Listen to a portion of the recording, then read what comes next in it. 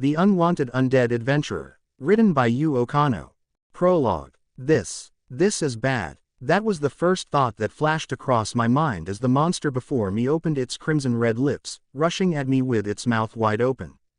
In a particularly rural corner of the lands was the kingdom of Yaren, and on the fringes of the kingdom was a small town by the name of Malt.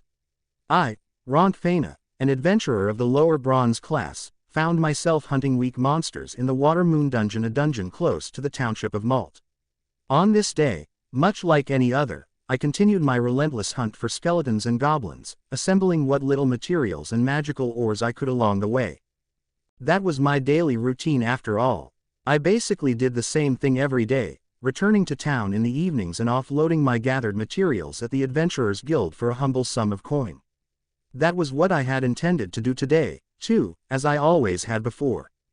However, this disruption to my well-established routine was sudden and abrupt, a quick wrench in the cogs, if you will.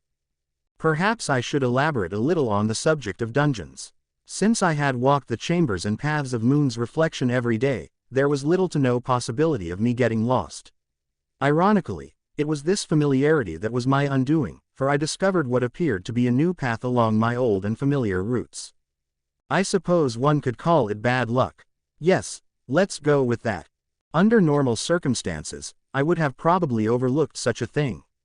Adventurers, after all, were supposed to be individuals who adventure, but the definition of adventure didn't exactly include rushing into situations without any prior surveillance or planning. In reality, however, there were far more adventurers who simply charged headfirst into any situation, and as ashamed as I am to be counted amongst their number, I, too, have made such mistakes. It would probably do me well to raise a single point in my defense here. To begin with, the Water Moon Dungeon was discovered ages ago. To find new paths and chambers in such a well-explored dungeon was virtually unheard of. In other words, it was a big discovery.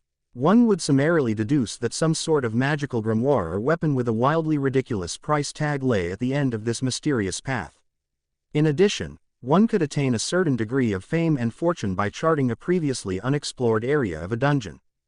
And so it came to be that I entered this strange path, thoughts of potential riches clouding both my mind and my judgment.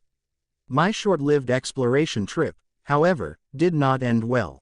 I soon found myself in a large chamber toe-to-toe with a monster of gigantic proportions. And when it rains, it pours, or so they say. Of all things, the monster had to be a dragon. You know, dragons, monsters that stood at the top of the monster hierarchy. Normally, one would have to be a platinum or mithril class adventurer to even stand a chance against them, as they were the monster of monsters. At a glance, it looked a little different from one's usual vision of a dragon. While most dragons looked a certain way, this one was markedly different, like a large snake, or perhaps a frog. However, there was no mistaking that the monster in question was a dragon of some sort. That's what I thought anyway. Unfortunate adventurers who cross paths with dragons usually do not make it out alive to tell the tale. As dragons do not appear before people very often, eyewitness accounts are rare, perhaps historically so. In fact, you could count the existing recorded instances on one hand. Legend has it that there were no more than 4 of such dragons in the world, and their strength was said to even rival that of the Demon King. Some would say that they were not monsters but instead divine beings, while others would say that they were beyond even that. In other words, someone like me, who had been stuck in bronze class for eons despite their best efforts, would be utterly crushed and defeated if the dragon so much as lifted its little finger for a while. I wondered if dragons actually had fingers. So with a dragon appearing before me, I had no choice but to be surprised. I did not have any illusions or thoughts of fighting it at all. This, specifically, was why I decided to run. If I didn't run, I would surely die. And so my feet began to move.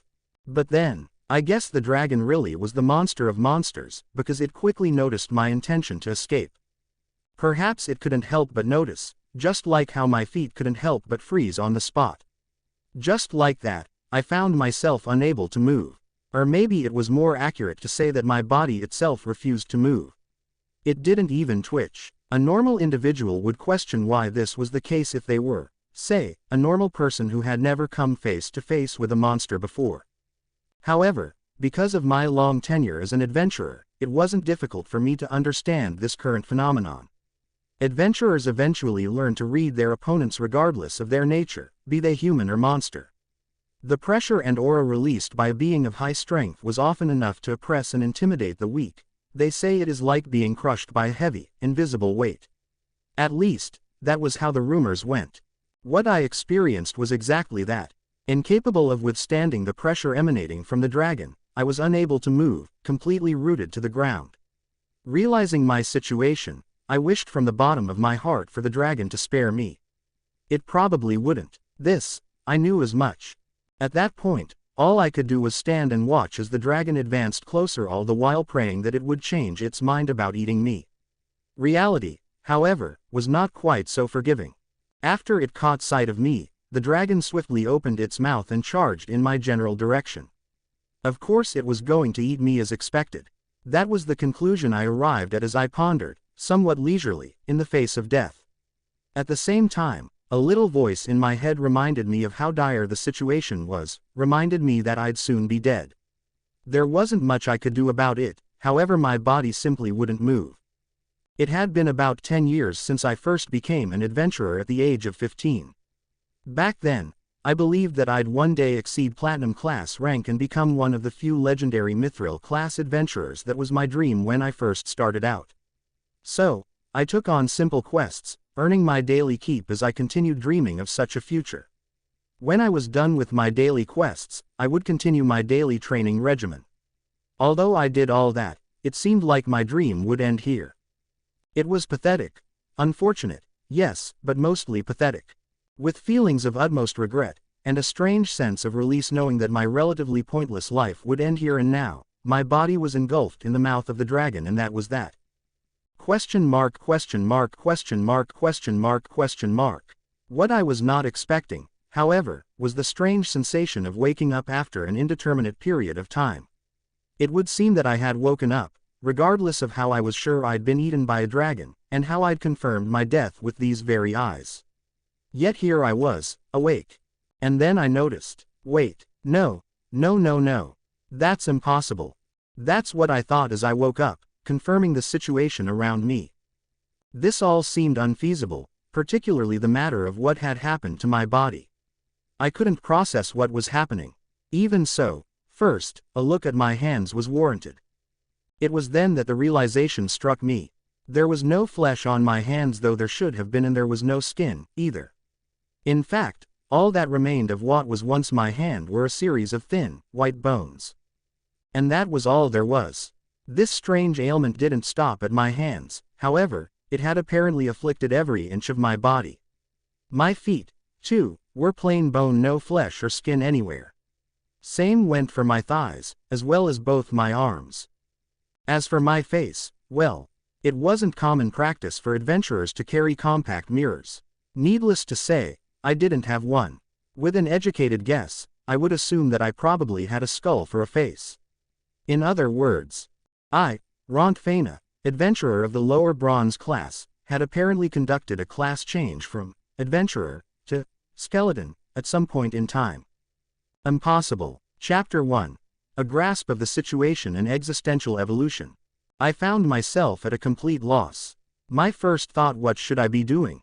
For starters, it would be fair to say that I had definitely been eaten by the dragon. I supposed I should be grateful, even if I were alive in a somewhat non-human form. Well, no, I could not be sure of that. Was I even alive in the first place? Skeletons were a type of undead monster, creatures that have already died once. As such, it would be easy for bishops and priests of the church to exorcise them with simple cleansing magic. If anything, they were exceptionally weak monsters. The explanation behind skeletons being cleansed was simple. Being a sack of walking bones, they were creatures brought forth against the divine logic of the gods. Other explanations included the more simple: they are dead, and as such cannot exist on this world. Succinct, but true. This continued defiance of the divine rules of life and death was apparently the prime reason for their weakness to said magic.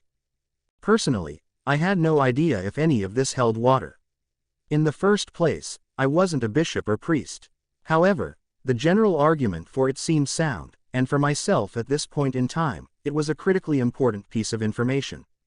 Plainly put, if I were to expand upon that logic, I was definitely very, very dead. More accurately, I was existing in the world as a dead pile of bones.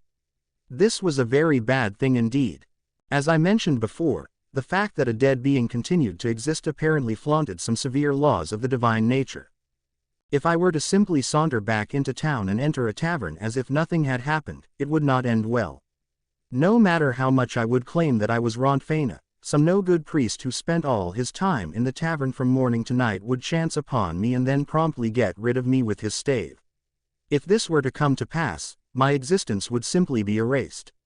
This was something I definitely wanted to avoid. Such were the bones of the situation.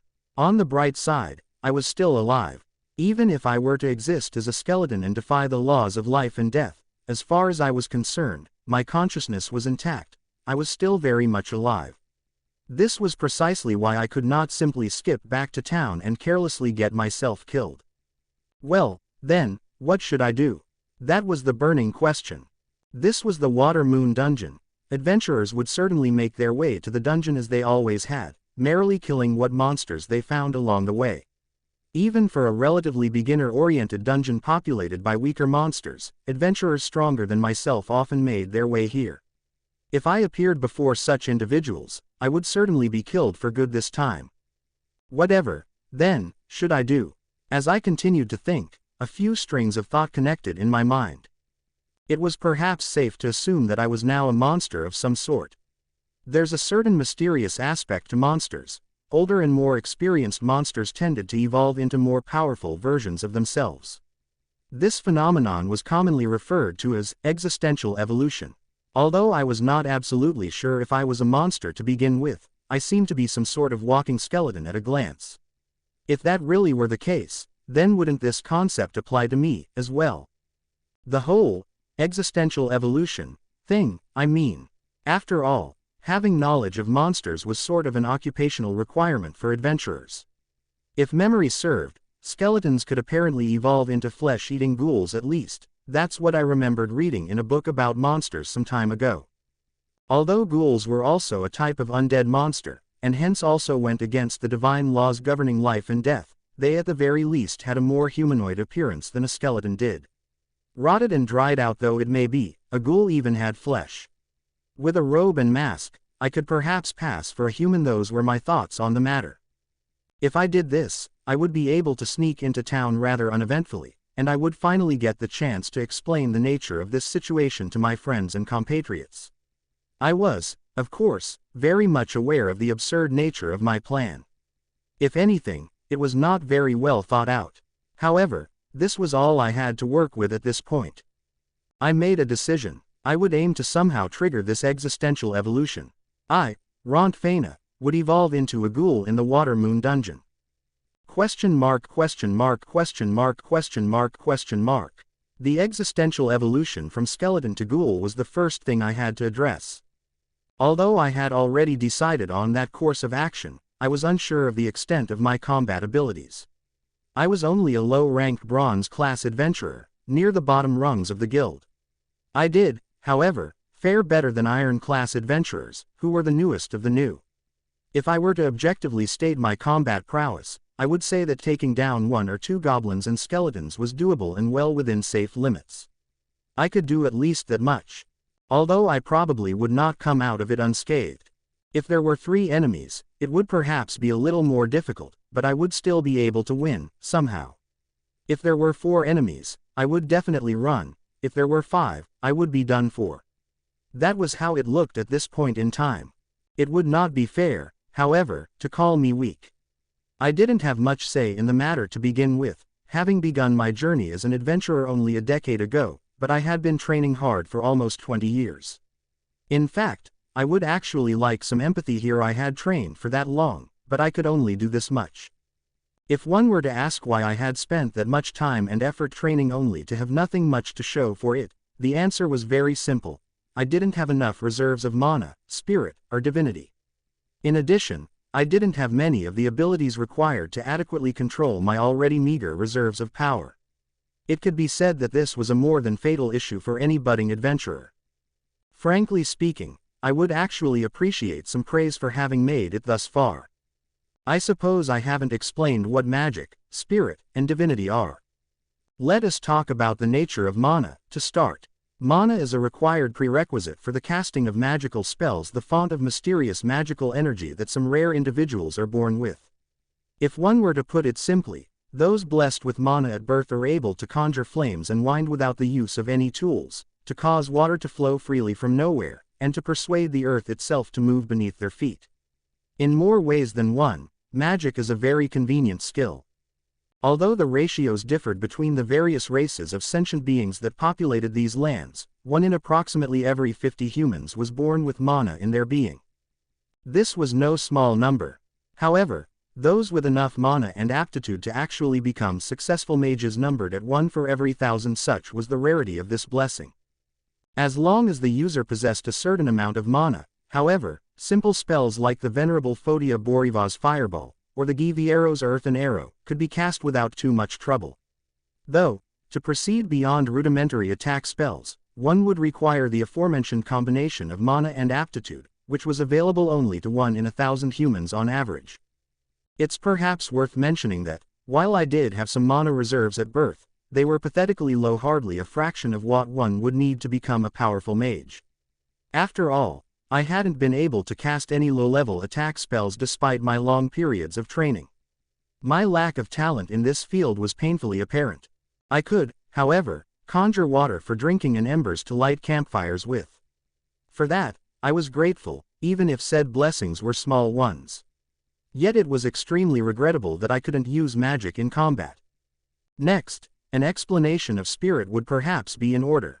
Often referred to by a plethora of other names, such as chakra, or prana, spirit is the life force of all living things. Unlike magic, spirit is the root of all life, and as such is available to any and all living persons. If one were to use it well, one could strengthen their own body, augment their attacks, and even obtain stamina way above that of an average human. However, as most individuals subconsciously used spirit as a means of staying alive, few come to realize its true potential. On the other hand, even if one were to become aware of one's own spirit, a significant amount of training was required to use it adequately, in addition to requiring a natural aptitude for channeling one's life force. In my case, I didn't have enough command over my spirit reserves to actually utilize it effectively, even though I'd become aware of its existence. But even so, I did come up with the ability to amplify the force of a single attack by 1.5 times once in a single day. Personally, I considered that ability my trump card. But although the augmented attack did carry a significant amount of force, it would certainly be seen as child's play to an actual practitioner of the spirit arts. Last but not least would be an explanation of divinity. I suppose you could say it is even rarer than the blessing of mana, as most people have no affinity for it whatsoever. It is said that divinity is bestowed unto humans by divine beings, such as gods or fairies. Having any pool of divinity in oneself is considered a rare thing indeed, and most people blessed with it find themselves working for the church. Depending on how one uses it, divinity is known for enabling the use of healing and cleansing spells which, on a rudimentary level, could be used to heal illnesses or purify the undead. Wielders of greater fonts of divinity are even able to purify vast tracts of corrupted land. In addition, due to its nature as an ability bestowed by divine beings, the lucky few with divinity in them find themselves able to communicate with fairies and gods. In some cases, they even rise to prominent social positions. In this case, if we were just talking about a run-of-the-mill individual, they probably would not have a single trace of divinity in them at all. But I, for one reason or another, did have a sliver of divinity in me. That said, a sliver is a sliver, so greater tasks were beyond me. If memory serves, this snippet of divinity originated from an event in my younger days, where I decided, for some reason, to fix a local run-down shrine of sorts. The spirits that inhabited that shrine probably saw fit to bless me, and that was that. Although I had been able to use the divine arts a little since then, all I had managed to do was purify dirty water so it was safe for drinking, or to clear a wound of its infections. Things like closing wounds instantly or purifying corrupted land was, and still is, unfortunately beyond me. It is, however, still a very handy life skill to have. More often than not, I find myself thanking that fairy or spirit from the bottom of my heart. And that concludes my explanation as to why it was difficult for me to continue in my capacity as an adventurer with only this much aptitude and ability. After all, the fonts of mana and divinity within me were small, and even I knew that I was not exactly cut out for adventuring.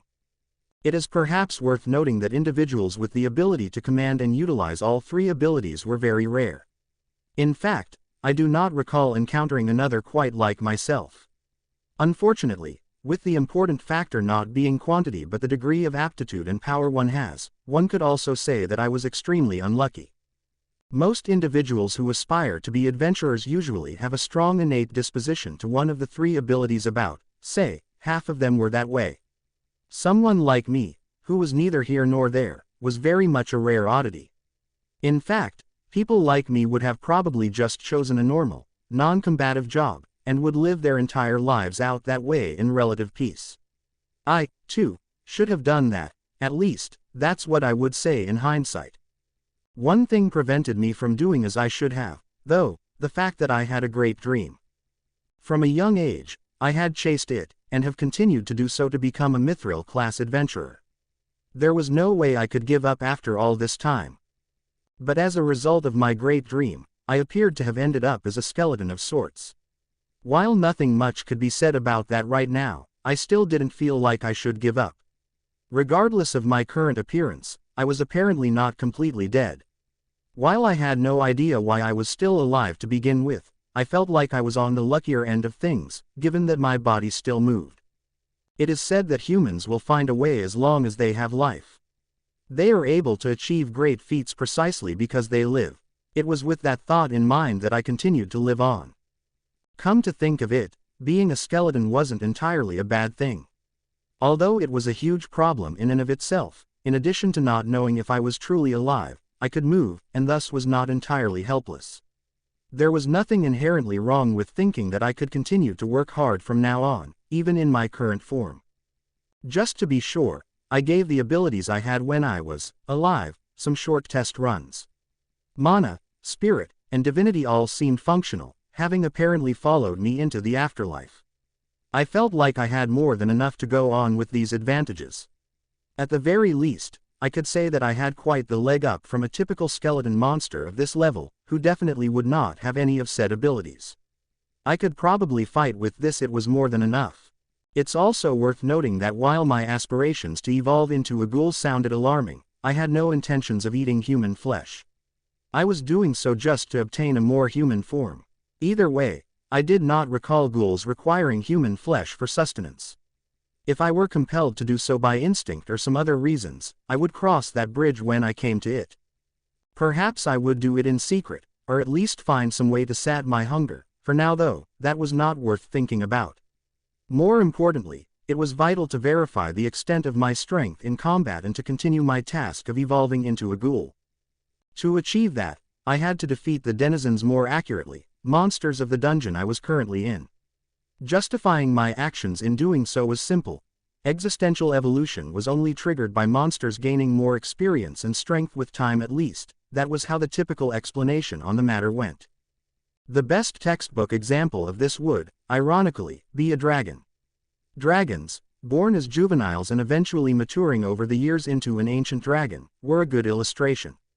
However, dragons were monsters with a high amount of latent ability and power in the first place.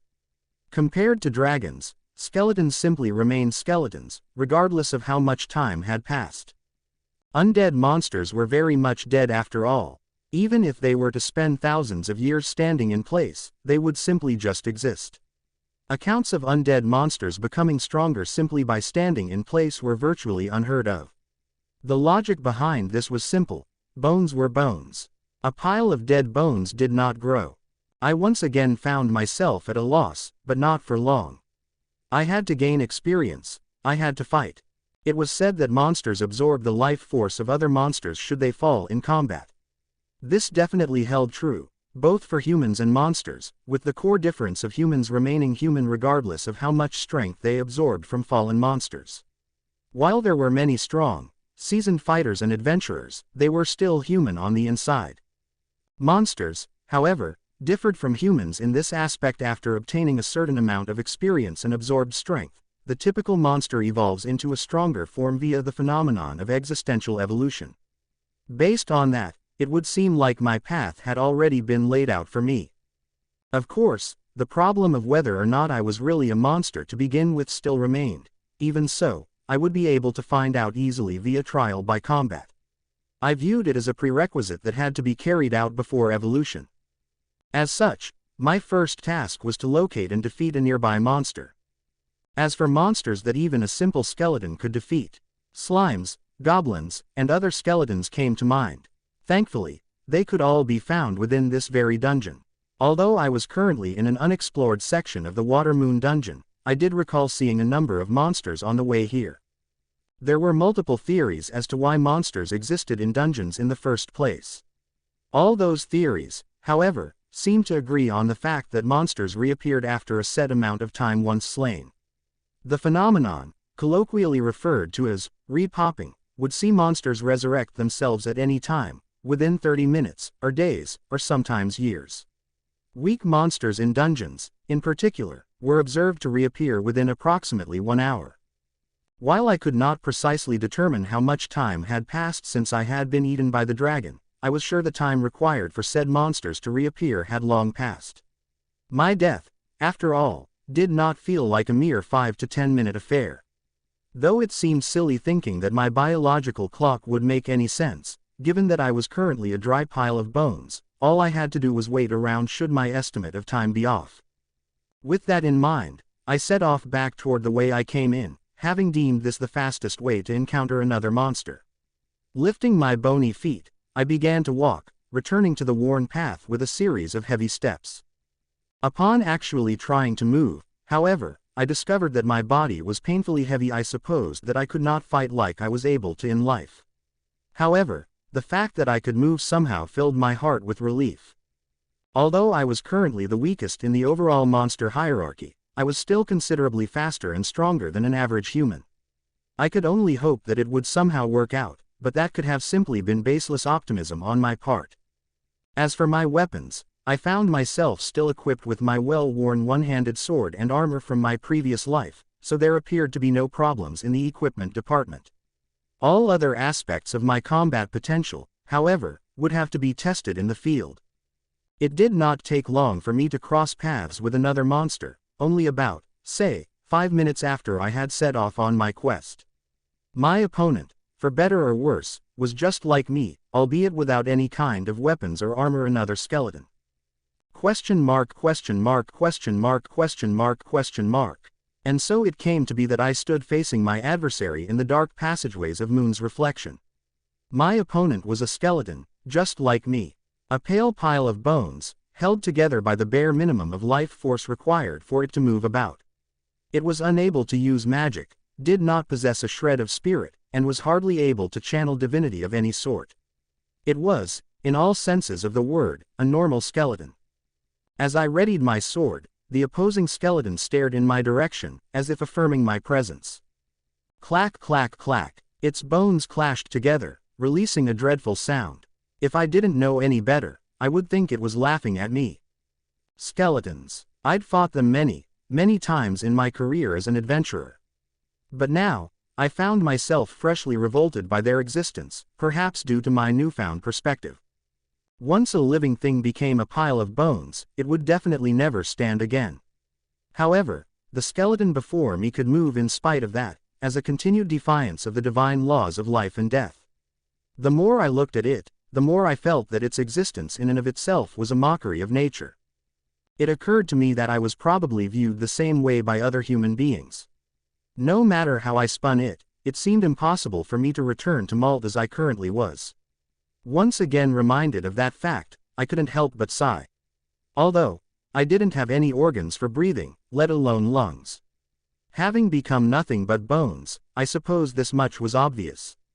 I felt a fresh wave of shock wash over me at this revelation. The fact that I was now something completely inhuman was driven deep into my mind. There was not much I could do about it, though. That was just how things were now. Although I felt I had already digested the facts of my newfound state as a skeleton, it would seem that many other things about this development still bothered me. If anything, I felt more hesitant than ever. Despite that, I had no choice but to press on. I had to defeat this other skeleton before me and evolve into a ghoul at all costs.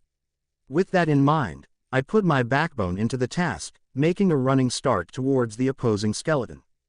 At least, that was what I had wanted to do. The speed at which I was advancing toward the other skeleton was, for lack of a better word, painfully slow. I suppose one could define it as a sort of run, a jog, maybe. However, the speed at which I was moving left much to be desired. It did not seem like a pace suited for combat. At the very least, I was faster than an average member of Malt's townsfolk. But I was still decidedly slower than the common adventurer, even the lowest-ranked iron adventurers. It would seem that my physical abilities had also been adversely affected by my untimely death. It was obvious, perhaps, if one thought about it. A skeleton was nothing more than a walking pile of bones. As all living things needed muscles of some sort to move, it was a miracle that skeletons could move at all, and a given that they did not move particularly well. As if to prove my point, the opposing skeleton's speed was also achingly slow. Thinking back on it, all the skeletons I had met up to this point moved in a similar fashion. If anything, it could be said that their sluggishness made them the perfect prey for bronze-class adventurers such as myself. It was possibly thanks to them that I had continued existing as an adventurer for this long. But even if skeletons were easy prey for bronze-class adventurers, I was currently a skeleton as well. It was surely not going to be an easy fight. This much I realized the moment I raised my sword. Although it was obvious that my swordplay would be a lot slower than it was in life, it was not as if I had suddenly forgotten how to swing my weapon. At the very least, I firmly recalled the basics. It was with that knowledge that I came to a simple conclusion. The only quick attack I had in my repertoire at this point in time was a simple downward swing. Just to be sure, I decided to test my theory. The results, however, were extremely disheartening. For one thing, it was difficult to lift my sword. This was most likely due to the changes in my musculature, or lack thereof. Even so, I was greeted with more difficulties as I tried my best to lift my weapon. The combined weight of the sword, along with the force required to reverse the direction it had been traveling in, was considerably straining. If my observations rang true, this was all due to a lack of muscles. In other words, all the techniques and movements that I had learned up until now could not be employed in this situation. Once again, it occurred to me that this was an obvious fact. After all, the techniques I had learned were used and taught by humans. There wouldn't have been a single technique or attack that was designed for the physique of a skeleton in mind.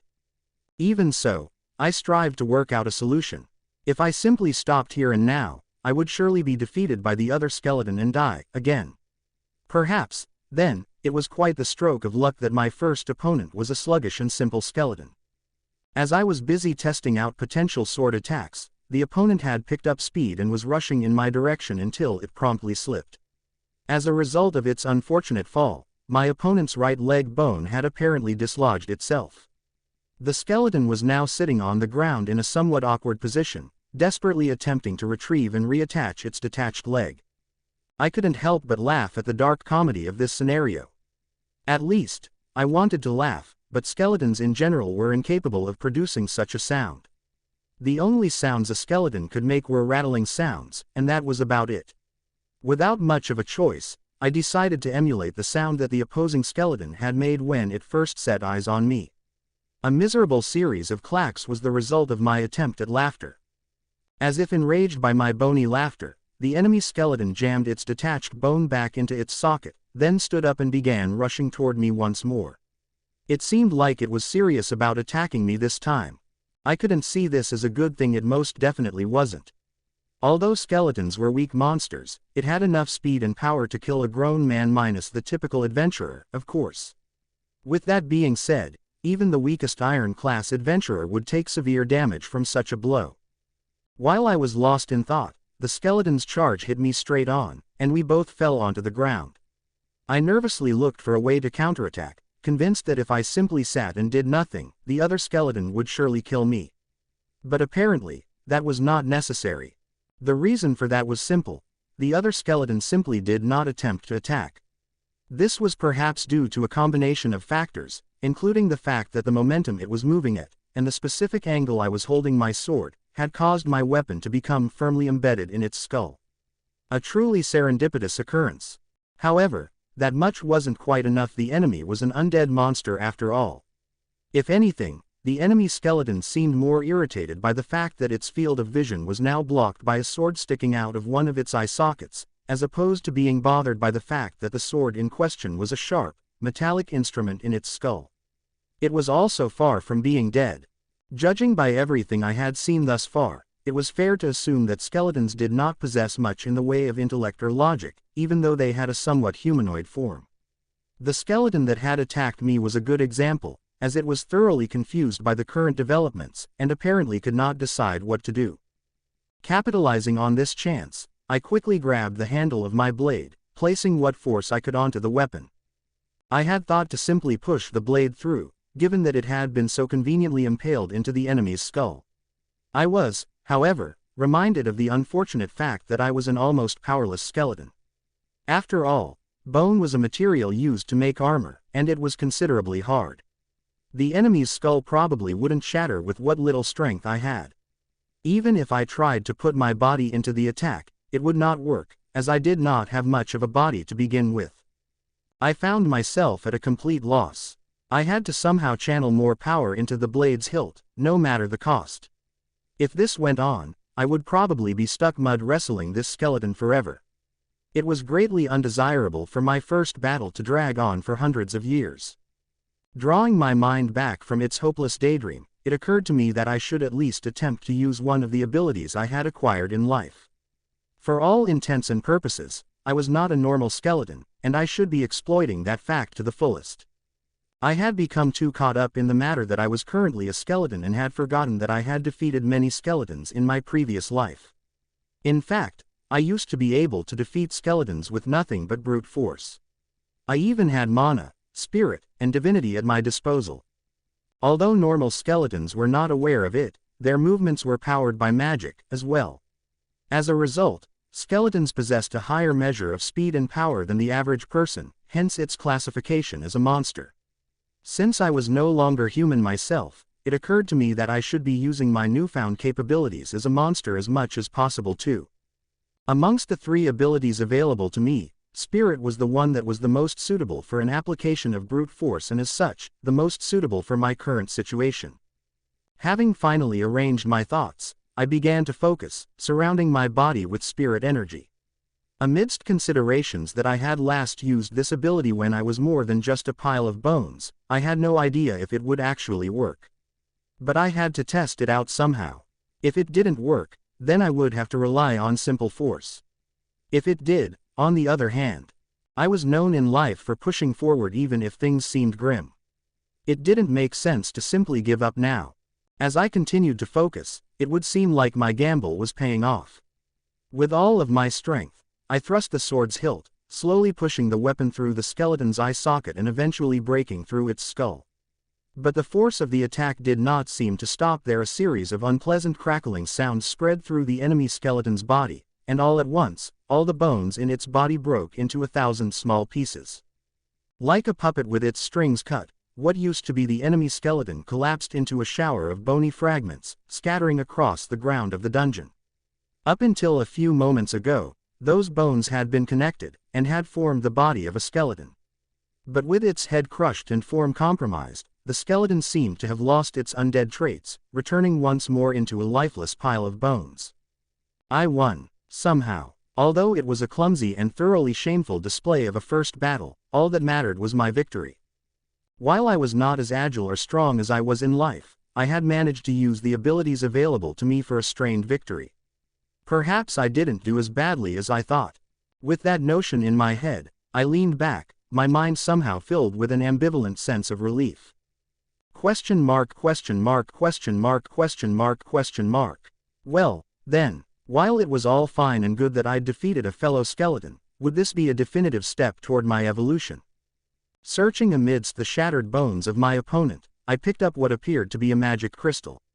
I held it up to myself, as if expecting some sort of change to occur. Unfortunately, however, nothing of the sort happened. At least, I assumed as much. Suddenly, as if to prove me wrong, a stream of light slowly rose from the skeleton's shattered remains, gradually heading toward my body. Is it still alive? Alarmed, I quickly took a combative stance, but the stream of light did not seem hostile in any way. It did, however, ignore my most valiant attempts to dodge it, eventually making its way into my body. Preparing myself for some sort of impact, I half expected the light to hurt me in some way. It did not. Instead, I felt full of strength. As I slowly began to absorb the light, I could feel the energy I had expended in the previous fight return to me. Oddly enough, even my reserves of mana, spirit, and divinity all seemed to increase, if only by a sliver. Was this the much-vaunted existential evolution that monsters went through? Deciding to find out, I conducted a thorough inspection of my body. Not that it took very long to do it all. Although I definitely felt stronger, I was still visually a walking pile of bones, not quite yet the ghoul I was hoping to become. If anything, my appearance didn't actually change in the slightest. While the lack of a mirror prevented me from confirming, the visible parts of my body, such as my arms and legs, were still pale white bone. My face probably did not fare any better. In that case, then was this all for naught? That was the first thought that crossed my mind in this moment. Thinking about it calmly, I realized that existential evolution was probably not something that happened overnight, especially not with the defeat of only one other skeleton. This was also knowledge that was gleaned from my readings of various tomes on monsters. Numerous books seemed to reach the same conclusion. For instance, if said evolution truly did occur with the simple defeat of a monster by another of the same type, they would then instantly become stronger, more powerful monsters. In turn, they would effectively spread like wildfire and make the world a living hell for the rest of humanity. Although the lands were populated with distinct types of monsters, including those that posed credible threats to humanity, most of them were monsters that could be safely hunted and disposed of. This was how humanity managed to live on in relative peace inside established towns and villages. As such, those very same books I had been reading deduced that not many monsters go through existential evolution on a regular basis. Simply put, the process was not something that happened easily or quickly. One would possibly need to defeat a great many enemies first, with some having a higher degree of strength, or to live for a certain amount of time before it would even happen. In my case, I had just become a monster, and had struggled to defeat another skeleton. Evolution would not be knocking on my door anytime soon. Such was a reasonable assumption. If anything, I should be grateful for becoming a little stronger, especially if the surge of strength and slight increase in my abilities were anything to go by. While I had trained for days, weeks, and months without much results in life, the instant gratification of my previous battle was much more preferable. With the defeat of a single enemy, I grew a little stronger. Relatively speaking, I would find battles easier the more of them I fought. A reasonable deduction, I thought. Of course, there was no guarantee that my battles would result in victory each and every time. I did also get rather lucky for my first fight. Well, I suppose it would ultimately come down to me trying my hand at defeating various other monsters in the area. I had to at least try. With that thought in mind, I set off on the passageways of the Water Moon dungeon once more. Question mark, question mark, question mark, question mark, question mark. As expected, my hypothesis was correct. I grew a little stronger with each defeated foe. After that initial battle, I encountered and swiftly defeated a number of other skeletons. Each time, that strange light would rise from their body, making its way inside me. With each absorbed light, I felt stronger and faster. It was not just a mental illusion of sorts, my movements had become markedly faster and stronger. Even my spirit art attacks had their offensive power increased. While I had struggled to push my blade through the enemy's skull during my first encounter, I could now send my opponent's bones flying if I put my backbone into it, crushing them in the process. Perhaps the time had come for me to move on to bigger prey, like slimes. I had certainly become strong enough to at least entertain such thoughts. Although slimes were somewhat weak, just like basic skeleton monsters were, their indeterminate shapes and jelly-like bodies were qualities to not be underestimated. Due to these traits, physical attacks did not work too well on them, so the easiest way to defeat slimes was to attack them with spells of some sort. With that being said, however, it was inaccurate to say that slimes were invulnerable to everything but magic. it was still very much possible to defeat them with physical attacks. There were two ways to go about doing this. First, one could crush the slime's core, which was a crystalline organ in the interior of the slime. If that object were destroyed, the slime would simply dissolve and die, leaving only magic crystals in its wake. But that was much easier said than done. A slime's core was not stationary, as it often moved around inside its fluid-like body. Certain degrees of technique and finesse were required to damage it with a sword or spear. Such skills were commonly found in adventurers past the middle bronze class level. On that note, I was a lower bronze class adventurer, so I obviously could do nothing of the sort. The other method was somewhat messy, as one could simply scatter the gelatinous parts of the jelly around with blunt force impacts, eventually reaching the core before the slime could regenerate, thus destroying it.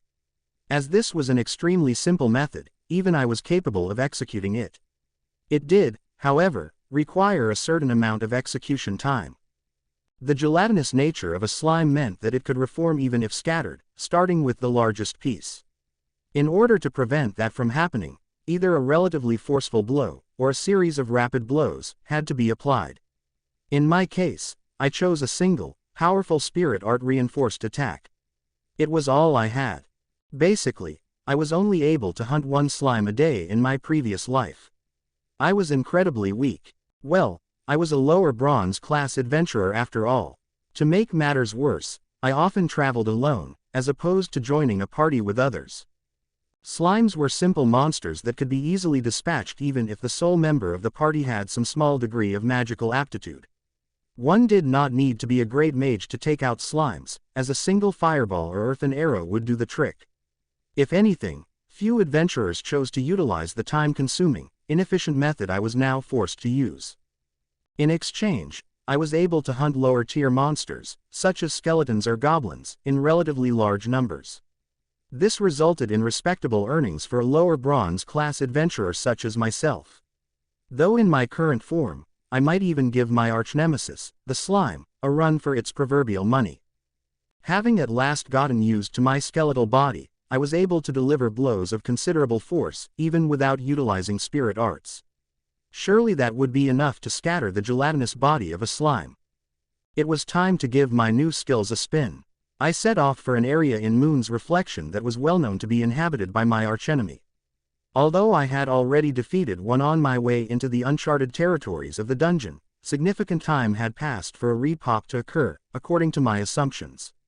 Of course, it was quite possible that another adventurer could have gotten to the slime before I did. After exploring dungeons for such extensive amounts of time, one eventually develops a biological sense of time within its walls, which is handy for keeping track of time when surveying. In highly populated dungeons, the smell of blood and metal would often fill the air, in addition to vibrations caused by combat that could be felt in the floor and walls. In my case, I had spent most of my time exploring this particular dungeon, and as such, I had a relatively good grasp of its scope of time. Thanks to that, I could even determine which areas of the dungeon would experience high adventurer traffic during specific times of the day. As such, I determined that there were no adventurers known to frequent this dungeon around this period of time. This wasn't the only dungeon around the town of Malt after all. There was another, bigger one close by, apparently called the New Moon Dungeon. Many parts of that dungeon remained unexplored, with multiple areas and floors only partially mapped out. As a result, most adventurers in Malt headed toward New Moon. Those who had instead opted to frequent Moon's reflection were either stubborn or solo adventurers who could not find a party to explore the depths of New Moon.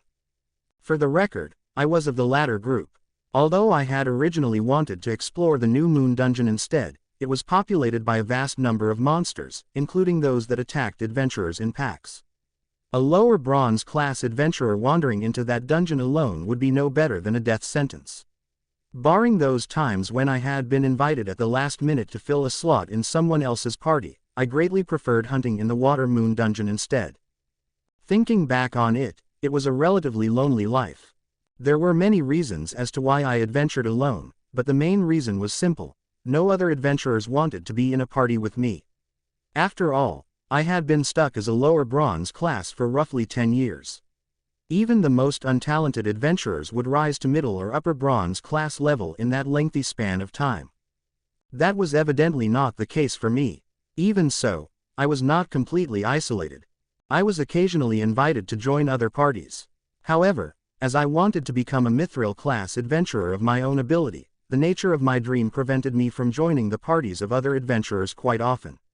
In addition, my long stagnation in the adventurer ranks had apparently earned me the name of the 1000-year bronze class, and as a result, even the occasional party invitations had eventually dried up. It's a sad tale, so let us leave that be for now. More importantly, I still had to hunt myself a slime. Shelving those thoughts, I continued moving forward and was soon greeted by the sight of a slowly moving, almost transparent monster of jelly. It was unmistakably a slime. Drawing my sword, I slowly crept up upon my archnemesis, the very same kind of slime that I had hunted these past 10 years. Question mark, question mark, question mark, question mark, question mark. It didn't take long for me to notice that this slime was slightly different from its peers. Its body was clear and transparent. It was obvious that it had reappeared not too long ago. A clean slime like this was considerably rare. It's perhaps worth mentioning that slime's hues often became clouded after living for a while, mainly due to eating other monsters or the occasional unfortunate small animal. Trapped in the slime's gelatinous body, its prey would slowly start to dissolve, resulting in quite the unpleasant sight. Slimes also sucked up corpses and other dead bodies quite frequently, and it was not uncommon to see bones and half-digested remains of monsters suspended in a slime's body. New adventurers not yet used to the sight of viscera often found themselves throwing up. While the sight of dead mice and the like were somewhat tolerable, slimes sometimes absorbed the remains of humanoid monsters such as goblins, or in some cases, even the half-digested corpses of adventurers who had died exploring the dungeon. Most adventurers would lose their appetite for exploration after such a sight, if not their stomach altogether. Of course, those who continued being so easily disgusted did not remain adventurers for long. Though even those that did press on down the adventurer's path still continued to find half-digested dead bodies disgusting. In my case, I felt very little, having continued on as an adventurer for some 10-odd years. Common wisdom stated that adventurers needed to steal their guts during their first year. Drawing my mind back from yet another train of thought, I once again became aware of the relative clarity of the slime before me. Although I was currently a skeleton, and could be more frightening to the common man in certain situations more so than a slime in the middle of digesting its meal, at least my emotions were still very much human. I didn't want anyone to think I derived any sort of pleasure from destroying a corpse-filled slime. But this particular slime was clean, and very much so. The fluid of a freshly spawned slime like this was worth a tidy sum. If one were to somehow collect its fluids with a vessel of sorts, it could be sold to the Adventurers Guild or to an alchemist as an important, rare ingredient. Even the fluids of an impure slime could be boiled and mixed with various medicinal ingredients to create basic healing potions, so it was not a bad ingredient by any means. The fluids of a pure and clean slime, however, had many more uses, and as such could be sold for much larger sums. Although I was a skeleton now, the tool belt I had in life was still attached to my waist. In said tool belt was a container I had specifically prepared for this situation, and I quickly decided that this was the course of action I would take after defeating the slime. Slowly, and with considerably suspicious movements, I began to approach the slime. As I did so, the slime, as if noticing me, shivered intensely, shooting out what appeared to be a glob of water in my general direction. Anticipating its attack, I dodged cleanly to the side. The glob of water promptly hit the ground, instantly beginning to dissolve the earth. It didn't take long for a small trail of smoke to rise from the unfortunate patch of dirt. This was one of the slime's signature attacks, acid blitz. As its name may suggest, the slime produces an acidic substance within its body and shoots it out as a form of ranged projectile attack. Whatever was unfortunate enough to be hit by said attack would then dissolve. It was a simple, acid-based attack, and depending on where the victim was hit, it would not deal too much damage. However, if it caught one in, say, the eyes, the unfortunate victim would not escape unscathed. At the very least, one should endeavor to protect one's face in such an encounter. Although I would not lose my vision from a simple acid attack to the face in my current form, the bone structure of my skull would most likely dissolve, in which case I would simply die. So losing one's eyesight was hardly the problem here. It occurred to me that I had to avoid every single one of the slime's attacks, just to be safe.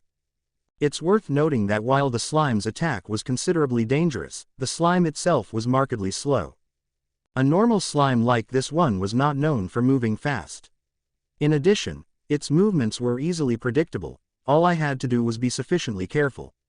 As long as one was alert for the ever-present threat of the fast-moving acid blitz projectile, slimes were not fearsome monsters by any means. If anything, the main problem adventurers faced when attempting to defeat a slime was that of their own skill sets and abilities. Due to my current state as a skeleton and the absorbed energies of the other skeletons I had defeated, I was stronger than I had ever been. At the very least, I was now capable of movements close to my original speed in life. I would probably not lose to a slime, of all things. As I gradually continued to advance, the slime motioned to shoot yet another round of acid in my general direction. This time, however, I was prepared, holding up my sword and boosting my speed with my spirit arts. Sprinting toward the slime, I swung down my sword in a flash, hitting its body and retreating rapidly before it could finish shooting its acid. Although I felt something give as I landed my blow, there was no way I had instantly defeated the slime. With that thought in mind, I quickly recovered, once again readying myself for another blow. But this time, the slime did something unexpected.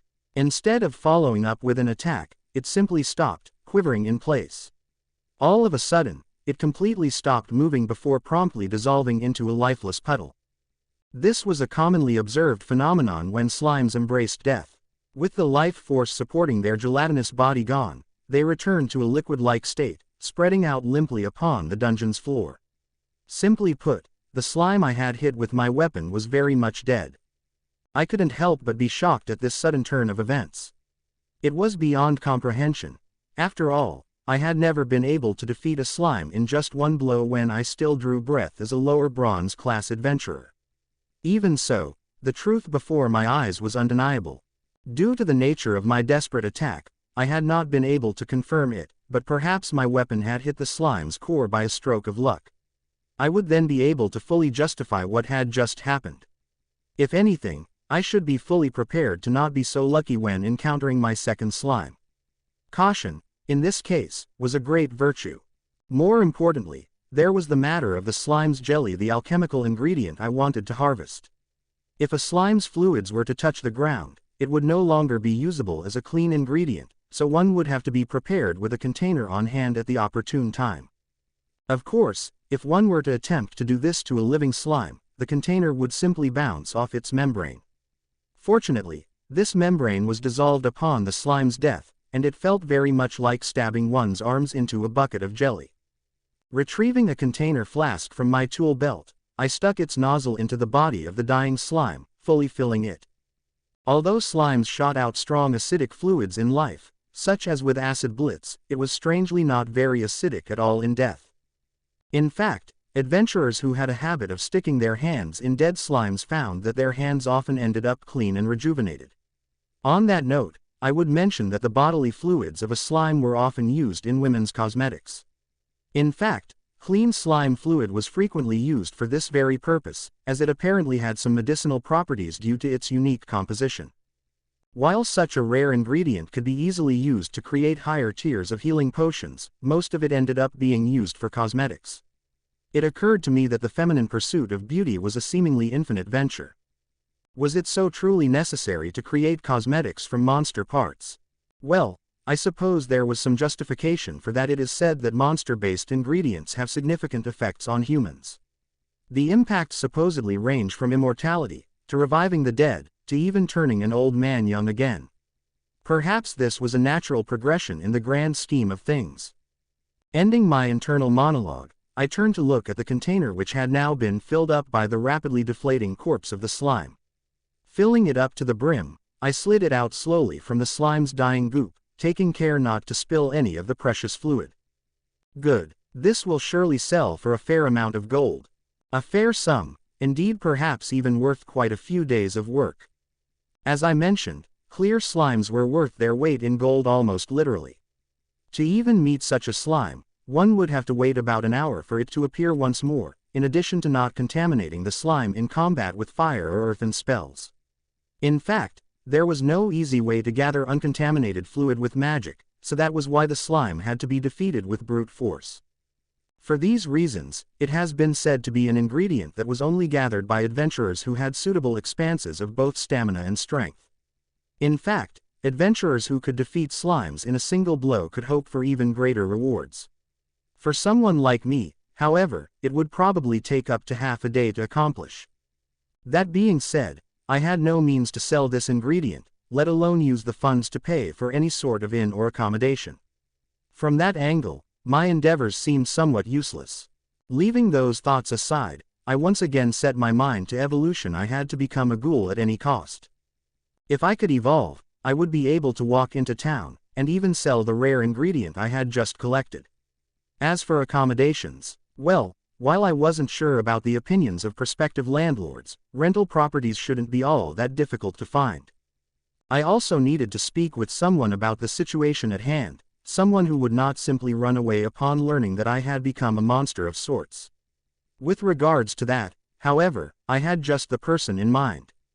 As my thoughts carried on about that person and how I met them, I decided to move on from my current spot and search for my next target. Question mark, question mark, question mark, question mark, question mark. It was after defeating the 5th slime that day that I began to become aware of the changes in my body. Although I had sought out and fought many other monsters since then, it would seem like my initial encounter with, and subsequent defeat of, the slime was not a fluke after all. All the slimes I had encountered after the first perished in much the same way.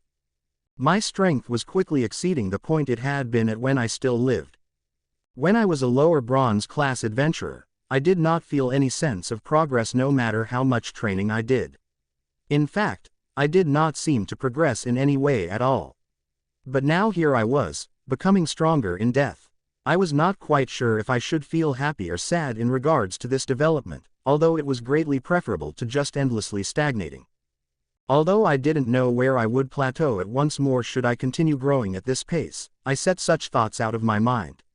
Instead, I decided to do what I could at this point in time. I continued to fight. After fighting and defeating 10 more monsters, I felt a strange feeling well up from deep inside me, an almost foreign feeling that I had not felt up until this point. It was by no means an unpleasant feeling. If anything, it felt more like something was springing up from deep within me. However, being as cautious as I ever was, I tried my best to endure and resist it. Ultimately, my efforts were proven futile. A slow, crackling sound filled my entire body, the sound progressively getting louder as my body was engulfed in a warm stream of light. What's happening? That was the only thought my mind processed before another inexplicable thing happened right before my eyes. Dried up, shriveled flesh began appearing around the bones of my body. As if to hide the harsh white of my bones, the flesh continued to creep, before surrounding my bones altogether. This was very much it. I could feel it. My wishes had been granted. This was existential evolution. This was what was happening right now. I continued my internal monologue as the phenomenon continued, slowly spreading to the rest of my body. Brown flesh, dry to the point where I began to doubt if moisture even existed in its veins, started growing and wrapping itself around my arms, legs, and everything else it could find. Although I had been a pile of bones up until now, I had finally been blessed with flesh. After a short while, the phenomenon stopped. Just to be sure, I decided to inspect my newfound lack of bony surfaces. As expected, flesh was firmly attached to my limbs that had been stark white sticks of bone up until now. However, the flesh in question was a far cry from what I used to look like when I was human. To begin with, it looked like extremely dry, thin sheets of brown stretched over what used to be white bone. In addition, my newfound flesh did not do a very thorough job of hiding my bones at all. Bits and pieces of white showed through the canopy of brown. I felt like a pile of bones that had meat haphazardly stuck onto them. If I were to surface from the dungeon in this form, wolves, dogs, and the like would surely find me to be a delicious snack. Maybe I would be eaten. While my body was this way, my lack of a mirror, once again, caused me to assume that my face was identical. I was familiar with a monster that looked like this, however. Bits of dried meat clinging to bone, none other than a ghoul. I was now unmistakably a ghoul, the initial target of my evolutionary goals. If memory served, ghouls looked like humans with their skin removed, with some torn flesh still attached to the bone, and with bits of the latter showing through their muscles. They also looked very dry. In other words, I was absolutely disgusting, but of course, there was no way a dried corpse would look appealing. I was an undead monster. It was also obvious that no one would fancy such a form, much less aspire to somehow become similar to it. However, to me this was a huge step forward, if only because there was now flesh on my bones. Having experienced existential evolution, I was now aware of the fact that I could continue climbing up the proverbial monster hierarchy if I continued working hard. That was a fact worth celebrating. Undead monsters, in particular, looked more and more human the higher they climbed up the ladder. For example, if I were to become a vampire, which was an even higher existence than ghouls, I would basically become indistinguishable from a human, in which case I would be able to move around the streets of Malt without any problems. In my current form, the best I could probably manage was a sneak into town. I would still be unable to walk about freely. However, I was familiar with the gate guards of Malt. If I played my cards well, I may be able to enter and exit as I pleased. But of course, although it was mostly dry meat, I did currently have a body, and as such there was one important thing I wanted to try. Va. V-A-A-A-A-H. I valiantly tried to channel air through my throat to see if I could speak. It would seem that generating some kind of sound, at least, was possible. He, H-E-E-H, V-V-O, Hey, Vo, Ood, M-O-V, N-I-N-V, G-G-G-U-H, Hey, V-V-O. No, this really wouldn't do. Although I found myself able to speak, I was by no means fluent or very coherent, for that matter. I suppose some practice was in order. On the other hand, I did greatly prefer this state compared to that of a skeleton who could not speak and could only make clattering sounds. With this, I would be able to reach a mutual understanding with any human being who entered the dungeon. Or so I hoped. Of course, the prerequisite being that the person I was speaking to did not remain actively terrified of me. As I continued to ponder various possibilities, a sharp sound of clashing metal interrupted my thoughts. It sounded like someone was engaged in combat with monsters a considerable distance away, as it was clearly the sound made by a sword impacting a hard surface. Like most of the monsters I had defeated thus far, this floor did not feature anything but weak monsters, much less any that would generate a metallic sound. From this fact alone, one could infer that the irregular sound came from an adventurer. There was no other possibility. This sound, a living human being, was here. My heart skipped a beat at this thought. Thus far, I had only lived for a little more than a day in this dungeon. Most of that, however, was spent fighting monsters alone throughout the night. It made sense if one thought about it. Up until now, I had always entered dungeons during the day, returning to Malt in the evenings for food. Before I knew it, however, I had become a skeleton and was unable to see any specks of hope in my future. As such, I had continued slaying monsters inside the dungeon. Perhaps it was only natural that I would miss the presence of other humans. I wanted to speak with someone, anyone. If an adventurer was present, then so be it. I did, however, quickly recover from my excitement. Due to my appearance, attempting to speak with a human would be a somewhat harsh undertaking. Although I was no longer a walking pile of bones, a ghoul was still a ghoul. If I were to approach an adventurer with this dried-out corpse body of mine, they would clearly be alarmed and promptly ready their swords for combat. A conversation would be the last thing on their mind. Although the result of the encounter might be a little different if I were some sort of sentient, intelligent monster species, I was currently a ghoul. My prospects were dim in that regard. As such, I chose to distance myself from the source of the sound and hide, so as not to come into contact with the adventurer in question. However, curiosity got the best of me. Would I really be able to ignore and move away from a human being when they were so close to me? No, I found myself unable to resist. Such was the degree of my isolation and loneliness. I wanted to see a person, no matter what. And so I made my choice, creeping up to the source of the sound silently. If I were discovered, I would simply escape. I thought peeking from the shadows would likely be acceptable. I would then hide my presence as best as possible, moving forward as quietly as I could. As the sounds grew louder, my heartbeat followed in tandem. A little bit more. I wasn't too far now from another human being. Slowly but surely, I arrived at my destination, with the sounds of combat continuing from behind a corner. Remaining cautious as I crept up the path, I carefully peeked over the corner, staring beyond into the corridors of the dungeon. There, as I had expected, was another adventurer, sword drawn and engaged in combat with monsters. Chapter 2. Rena the Adventurer. "Ya." Swinging her weapon at a skeleton was a young girl whose voice seemed to ring out with more force than her swing. The quality of her gear, or lack thereof, was the first thing that jumped out at me. The girl was clad in cheap armor, complemented by an equally cheap one-handed sword. She was definitely a new iron-class adventurer. It's perhaps worth noting that I was very familiar with my fellow adventurers, at least those who resided in Malt. This girl, however, was not a familiar face, hence my assumption. Although iron-class adventurers would one day surpass me and were viewed as nothing more than potential rivals, I made sure to remember their faces and get to know them better, if only because that was a way by which I could prevent the endless stream of adventurers eager to make fun of my lack of talent. I made it a point to befriend them then and there, in addition to memorizing their social positions and connections, before going our separate ways. It was interesting to note that while I had absolutely no talent for adventuring, I was instead blessed with a good memory and street smarts, this allowing me to easily outsmart any iron-class adventurers who were up to one no-good plot or another. As a result, my cunning was known even to higher-ranked adventurers in Malt, and I was mostly left alone. This was also perhaps due to the fact that Malt mostly hosted adventurers of good character. In addition, I also made it a point to knock a good sense of morals into ill-natured adventurers from the start of their career. This had long-term effects, eventually snowballing into an overall improvement of character amidst the adventurers of Malt.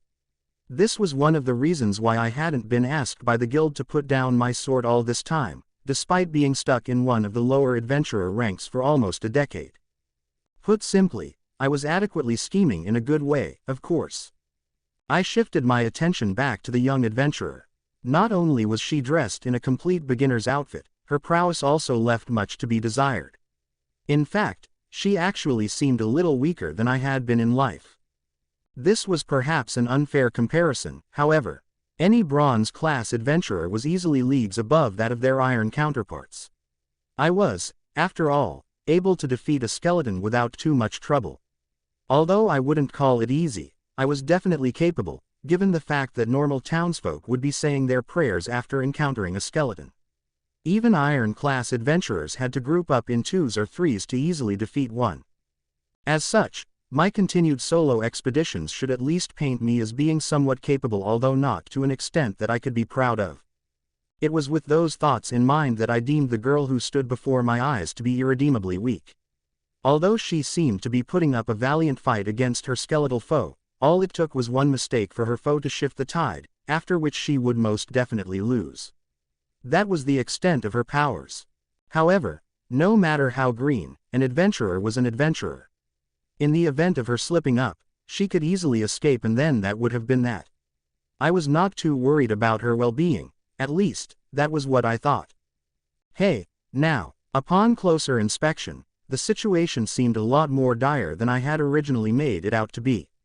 As if not completely thinking about the possibility of defeat, the young girl pressed on, attempting to overpower her foe. Her efforts, however, were in vain. Obviously lacking the appropriate stamina, the adventurer began to fall back, unable to keep up with her foe's attacks. This was a potentially fatal situation, given the fact that she was currently in a narrow dungeon path with no obvious routes of escape. As the skeleton continued pushing the girl backward, she suddenly stopped. The girl's back was now literally against the wall, and it would appear that she had only just noticed this. I shook my head. This was the trap that befell adventurers who failed to inspect their surroundings carefully. A swordswoman of her caliber, in turn, would require some space to move and swing her blade. In other words, the adventurer's fate was sealed the moment she had trapped herself carelessly. As if noticing this, the skeleton she had been fighting advanced upon her, eagerly raising its arms and motioning to strike her with its bare hands. While the skeleton was not armed, it was, at the end of the day, very much a monster.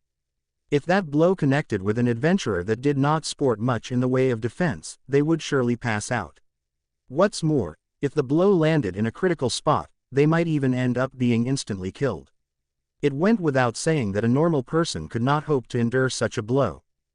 Basically, if the skeleton's attack connected, the girl would die. All I could do was accept that fact as I came to this conclusion. I didn't mean to say that I could simply accept the girl's death as it was. I simply meant that I had intended to continue my observations, as appearing before her would entail all sorts of risks. Although I'd been caught up in the heat of the moment prior to arriving at this spot, I had finally calmed my mind upon seeing a living, breathing human. Even if I were to appear before her now, she would think of me as nothing more than a monster. A conversation was beyond my wildest dreams. It was beyond me to simply leave the girl to die, however. Although I was now physically a monster, my heart remained that of a human. Unless the person in question was some sort of terrible scoundrel, I would definitely, at the very least, attempt to help them. To me, this was the right course of action, a senior adventurer protecting the life of their junior in the unforgiving harshness of the dungeon. This was why I did what I did. Gah. To distract the skeleton from its prey, I jumped out from my corner, roaring as ferociously as I could. I wasn't so sure if my plan would work, as it was a half-gamble to begin with, mainly owing to the fact that I was currently a ghoul. Not being an expert in monster behavior, I had no idea just how much attention a monster would give to a loud noise generated by another. The monsters that I had fought up until now did seem to register me as an enemy, though, as they immediately readied themselves for combat upon laying eyes on me. Maybe something about me made me different from other monsters, with the monsters in question noticing this about me, as well. This was why I did as such. If anything, my plan should have a high rate of success. It didn't take long for me to see that my gamble had paid off. Stopping midway through its attack, the skeleton instead turned and faced me before rushing in my general direction. The girl's eyes opened wide at this development. It would seem she had intended to slay the skeleton where it stood, with it having shown its back to her. However, the girl seemed too overcome with shock and merely stood frozen in place. There simply was no choice. I drew my sword, running toward the enemy. Although I had originally intended to save it, I began channeling spirit into my sword. I had to end this quickly with a decisive blow. After evolving into a ghoul, I became aware of the fact that spirit attacks could now be used quite a few times without me running out of energy, so I supposed one attack now wouldn't hurt my reserves too much. Raising my sword in a well-trained motion, I put my body into the blow, swinging my sword down with considerable force. It was a clean stroke, deeply engraving into my opponent's bony body. In a split second, the skeleton severed into two neat halves, breaking into numerous fragments as what remained of its body hit the ground. Amazing. The female adventurer, stunned, could only continue staring at the remains of what had been the skeleton mere seconds ago. I couldn't blame her. Although skeletons were weak monsters in general, few adventurers in my class could easily split them in two. Anyone would be surprised. Yes, even me. That was indeed amazing. Was I always this strong? That was how I felt after slaying the skeleton.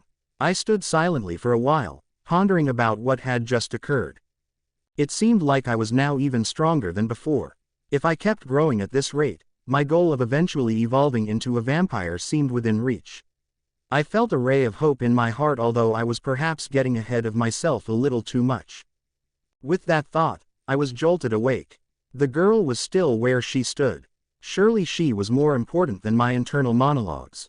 Was she hurt? Although I had motion to speak, it felt like something was caught in my throat, and I was immediately reminded that I was nothing more than a ghoul. If I carelessly approached her, she would certainly run. That would not do. Then, what should I do? Turning to look at the girl, I found her with her sword raised, staring at me in fear. It did not seem like we could come to terms so easily.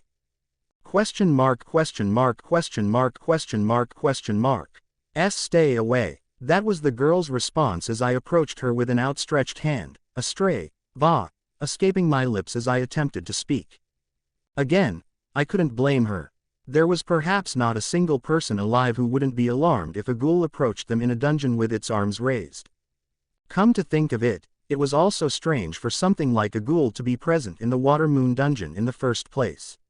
This was due to the simple fact that ghouls were of an even higher class than skeletons, and they did not simply appear randomly in a place so commonly frequented by lowly ranked adventurers. If one did appear, it would surely be due to some sort of irregularity at the lower levels, or it would be a unique monster governed by one of the dungeon's mysterious rules. In those cases, those monsters would be seen as special and were more often than not a lot stronger than their normal counterparts. If a beginner were to encounter a monster like this, their death was almost guaranteed, hence the girl's cautiousness. In fact, it would be strange if she were not on her guard. Although it would seem strange for me to do all that despite being aware of how I would look to a normal being, that wasn't what I intended to do. If anything, I wanted to greet and speak with her casually. However, I was still not used to this body. Though I could somehow fight in it, speaking appeared to be excessively difficult. Due to the fact that I had trained my body for the past decade, and knew my movements and weaknesses well, I could easily compensate for and fix any issues that arose from my newfound body. However, talking was another issue altogether. I never really practiced speaking to begin with, and what I had assumed to be a simple task was turning out to be more difficult than I thought.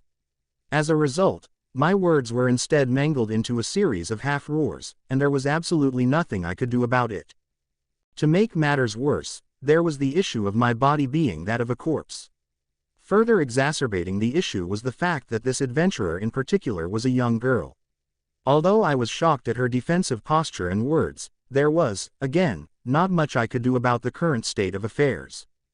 More than my potentially disgusting appearance, however, was the fact that I was a ghoul that was probably enough for her to raise her blade against me. Probably. Be that as it may, I had to establish a form of communication one way or another. This was the reason I stopped at her words and instead stood in place, desperately trying to form my incoherent roars into words. Va, vaaaaa, j, jello, ag, then, vent, vent, eek. The sudden increase in volume further perturbed my already incoherent words, causing the poor girl to jump up in fright. I was not discouraged, however. If anything, I felt that giving up now would be an incredibly bad idea. For example, if I had simply given up and left, the girl would surely escape. She would then report my existence to the guild, which would then classify me as a special monster of sorts, which would then lead to the guild dispatching strong adventurers to dispose of me. That was a turn of events I definitely wanted to avoid. Although I had become somewhat stronger from fighting and defeating numerous other monsters, there were many other adventurers out there who were stronger than I was. If someone like that were sent to hunt me, my life would end for a second time. That's why establishing some sort of communication with this girl was of utmost importance. At the very least, I had to convince her that I was not a threat. Although the option of killing the girl to silence her remained open, I could not bring myself to do it. I was, and still am, human after all. I truly could not do something like that. If the girl were a bandit or some sort of criminal, perhaps I could entertain the notion. However, she seemed to be a scared adventurer fighting for her life, and I could not see her as anything else. Even if it were for my own benefit, I could not bring myself to take away her future, not from one as young as herself. This was why I tried my damnedest to speak. Via C, vis, visin, vu me, not, enavi. I continued repeating my incoherent words. The girl, in turn, surprised at my actions and lack of hostility, seemed to start listening. It's talking, vase, ves, iam, ront, venturer. Maybe it was to be expected that things would be a little different with someone to actually speak to. Slowly but surely, my speech became more coherent. Clarity gradually crept back into my voice, its once dry and raspy roars now sporting some degree of clarity. At the very least, it was clear enough for her to vaguely understand me. Adventurer. You, an adventurer. Were you once an adventurer? Maybe. Vase, venturer. Name, Ront. Mr. Rentt, Ren, Ren, Quote. Mr. Rentt, it would seem that she had gotten more used to me. It occurred to me that this girl held a somewhat gutsy disposition. Although she continued to firmly grasp her weapon, she did not seem to mind that she was currently engaged in an otherwise normal conversation with me, a ghoul. A normal adventurer would have simply struck out at me, or looked for an opening to escape. So, Mr. Rentt, your appearance, is that some sort of disguise? No, I died. Quote, although her eyes widened at my statement, her expression slowly transitioned to that of pity as I continued my story. Something like that happened, huh? No matter how you put it, you do look like a ghoul. But I have heard stories of people becoming undead monsters after death. Although I've never heard of someone keeping their personality and memories. The girl's observations rang true. While cases of undead monsters preserving some part of their memory after death did exist, it would mainly be memories that influenced the monster's behavior and mannerisms. They were, as such, not considered to have the same mental clarity and sentience of a normal, living person. The reverse also held true legends speaking of individuals who, through highly advanced magic, managed to reincarnate themselves as undead monsters with their consciousness intact and functional. Sightings of them, however, were few and far between. Needless to say, I hadn't encountered such a being myself. In other words, a ghoul like myself, who was fully capable of coherent speech, logic, and reason, was no longer a rare occurrence but instead an impossible one. I found myself at a loss. I had no way to explain why I had ended up this way. I did have a hunch, however. If I had to guess, the dragon that ate me definitely had something to do with it. Other than that, however, I inferred that I was, for all intents and purposes, a regular ghoul. But that was not something I could simply tell this girl. More importantly, I needed her to understand that I was very much sentient and capable of reason. After all, securing a source of cooperation and eventual aid was first on my agenda. I had to make it back to Malt at any cost. And for that to happen, I had to enlist this girl to assist me, which was why I said, quote, that, I also, don't know, but, I live. Is that right? You live. That's a little strange coming from you. But you're definitely not a normal monster. And you did save my life. Oh, yes, you did. So, thank you very much. As if realizing this fact midway through her speech, the girl thanked me, still holding her sword as she did so. I responded in kind. Don't worry about it. Adventurers help each other. Is what you're saying really true? So, I can leave. You're not going to kill me or anything like that. I found myself more flustered than I should have been at the girl's question. I will not kill you, but I would like some help. Phew, that's a relief. I thought I was a goner there. But, help, a request. Well, you were the person, monster, who saved my life. So I'll hear you out. Well, I hope you don't ask for my blood or flesh or anything. Of course. About my request, I need, clothes to wear. Quote, clothes to wear. Right, I see. Saying so, the girl stared at me as if she were closely inspecting a biological specimen of sorts. Eventually, she nodded as she understood my predicament. If you continued as you were, other adventurers might simply mistake you for a monster and attack you. Well, then, would a robe or something to hide your body suffice? Why, yes, that sounds good. Thank you. Here, some gold. The girl was probably an iron-class adventurer who did not have much in the way of income. Such was evident from her equipment alone. Although I was a somewhat lower class of adventurer myself, I didn't have many difficulties earning my keep, and I still had the gold and equipment I had on me prior to my unfortunate demise. Some of my equipment remained on my person, but some other items had been scattered around the clearing.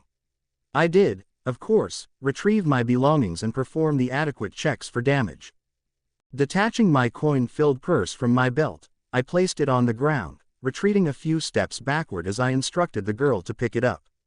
The girl, for her part, advanced slowly and cautiously before finally bending over and picking up the bag, checking its contents.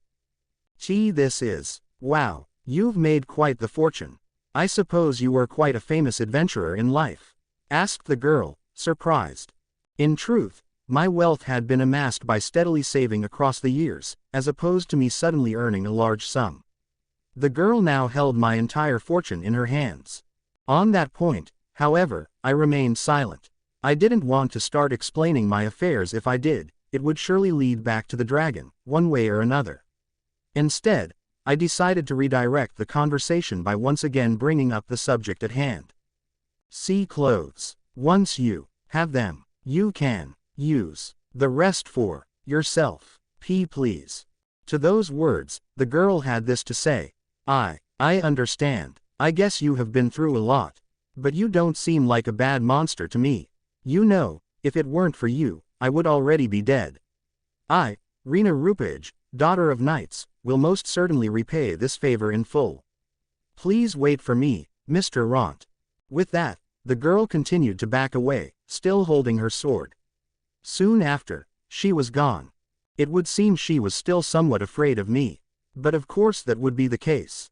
If anything, that was the correct course of action that should be taken as an adventurer. Adventurers who were careless or too trusting were bound to end up dead somewhere, and sooner rather than later. I felt that she would one day become a skilled adventurer. The problem now was straightforward.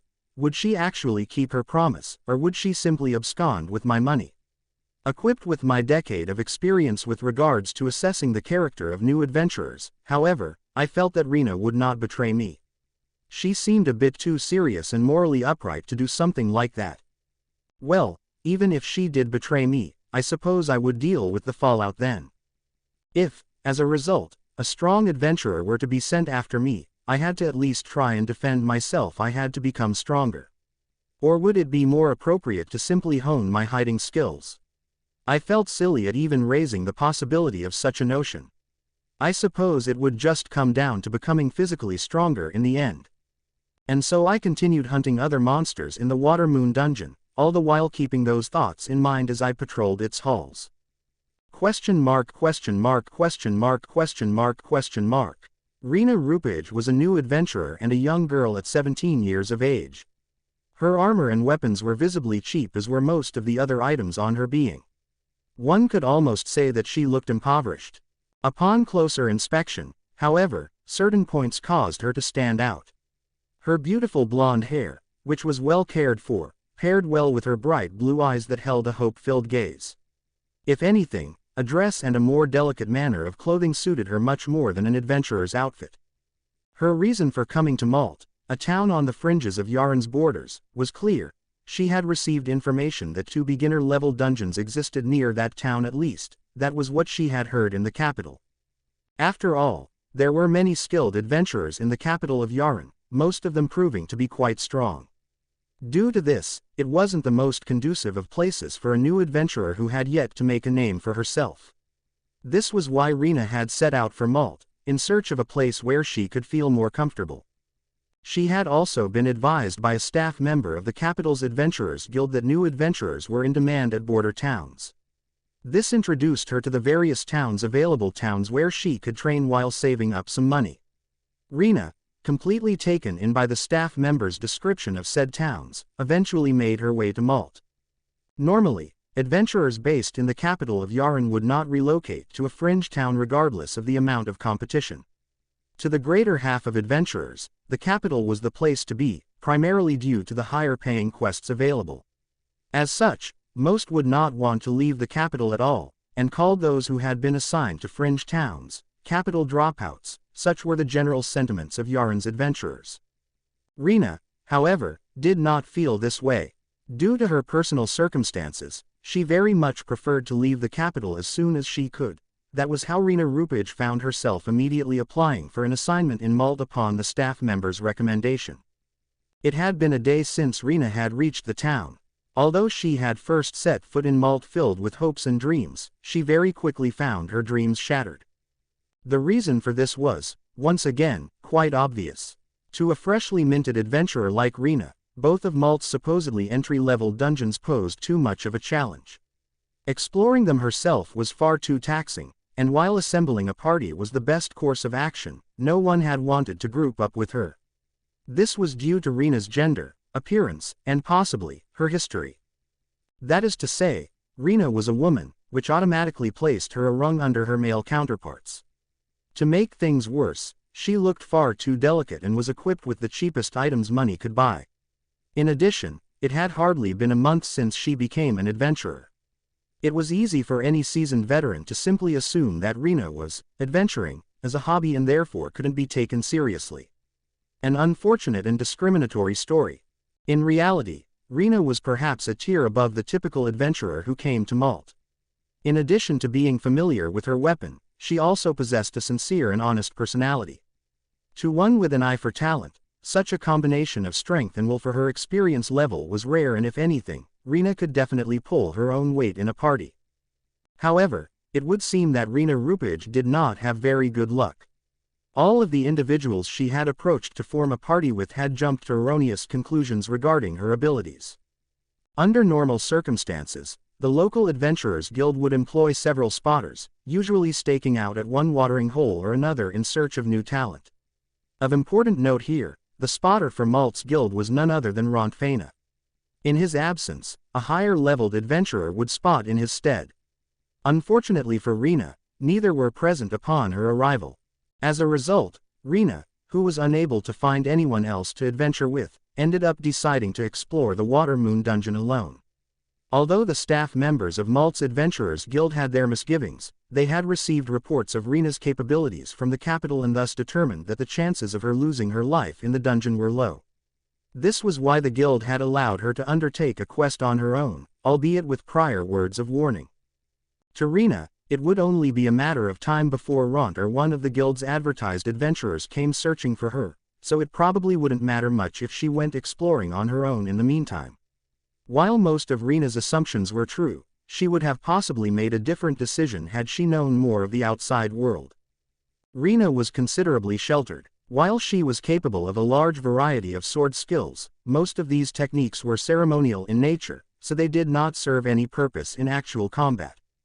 To make matters worse, Rena didn't have much in the way of combat experience at all. This was why she had ended up adventuring on her own in the Water Moon dungeon, under the recommendations of Malt's Adventurers Guild. Although, she eventually ended up in a situation that very nearly claimed her life. She had gotten off to a good start and had managed to defeat a few monsters on her own, so she could have simply stopped then and there, collecting what ingredients and magic crystals she could for a tidy sum at the exchange. However, Rena overestimated her abilities and decided to go further. If anything, this was a mistake often committed by new adventurers. While Rena was bound by many other rules and often treated as excess baggage in parties, she used to have some fellow adventurers to party with and veterans, in turn, to offer her words of caution. However, this was not the case in Malt, and Rena had made a potentially fatal decision because of that. As a result of her actions, she had a close call with death at the hands of a skeleton. Had the fight continued, she would have surely lost her life. But Rena was lucky. After all, she ended up crossing paths with someone who had decided to help her. Just as the skeleton before her raised its arm for the final blow, a savage cry pierced the air. Gah! Lifting her head at the sound, Rena could just make out a silhouette at the end of the passageway. Just as she wondered who her savior could be, Rena found herself at a loss for words, for what was standing in the passageway was a monster much deadlier than a typical skeleton, a ghoul. It also didn't appear to be a normal ghoul. A complex-looking series of tattoos were etched on its face, softly emitting a dim, blue glow. Although Rena had not encountered many monsters in her short career as an adventurer, even she picked up on the fact that the monster before her was unique. If anything, it was probably a special monster native to this dungeon. There were a few different types of special monsters, including rare named monsters and rare monsters. As their names suggested, they were exceptionally rare indeed and didn't normally appear in the dungeon at all. They also had unique features. To make things worse, in most cases, such monsters were much stronger than their normal counterparts. If one was not adequately prepared, one's life could easily be forfeit.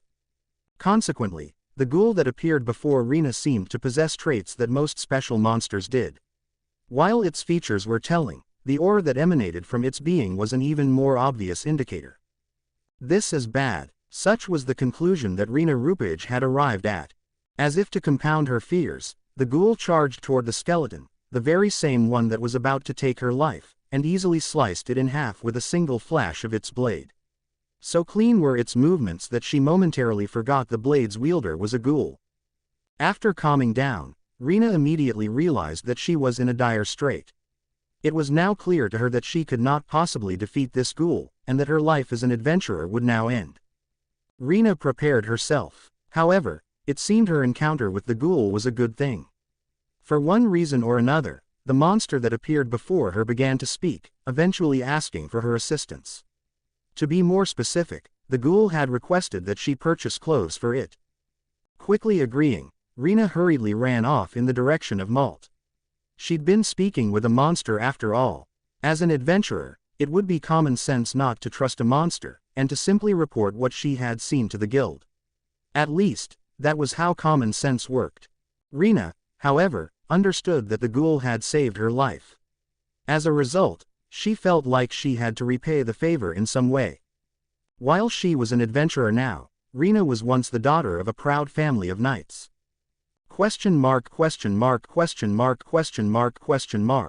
Rentt Faina did not return. Sheila Ebars, staff member of Malt's Adventurers Guild, felt that this was highly irregular. Although Sheila had only worked at the guild for 5 years and was a junior compared to her colleagues, she had known Rentt for a much longer period of time. He was the first adventurer she had met when she first started working at the guild. While Rentt was younger then, an adventurer 20 years of age, he had already been adventuring for 5 years prior. Even so, he was still a lower bronze class adventurer. It was plain to see that he wasn't exactly cut out for the job. Most adventurers who did not make the cut were content to quit adventuring after a few years. They would return to their hometowns or seek other means of employment upon realizing that they were lacking in any adventuring talent or aptitude. Though it may sound as such, it wasn't exactly a shameful thing, and a fair amount of adventurers made such a choice. Although there were fools who would accuse those who retired as merely not working hard enough or unwilling to risk their lives, those who knew better understood that adventuring was not a job to be taken lightly. In response, those who were unable to understand this were seen as fools themselves. Such was the common sentiment amongst most adventurers with good sense. In other words, Rentt was already close to a suitable age for retirement, and it fell upon Sheila Ebars, who had been assigned as his supervisor, to inform him of the news. Sheila, however, resented becoming Rentt's supervisor at the time. The reason wasn't due to a personal dislike of Rentt. Staff members of the Adventurers Guild had a duty to guide and assist adventurers until their last days. Looking at Rentt's age and history, it was evident that he should soon retire as an adventurer, and it was also her job to unfortunately tell him as such. It was a job that someone had to do, but also one that no one wanted to do. Most of the time staff members usually avoided such an assignment. Sheila found herself somewhat depressed that her first job was to dismiss an adventurer. But it would seem that Sheila worried for nothing in the end. To the Adventurers Guild of Malt, Rentt was apparently exempt from such considerations. Although his years of experience and his simply being an adventurer, without much significant progress, did make him a good target for retirement recommendations, he was seen as too valuable an asset to lose. This was due to the fact that his activities in and out of the guild had undeniably positive effects for Malt's populace. As such, it was determined that Rentt would not be promoted but simply remain as he was for the time being. In fact, the Adventurers Guildmaster of Malt would scout Rentt himself into the guild as a staff member should he ever retire from adventuring. Such was Rentt's value to the guild. For starters, Rentt served multiple purposes, and he fulfilled numerous roles in the guild. Not only was he a good judge of aptitude in new adventurers, he also introduced them to party members who would be a good fit. He also educated newcomers on the rules, common sense, and field knowledge required to properly explore a dungeon. To complete the picture, Rentt also frequently foiled the plots of adventurers who were up to no good. This was, by and large, basic knowledge that anyone could impart. But due to a shortage of personnel actually willing to perform such tasks, Rentt's existence was a blessing to many newcomers to dungeon exploration. Under normal circumstances, Much of this work would fall to representatives of the guild. Rentt, however, performed most of these tasks free of charge. Although the guild occasionally contracted him to perform these tasks, such occurrences were rare. Even so, he went about his tasks happily and without complaint. In addition, as a direct result of his endeavors, the death rate of new adventurers in the surrounding dungeons of Malt fell greatly compared to that of other areas. The greater propensity for local adventurers educated by Rentt to follow laws and rules also translated to a better coexistence between local adventurers and townsfolk. It was perhaps obvious to say that he was a rarity. Sheila, on the other hand, was not a native of Malt, instead journeying to the capital to take the guild's entrance exam. After passing the test, she was dispatched to Malt, which was quite different from the hometown she had left behind. In stark contrast, the adventurers in Sheila's hometown were mostly individuals of questionable character. While most of the ones there engaged in opportunistic, petty crimes, some of them were outright criminals. As a whole, they were not liked by the townsfolk, who were in turn either unkind to them or afraid of them, despite there being good-hearted ones as well. Malt, on the other hand, was radically different. Adventurers in Malt were trusted, and if any in their number were to perpetrate crimes, they would be speedily brought in by the hands of their fellow adventurers. Sheila, being Rentt's supervisor, fully understood that Rentt Faina's existence was the very thing that was responsible for the positive morals of Malt's adventurers. The reason for Sheila being introduced to Rentt, however, was not simply to let her build experience on a hapless adventurer. If anything, it was the opposite. Sheila, being new, would learn greatly from working with Rentt, whose experience in odd jobs and other thankless tasks made him a good candidate for imparting important knowledge. Such was the decision of the guild. Over time, Sheila learned much from Rentt about the guild and about the desired traits in guild staff, and she was now a highly valued member of the Adventurers Guild of Malt. The extent of Rentt's guidance was by no means narrow. In fact, a quick look around the various corners of Malt revealed many new adventurers, most of whom had been guided by Rentt's hand. It would not be strange if one of these new adventurers eventually rose to mithril class, as he himself often watched over his juniors, ensuring they got the guidance they needed. While Rentt dreamed of becoming a mithril class adventurer himself one day, he did also put in the work, engaging in a strict daily training regimen unbeknownst to Sheila or other adventurers. However, Rentt was more aware than any other individual when it came to accepting that he had little talent for adventuring. If he'd a sliver or shred of talent in his body, his efforts would surely have paid off. Unfortunately, reality was not as kind. There was not much to be done about the matter. While Rentt could have simply teamed up with other strong adventurers and found fame as a united party, many local adventurers of Malt knew of his goal, his dream of becoming a mithril class adventurer. But Rentt did not seek to become such an individual because of fame. No, he wanted to become a mithril adventurer on his own power and capability. As such, depending on another individual, or a party of adventurers, defeated that purpose. In order to fulfill his dream, Rentt had no choice but to press on, as unlikely as he was to succeed.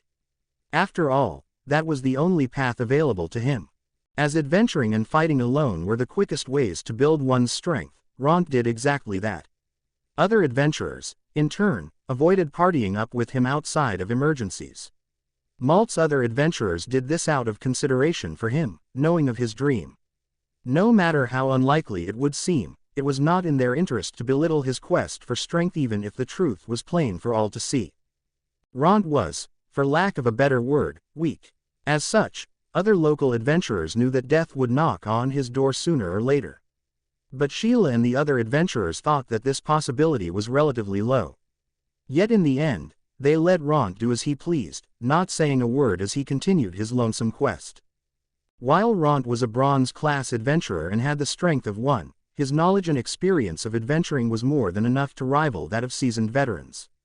Even if he were somehow faced with a dangerous foe, he would surely remain calm and make the right decisions at least. That was what the other adventurers of Malt thought of Rentt. With all that said, however, one fact remained true: Rentt Faina did not return. Rentt Faina, the lower bronze class adventurer who would enter the same dungeon at the same time every day, returned to the guild at the same time with similar ingredients, sign off his assigned tasks, and then be off to train elsewhere. Such was the daily life of Rentt. This would happen every single day, without fail, and yet no one knew where he had disappeared to. Sheila was merely one of many who were concerned about his absence. Rentt Faina, please, be safe. Such were the unheard prayers of Sheila as she continued her daily tasks at the guild. The voice of a young girl shook Sheila out of her thoughts. Raising her head, she found that the owner of the voice was, indeed, a young girl, and a familiar one at that. The girl was a new adventurer who had been assigned to Malt from the capital mere days before. Due to her arriving at a somewhat unfortunate time, neither Rentt nor any other senior adventurers were present. And as such, she had eventually wandered off to adventure alone. Sheila recalled her name, Rena Rupage. With that, she tidied up a sheaf of papers in her hands before lending an ear to what Rena had to say. Question mark, question mark, question mark, question mark, question mark. With a swing of my sword, I sliced through the skeletons before me.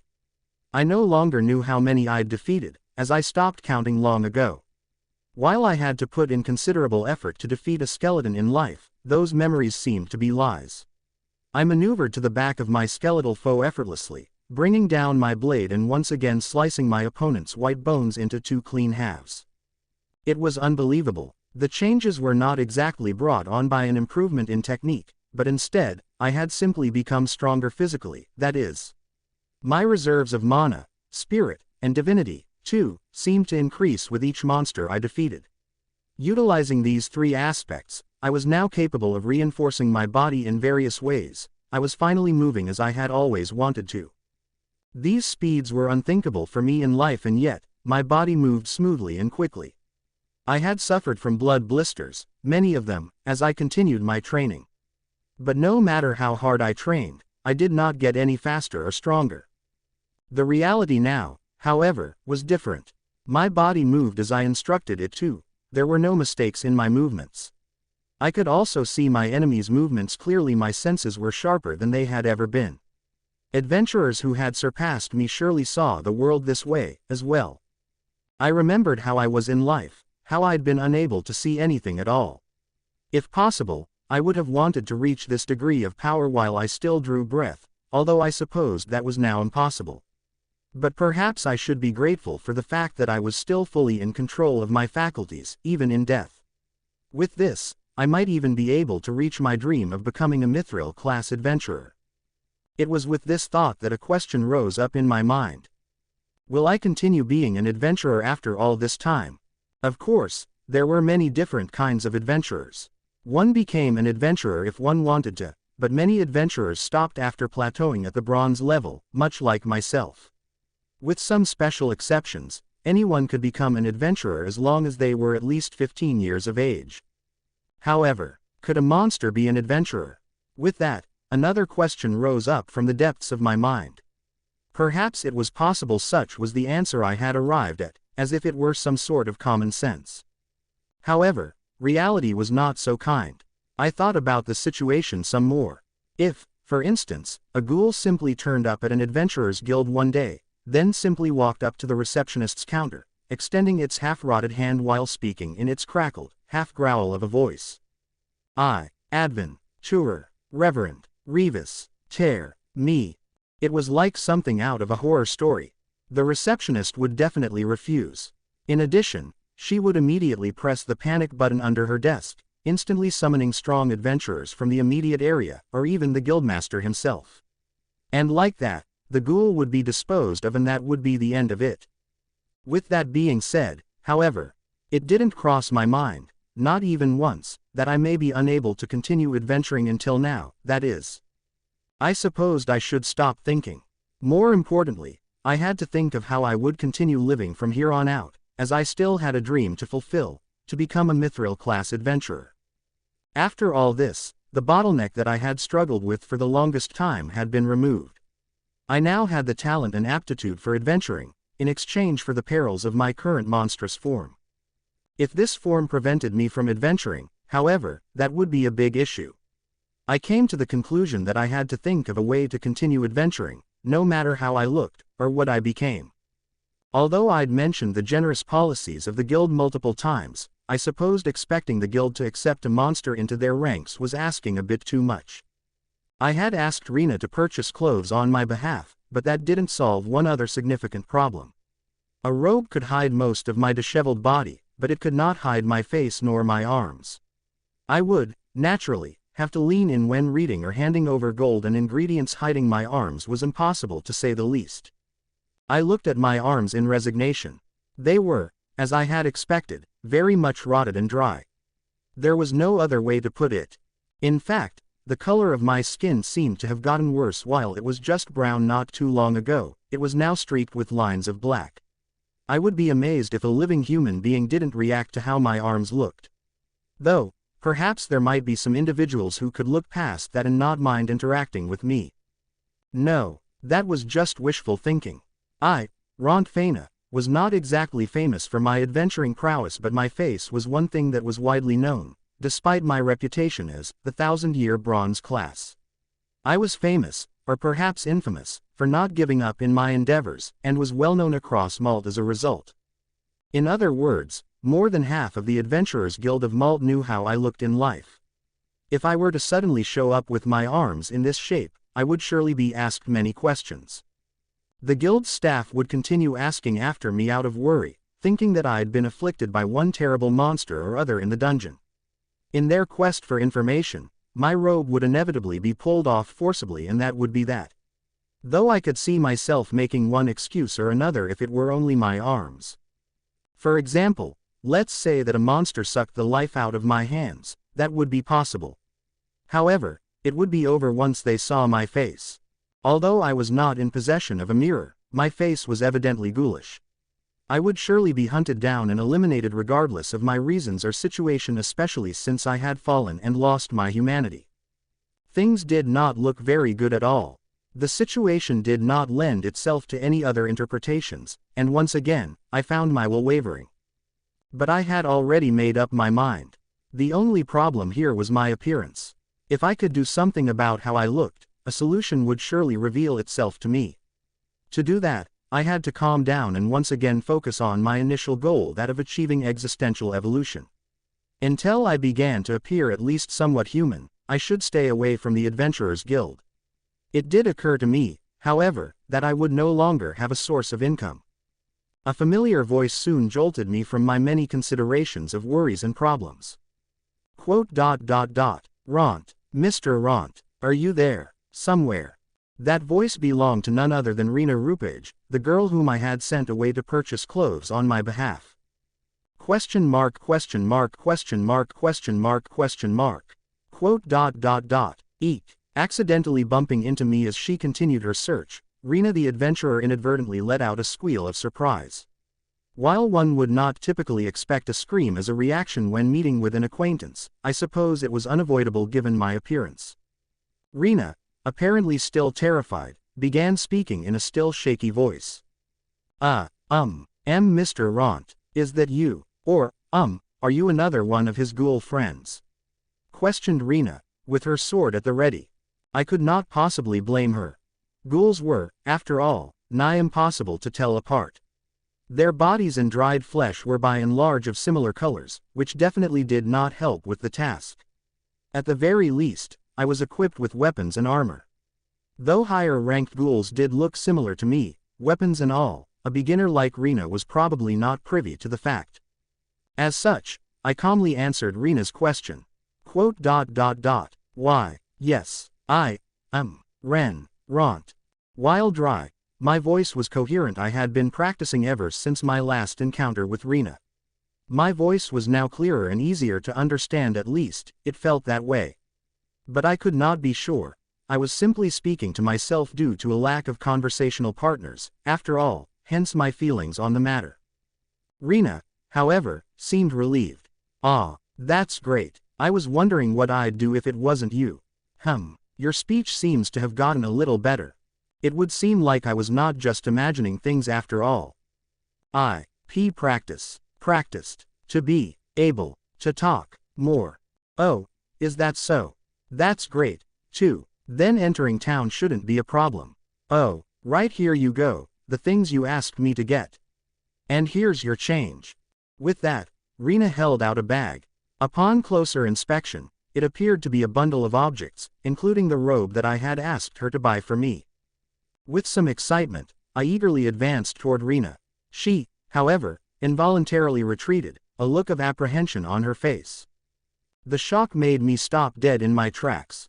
Rena hastily offered an explanation. I'm sorry. You're still a little scary. Could you give me a while to get used to you? It was as Rena said. I suppose this was how things really were. There was nothing much I could do about how I looked. If anything, I was grateful for the fact that Rena willingly communicated with me, given that I looked like a monster to begin with. I offered my response. No, I don't mind at all. More importantly, can I look at the bag? Rena's reply was, at least, a little more cheerful than before. Yes, please do. I bought some other things along with the robe you wanted. You should have a look at them. With her approval, I slowly walked up to the bag, peering at the contents within. ?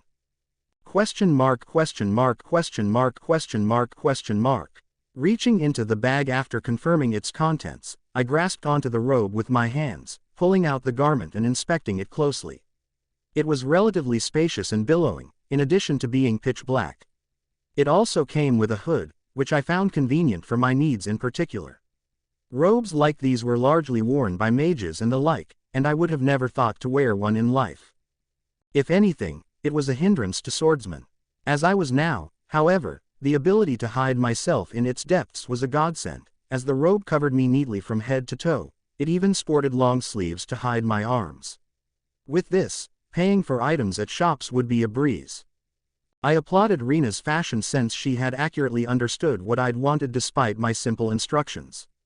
With that being said, clapping was impossible for my dried-out hands. Shelving that thought, I decided to try on the garment. My arms fit cleanly into the robe's sleeves, and the material was quite pleasant to the touch. Having that sense of touch while being in a body of nothing but dried flesh was somewhat surprising, not to mention my newfound ability to move in such an agile manner. Thinking about it calmly, though, I was still a monster. Surely that was the reason for these irregularities. One must also consider if a piece of equipment presents any issues with movement while in combat, in addition to being comfortable. Quickly raising the robe's hood, I decided to find out, and was pleasantly surprised by the results. While my field of view was somewhat constricted by the hood, I had no issues with seeing straight ahead. I could even safely peek at my surroundings to a certain extent. If I were to be surrounded, however, I would have no choice but to lower it, but that wouldn't be necessary should I be engaged in combat with only one or two monsters. How is it? Is it to your liking? Why, you surprised me there. Rena had apparently seen fit to approach me as I was trying on the hood. She was now a lot closer to me than she had ever been, despite the fact that she'd been visibly terrified of me mere minutes ago. Although she was still holding her sword, the business end of its blade was no longer pointed at me. Is she already getting used to me? I wondered if she had a habit of becoming comfortable with new things so suddenly. See, clothes, good fit, more importantly, are you not scared of me? No, not at all. I mean, you've hidden most of your non-human parts, so it's not too hard for me to stand at this distance, Rena said, about 3 steps away from me. A little shorter than the reach of her blade, if I had to put it that way. It would seem that she was at a clear enough distance to respond appropriately should anything go wrong. Contrary to the initial impression I had of her, it would seem that Rena was relatively cautious. Even so, I saw this as a great improvement. That was what I thought, at least as I continued inspecting Rena's movements. While one could say that the entire chain of events, starting with me being eaten by a dragon and being reborn as an undead skeleton, was somewhat unlucky, meeting Rena was probably the most fortuitous thing that had happened to me thus far.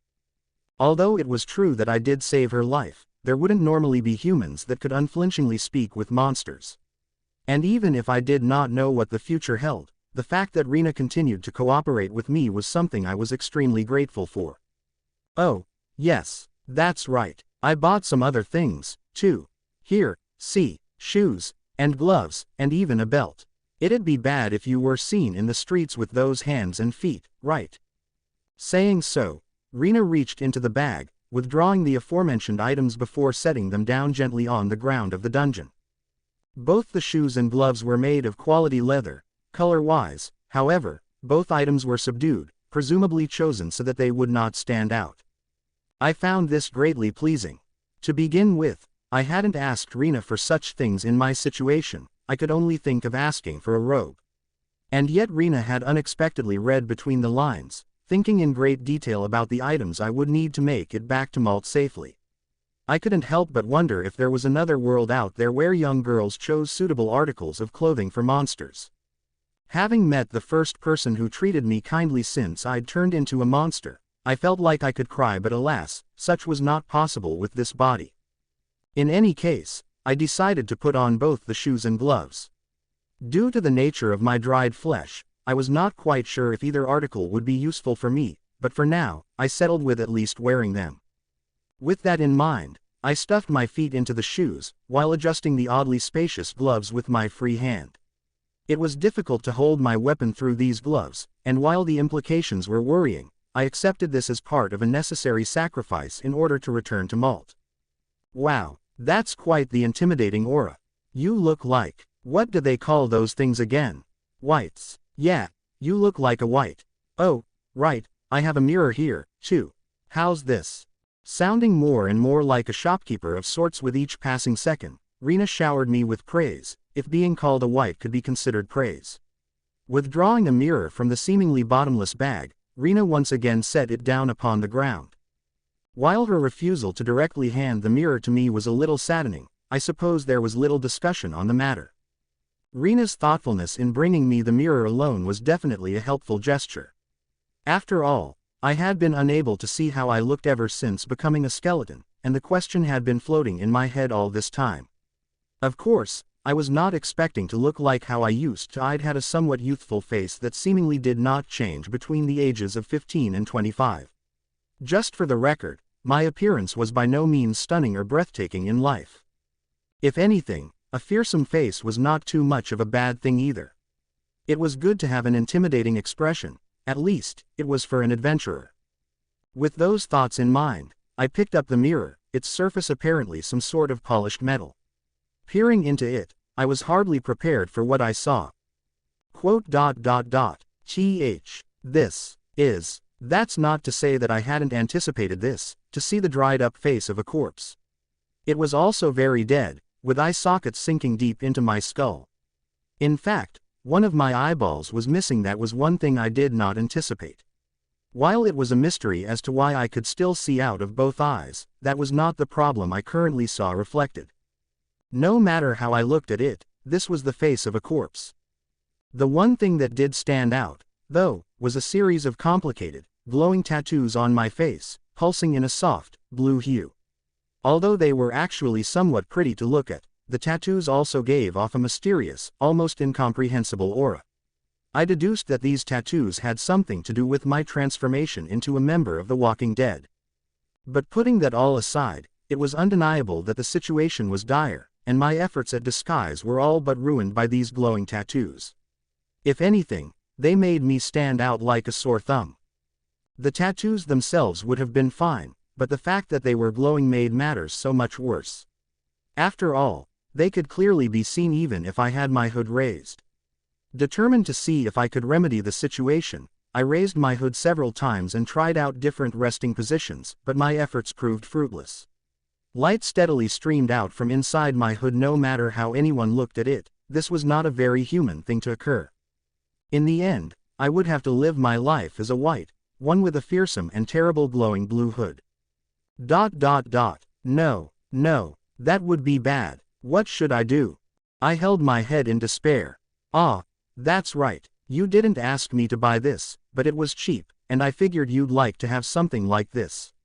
What do you think? Rena asked, once again retrieving something from her bottomless bag. The item that Rena held out was not something I recalled seeing upon my first inspection of its contents. Was it truly a magical bag of some sort? For the time being, I was forced to put aside that thought. More importantly here, the object that Rena had taken out of it was none other than a mask. It was a large, full-sized face mask made of what appeared to be bone.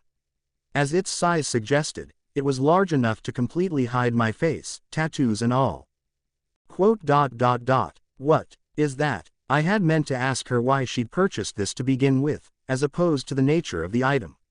Rena, however, quickly offered a cheerful response. Mr. Rentt, you do want to go back to Malt, right? You'd have to hide your face to do so, and I don't think you'd be let in with a glowing face, you know. Again, it was as Rena said.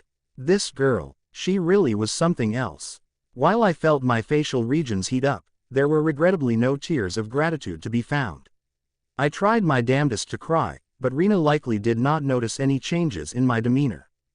Approaching the mask that she'd set on the ground, I picked it up, inspecting it closely.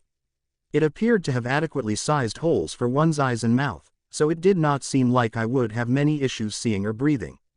Whether I could even breathe as I currently was, however, was another issue altogether. With that in mind, I held the mask up with both hands and tied it on. Without warning, the mask suddenly adhered itself to my face, almost plastering itself into my dry, dead skin. Yuga, that strange sound escaped my lips. Before I knew it, the mask was firmly fitted over my entire face. Wow, it fits you, you know, said Rena, once again showcasing her unique sense of praise. At her words, I looked up into the mirror. Reflected there was what appeared to be a suspicious-looking swordsman of the dark magic persuasion who also conveniently had a skull-shaped mask covering his entire face. Indeed, it seemed to fit me well. I had, after all, been a skeleton mere days ago. As such, a skeletal mask would definitely fit me at least, that was my logic. However, this mask felt very tight, almost like a second skin. Would it even come off? Suddenly filled with a sense of unease, I attempted to remove the mask, positioning my fingers to pry it from my face. It was then that I realized. Stuck, won't, come off, ah. At my words, Rena's cheerful praises quickly died down. Question mark.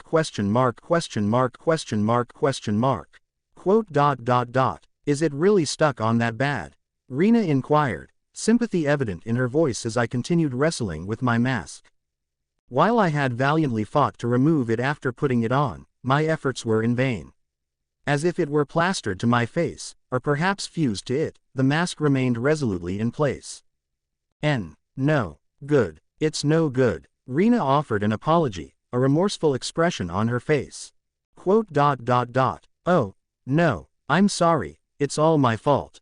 Actually, now that I think about it, the person who sold me this mask was kind of weird. He had this stall on the street, and all of his products were surprisingly cheap. Rena said, seemingly unaware of the gravity of her words. Rena's description of the merchant fit the bill, with the exception of his incredibly low prices. I came to the conclusion that the merchant in question was probably a fraudster, although some merchants were swindlers to some degree to begin with. By the way, how much did it cost? 3 copper coins. It was made of metal and looked pretty solid. I guess it was too cheap.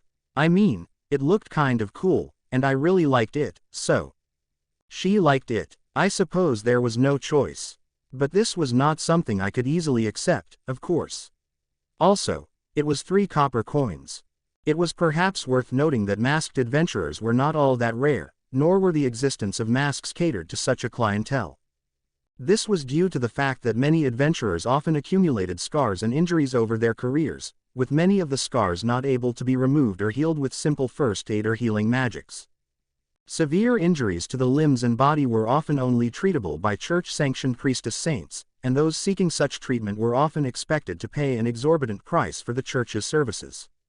As such, those unable to afford healing were, quite often, resigned to living with their injuries or prosthetic limbs. Wounds to the face, such as burns or severe scarring, were in turn commonly hidden by masks. After all, even a low-tier Slime's acid blitz attack contained enough power to melt one's features. To make matters worse, such monsters were not exactly rare. This was why masks were quite a common adventurer's accessory, with most adventurers wishing they would be able to live a full life without ever having to use one. With that being said, I should mention that the metallic mask currently stuck to my face did not feel cheap at all. If anything, one would at least have to pay a silver coin for it, as purchasing an item like this with bronze coins was almost unheard of, unless the merchant in question was in the business of accruing losses. In other words, the scrap value of the mask itself was definitely worth more than 3 bronze coins, and yet, that was exactly the price Rena had purchased it for. She should have had some reservations about such a cheap item, but she purchased it anyway, probably unable to resist its value at that price. Quote.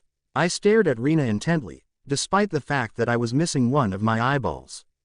As I did so, Rena frantically waved her hands in front of her face, as if to deny all responsibility.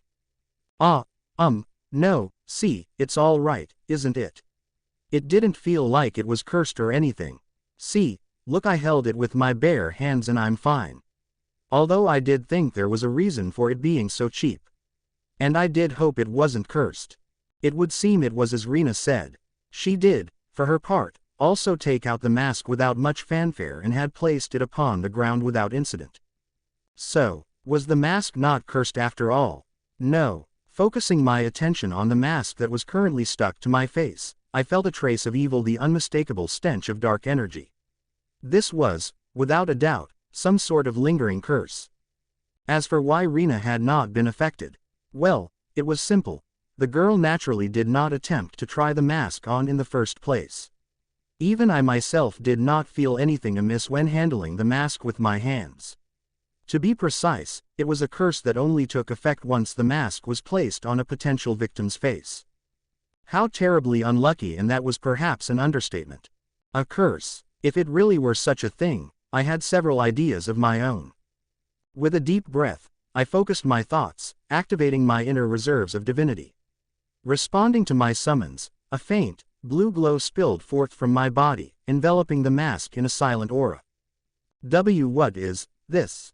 Don't tell me, is this divinity? Rena said, surprise plainly written across her face. Once again, I could not possibly blame her.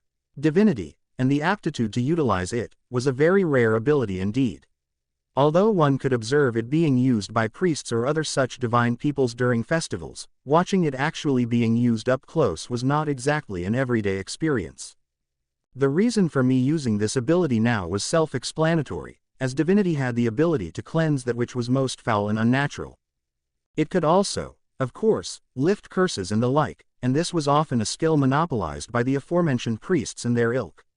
Even I had no precise knowledge on how to lift curses. Instead, I simply worked with the assumption that a burst of divinity, even without the acute understanding of how curse lifting worked, would at least serve to weaken the curse imbued in the mask. This would have been impossible for me in life. The most I could do back then was purify water so it was safe to drink, and that was that. I wouldn't have been able to lift curses even if I had tried. But I was different now. I had undergone existential evolution and defeated numerous monsters. Thus, I put my mind to the task. Honestly speaking, there were some results. While the mask had remained stubbornly stuck up until a while ago, it suddenly began rattling in response to the aura generated by my divinity. Will it come off? I certainly hoped it would. Oh, Mr. Rentt, that white-blue aura of yours.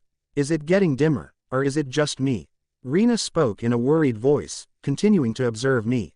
Like she said, my aura had definitely begun to dim. My inner reserves were running dry, to be more precise. Although the amount of divinity I had at my disposal had certainly increased, it was not an overwhelmingly huge difference. Up until now, the force within the mask seemed almost threatened by my divinity. Now, however, the tides had turned, and it almost felt like my divinity was being pushed back. I supposed this would be too much for me to handle for now, at least. Giving up, I slowly halted my aura release. Similarly, the mask stopped rattling a short while later. Immediately after it stopped, the mask once again glued itself onto my face. It did not feel like I had any chance of removing it as of now. As I suspected, I was still not strong enough to lift its curse quite yet. So, I suppose it was no good. Yeah, no good. Tired out by my exertions and initial shock of the unmoving mask, I sat down upon the dungeon's ground. I'm so sorry. I didn't mean to buy a cursed thing like that. Rena promptly apologized. Did she interpret my actions and behavior as disappointment, perhaps? Rena, with her eyes half filled with tears, seemed incredibly remorseful about this unfortunate turn of events. It was unexpected, to say the least. While true that the mask could not be removed, I had no reason to blame Rena for what she did. She had merely found me a mask out of the goodness of her heart. I offered some words of comfort to Rena. Don't mind, it's fine. I must hide face. Anyway, I will be fine, like this, for a while. But it felt like it would come off. Just now, I become stronger, it may come off. Also could get a priest, lift curses. I tried to comfort Rena to the best of my ability. I held out my hand to pat her on the shoulder but stopped myself in time. My hand awkwardly remained suspended in the air. How could I forget? I was a ghoul now, and Rena was not yet used to me. I shouldn't traumatize her any further. However, as if to accept my gesture, Rena reached out, holding my outstretched glove with her hands. What are you? I was shocked. I get it. You're not a bad person. Or, monster. Mr. Rentt, you're not scary. Not scary at all. Despite her words, Rena's hands shivered, albeit slightly. I understood. Contrary to her claims, Rena was still afraid. Even so, she had thought of reassuring me. That much I understood. This was why I said to Rena, thank you, but until the day when you really are not scared, no need to force yourself. Saying so, I let go of her hand gently, taking care not to injure her. Rena, however, was adamant. I'll get used to it quickly. Really quickly, really, she smiled, without a shred of evidence to back up her declaration. An almost childlike view, as if this were a normal situation one could observe anywhere. It was at that point, however, that I felt like I was truly alive. I was filled with happiness at being able to hold a proper, human-like conversation with another human being. ?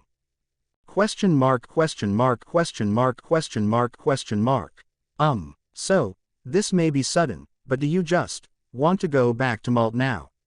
Such was the question posed to me as soon as I finished equipping the rest of Rena's provided clothing. I found myself at a momentary loss at those words, if only because I remained unsure if such a feat was even possible. Although I had set out to achieve existential evolution just to return to town, the prospect of it actually being possible now was somewhat baffling to me. To actually carry out the task, I thought, was deeply unsettling. Do you think it will go well? That was why I asked Rena such a question. To an average human, I was robed, gloved, slouched over, and equipped with a sword at the waist. I wondered if this would be sufficient enough for me to walk around town. I had no one but Rena to provide a human opinion after all. You do look a little strange, but then, many people are like that. Even if someone demands that you show your face, that mask is cursed, for better or worse. It simply won't come off, right? Then you should just tell the guards at the gate that, hey, maybe they can even try pulling it off for themselves. That way they'll know it really won't come off. Rena's response was surprisingly detailed. But if I do that, my skin. You're supposed to bluff your way through that. Say a monster got you good and sucked the life out of your face or something like that. If they knew the truth, they'd probably identify you as an undead monster, but common sense would tell them that speaking with an undead is impossible. Even though you still have some trouble speaking, they won't immediately jump to the conclusion that you're an undead.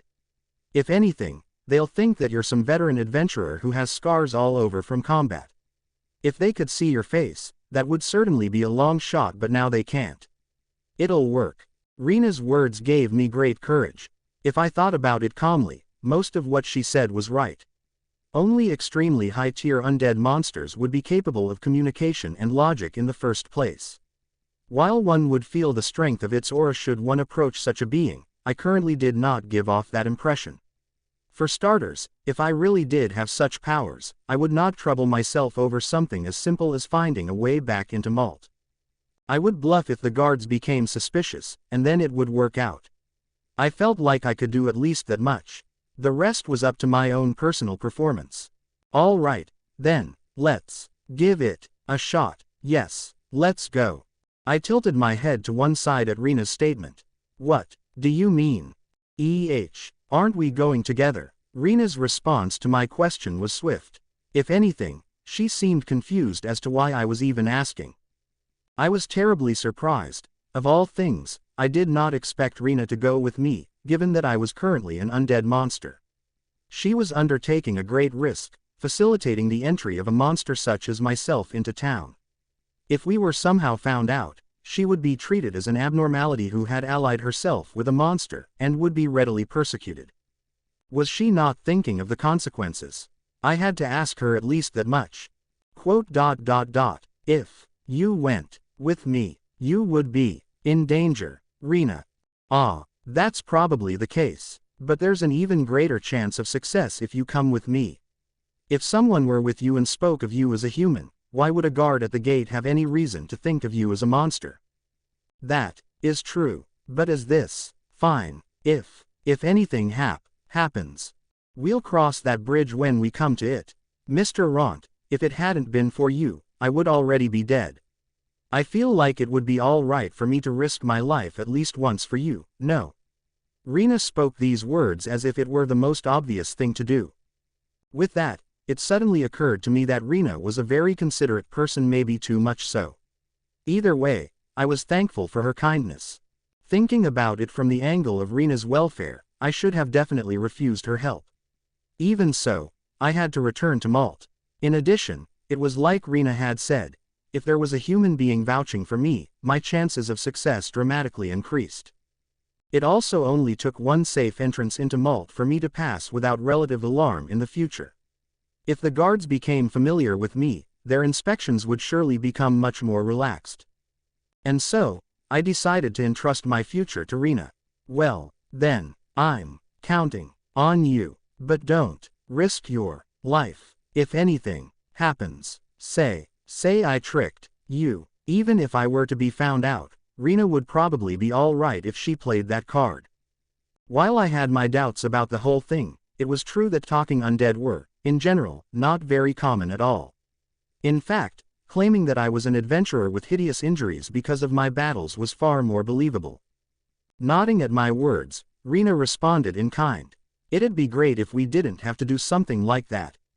If it really comes down to it, I'll definitely think of something, she said, a soft smile on her face. Question mark.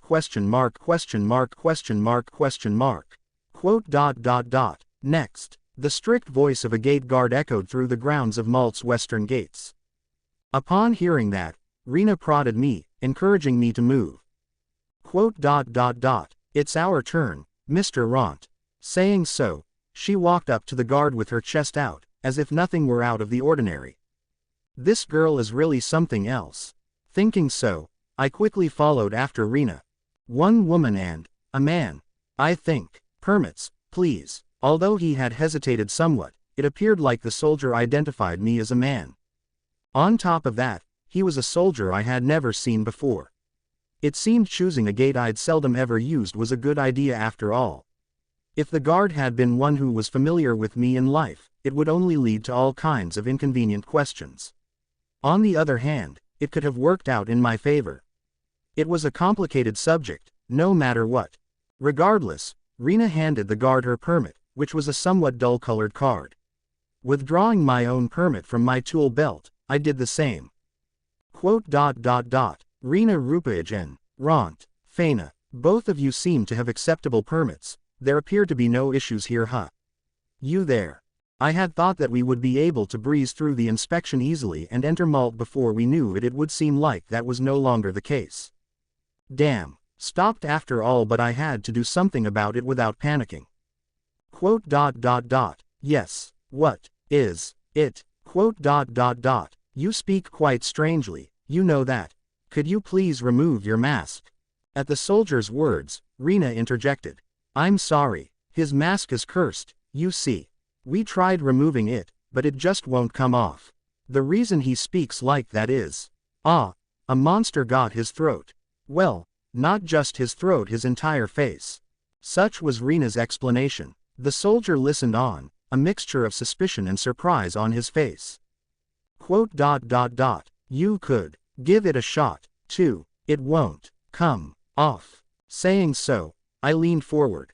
The soldier, in turn, attempted to pull the mask off with all his might. Quote, "It really doesn't come off. Is it actually cursed? We wouldn't lie about something like that. He bought a mask to hide the scars all those monsters gave him but accidentally got one that was cursed instead. He truly has some bad luck. Apparently the curse doesn't activate by simply touching the mask with your hands. It has to be put on first, and it's been stuck to his face ever since." "Ah, yes, I've heard rumors of items that work that way. Could you maybe ask a priest to remove it? It seems like a strong curse, and I think a normal priest would have some trouble with it. We'd have to ask a skilled individual and, well, you know. The payment, yeah, it'd be difficult for iron or bronze class adventurers. So, that's why he still has the scars, I see." Rena's explanation didn't show the slightest hint of hesitation. Due to this, the soldier no longer appeared apprehensive. "Okay, I get it. You're good to go." And that was all the soldier needed to say. Upon hearing that, Rena slightly narrowed her eyes, a soft smile once again lighting up her features. Chapter 3. A certain undead's town infiltration. Town of Malt. Those were my first words as I looked around me. It was unmistakably the busy town of Malt. Although I had only been gone for a few days, it felt like an eternity. I'd thought that I would never be able to return to town again. That was what I had thought anyway, and yet, here I was, in the town of Malt. Malt. I was in the town of Malt. I wanted to jump for joy, for I thought I would never see it again. It would be strange for me to do so within walking distance of the gates, though. I also had a lot to do. My backlog was long, to say the least. Perhaps I could celebrate to my heart's content another time. We walked right through. I'm glad, Mr. Rentt. Rena spoke, still walking closely by my side. She really was a kind-hearted girl, so much so that she would show kindness to an undead such as myself. To think that Rena had done all this for me. But I could not let this go on any further. Any more involvement would surely cause trouble to befall her at some point. And that's why I said, "It's true. All thanks to you, Rena. From here, I can go on my own." Quote, "Rena, our time together has come to an end. If you stay with me any longer, trouble will find you, one way or another." Rena looked genuinely surprised at my words and began to raise her objections. "Mr. Rentt, but I did not let her finish. I simply couldn't. Rena, thank you for everything. Up until now, when I am more human, I will definitely come find you." With that, I sprinted away. I was a ghoul after all. My speed and physical strength far exceeded that of a normal human's. An iron-class adventurer like Rena could not possibly keep up. I put my all into it and ran as hard as I could, also she wouldn't be able to catch up with me. From behind me, I heard her voice, Rena's voice, pleading with me to stop. But I could not stop. Although I had spent only a short time with Rena, it was more than enough for me to become aware of her potential as an adventurer.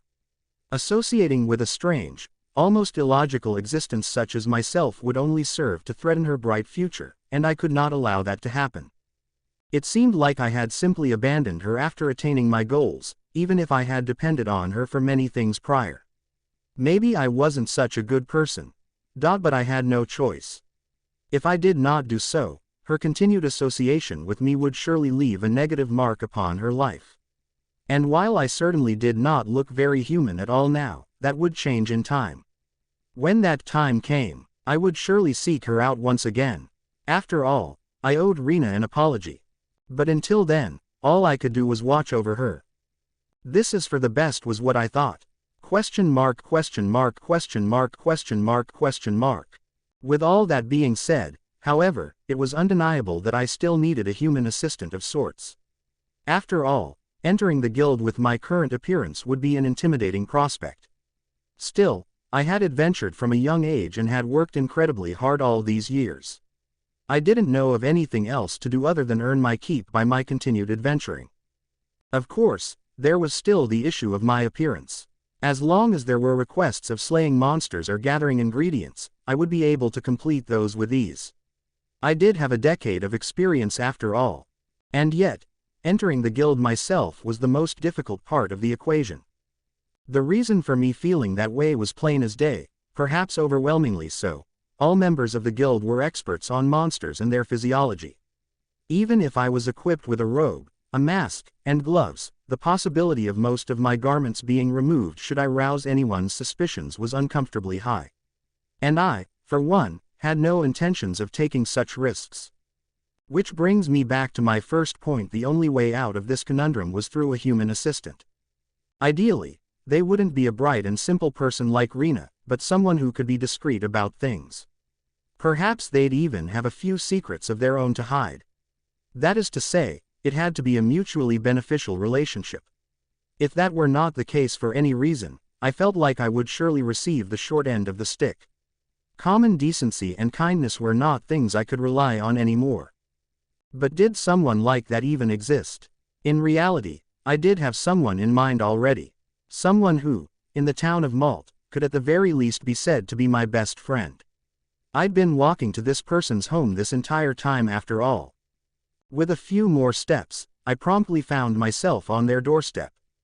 Question mark, question mark, question mark, question mark, question mark.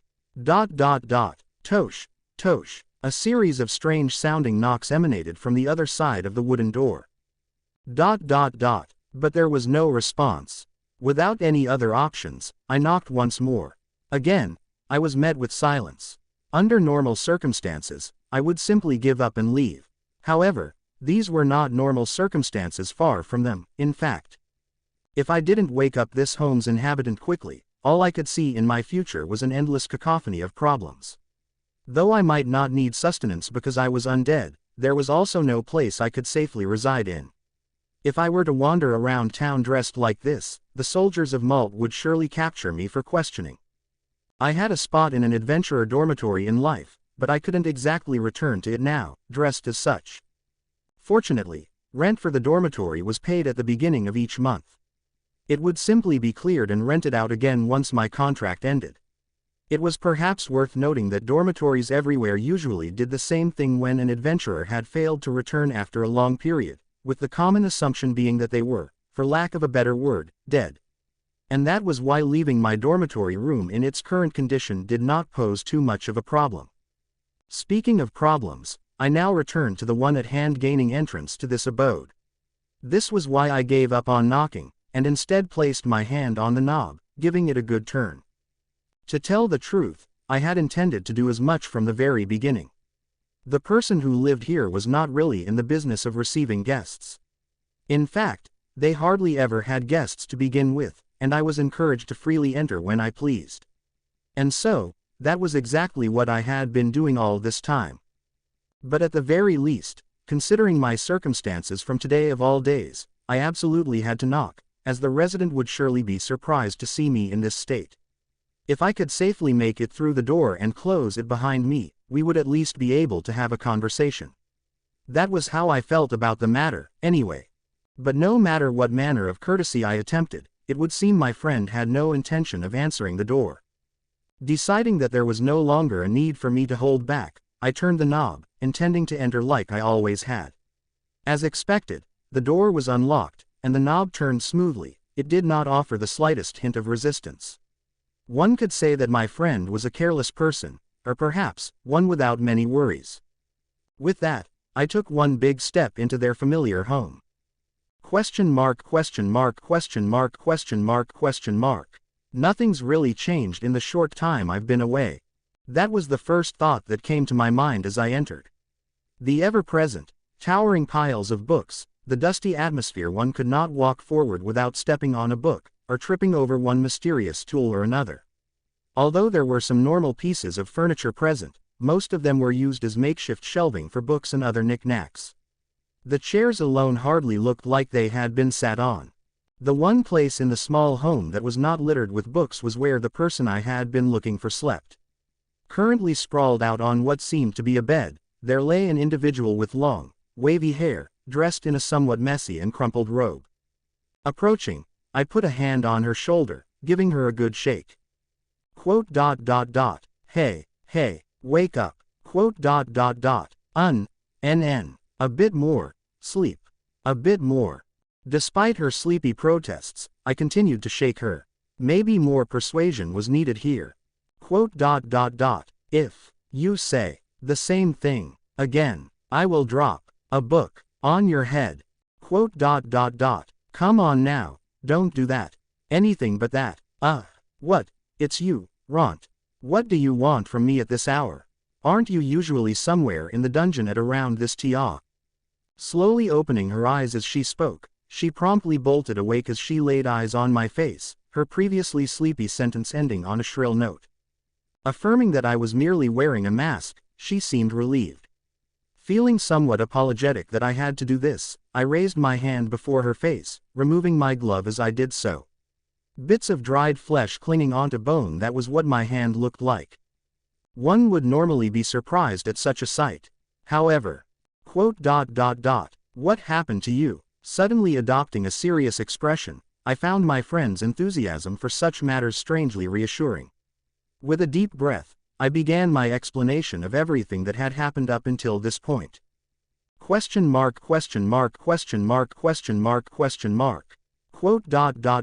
A dragon, huh, it's hard to believe no matter how you spin it. But, looking at me halfway through her sentence, she shook her head slowly. I guess I have no choice but to believe you, given how you look. And as unbelievable as it is, to think that an old friend of mine would suddenly become an undead. It's not something you think of every day, you know.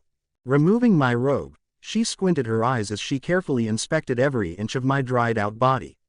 She did so with the fervor of the scholar-adventurer she was, for she was my old friend, Lorraine Vivi. She was dressed in that same messy and crumply robe she always wore. Her hair, wild and untamed, cascaded past her shoulders in long waves. Although it seemed like she hardly cared about her appearance, there was a sense of glamour emanating from her in her own strange little way. I had known her for a long time, about, say, 10 years since coming to Malt. While I'd known her for a decade, we only grew closer recently. Her knowledge always came in handy, and it was a great help in ways more than one. As such, I couldn't think of a better person than Lorraine to discuss my current situation with. She was clearly surprised by what I had to say, but never once did she doubt me or refuse to believe my words. If anything, Lorraine seemed to have already accepted my account of events as reality, and was now deep in thought. I am the one who doesn't want to believe it becoming like this. Lorraine nodded at my words. Yes, very much so. Who even said that people become undead if eaten by a dragon? A dragon in the dungeon. Unbelievable. Is it still there now? No, it was already gone. When I woke up, its aura also gone. Probably not there anymore. Reporting its presence to the guild was one of the first things I thought of when I'd woken up, but of course, it was already gone by that time.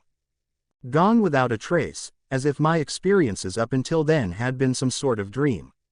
I wondered how the dragon could simply appear and disappear as it willed so. Although the reason for its behavior escaped me, one could also say that looking out for it wouldn't do much good if it was capable of phasing itself out of existence. While an investigation was definitely warranted, filing a report without some sort of evidence on hand was a risky proposition. As such, it would be treated as either a hoax or a lie. Even if I were to show them my body and claim that this was the result of my encounter with the dragon, that would be, once again, exposing myself to terrible risk. To begin with, I had no idea why I became an undead just because I had encountered a dragon, so my guess was as good as theirs. Basically, the lack of evidence was a severe problem indeed, and if it went poorly, then I'd be in great danger. As such, I decided to put notions of reporting my dragon sighting on hold for the time being. Lorraine seemed to agree, nodding at the conclusion I had arrived at. Your logic is sound. Even if you were to say you saw a dragon, few, if any, would believe you. I've known you for a long time now, so I can tell you're not lying. But I doubt that'd fly for everyone else. Even if they did want to believe you, common sense would tell them otherwise. I mean, if you showed up in your current state, they'd probably send adventurers after you right away.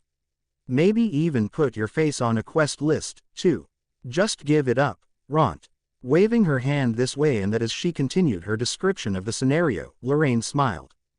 You know, Lorraine was oddly relaxed around me despite me being a member of The Walking Dead. This could perhaps be attributed to her personality. She was quite bold, in her own way.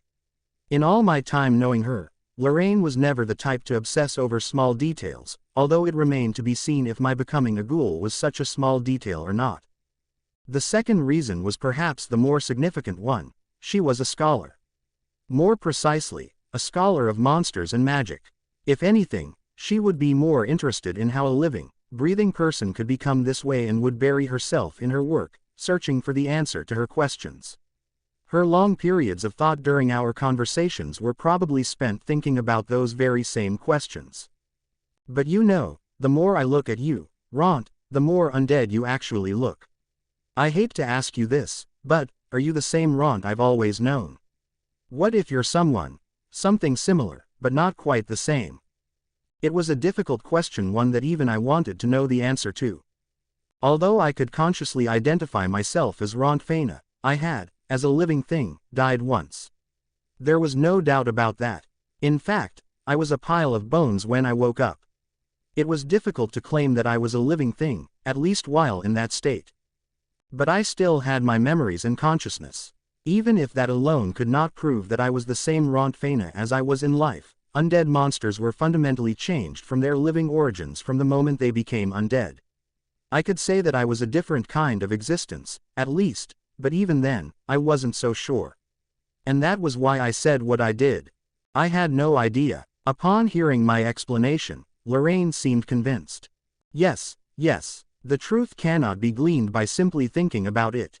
If you asked me, I could tell that you were Rentt from how you answered my question alone. While you possess the same memories and personality, the question of you being the same existence, or not would be quite a departure from our initial line of inquiry. Yes, I, too, have no idea. So let's put that aside. I'll think about it later. More importantly, Rentt, what are you going to do from here on out? That's the biggest thing to deal with now, isn't it? Lorraine had apparently seen fit to advance the conversation in a sensible direction. That's what made her so easy to talk to. The point she had brought up, in turn, was one of my main reasons for visiting. I started speaking once more. Still, want to be an adventurer, but, cannot go to guild. You'd be hunted down, wouldn't you? Then how about I go and get your quests and turn your collected items in? That's why you came to see me, right? And, of course, you wish to stay here, having no other place to go. With those words alone, Lorraine had correctly deduced my entire request. As expected, she knew me all too well. However, her eagerness at accepting my proposition left me worried. Are you sure? I couldn't help but ask. I don't really mind. Even I go to the Adventurers Guild sometimes, so it isn't too much of a hassle if you think about it. But then, even if I told you I'd do it for free, you wouldn't really like it, right? So, you might as well help me out with my research, then. Lorraine's response was swift. Research. I had imagined such an outcome.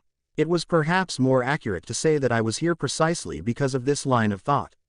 I had, after all, become a member of The Walking Dead. At the very least, I'd be of use to Lorraine's monster research. But I didn't think of exactly how I would go about accomplishing this. As if reading my thoughts, Lorraine continued her explanation. Don't worry about it, it's easy. You know what I study, right? Monsters. And magic. Yes, verily so. It just so happens that the topic of existential evolution falls neatly within the boundaries of my research. Realistically, I also haven't been able to research this topic very much, for obvious reasons. But now you're here, Rentt. A real-life specimen, a treasure trove of information. I don't mind, but I don't want to be dissected. Hey, now, I know I get pretty deep into my research, but I'm not some mad scientist, you know. Well, maybe some skin and flesh samples wouldn't hurt. It occurred to me that Lorraine was mad enough for such a title. However, I kept my thoughts to myself. For now. It would be troubling if my refusal to hand over samples overturned our prior agreement. I was, however, surprised to find that there was insufficient research on the topic of existential evolution. Though I did not know much apart from the basics, I assumed that professional scholars and the like would have much more information than I did. At that, Lorraine said the following. Yes. Occasionally we get cooperative monster tamers who help us advance our research, somehow. But then, said tamers are rare, at least, as rare as the skill itself already is. To make things worse, monsters that have been completely tamed seem to no longer evolve. Requesting them to exercise the full extent of their abilities and bring back a relatively unharmed specimen is very difficult to begin with. Of course, after that comes the question of research rights and fees. It's a very difficult process, you know. It would seem like that was the case. Once again reading my thoughts, Lorraine went on to explain the many ways in which I could be of assistance. First things first, it is impossible to get verbal consent and civilized agreement from a monster. Also, you have already experienced existential evolution once before. In other words, you have a high chance of going through the process again. If you could report to me when it happens, that would be very helpful. Although, I suppose your circumstances make it difficult for me to publish my research. But my curiosity needs to be sated, and I suppose you want to know more about yourself, too. No, more about myself. Yes, specifically about the evolutionary routes you would take from here on out, and so forth. Of course, I will lend you my knowledge and converge my thoughts with yours when appropriate. You may know a lot more about monsters than the average adventurer due to you having read most of my books, but I do this for a living, you know. You'll benefit from my research without a doubt. Having obtained the title of Great Professor, at the young age of 14, Lorraine Vivy felt, from the bottom of her heart, an unbridled sense of boredom in this world. She was referred to as a genius ever since she was young, and that changed little as she grew older, having been admitted into the kingdom's most prestigious educational institution at the age of 10. She then went on to achieve the title of Professor at 12, and that of Great Professor at 14. To Lorraine, there weren't many things in the world that were left unexplained. Even if there was a subject she did not know much of, a brief period of study saw her understand much more than specialist researchers who had studied the topic for years. For Lorraine, the world was very, very boring. Perhaps this was the reason behind what she had done. One day, without any warning or prior notice, Lorraine abandoned everything and traveled to one of the most rural kingdoms in the land, the Kingdom of Yaren. Her destination was not the capital, however, but the smaller, somehow even more rural, town of Malt. It was there that she had settled. Lorraine had her reasons for doing so. She had specifically gone to Malt in search of a medicinal herb that could not be found anywhere else. Intending to pick it by her own hand, she ended up moving to Malt as a result.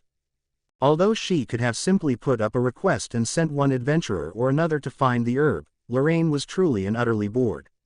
She desired some sort of excitement in her life, so this was the very reason why she held the unreasonable notion of deciding to go find, and thereupon pick, the herb herself.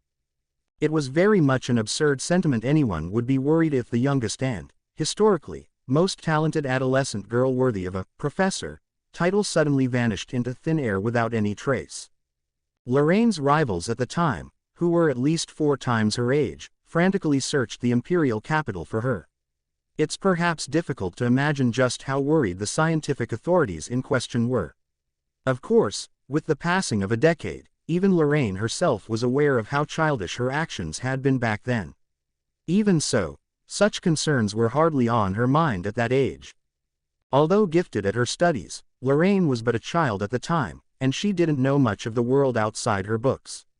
Fortunately, there was someone who had taught her exactly what that world was, a youth adventuring in Malt at the time, going by the name of Rentt Faina. It all began during a search of the forested areas surrounding Malt, a search in which Lorraine had met Rentt for the very first time.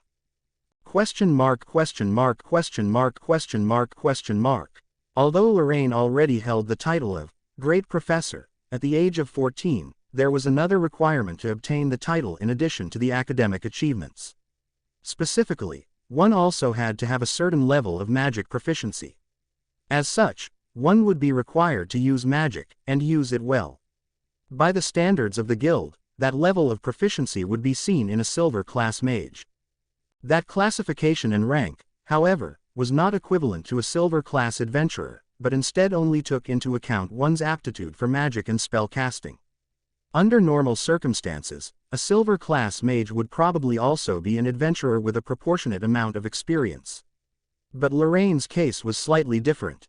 Due to her academic nature and fields of study, she had reached a similar level of magical aptitude without ever setting foot in the field.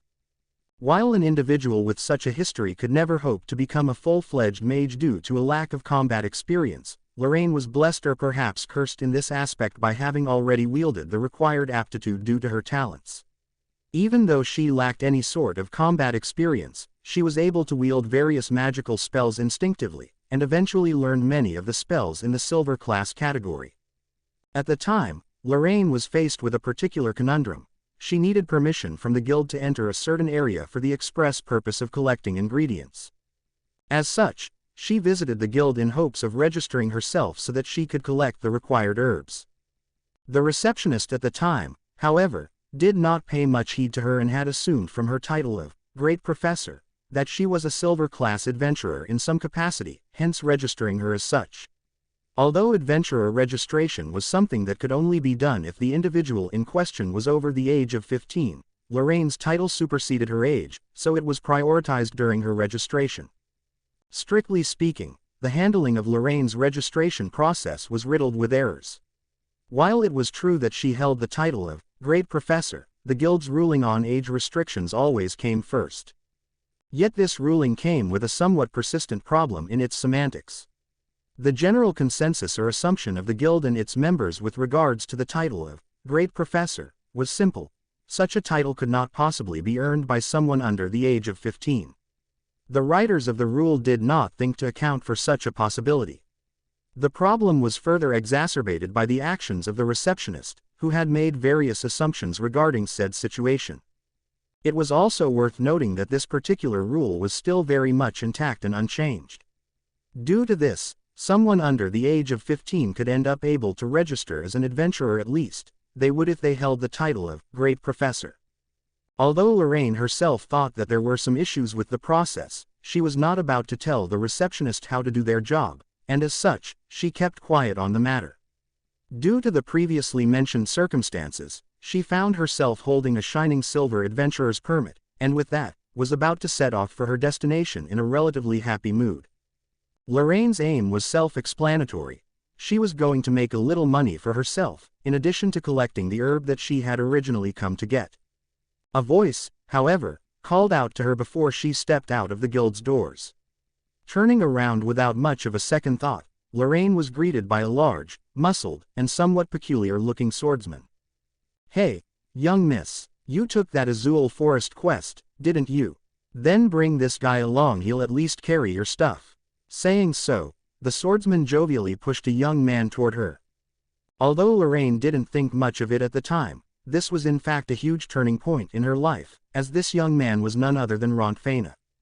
Of course, the swordsman knew that Lorraine would have her reservations. Recommending an adventurer to another in this fashion was not something that happened every day after all. As such, the swordsman readily offered an explanation for his actions. "You see, this guy here is still kinda new. He wants to gain all sorts of experience and usually follows me into the forest to collect ingredients. But then, you see, I'm busy today, something else on the schedule, so I've been searching for someone else to take him out for a bit now. That's when you came along, young miss. So, what do you say? Not a bad deal, right? He'll carry your stuff." Quite the sudden development. It wasn't exactly common practice to bring along someone one has never seen before on adventuring trips. Judging from the conversation, the youth in question was probably bronze class or lower. In other words, they would be nothing more than a hindrance to her, a newly christened silver class adventurer. Just as she was about to refuse, the strange swordsman, once again displaying his telepathic faculties, interrupted Lorraine. "Ha, Don't worry about it, I won't even ask you for a hiring fee. Just bring this fool along with you. The quest you accepted just now was a gathering assignment, right? If you bring him along, your rewards will only go up more hands, you see. Of course, you get to keep everything. And he's going to carry all of it for you. So, you see, come on, young miss. Throw me a bone here. The swordsman was pushy, very much so. He showed no signs of backing down from his outlandish request. And so it came to be that Lorraine, having no choice but to nod, ended up taking a youth she hardly knew along on her assignment. Little did she know, however, that she would soon be thanking this very youth from the bottom of her heart. Question mark, question mark, question mark, question mark, question mark. The azul forest was large, stretching out as far as the eye could see. In fact, it was a bastion of nature, home to all kinds of flora and fauna. Lorraine, having gleaned all of her knowledge from books, knew of the forest to some degree. Seeing it in person, though, was another experience altogether, the many differences between what she saw and what she read about continuing to fascinate her. That being said, Lorraine was not doing too well in her trek through the forest, as she had hardly covered any ground. The problem was not exactly a lack of stamina. If anything, stamina shouldn't be a problem for a 14-year-old. Plus, Lorraine had strengthened her body with various enhancement spells. Unknown to Lorraine, however, there were basic techniques and insights with regards to traversing forested terrain specifically. It was knowledge she did not have. Lorraine found herself getting increasingly tired as she waded through the brush, her stamina seemingly being sapped away by the forest itself with every step. Conversely, the bronze-class youth accompanying her, while much lower in adventurer rank, did not seem tired at all. Conjuring up water from seemingly nowhere, he offered a cup of it to Lorraine, who was currently resting due to her exertions. Glancing at the youth, Lorraine noticed that his tool belt, having previously been empty, was now filled with medicinal herbs of all sorts that he must have been gathering from somewhere or another while she wasn't looking. At her request, the youth handed over some of the herbs to her. It didn't take long for a scholar such as herself to notice that each and every one of the herbs had been harvested correctly and methodologically. Although she had ordered herbs of all kinds from apothecaries and the like before, she did not recall seeing herbs prepared to this degree, nor with such skill. Such was also the case when they encountered monsters. Up until this point in her life, where she had decided to wander into a forest in search of herbs, Lorraine had not fought monsters in any shape or form. Of course, as a great professor, her magic had more than enough power to dispose of the average monster. But seeing as how she was usually accompanied by a companion or escort on her travels, she hardly had any chance to use her magic, as the monster would have already been defeated by the time she had even thought of doing so. This was perhaps why Lorraine had simply stood and stared blankly when faced with a monster. Barring the youth with her, she was alone this time around. It was only at this point that Lorraine realized just how ferocious monsters could be. Her mind was in a daze. She knew that she had to fight, that she had to cast a spell of some sort. Her body, however, did not move. It was then that the voice of the youth rang out, snapping her out of her stupor.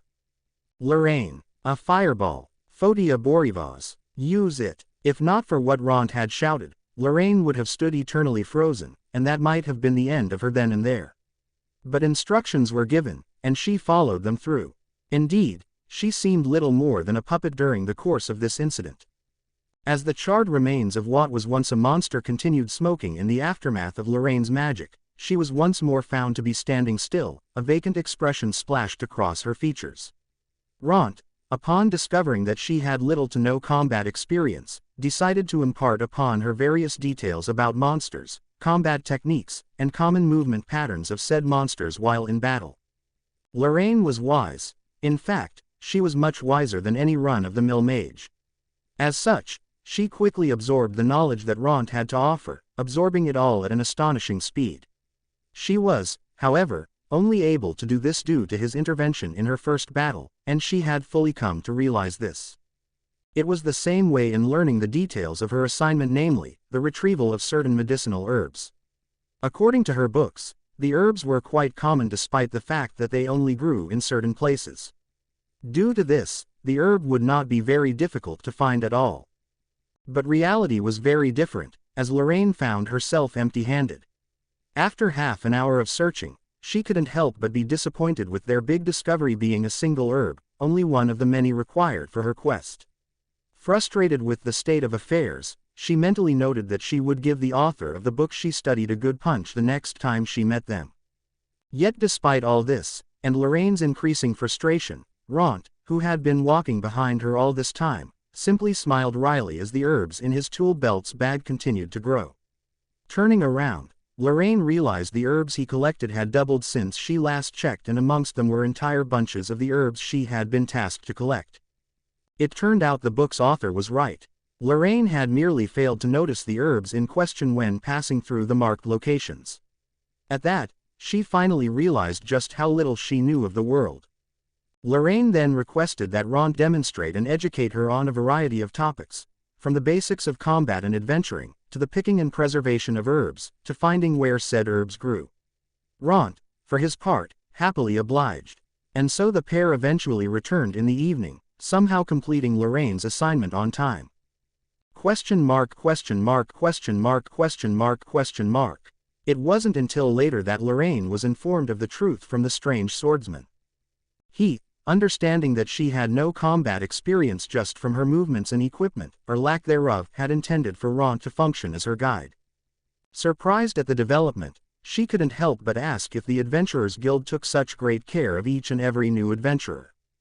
However, this was not the case, as Rentt, who had been stationed at the tavern at the time, had simply taken notice of her. Discussing the matter with his swordsman companion, Rentt realized that Lorraine would probably not come back alive if she were allowed out into the wild as she was. This was why the two had hatched a plan to approach her, introducing Rentt as someone to carry her bags so as to avoid hurting her pride. While Lorraine had felt that their little scheme was troublesome and, to some extent, time-consuming, she was grateful for their intervention. It had ultimately saved her life. Once again, she realized just how constrained her knowledge of the world was, since she had barely seen anything beyond her books, or her fingertips.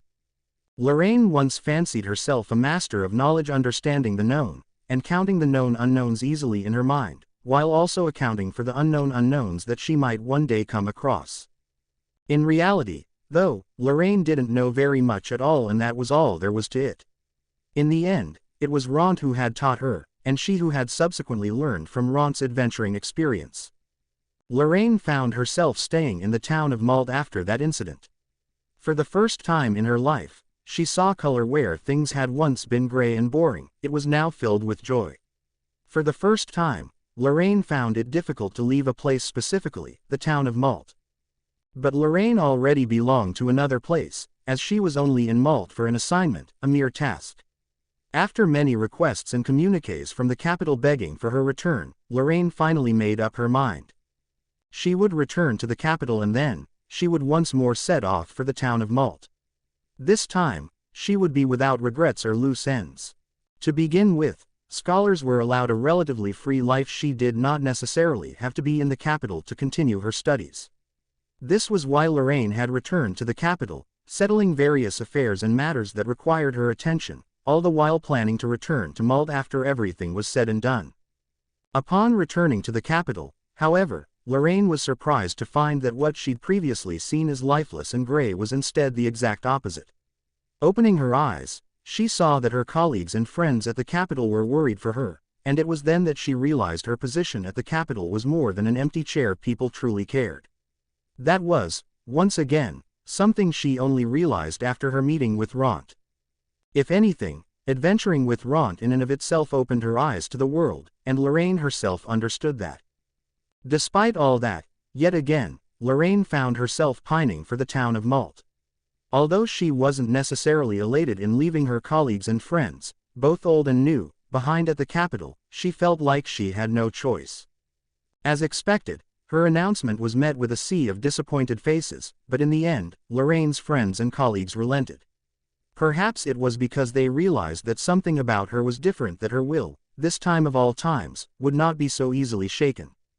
In exchange for her request, however, there was one condition: Lorraine was to return to the capital once every year.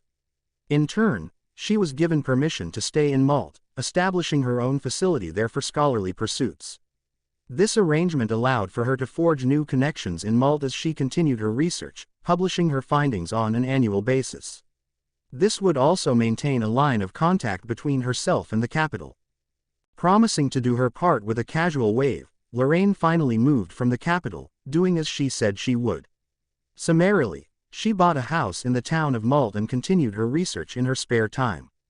It was then, however, that her slovenly nature finally reared its ugly head. Although Lorraine's passion and love for research was true, as reflected by her relentless pursuit of knowledge, her punctuality with regards to communications left much to be desired. While she had initially been relatively punctual with correspondences, that would quickly prove to be more of the exception than the norm. While missives from the capital always arrived on time, Lorraine found herself hard-pressed to respond. Even her promise to return to the capital once a year soon fell to the sidelines, as year after year passed with Lorraine occasionally entertaining the notion here and there. Before she knew it, she had tasked Rentt with replying to her letters and planning her homecoming trips. The reason for this was somewhat simple. One of Lorraine's friends from the capital, understanding the futility of the entire venture, had written to Rentt, asking him to take care of Lorraine to the best of his ability. It would seem that the friend in question knew Lorraine and her tendencies well. In reality, Lorraine depended on Rentt from the very start. Everything from purchasing her house to her living arrangements was casually left to him, who took care of more than half of the overall procedures. Rentt taught Lorraine various kinds of life skills, often repeating himself until she, too, was able to take care of herself in a reasonable way. Should she fall behind on her duties, Rentt, on one of his many visits, would sort things out for her. But this was not exactly something Rentt had done for free. In exchange for his domestic help and assistance with other affairs, Lorraine taught Rentt a great deal of things from her end of the table. For all her faults, Lorraine was still a great professor and scholar. More accurately, she was one of the best scholars when all things were said and done. In other words, while Rentt would have normally had to pay a handsome fee for a tutor of Lorraine's caliber, he instead did all her housework and chores, receiving the lessons in return as payment. Rentt did not set out with this in mind, however. For starters, he knew little of Lorraine's history. He had only inferred as such from tidying up her fallen books, with Lorraine explaining the rest after his initial questions. While Lorraine did not exactly lie, she didn't really tell Rentt much about her past, either specifically not about how she had abandoned her fancy life in the capital to live in Malta, or how her friends had tried to stop her, or the fact that she still wielded some influence in the affairs of the kingdom, or about the fact that she was one of the best scholars in the land. Thankfully, the person she was speaking with was Rentt. Although she wasn't sure if he believed her explanation, Rentt didn't dig further, and he left matters as they were. 10 years would eventually pass. Lorraine, for her part, was happy with the arrangement. She was content, and she wished that it could go on forever, perhaps, at least, up until her death. If Rentt wanted to continue adventuring, that was fine. She was content with just watching and standing by his side. In fact, Lorraine was all right doing her research, as she always did, with Rentt close by. She was fond of the meals they sometimes shared while talking about mundane affairs. She did not have the slightest suspicion or doubt that these days wouldn't continue indefinitely. But one day, Rentt Faina disappeared. Lorraine was filled with a foreboding sense of apprehension, as it was unlike Rentt to not show up for several days in a row. Thoughts of him falling to monsters filled her mind. If that were indeed the case, Lorraine found her heart filled with a swirling chaos. It was a violent force, one that she'd never felt before. She very much wanted to patrol the streets, shouting Rentt's name as she searched. That was how she felt. In her bright and logical mind, however, Lorraine quickly realized the futility of such a venture. If such a method proved fruitless, one would simply have to change the methods at hand. It would be prudent to ask other adventurers to search for him. Money was of no import. She did, after all, have a fair amount of savings. Just as she was about to raise her quill, Lorraine was interrupted by a familiar sound from her door's knocker, a familiar, rhythmic knocking. In her 10 years of residing in the town of Malta, Lorraine had many friends and had forged quite a few connections. It was possible that her visitor could be one of these many friends. However, there was something else about this sound, something different. Lorraine, with her typically inquisitive mind, quickly discerned the special characteristics of this knock's rhythm. There was no mistaking it. Only one person knocked in this particular way. Rentt Faina. With that thought in mind, Lorraine wanted to rush out to be sure that it was indeed him, but that would no doubt be seen as strange. In any case, Rentt lived. That much was enough for her. Yet Lorraine couldn't help but notice something else. In all his years of vising, Rentt had rarely knocked. The fact that he was currently knocking meant that something was wrong, or at the very least, different. Under normal circumstances, Rentt would probably enter on his own after a while. That was how it had always been. This was the reason why Lorraine decided to meet him as she usually would. There was just one problem, however. She was usually asleep on her sofa by this time of day. With that in mind, Lorraine decided to do just that. Running her hands through her hair to give herself a frazzled appearance, Lorraine lay down haphazardly upon the sofa and closed her eyes. It was then that a familiar click resounded through the room. The doorknob had been turned. With the approaching footsteps came a familiar voice. Quote, "Hey, hey, wake up, question mark, question mark, question mark, question mark, question mark." Ever since then, Lorraine had been visiting the guild on my behalf, handing over ingredients and magic crystals that I ended up gathering on my trips through the dungeon. She was, of course, provided with gold for those materials. While I once had to save religiously and monitor my expenses, I now found my pockets considerably heavy. In the end, Lorraine herself purchased the vial of slime fluid from me for a pretty sum of coin, at that. Although it was a somewhat valuable ingredient to the guild, there were no rules dictating who I could sell my spoils to. That was up to the discretion of each adventurer. Lorraine was somewhat skilled in alchemy to begin with, and she often made her own medicines and potions. In return, she needed a variety of materials to work with, and it just so happened that I was carrying one of those ingredients, an expensive ingredient, I may add, for which she paid a fair price.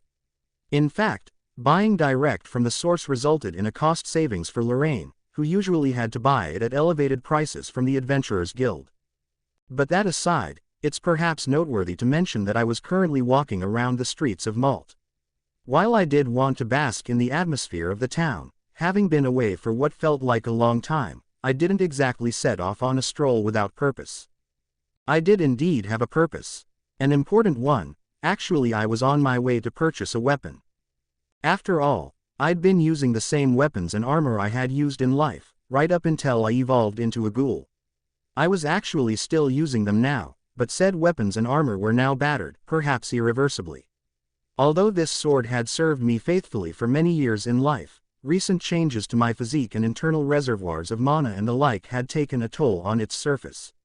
The sword was now jagged and visibly damaged. Perhaps that was a given. I had used the spirit arts only once a day and never even thought of infusing my weapons and armor with divinity or magic. Due to those considerations, I'd mostly purchased cheap equipment. Considering the fact that I had been using magic, spirit, and divinity repeatedly over the past few days, the resultant toll on the blade was to be expected. It was unfortunate, yes, but there was nothing much I could have done about it. While I had intended to use it for one more year, I did not have any other weapons on me, so my continued abuse of the weapon resulted in the current situation. It was truly a tragedy. The combination of various factors, such as the overall increase in my abilities resulting in more efficient monster hunting, Tarina returning my change after purchasing my robes, and even my resultant sale of monster materials, it all contributed to one thing: I was now considerably well off. So much so that now would be a very good time for me to invest in a new weapon.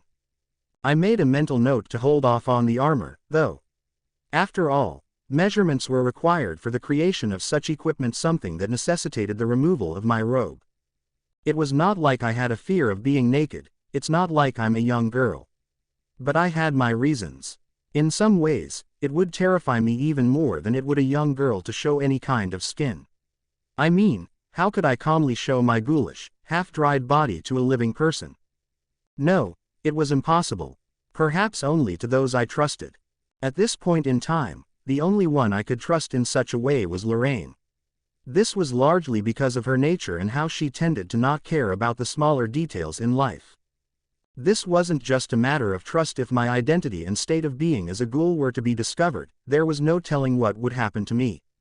As such, it was difficult for me to show myself to anyone but Lorraine at this time. This was the reason why I only set out to purchase a sword today. Finally reaching my destination, I looked up at the shop's familiar signboard. Then, with a deep breath, I steeled my resolve, and entered through its doors. Question mark, question mark, question mark, question mark, question mark. Welcome, huh? The voice of a woman greeted me as I entered the shop.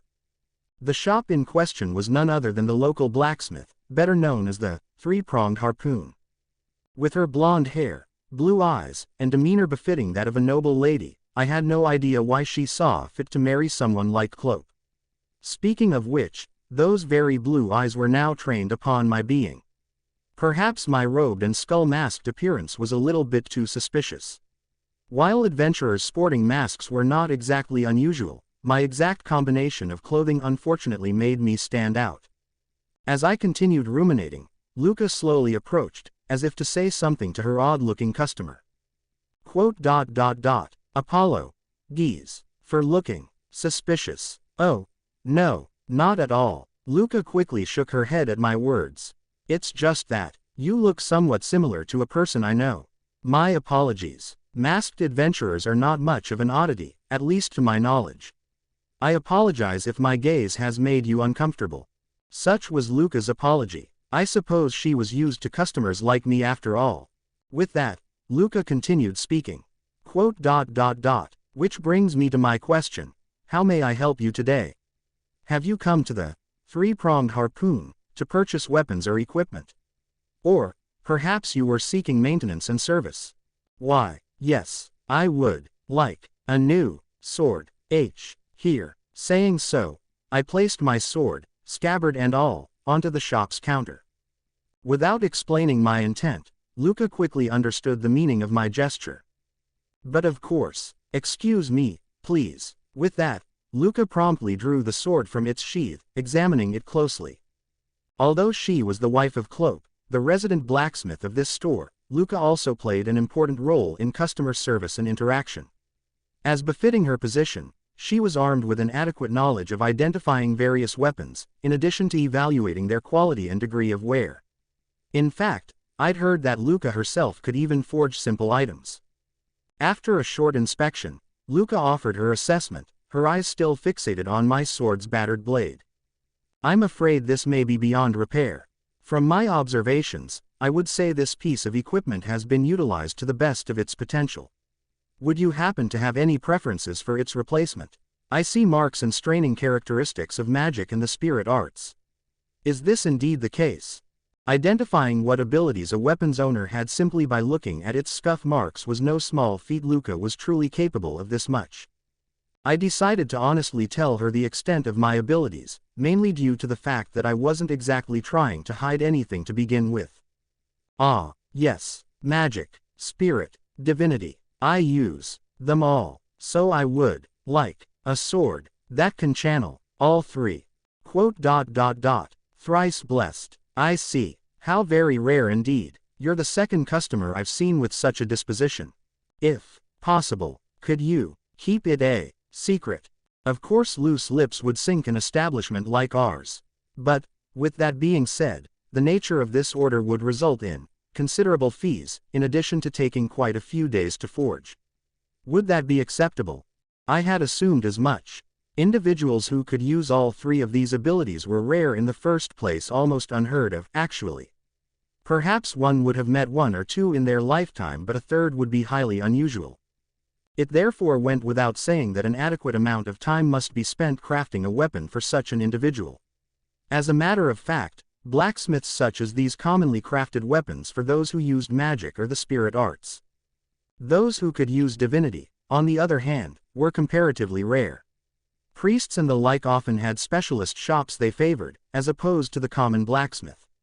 Because of all this, the nature of my order made it a rarity in and of itself.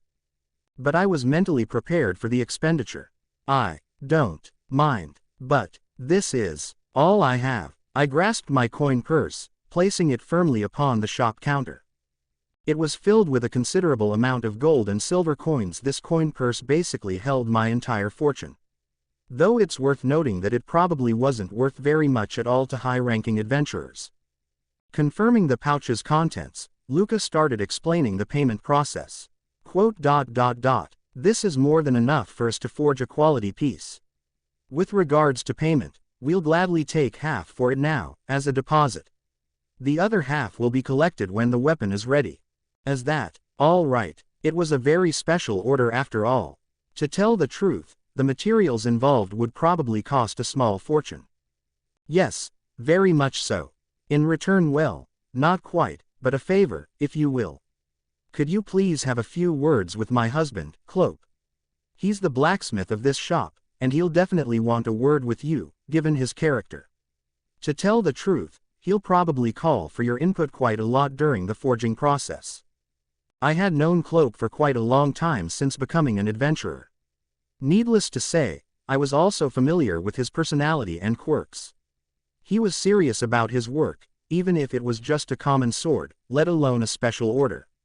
He would surely have me test the blade over and over again as he continued to forge it. I knew Cloak all too well. This was why I half expected what Luca had to say, and I promptly nodded at her words. I do not mind when he needs me. Contact Scholar Lorraine. I explained to Luca that Lorraine had kindly allowed me the use of her abode while I was in the town of Malt. At those words, Luca's eyes widened, more than they ever had before. That was, however, quickly replaced by a well-practiced smile. "Oh, of course, I understand. Well, then, first, I'll return this to you." Removing half of its contents, Luca picked up my coin pouch and handed it back to me. "I am sure Cloak will have many questions for you regarding the new sword you wish to have forged." And with that, Luca led me to the back of the shop, into the smithing chambers. The back of the store, where I had been led, contained the smithing chambers, forge, blacksmith, hot steam, and all. As expected, a muscle-clad but somewhat slim man was swinging his hammer calmly and methodically, striking red-hot metal over and over again. I steeled myself. He was impossible to talk to when he was like this. As if reading my mind, Luca had a similarly penitent explanation to offer. Quote, "I do apologize. You may have to wait for quite a while. He'll be ready to speak in, say, an hour. It might be better if you spent your time at another establishment while waiting." A truly apologetic expression. Perhaps a first-time customer might be taken aback at these developments. I, however, was not, having known Cloak for so many years. It was a quirk of his to fall into an almost trance-like state when he was hammering out a weapon. That's just how he was. Of course, speaking to him in this state was impossible.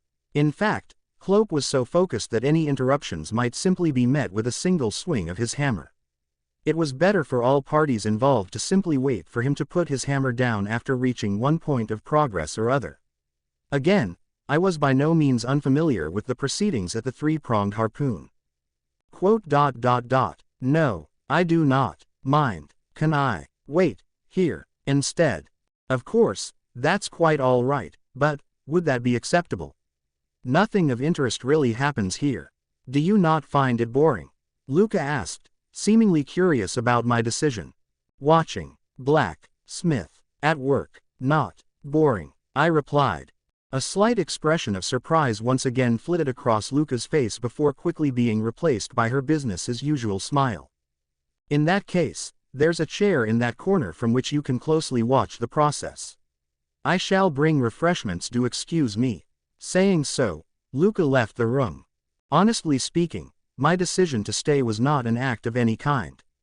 I genuinely enjoyed watching skilled individuals perform their work. I found that those who were at all skilled at their craft had a sort of flow and rhythm to their work. It was something one could feel just by spectating. Cloak was, for his part, unmistakably an extremely skilled blacksmith, and one could feel a sense of fluid beauty in the various aspects of his work. There was no way I could find such a spectacle boring. No way, indeed.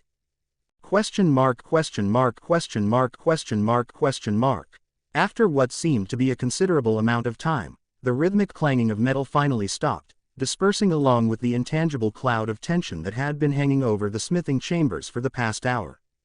Cloak held up the sword he'd been working on and slowly smiled. It was plain to see from his expression that this was a piece he was very satisfied with. I, too, felt that it was a thing worth celebrating. At that moment, though, Cloak turned around to face me. My bad. Kept you waiting, huh? From Cloak's words, I could see that he had indeed noticed my presence. He was merely too focused in his work to greet me. A first-time customer would probably offer a complaint or two at this point. But the nature of his work meant that it couldn't simply be stopped midway through. I, for one, had no qualms with that. This was why I answered. Not at all. I don't mind. It was interesting. Upon hearing my words, Cloak smiled. And here I was thinking it's pretty rare for Luca to bring someone in here. Seems like you're an interesting guy. Cloak's expression was more befitting a battle-worn warrior staring down an adversary with an unfaltering smile as opposed to that of a typical blacksmith. His facial features, however, indicated that he was a little more ahead in his years. Somewhere in his 40s would be a good estimate.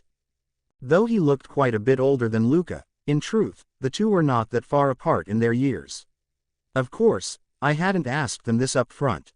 It was more of a conclusion I'd gleaned from Cloak's statements across the years. Particularly telling was the one where he claimed Luca was his childhood friend, hence my assumption. Although the practice of directly asking for someone's age wasn't non-existent, it proved extremely difficult to pose such a question when faced with the pressure emanating from Luca's unfaltering smile. Basically, one would probably not find out even if they had asked her directly. I don't know about being interesting, but I was told you could forge me a sword. Oh, would you like a piece specially order-made? There are many swords already displayed out front, though, and they're all high-quality pieces, I can attest to that. Instead of an expensive custom order, maybe you'll find one that fits you if you looked around. Cloak was a blunt man, and one of not too many words. While someone who was unfamiliar with him would simply assume that he was turning down my request, the reality was quite different. Cloak was only concerned about customers unnecessarily spending copious amounts of money.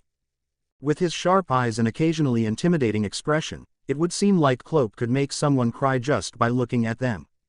To make things worse, half of his statements sounded like threats or expressions of displeasure. But I knew better than anyone else that Cloak, contrary to his appearance and mannerisms, was actually a very gentle person.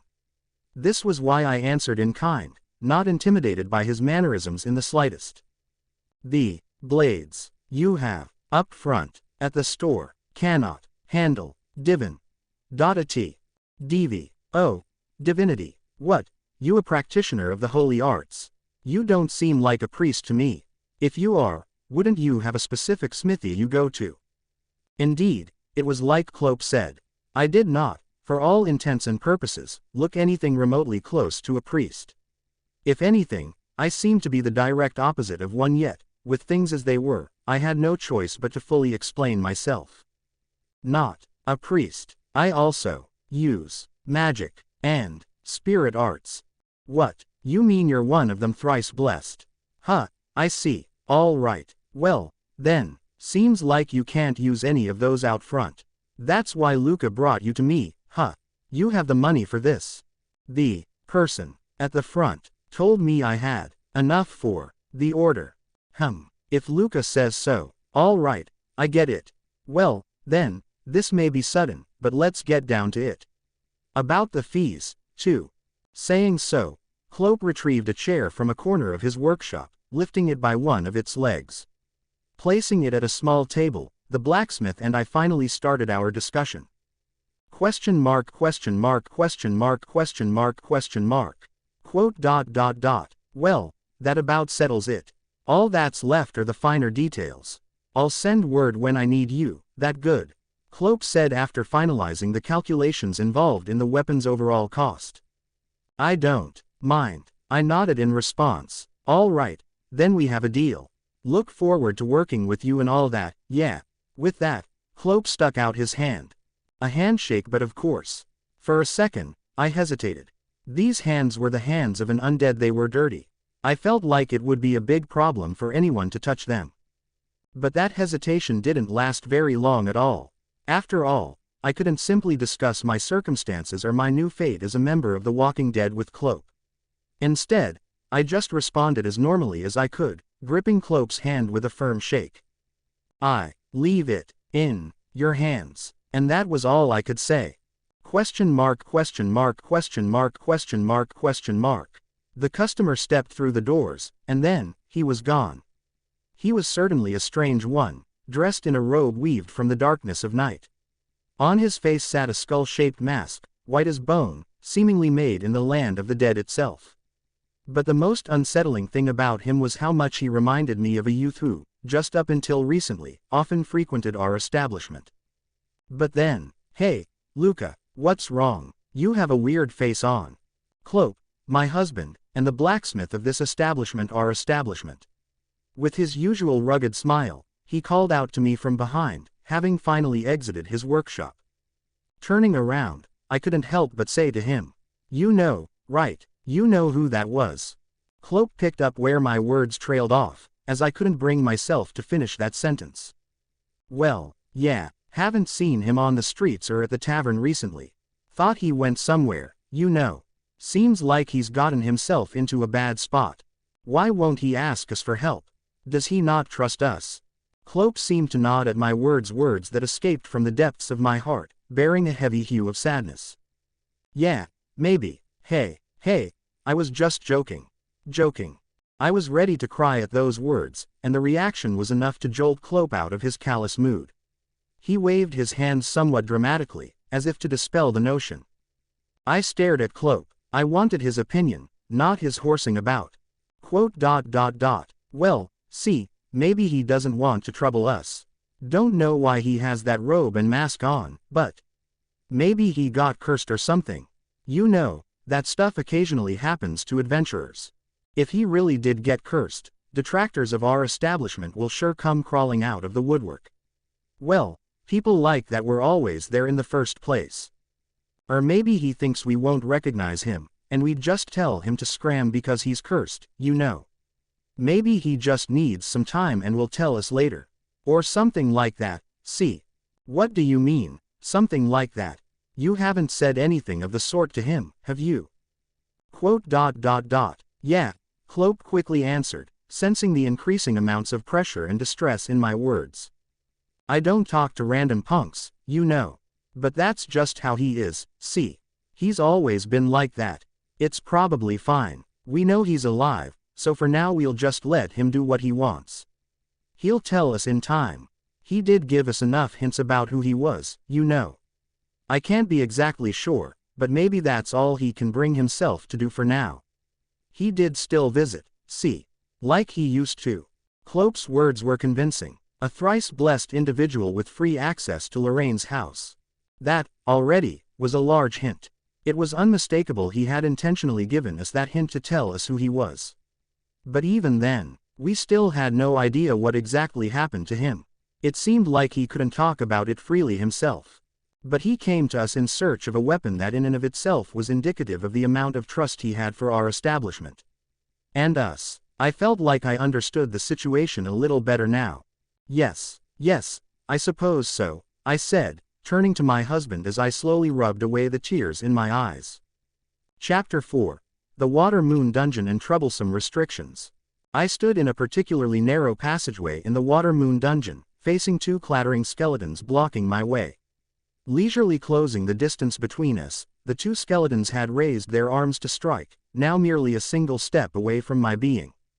My sword, however, had other ideas, cleaving into the skeletons right before their attacks could land. In the next moment, the two skeletons had been slashed into neat halves, once more scattering into unidentifiable piles of lifeless bone. Bending over, I searched through their remains, looking for magic crystals. The crystals were small, about the size of my little finger. Placing them in my trusty tool belt's bag, I once again set off on my journey through the dungeon. A day after placing my order at the three-pronged harpoon, I'd set off once more. To where, you ask? Why, there was no other place. I had to chart the unexplored area where I had first laid eyes upon the dragon. Even if the dragon's presence was now long gone, I had to at least inspect the surroundings. A simple report to the guild would not suffice, they might not even believe me. As such, I decided to go in person, such was my assessment of the situation. As for my weapon, Clope had handed me a loner sword instead so that I would have something to use while waiting for my custom piece. He wouldn't even charge me, he said. The sword in question, while capable of channeling magic and the spirit arts, was apparently incompatible with divinity. But taking everything into consideration, it was a sword of acceptable quality. If anything, it was much better than the weapon I'd been using up until now. Plus, its compatibility with magic and the spirit arts meant that I could freely use the relevant techniques without forcing it through the blade. It was a great quality of life improvement. I was a creature or perhaps adventurer of habit after all. Having placed an order for my new weapon in addition to finishing the rest of my errands, there was only one thing left to do: explore the dungeon. With that in mind, I made various preparations, adequately informed Lorraine of my departure, and then duly set off for the Water Moon dungeon.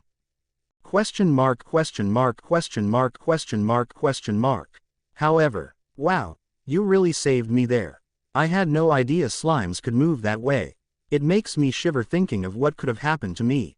The person next to me said, walking alongside me as he repeatedly slapped his large hand against my dried, but thankfully robed, shoulder. He seemed to be a swordsman of some kind, and in his 40s. The keyword here being that he seemed to be someone of that nature. The way he moved in his prior battle was problematic at best. I could tell that he didn't quite have the knack for it, and hardly practiced, either. I had just happened to pass by as he was struggling with defeating a slime. I couldn't just leave him to die, now could I? However, it was standard practice and knowledge amongst adventurers that one was responsible for one's own self when exploring dungeons. Other adventurers were not necessarily obligated to help their compatriots, even if said person was in a life or death situation. In fact, if an adventurer were to die while exploring a dungeon, their fate would merely be chalked up as a result of their inherent weakness and lack of strategy. At least, that was public opinion on such affairs. With that being said, though, adventurers were also human. Just as there were humans who harbored ill intent, there were adventurers who desired to do good, and it wasn't strange for the latter group to rescue individuals in trouble. But such decisions had to be made quickly, as many a life had been lost to a ponderous potential rescuer taking too long to decide if they should come to the unfortunate victim's rescue, or not. Adventuring wisdom dictated that one was to focus one's efforts on self-defense, and to only help others if they could afford to do so.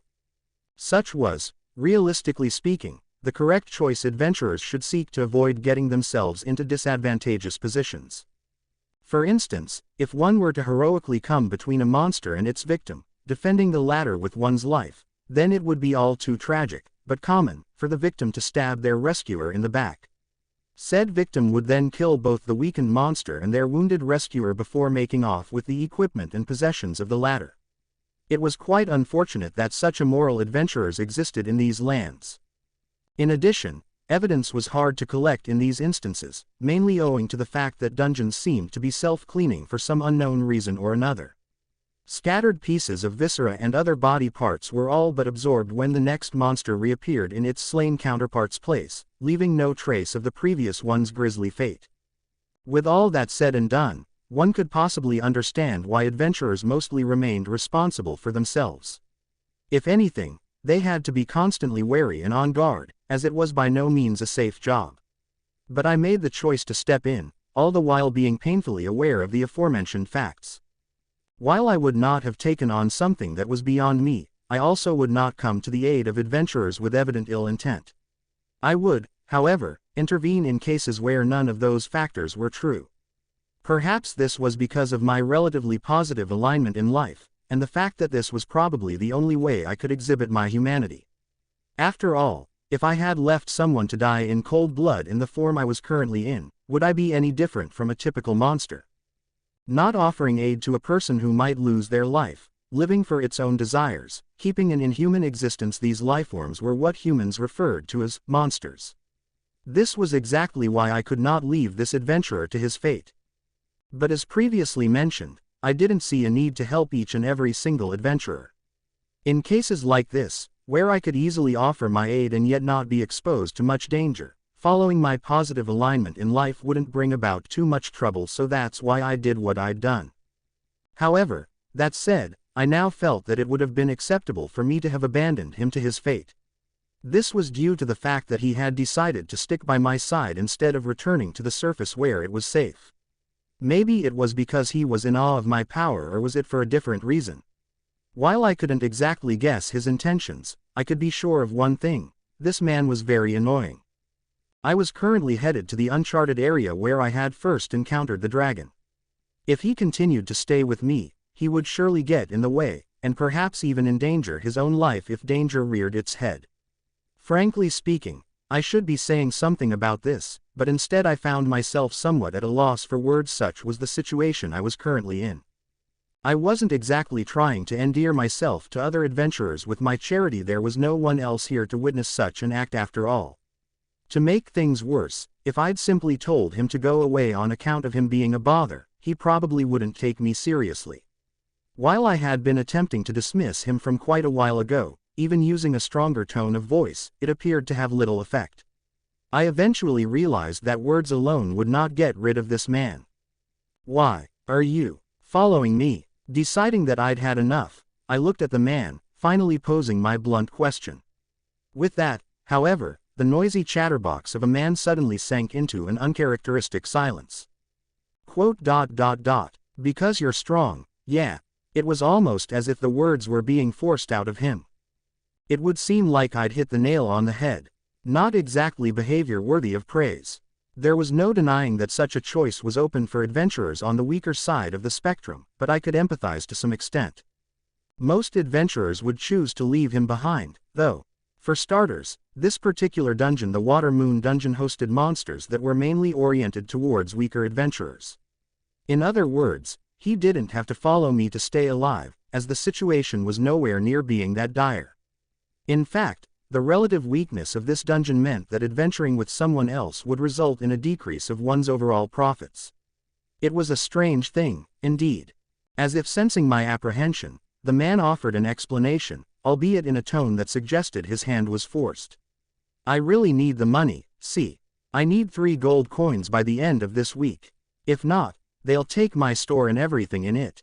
Deciding to inquire further, I pressed the man for more details. It seemed that he was the proprietor of a small restaurant, but said restaurant had fallen on hard times as the years went by. Eventually sinking into debt by borrowing money at aggressive rates, the man had fallen into decrepit poverty. The restaurant would be repossessed if he didn't pay an installment of 3 gold coins, or alternatively, pay off his debt of 50 gold coins by the end of the week. With no ideas on how to quickly earn large amounts of coin, the man had turned to adventuring instead, convinced that it would earn him what he needed. With so little time, the method was reckless at best. While it wasn't impossible to earn said amount in such a short time, it would be very, very difficult indeed. After all, even considerably more skilled adventurers would take about 5 days to earn 50 gold coins. This man, however, lacked such skills, and he himself was aware of this. And so, this would be the reason why he'd been sticking with me all this time. "If you want to do that, you would be at the New Moon, not here, right?" There was one other dungeon near the town of Malt, a large-scale dungeon commonly referred to as the New Moon Dungeon. Compared to the moon's reflection, many different types of monsters inhabited its halls. A skilled adventurer with a higher rank than me would probably be able to make such earnings there. If, say, a skilled silver-class adventurer put in some effort in the New Moon, 50 gold coins was not as unrealistic as it sounded. It mattered little if I allowed him to follow me or if he was following me of his own will. Both posed notable problems. If we came across a stronger monster, he might lose his life in a split second, owing to the fact that he was not very skilled in the first place. With that in mind, I came to the conclusion that this man wasn't exactly making the best decisions since the odds were greatly stacked against him. With some concern, I expressed my observations to the man. I said I would do it, you know. Earn all that coin. I can't believe I'll have to go back empty-handed. It seemed like all the strength and bluster had left his words. Perhaps that was to be expected. A companion who was unskilled was nothing more than a hindrance in a place as unforgiving as the dungeon after all. Even if they were to be tasked with carrying items and equipment, they would at least need to have the ability to escape and return to the surface in the event of any emergencies.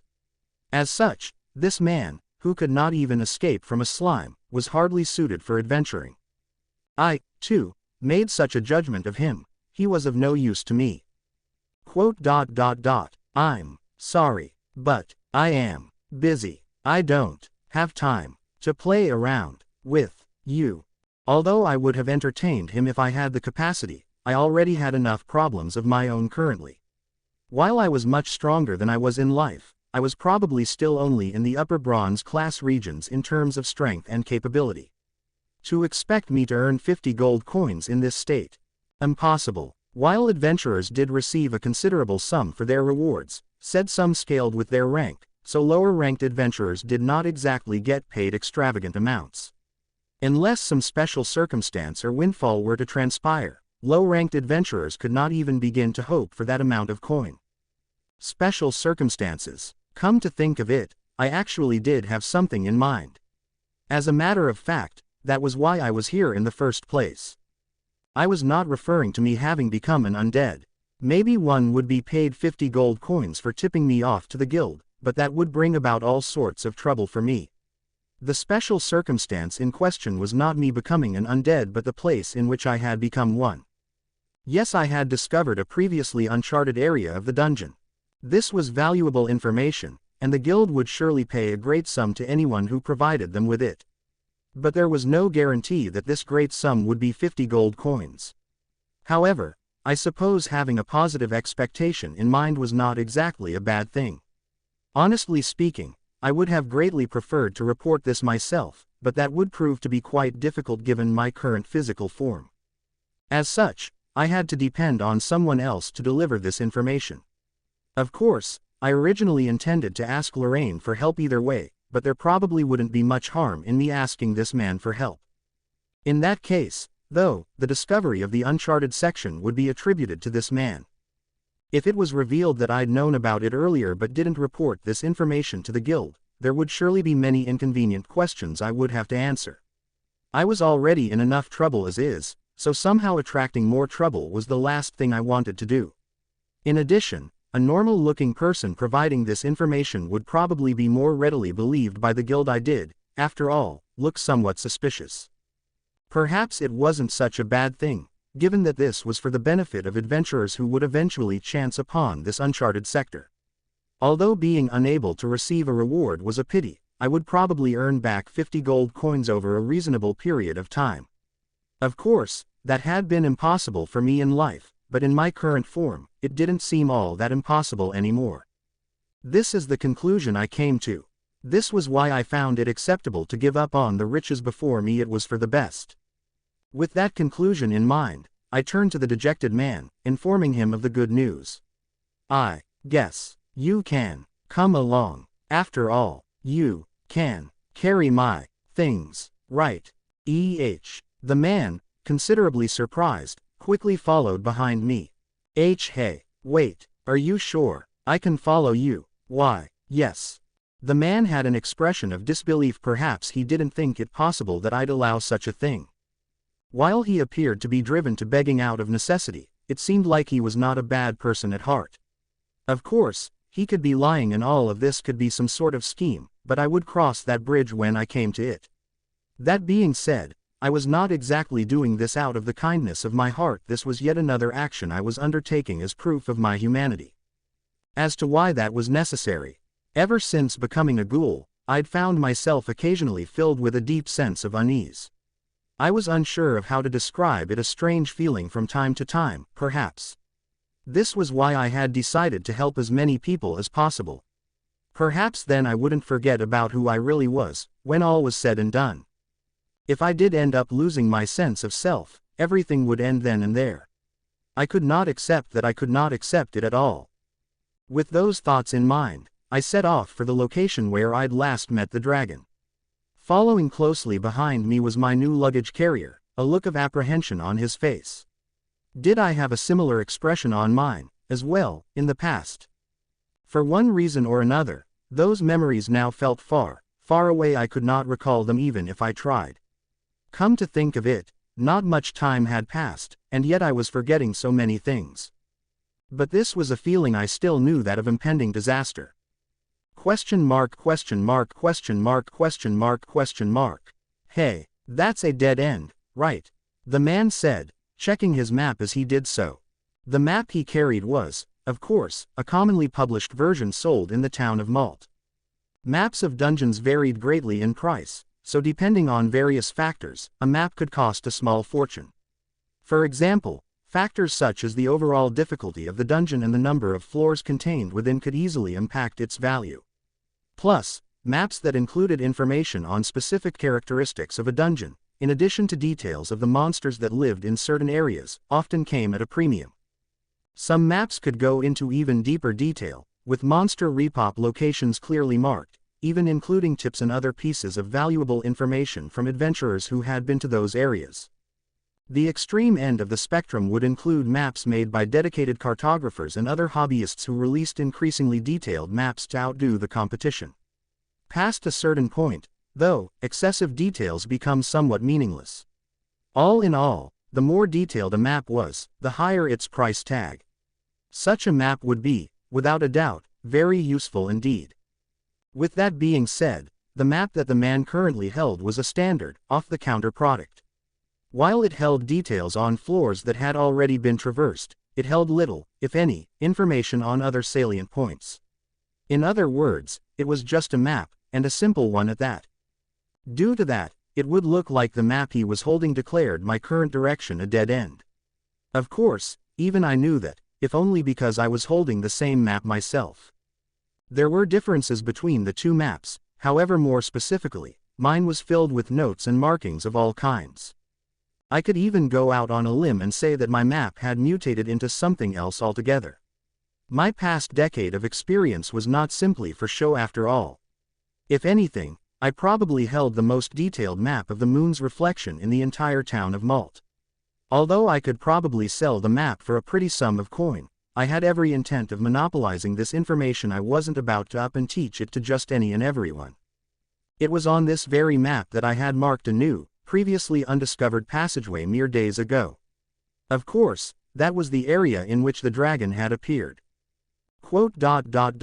Just get over here. Although the man didn't seem convinced at all, he had no choice but to move as I'd instructed him to, giving in to my request in the end. It had become obvious to me as I walked with him that this man had little in the way of combat prowess.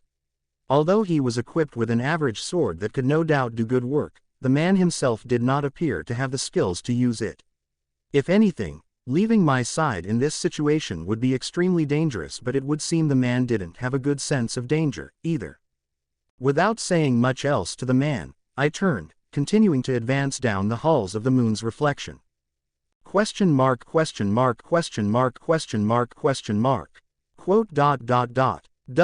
is this? What? But it's not on the map. Evidently stunned, that was all the man could manage to stammer out as we emerged on the other side of the passageway. I already knew what the man had to say. I had felt the same way when I'd first discovered the place. In fact, so taken was I by the discovery, I had simply walked straight into the place, unaware of the dangers that lay ahead. Indeed, it was a very dangerous and foolish thing to do.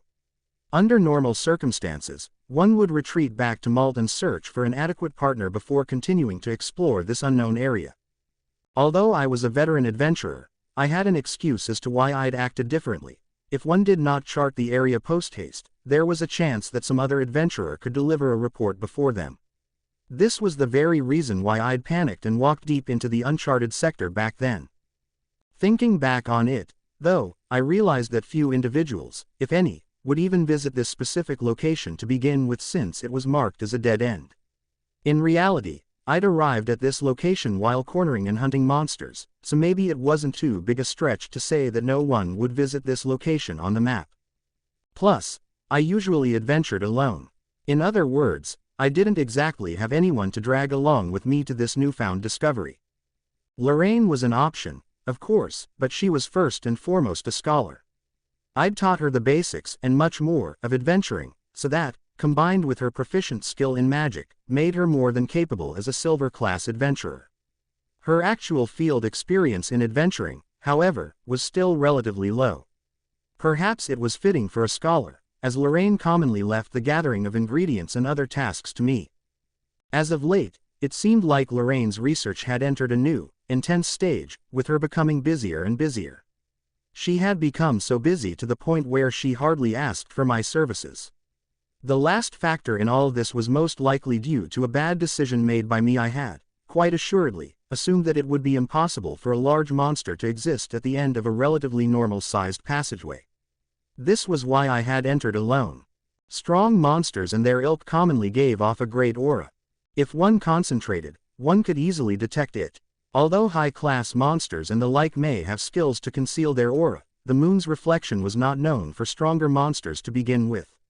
Even if a special monster of sorts lay in wait for me, I was confident I would have the ability to do something about it. Of course, by that, I did not mean engage with it in combat, but to instead ready a proper plan and route of escape. With that being said, I had no idea what to expect. I was simply working with the assumption that the chance of such a powerful monster appearing in the relatively more forgiving moon's reflection was somewhat low. One could hardly be considered an adventurer in good capacity if one remained constantly worried of the unknown. But to be fair, I didn't exactly give the matter much thought at the time, resulting in my encounter with the dragon. Thinking back on it, perhaps there really wasn't much I could have done. In addition to the dragon not giving off an aura of any kind, my body had refused to move when I attempted to run. It wasn't exactly an opponent that could be beaten by numbers or simple strategy. Even though I was somewhat careful, I had met with it, and that was the end. Reflecting on the past did me little good. I simply didn't have any good information to work with at the time. I turned my attention back to the present, and to my current foray of returning to the same spot, but I didn't feel that anything was amiss here. I couldn't feel the dragon's presence in any shape or form. Although it could easily appear suddenly as it had in the past, there was nothing I could do about such a possibility. Part of adventuring was learning how to take risks after all. If something like that really did happen, I could use the man behind me as bait and escape. It would be extremely immoral, yes, but my hand would be forced in such a situation. Thinking about it logically, if the dragon had two targets, one of them could possibly make it out alive. Even though the man in question would receive the money he needed if we were successful in our expedition, he had come all this way without knowing anything of the risks involved. I tried to convince myself that this was acceptable but ultimately failed to do so. This was a terrible thing to do. But there was nothing much to be done about it now. Let me walk ahead. At the very least, the man hadn't rushed off on his own. If he stayed behind me, his chances of survival would at least increase somewhat. If a dragon had appeared before him like it did during my previous exploration of the sector, it would all be over. With me walking ahead, he would probably have some distance to work with. I advanced along the path, creeping along at an overly cautious and slow pace. The passageway was not very different from the ones that we'd been walking along all this time. It appeared to be populated by the likes of skeletons, goblins, and slimes, none of which gave me much trouble. Though the man had tried to assist me in combat, it was clear that he lacked any sort of skill in that department. I suppose people truly did make impulse decisions out of curiosity or necessity. Maybe he could have trained to become an adequately skilled adventurer in time, but this man's time was up in a few days. Even I couldn't train him up in such a short amount of time. The man should give up adventuring and that would settle it. However, with his shocking lack of skill, the guild probably wouldn't be so willing to believe that he had discovered and charted an unknown sector. As such, I decided to impart unto him some basic skills, as well as knowledge on escaping from monsters. If he knew that much, the possibility of him reaching this area would not be too far-fetched. It would at least be somewhat possible. This was a relatively lower-level dungeon in the first place. Continuing to progress down the path, we reached it at last, an open, cavernous space, stretching out from beyond the end of the passageway. The place where I had met the dragon, and the very same place in which I had turned into a skeleton.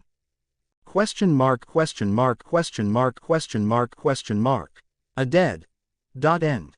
Seriously. Breaking away from my slow but cautious advance, the man left me behind, walking into the middle of the cavern. After looking around at his surroundings from the middle of the chamber, that was apparently all the man had to say. It was as he said. The cavern really did appear to be a dead end of sorts. A disappointing discovery, if nothing else, to think that, after all this time, this previously undiscovered sector had nothing to show for its mystique other than an empty chamber. Perhaps it was typical for a human being to feel like there should be something at the end of the tunnel, maybe a treasure of sorts, or even a monster of some kind. In many ways, though, it was safe to assume that whatever had been here at some point in the past was now gone. Basically, that would be none other than the dragon I had encountered. If that were indeed the case, then all that was left here would certainly be nothing more than a large, empty space. It was somewhat lonely. The man circled the chamber, as if to check for a forgotten detail or something. As if on cue, his voice soon rang across the chamber. Hey, there's a gap here, the man said, with newfound vigor. Deciding to affirm his discovery, I walked forward, pausing to inspect said gap. Sure enough, a hole was present, in addition to a small but constant breeze steadily streaming out of the dark crevice. It seemed that his discovery was sound, as something appeared to lie beyond this hole in the wall. With that in mind, I placed my hands on the cold, damp walls, feeling for any suspicious mechanisms. It didn't take me long to find something fitting that exact description, a depression of sorts, which I immediately pressed down upon. With an audible click, part of the wall slowly slid up, exposing a new path. A hidden passage. Oh, yeah, seems like it. Really, though, wow, if you report this uncharted path and hidden passageway to the guild, wouldn't you be rewarded pretty generously? The possibility was undeniable. Thinking that I'd solved the man's debt problems, as well, I turned to face him, only to find him nervously shaking his head. No, of course, I understand that you found it first. I'm just following you, and I can't fight any monsters after all. I won't say anything, not a thing at all, about how we found it together. Still shaking his head, the man continued his self-deprecating monologue. I had assumed that the man would at least ask for a small cut of the profits, having come all this way with me. So it was somewhat unexpected for him to say that, although a large sum of gold would indeed be useful to me, I couldn't exactly spend it anywhere I wanted, especially given my current appearance. But it wouldn't be a bad thing if I were to simply earn a large sum here and now, slowly spending it as the days passed. Perhaps I was being a little too charitable, but then again, it was impossible for me to report my findings to the guild. I have no interest in the reward. Better for you to take the reward. More importantly, the path stretched on, leading into the darkness. I found myself more drawn to what lay beyond this hidden door, and I set foot through it, not stopping for a second to hear the man's response to my statement. ?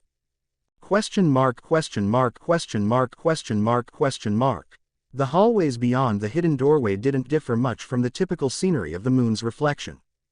While the strength of its monstrous inhabitants increased, they were hardly noteworthy, being slime subspecies and the like. Specifically, they were called poison slimes. In addition, some soldier skeletons were wandering about, their bony appendages equipped with cheap-looking swords and battered equipment. Although I wasn't at a level where I could ignore them altogether, they were opponents I could safely fight and defeat, as they were by no means challenging. This particular passageway quickly proved to be shorter than the previous one, and we soon found ourselves in yet another open space.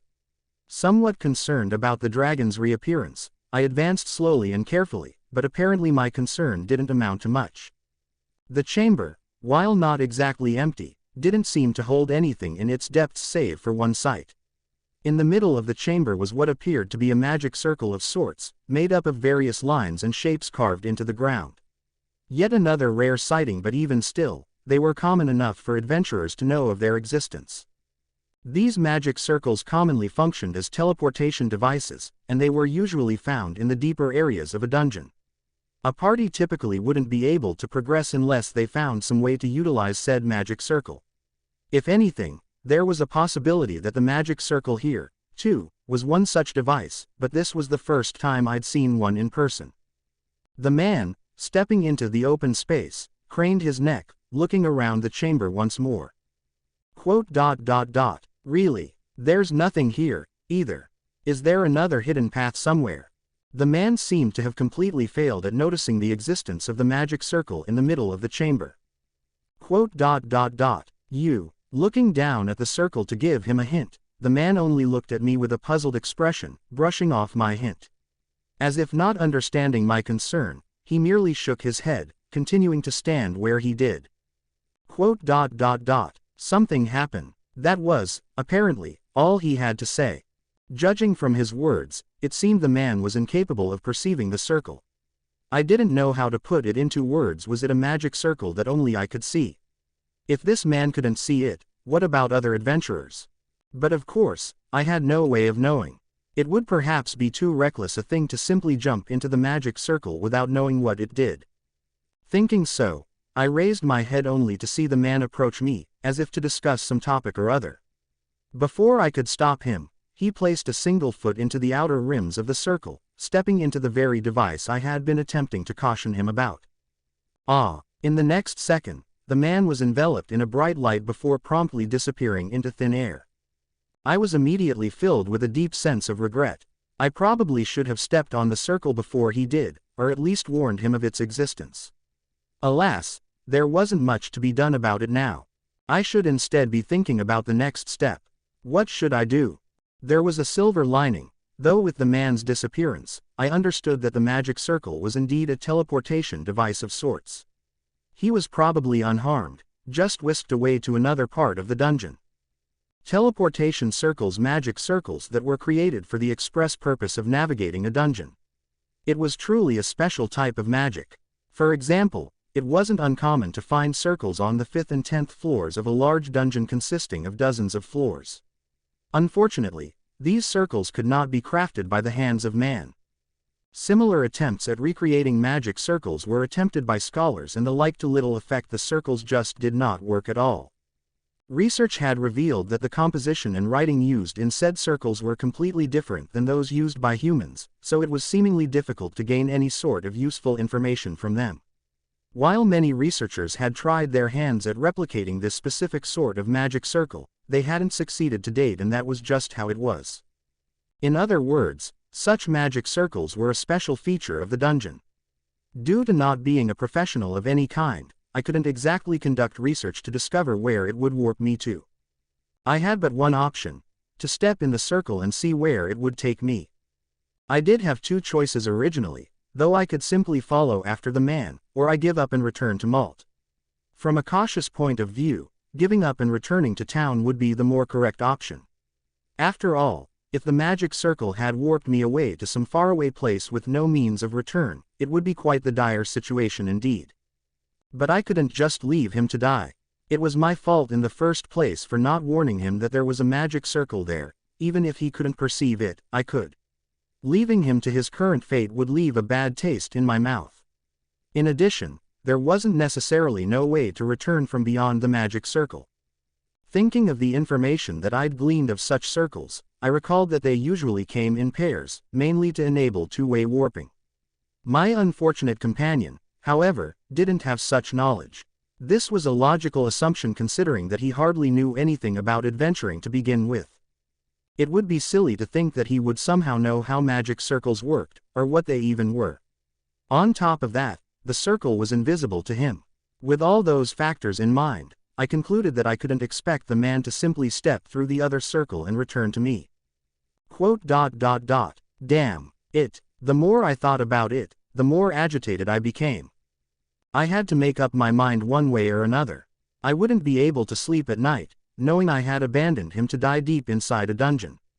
Slowly approaching the magic circle, I stared at its softly pulsing lines for a short while before finally stepping into its confines.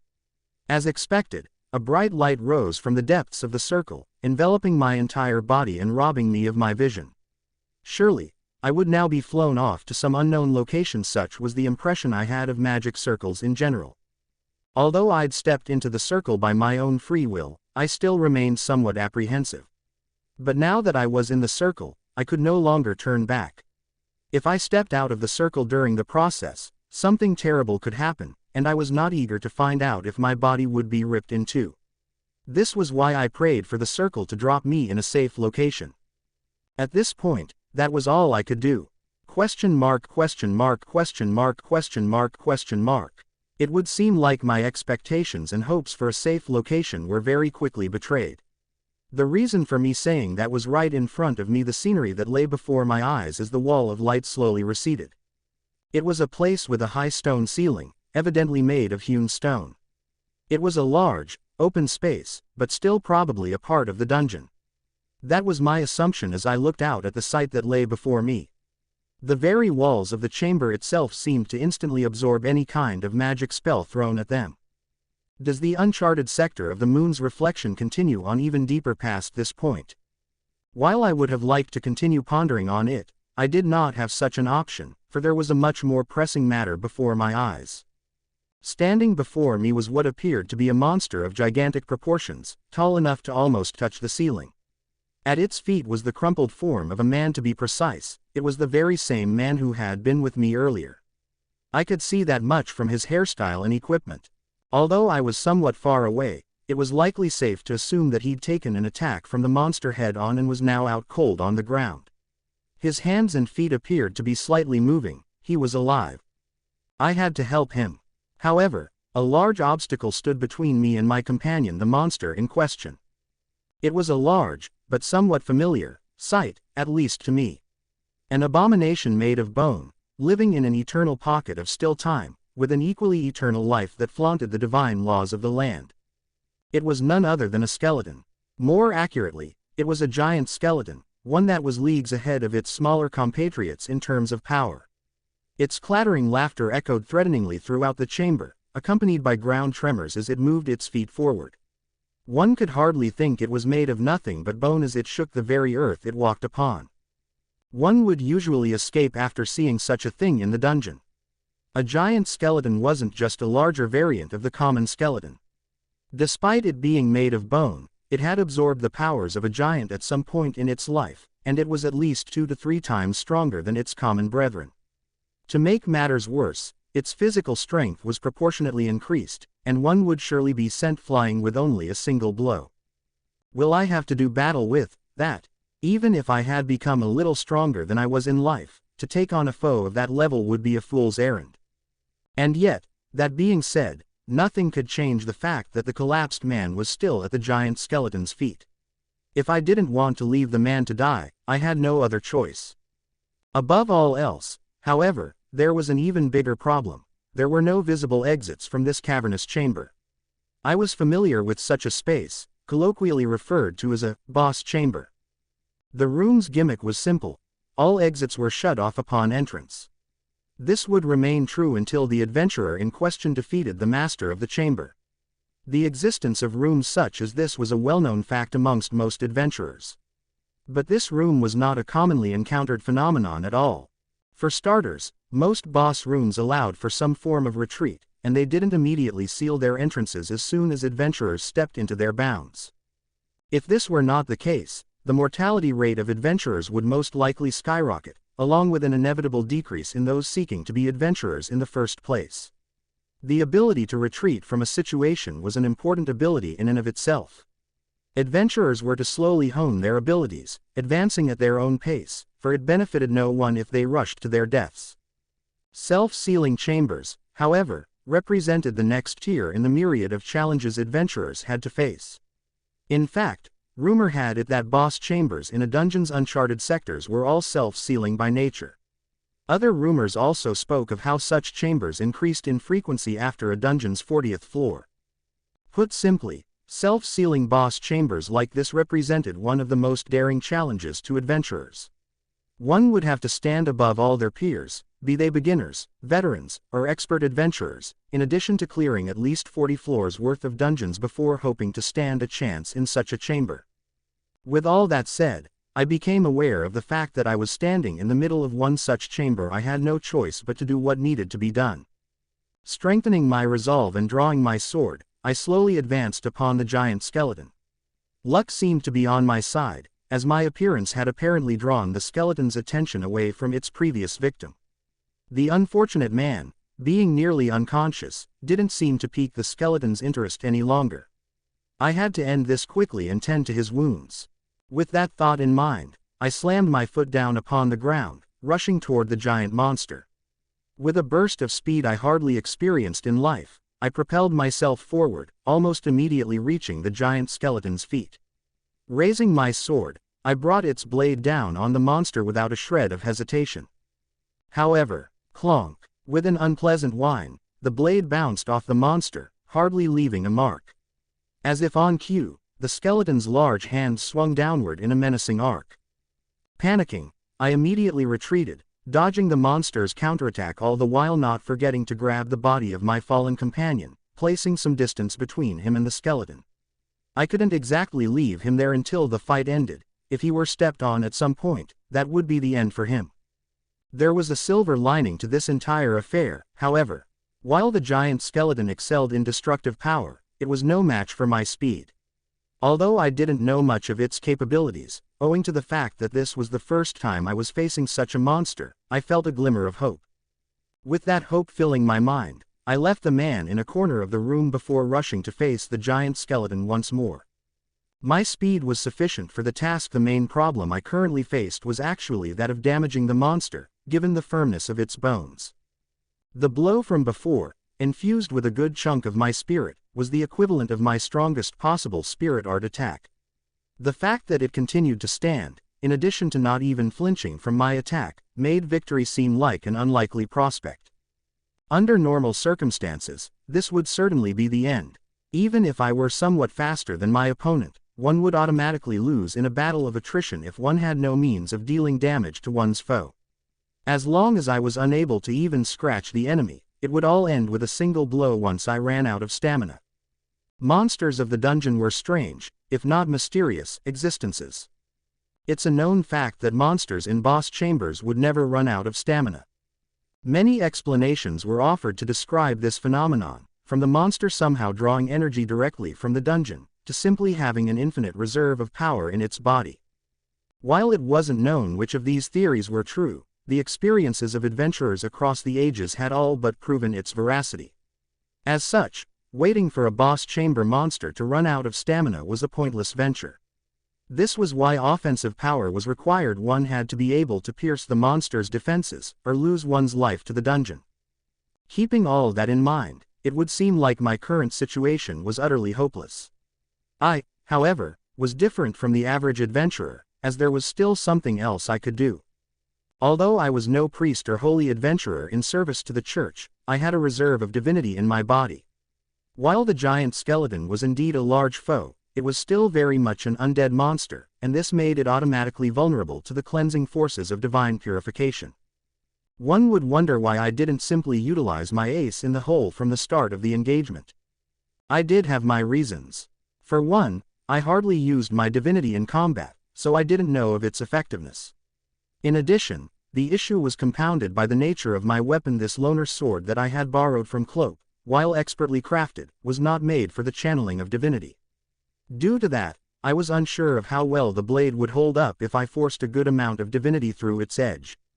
I didn't have much choice in the face of this situation. However, if I did not act here and now, both the man's life and mine would surely be forfeit. As long as something could be done, I owed it to myself to try it. That was what it meant to be an adventurer. Adventurers fought and never gave up, right until the very end. Making up my mind, I injected what divinity I could muster into the sword's blade. The faint golden aura that had enveloped the blade up until a while ago slowly receded, instead replaced by the bright, bluish-white glow of a divine aura. Upon seeing the sword's new hue, the giant skeleton took a step back, as if fearful of what it had just witnessed. Divine purification was the natural enemy of all undead. With it being a life form that went against the natural laws of life and death, it was perhaps not strange for the skeleton to show fear in response to my blade's aura.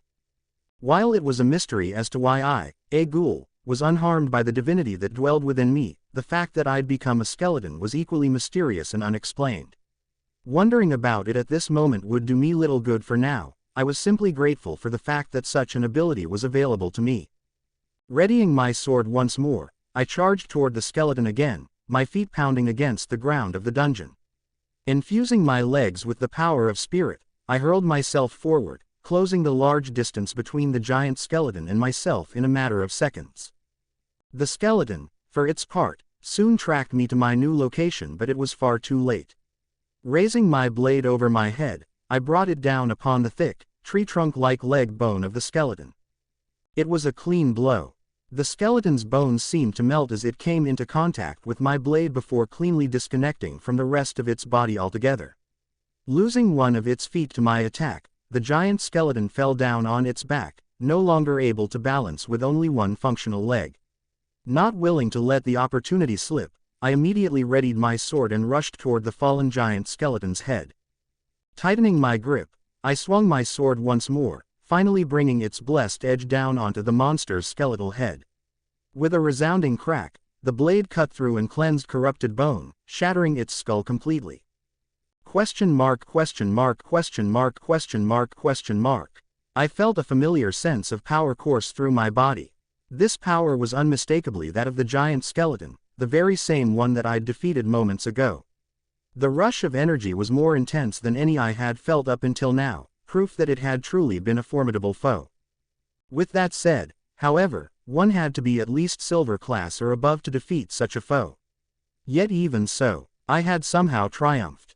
I looked down upon the giant skeleton's scattered bones, which had lost their undead traits after I had shattered its head. I sighed in relief. Of course, this was only a manner of speech, as I did not, after all, have functional lungs to breathe with. It was more about the mood. Unlike the earlier, skeletal version of myself, I could feel the existence of such organs in my chest. Unfortunately, they weren't functional, unlike those of the living. While I could breathe, I didn't feel like I was taking in air. But I could feel myself breathing as I swung my weapon, or when I was executing certain complex movements. Perhaps it was merely a force of habit. Having known the basics of combat breathing in life, little could be done about my tendencies in death. It was said that certain experts could read and predict the movements of a person simply by observing their breathing. If I were to become a mithril-class adventurer, I couldn't lose to such an individual. That in mind, I resolved to eventually do something about the breathing methods I had learned in life. But at the moment, I was reminded of a more important thing to tend to, the man I'd left in the chamber's corner. He could have been injured before my encounter with the giant skeleton and could have possibly been wounded this entire time. If I didn't administer aid soon, he could very well lose his life. He was still drawing breath then, but what about now? I did take quite some time to defeat the giant skeleton. Those thoughts in mind, I approached the man and inspected his wounds. It would seem that luck was on his side, as his wounds seemed shallow. Upon closer inspection, however, I discovered that this wasn't the case. His injuries, while not easily visible, were still problematic, namely, a broken part of the rib near his sternum, in addition to some crushed bones in one of his feet. If I had left him here, he would have surely passed on due to the severity of his injuries. But luckily for him, I was here. While I couldn't use any directed, curative magics, I had a reserve of divinity within me. Though magic did need to be studied in earnest, with the user understanding the logic behind it in order to cast spells, such was not the case with divinity. Many individuals instead used divinity simply as it was, almost instinctively. In fact, this was the reason why even someone like me, who was by no means a priest of any kind, was able to purify water immediately after being blessed. The only problem was the lack of a teacher, as I had mostly learned by trial and error. This man was fortunate indeed. My reserves of divinity had only increased following my transformation into a ghoul. In addition, I felt more recharged than ever due to the surge of energy flowing into me from the giant skeleton I had defeated. I could feel my body growing stronger. The fonts of mana, spirit, and divinity all seemed to intensify within my being. Each of them were markedly stronger than before due to the giant skeleton's defeat. At least, it felt that way to me. If my observations were indeed true, I should be able to do much more than just purify water. I might be able to heal this man's wounds right here and now. It's perhaps worth noting that healing wounds with one's divinity was usually in the territory of priests and the like, and were commonly treated as divine miracles. In fact, such a skill was not exactly common even amongst those who worked for the church. It was also said that the amount of divinity and aptitude one had was directly proportionate to one's faith. Basically, if one was unable to use such techniques, it would simply mean that one was short on faith. Due to this series of assumptions, members of the church who were capable of curative feats, as well as those wielding great fonts of divinity, were often worshipped as saints and were greatly revered in the eyes of the public. From that point of view, Though, the fact that I could use divinity in and of itself was a little strange. The reason for this was pretty cut and dry. I was not exactly a man of great faith. For one thing, the reason I had been blessed with divinity in the first place seemed little more than coincidence. Although I was deeply grateful for it, I couldn't exactly say I religiously worshipped the spirits or fairies responsible for my powers. This was why I found my continuously increasing font of divinity strange. No matter how hard I thought about it, I couldn't come up with a reason for it. I supposed that was fine, since it wasn't exactly a bad thing. To be clear, the usage of divinity to purify and cleanse undead such as myself was not a good thing for me at all, but my continuous use of divinity did not seem to have hurt me in any way. If there was no problem with it, then that was that. Such was my adventurer's reasoning at work. With that out of the way, I supposed I should start treating the man. While I hadn't done anything remotely similar to this before, I could at least try. Honestly speaking, though, this amounted to the first time I would attempt anything like this in my life, so I had severe doubts about succeeding. I was operating on gut feeling alone. I felt that it would go smoothly, although I didn't have any sort of empirical evidence to back up my claim. For a while, I stopped and wondered, was it really all right to work on a severely injured man off of gut feeling alone? I did, however, also feel like it wasn't too different from purifying dirty water. Perhaps they were similar in principle. Either way, I had to do something about the situation. Placing my hands on the afflicted parts of the man's body, I concentrated, directing the well of divinity within me into my palms, as if I were enchanting my sword with its aura. As expected, a blue-white glow enveloped my hands. While it might have been a better idea to remove my gloves, I would be asked many troublesome questions should the man awaken halfway through his treatment. As such, I decided to err on the side of caution, keeping my gloves on. If the gloves were really posing that much of a problem, I would cross that bridge when I came to it. Fortunately, though, it seemed like my divine aura cared little for my gloves. The bruised reddish-black surface of his skin slowly reverted to a more natural color as the divinity did its work. Slowly but surely, the man's bones began healing, with previously broken pieces moving back into their rightful positions. Although I had no idea how long it would take to fully heal the man's injured sternum, I eventually stopped, judging the treatment to be complete. I did, after all, have another injury to tend to. With that in mind, I moved my hands to his crushed foot. Upon activating my divine aura, the man's skin and bones began to heal at once, much like my previous observations. Finally, the last broken bone seemed to snap back into place, and the man's foot now looked as good as new. But as he fully healed, while I was responsible for his recovery, I didn't know for certain if I'd done a thorough enough job. At the very least, he looked much better than he had a short while ago. Even if he wasn't fully recovered, I was sure it wouldn't be a huge problem. He would most likely recover after some rest. The contrast was somewhat jarring, though he'd been at death's door mere moments prior, but now he seemed healthy enough to make it back to Malt if I just left him alone.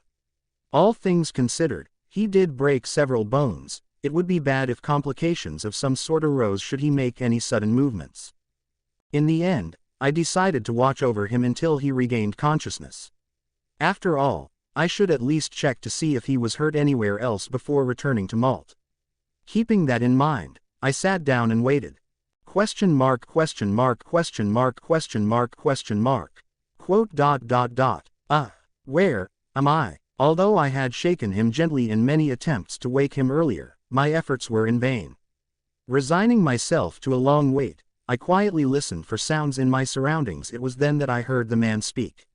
It seemed like he'd finally woken up. Standing up, I slowly approached the man. Quote dot dot dot. Are you awake? Yeah. The man simply nodded. Where is this? Right. That's right. That huge skeleton was Holding his stomach in pain, the man's eyes shot wide open. It appeared that my treatment was, indeed, somewhat incomplete. As such, I did what I could in the moment. I'd hardly expected him to make a complete recovery from my emergency measures alone. I suppose a trip to the sanitarium was due. He should, at the very least, get treated by actual healers. My response to him was equally simple. I defeated the monster. This is the proof. With that, I held out my hand, showing him the glistening magic crystal in my gloved palm. I'd discovered this crystal amidst the remains of the giant skeleton. The process, however, was by no means short, as I had to dig through a small mountain of debris and bone parts. But then again, I had plenty of time on my hands, and I eventually managed to locate the crystal after a concentrated effort. Perhaps its large size made it somewhat easier for me to locate. The man could only stare at the crystal with a dumbfounded expression. From its size alone, that's a gold-class magic crystal, isn't it? I don't know much about these things, but it's sure worth a lot of money. Though one would easily come to such a conclusion looking at the crystal alone, I had my doubts about the claim.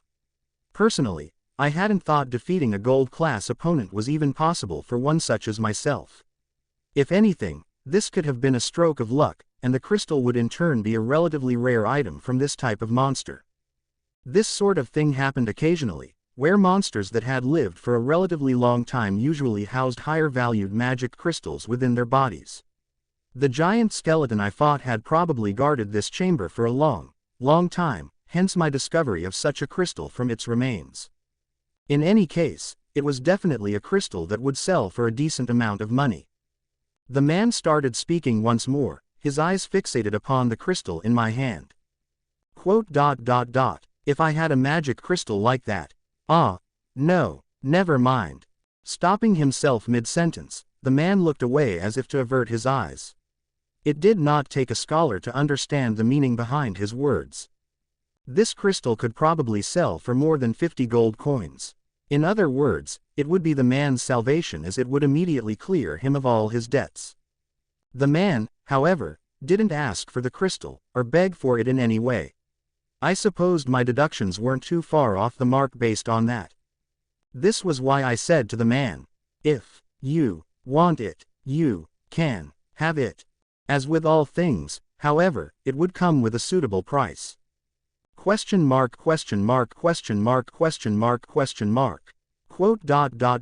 Are you serious? Really? But you're the one who defeated that monster. I can't simply take it from you, the man said, but the desperation in his eyes was plain for all to see. Shaking my head, I continued my statement. I am not giving it away for free. With that, the man seemed somewhat more convinced. But I've already told you about my circumstances. No, I don't think I can do anything for a strong adventurer like you. It was just as the man said. If I had to make an honest appraisal about my power, I could say with confidence that I was far stronger than I had been in life. Perhaps this wasn't an unreasonable assumption coming from someone like him, who wasn't an adventurer in any shape or form. He would naturally assume that he could not be of any assistance to me. What he'd said did hold true in some aspects. He was debt-ridden, and his skills as an adventurer were almost non-existent. The man probably assumed that he couldn't assist me in any way, be it financially, economically, or physically. However, that was only from the man's point of view. To me, he held more value than he gave himself credit for. I was an undead after all. I could not simply waltz around the streets of Malt. It was difficult, if not impossible, for me to visit the shops in Malt. Even if I were to employ a middleman of some kind, it would be difficult to find such an individual to begin with. What I'm getting at here is that this man could very well be the perfect middleman and errand runner I had been looking for all this time. There was just one problem. Even if I described my situation to him in detail, it didn't seem like my words would be so easily believed. If I just told him that I was an undead, he could simply report me to the authorities whenever he pleased. Even if he didn't do anything of the sort, he might become apprehensive toward the idea of assisting a non-human. This was why I decided I would skimp on the details. All I had to do was convince him to assist me. It isn't anything too difficult. Well, what is it, then? As you can see, I look like this. I can't really go into shops or the guild. All you have to do is go in my place. Saying so, I took my glove off, showing the man my hand. I'd assumed this was a relatively safe gamble, so long as he didn't see my body or face. In addition, I didn't exactly lose my arm, it was merely dried up.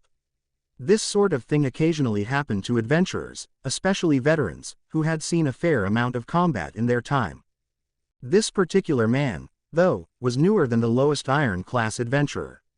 Judging by his reaction to my combat ability, he was clearly not familiar with the dangers of adventuring. The man, however, didn't appear to avert his eyes or suspect that I was a monster in the slightest. Instead, he seemed somewhat convinced that my dried-up arm was just an old injury.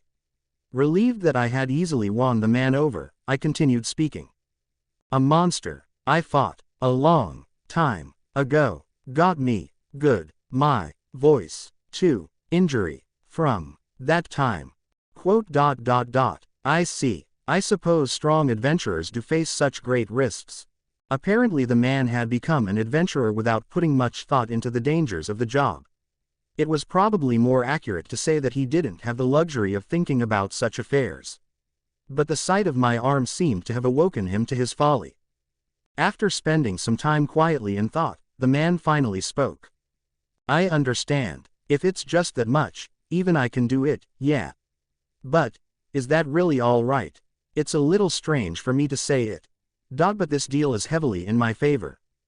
Those are your circumstances, aren't they? But, yes, I see what you mean. How about this, then? The man, upon seeing that I had another condition to add to the offer, seemed like he was able to make more sense of the general situation. Ironically, me making the deal less sweet seemed to put him more at ease. The words I was about to say would truly betray the man's expectations, however. Then, when your debts are all paid off, I want to be able to eat and drink at your shop for free for as long as I live. How's that? As if not believing what he had just heard, the man put a single hand to his head, a bitter smile slowly forming on his face. Are you serious? Are you stupid or something? Why do you ask? I'm saying something like that can't even begin to pay off a magic crystal worth more than 50 gold coins. You get it, yeah. So, is that a bad thing? I'm not saying it's bad. Eat however much you like. I'll work hard, so my shop doesn't ever go under again. I'll work like I've never worked before. Thank you so much, boss. With that, a smile finally broke out across the man's face. His eyes, however, were red, with large beads of tears flowing rapidly down his face. Upon seeing his reaction, I couldn't help but feel like I had done some sort of good deed. Question mark, question mark, question mark, question mark, question mark. With the problems of finding a cooperative human and the man's debt both being settled by the giant magic crystal, I decided to ask for his opinion on what to do from here on out. With that said, however, I already had a clear-cut answer in mind. We had to relocate. Specifically, we had to leave the confines of the moon's reflection and head back to Malt. The man did, after all, get what he came for, and there was no longer any reason to expose him to danger. Even I couldn't help but feel like it would be troublesome to have him continue exploring the dungeon with me. Although the moon's reflection was primarily inhabited by normal monsters such as goblins, skeletons, and slimes, the occasional exception did exist, as demonstrated by previous events. If another giant skeleton appeared, I wouldn't be able to guarantee the man's safety, let alone his life. This was the reason for my suggestion that we should return to Malt. The man, with no reason to disagree, quickly followed after my footsteps. While there were certainly concerns as to how we would return, I'd already solved that problem as the man slept. A magic circle had appeared after the giant skeleton was defeated. There was no such thing there before. Although I didn't test the circle to see where it went, I felt like it was reasonable to assume that it simply brought us back to the room that had sent us into this chamber. Even if that were not the case, all we had to do was search for another way out. The chamber's lack of exits meant that we had little choice either way. Stepping into the circle, we were transported back into the room from whence we came, much to my relief. After that, the way back was relatively uneventful. This was probably because the man was now considerably different, as his strength, courage, and nerves all seemed more tempered. Perhaps it was due to us having witnessed the giant skeleton, or me teaching him the basics of adventuring, but the man now remained calm even if a monster did appear. He also held a more concrete understanding of what he should do in such a situation. Although he couldn't win against a monster in a one-to-one fight just yet, he had advanced to a stage where he could put some distance between himself and a monster and quickly look for an escape opportunity. If he continued gaining experience at this rate, he would no doubt progress to at least bronze class in 2 years or so. Thankfully, such was not necessary for the man. I did, however, consider it somewhat necessary for him to at least understand the basics of combat, considering that he would be running errands and turning in assignments at the guild on my behalf from now on. Assignments of a certain difficulty still had to be turned in by Lorraine, though, but nonetheless the man had to at least look like he was capable of exploring the shallower floors of the dungeon or forest on his own power. It was a reasonable expectation. Question mark question mark question mark question mark question mark. Quote dot dot dot. Ha, we're finally out of there. Seems like forever since I've breathed in the outside air. It feels nostalgic, even though I haven't been away for long, the man said as he took a deep breath, stepping away from and out of the dungeon's entrance. It wasn't too difficult to empathize. He had been in a near-death situation after all, and could finally afford to relax after leaving such a dangerous place behind. However, even outside the dungeon, monsters still lurked in its surroundings. Although one was not supposed to let one's guard down even after exiting the dungeon's halls, I decided to let that slip today. But I did tease the man for his carelessness.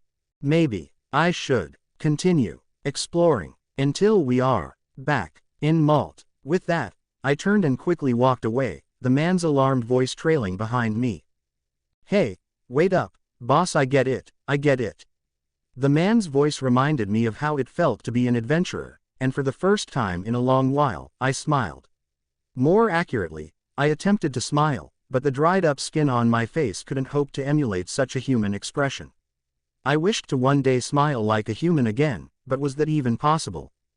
With that in mind, I headed off for a nearby rest spot, where Fiacre heading back to Malt would often stop. Question mark question mark question mark question mark question mark.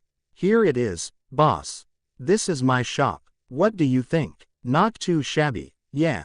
Upon returning, the man promptly led me back to his store. It was located in a strange corner of the city, and to be honest, I hadn't seen such a shop in my 10 years of living in Malt. Malt was pretty large for a rural town.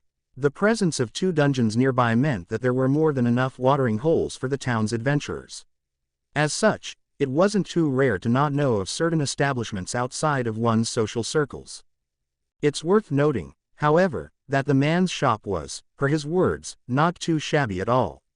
It was a somewhat elegant-looking brick building. If anything, its elegant air would seem somewhat intimidating to the average adventurer.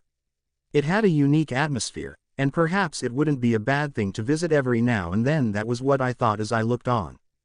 Maybe the food here is terrible. I couldn't come up with any other reason as to why such a respectable-looking establishment would fall on hard times. Seemingly satisfied, the man pushed the shop's doors open, with me following closely behind him. Question mark question mark question mark question mark question mark. Quote dot dot dot. Darling, you're safe. The first thing to greet my eyes was the sight of a beautiful woman flinging herself onto the man, almost shouting as she did so. With her backswept amber-brown hair and slim build, she exuded a reliable, hard-working aura. In all politeness, she was a beauty and a gem. From the way she addressed the man, however, I could more or less understand their relationship. It was the man's turn to exclaim loudly next. Isabel, I told you not to worry. See, I'm fine, yeah.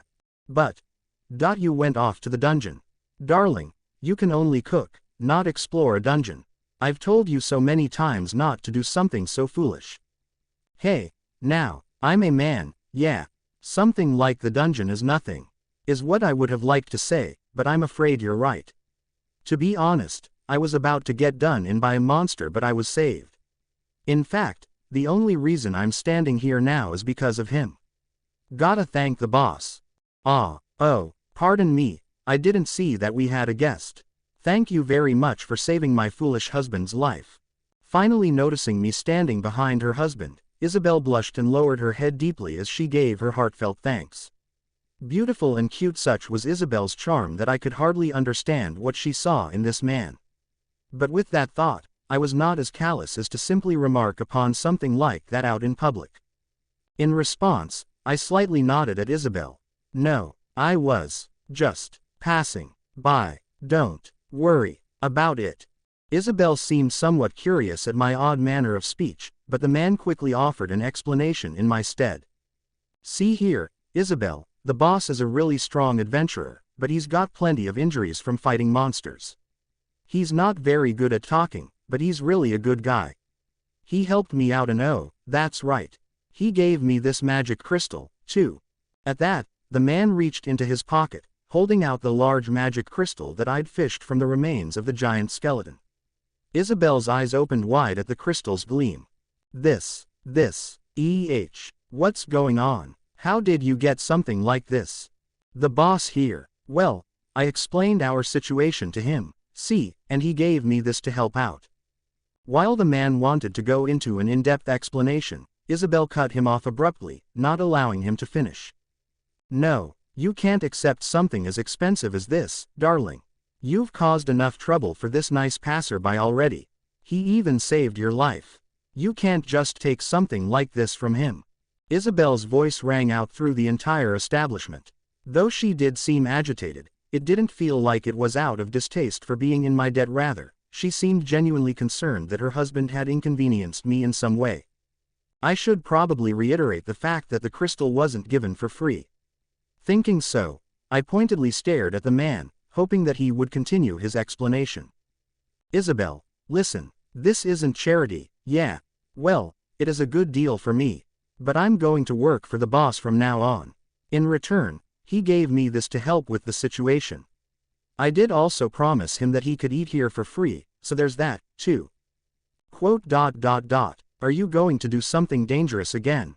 No, it's nothing like that. Right, boss. Turning to me for reassurance, I couldn't help but notice that the man didn't seem very confident in his own statement. I, however, simply nodded. See, it's nothing dangerous, just simple things, yeah, like going to the guild with materials, or going to shops. Wouldn't he be able to do something like that by himself? Isabel said, utterly unconvinced. I look like this. After all, I don't really want to show up at the guild, you see.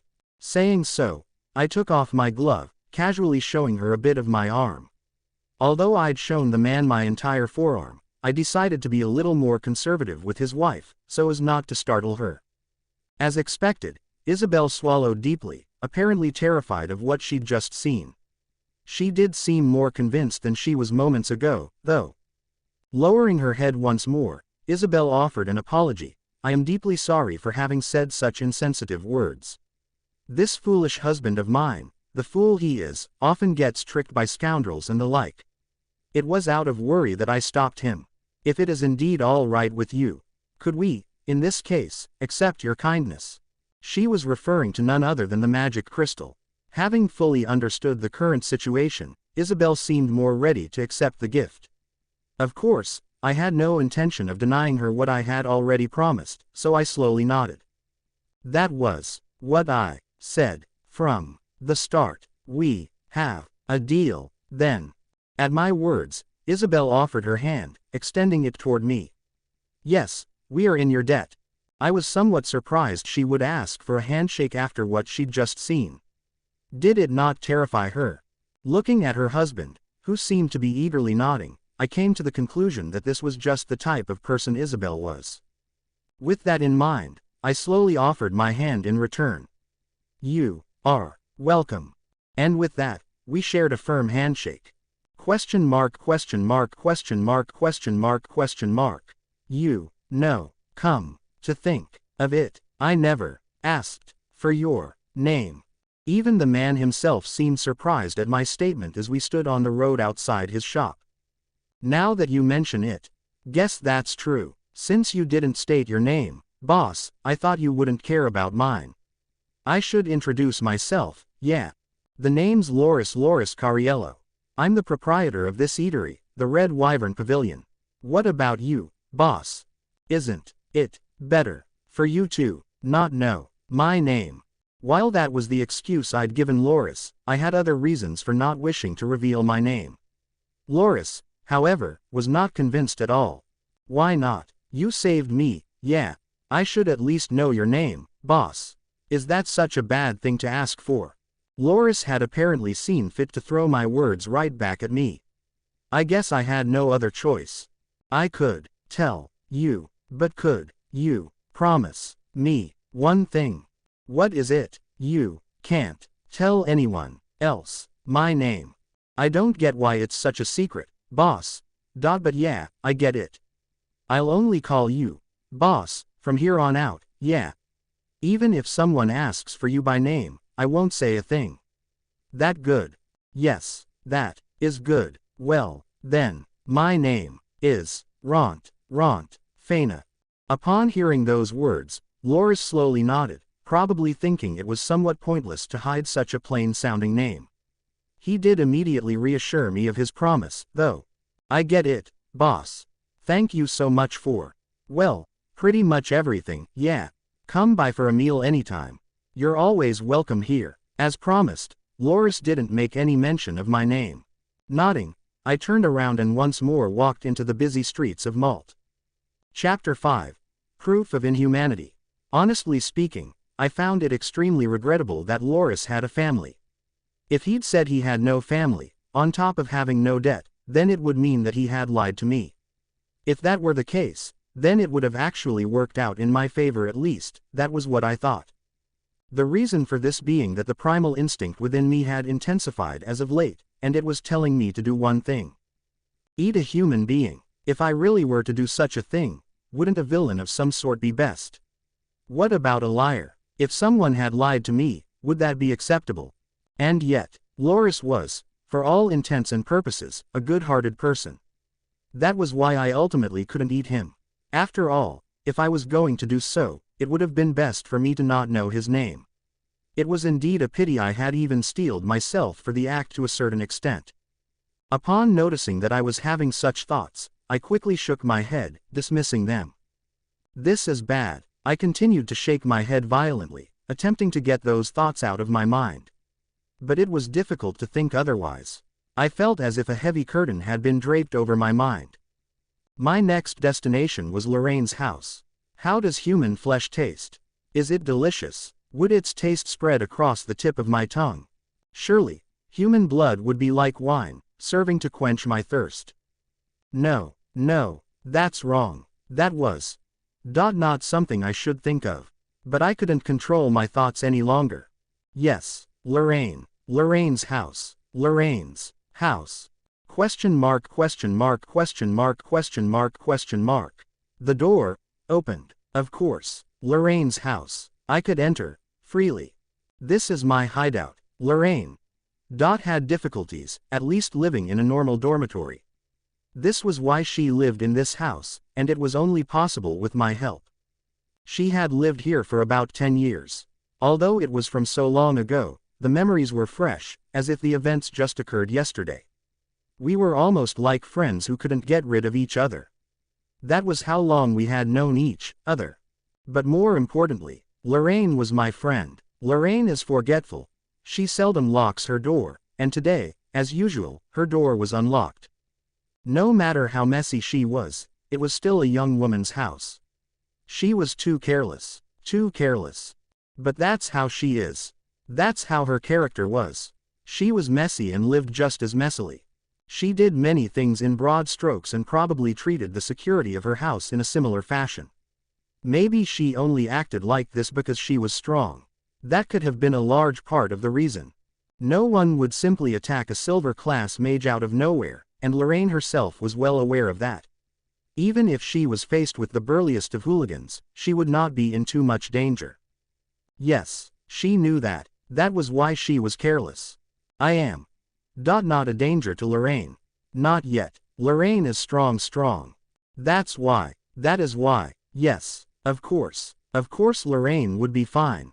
Even if a flesh-starved ghoul were to enter her house. Question mark. Quote.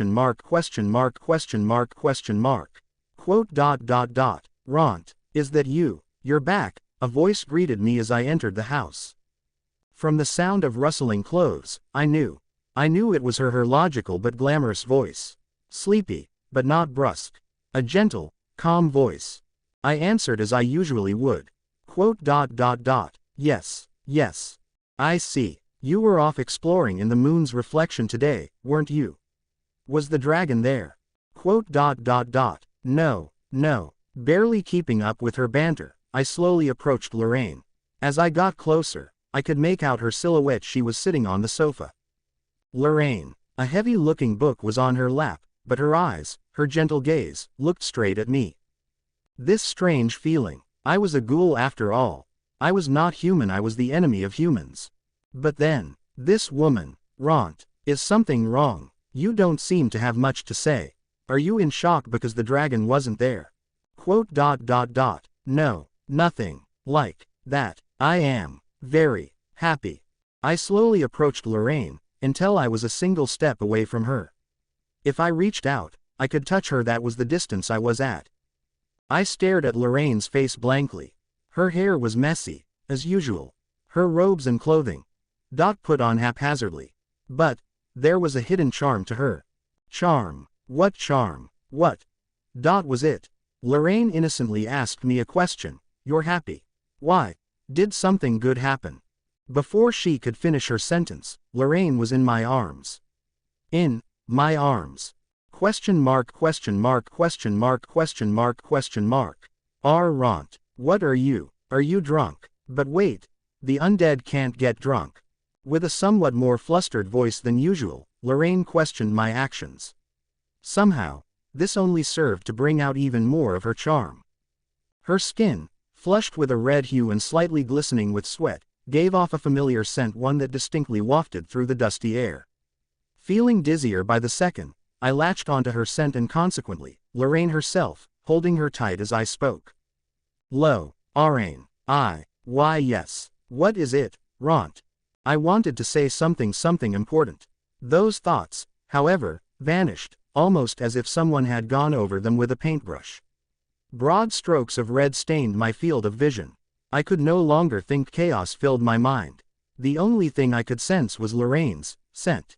Her scent seemed very delicious indeed. With that thought, I opened my mouth wide, displacing part of her robe with a free hand to expose her shoulder. I sank my teeth into her white flesh. Question mark exclamation mark quote. Lorraine did not scream. Instead, she seemed to swallow deeply, pushing her cry of surprise back down into the depths of her throat. Her body was tense. While she shivered considerably from the pain, not a sound escaped her lips. If she screamed, someone would surely hear her and then someone would come along to investigate.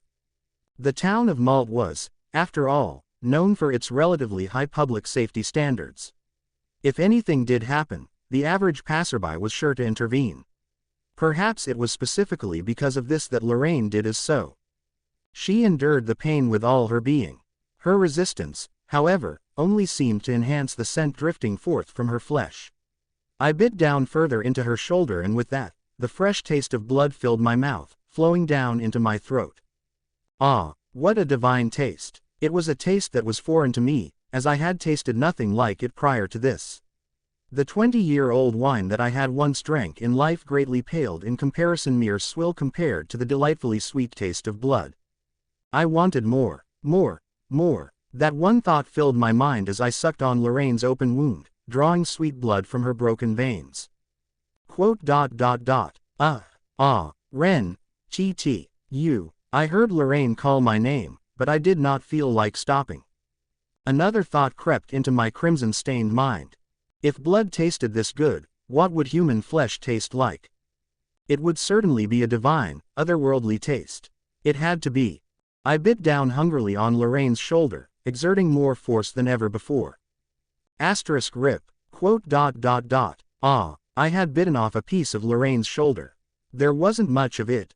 I'd only torn off a small piece, much like the size of one's little finger. But of course, this taste. It was as I expected. I chewed down on the piece, relishing it. I could be forever content with this taste. This was all I needed, such was the intensity of its flavor. But there wasn't enough of it. To think that a small piece could bring me such joy. My joy was unceremoniously interrupted, however. I was thirsty once more. I had no choice but to feel this way. I turned to face Lorraine once more. Rentt, are you still there? Lorraine, however, stared straight at me into me even as blood continued flowing from her lacerated shoulder. Ah, Rentt, that was my name. Was I still here? That was the meaning of her question. But of course I was still here. I am here, so, give me more of your blood. For a second, I stopped before lunging at Lorraine once more. Yet Lorraine nodded at my reaction. Seems like you're still in there somewhere. Good, then. For now, you should sleep. Suddenly raising her voice, Lorraine lifted her palm, pointing her hand in my direction. Although I could sense the tendrils of magic gathering in her outstretched hand, it was far too late. A magnificent fireball sprung forth, hurtling straight at me. Its force and power was fitting for a silver-class mage, as the impact sent me flying for a good distance before finally slamming me into a wall. Slowly sliding down to the floor, I felt my consciousness slip away, drifting far into the distance. I could make out Lorraine's silhouette as she approached, in a somewhat haphazard and panicked way. She placed a hand on my cheek. Good, you're alive. You can apologize when you wake up. Her tone of voice was markedly different. It was no longer flustered, but instead strict and controlled. I could make out the incantations for a sleeping spell in her words. My consciousness seemed to slip at an even faster pace. I heard Lorraine's words whispered softly into my ear right before I fully slipped away. You probably won't remember this, and that's fine. But if you're going to attack me, at least do it when you are in full possession of your faculties. You can take a bite of me anytime, then. Perhaps I was just hearing things, but even with my awareness rapidly fading, I could at least make out that much. A strange power seemed to course through my body. For one reason or another, my body felt very heavy. It was a strange feeling. Wait, something was amiss. What had I been doing? I was, after all, in the moon's reflection up until a short while ago. We had left the confines of the dungeon, and visited Loris's shop. And then, when did I fall asleep? Seemingly triggering a reaction in my mind, that thought jolted me wide awake. A bright light of sorts seemed to invade my eyelids, prying them open.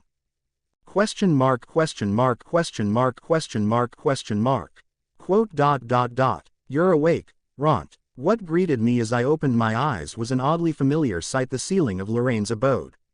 Her voice brought back a stream of memories, a flashback, as one would call it. I slowly recalled the chain of events that led me here. Organizing my thoughts on the situation to a certain extent, I finally opened my mouth to speak. I apologize. My head does not feel quite right. No, it isn't much to worry about, though I will accept that apology. More important is how you feel right now. Do you feel dominated by some strange force? Do you feel compelled to do anything unusual? I shook my head at Lorraine's question. I mean, nothing seemed to be particularly out of place. There was one thing. The mild scent of blood in the room did pique my appetite, but it was nothing like the crimson-stained state of desire that I had previously been in. Moving a hand to her shoulder, Lorraine seemed satisfied by my response. Is that right? Then that's fine. Also, I should say again, don't let what happened bother you. That was merely an unfortunate accident. With that being said, we should still do something about it. How much do you remember? Lorraine held out her hand, interrupting my rapidly offered apologies. Had it not been for her gesture, I would probably be stuck apologizing for a considerable amount of time. Having known Lorraine for this long, she sometimes seemed to understand what I was thinking without me having to put it into words. While slightly bristling at times, I now found myself grateful for her understanding. After all, I could be myself around Lorraine, and that was why I could accept her words for what they were, and not remain hung up about what had transpired. Of course, it would be impossible to forget right away, but perhaps it would fade with time. At the very least, I should endeavor to answer Lorraine's questions for now, specifically, how much I remembered before losing consciousness. What exactly did she mean? I had lost control of myself while visiting Lorraine. Everything before my eyes faded into a deep crimson, and I had struck out at her. After that, no, it was no good. There were too many strange discrepancies in my memories. It was like a surreal dream. I recalled feeling excitement, as if heavy restraints had been lifted off my being. I did not recall making any logical decisions. Lorraine nodded as I continued describing what little I could remember. Yes, of course. I thought it would be something like that. You behaved quite differently than you normally would. To begin with, this was perhaps to be expected. It wasn't too surprising, considering all the factors involved. I had it under control, as well. It is fine. Finding myself lying down on Lorraine's sofa, I asked her for an explanation of the events that had transpired between now and then. Lorraine, who had been seated next to me the whole time, offered a plain response. There isn't much to talk about. When you got home, you suddenly attacked me, and I sent you flying with a spell. I aimed well, you know. Although that probably wouldn't have hit you as you normally were. Was that true? Despite her appearances, Lorraine was a skilled individual. Unlike how she was before, she could now easily explore the average dungeon by her lonesome. I didn't think dodging her magic would be a trivial feat. Lorraine continued, as if reading my mind. Well, maybe that would be the case if I were fully prepared for the situation. I was caught unaware and panicked, you know. Under normal circumstances, I would never approach a monster up close. You know I prefer to attack from afar after observing them from a distance. Since you were that close, even magic was difficult. It was a desperate move to suddenly compress a large amount of magic into a concentrated blow, you see. And, well, it worked, so I have no complaints. Despite her words, Lorraine did seem shaken. Although she appeared calm and analytical about the situation, any normal girl would at least be somewhat unsettled when a close friend suddenly turned on them violently, at that. But Lorraine hid this as best as she could, perhaps out of concern for my well-being. I thought I would make sure. Do you feel all right? Any problems anywhere? I wanted to tune down the spell's output, but I don't really have much experience in that field. It was too sudden. Do you feel any mortal wounds or the like anywhere? If anything, I actually felt somewhat better than usual. Lorraine seemed relieved at my conclusion. I see. That's a relief, then. Even so. You still need your rest. You've only just recovered after all. Take it easy for today. I will clean up the room. Lorraine's room was indeed more of a tragedy than it usually was, with books, furniture, and the like scattered haphazardly across every nook and cranny. Lorraine, however, didn't look in the state for any cleaning. Standing up, she held her shoulder tightly, her face scrunched up in pain. I wasn't thick-headed enough not to understand why she was behaving in this way. It was the wound I had inflicted upon her. I stood up, supporting her body with my arms. Nearly fell over there. Sorry for the trouble, Rentt. Lorraine quickly attempted to step away, as if eager to stand on her own strength. Show your wound to me. Saying so, I displaced her robe with my hand. A series of blood-stained bandages greeted me, haphazardly and messily applied, with blood soaking through its layers. It wasn't a pretty sight. It was evident that Lorraine hadn't done much for herself. This was rudimentary first aid at best. I demanded to know why she hadn't been to a sanitarium or a place of healing. If I show them something like this, they would want to know what caused it. Don't worry about it. I'll cook up a potion or two later. I do have some in stock, but they are marked for sale to the nearby apothecary, so I'm currently out. Don't worry, I can make something to take care of a wound like this easily. Apparently that was Lorraine's justification for wanting to clean up her room first. I stopped her, of course. Let me do it. I was referring to the question of treating Lorraine's wound. While I didn't know of any healing magics, I had enough divinity within me to help. Loris was a prime example of this point. A wound of that size could be easily handled even without a potion. Lorraine, as usual, spoke like she'd already read my thoughts. But, your body. It would seem like Lorraine was more worried about my health than herself. I was fine, however. More importantly, I had to treat her injury. Even if it could be easily healed with a potion of sorts, an injury like that would surely leave a mark. Though even a cheap potion could heal one's wounds, the resulting treatment would leave blemishes, scars, and the like on one's skin.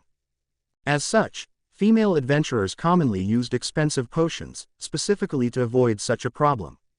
Lorraine, however, was never one to be bothered by such things.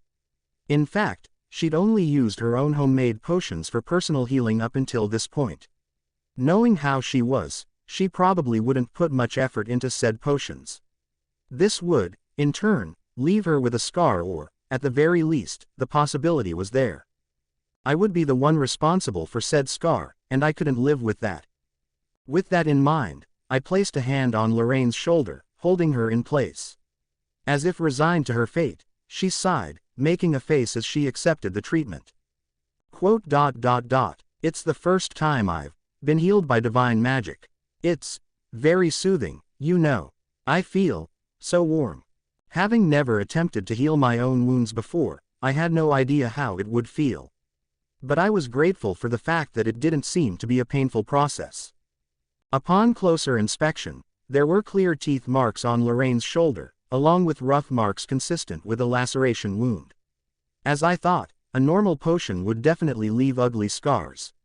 I had to put my all into it. I focused, concentrating a good amount of divinity into my hand.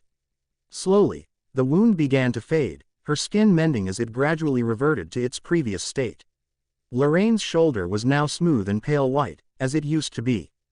Visually confirming that her wound was gone, Lorraine pressed down upon her shoulder with a free hand, as if to check for injuries beneath the surface. It doesn't hurt at all. The usage of divinity for the treatment of wounds, As expected, it really is something else. After pausing, Lorraine continued, in a softer voice. Guess I can't say I'm damaged goods now, Strangely, Lorraine seemed a little disappointed at the notion. Confused, I looked straight at her, only to have her shake her head slowly. No. It's nothing. There seemed to be something amiss with my face. As if finally finding her words, Lorraine spoke once more. Hey, Rentt, your mask, is it coming off? Lorraine said, staring at my face incredulously. Question mark.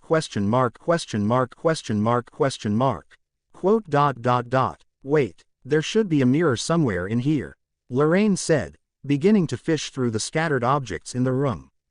For all her quirks and relatively relaxed personality, it would seem that Lorraine did, after all, own a mirror as most women did.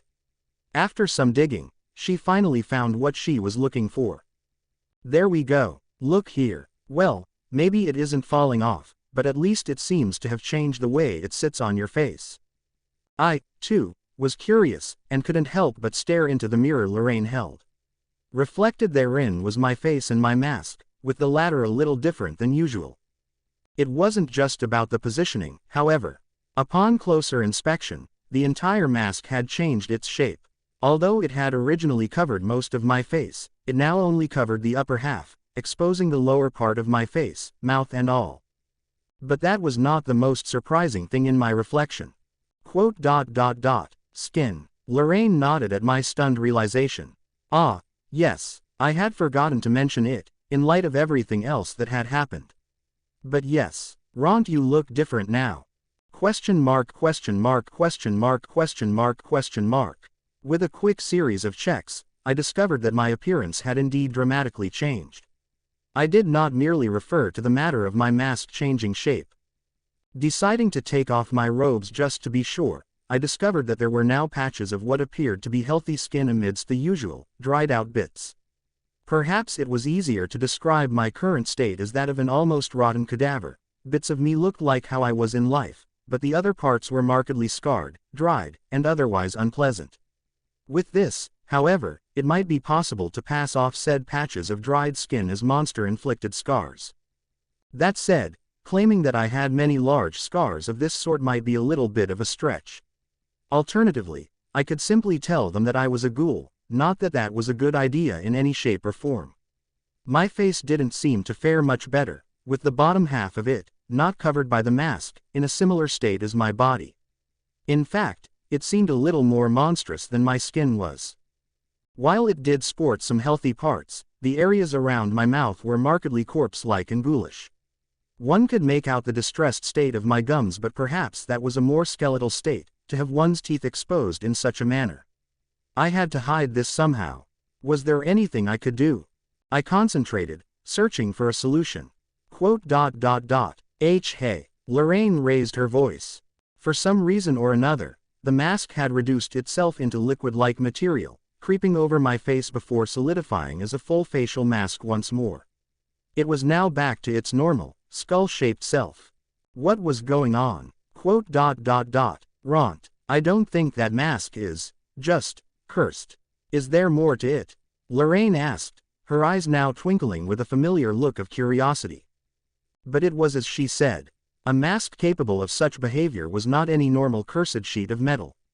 Of course, the fact that it was cursed to begin with meant that it wasn't very normal in the first place. Lorraine leaned in, closely inspecting the mask. When the shape of your mask changed, were you doing anything different? I described to Lorraine my thoughts at the time, namely how I felt that showing my mouth in public was a bad idea. Did it change its appearance due to what you were thinking? A sentient tool of sorts, maybe. How very rare. A sentient tool. Sentient tools were rare indeed. It was a term commonly associated with demonic swords and the like. These tools often had a will of their own, and they were said to be able to choose their owners. They were often found in the depths of a dungeon and were said to be impossible to reproduce by modern technologies available to man. One could say that they were rare and famous or infamous at the same time. I raised the notion to Lorraine. Perhaps my mask was a similar artifact. However, there was also the fact that this mask was purchased by Rena for a few bronze coins. No matter how one spun it, it was a little too cheap for a sentient tool. Lorraine offered a response after some thought. Do take into account that it is cursed. The owner at the time might have simply set such a price to get rid of it quickly. We should also consider if the mask has the ability to control the wearer's thoughts to a certain extent. A more unsettling response than I was used to. While I didn't have much say in taking it off due to its cursed nature, I couldn't exactly have it controlling my mind. I was already strange enough of an existence as things were. At the very least, I would like my free will to remain intact. With that being said, it didn't feel like I had been controlled at any point in time since my awakening as a skeleton. While I was overcome with strange impulses at times, I didn't know if those were the mask's doing. I had struck out at Lorraine after all. But Lorraine seemed more interested in the mask and continued to observe it as I remained silently in thought. You know, if it can change its shape by merely thinking about it, doesn't that mean you are already capable of taking it off? Lorraine's words did make sense.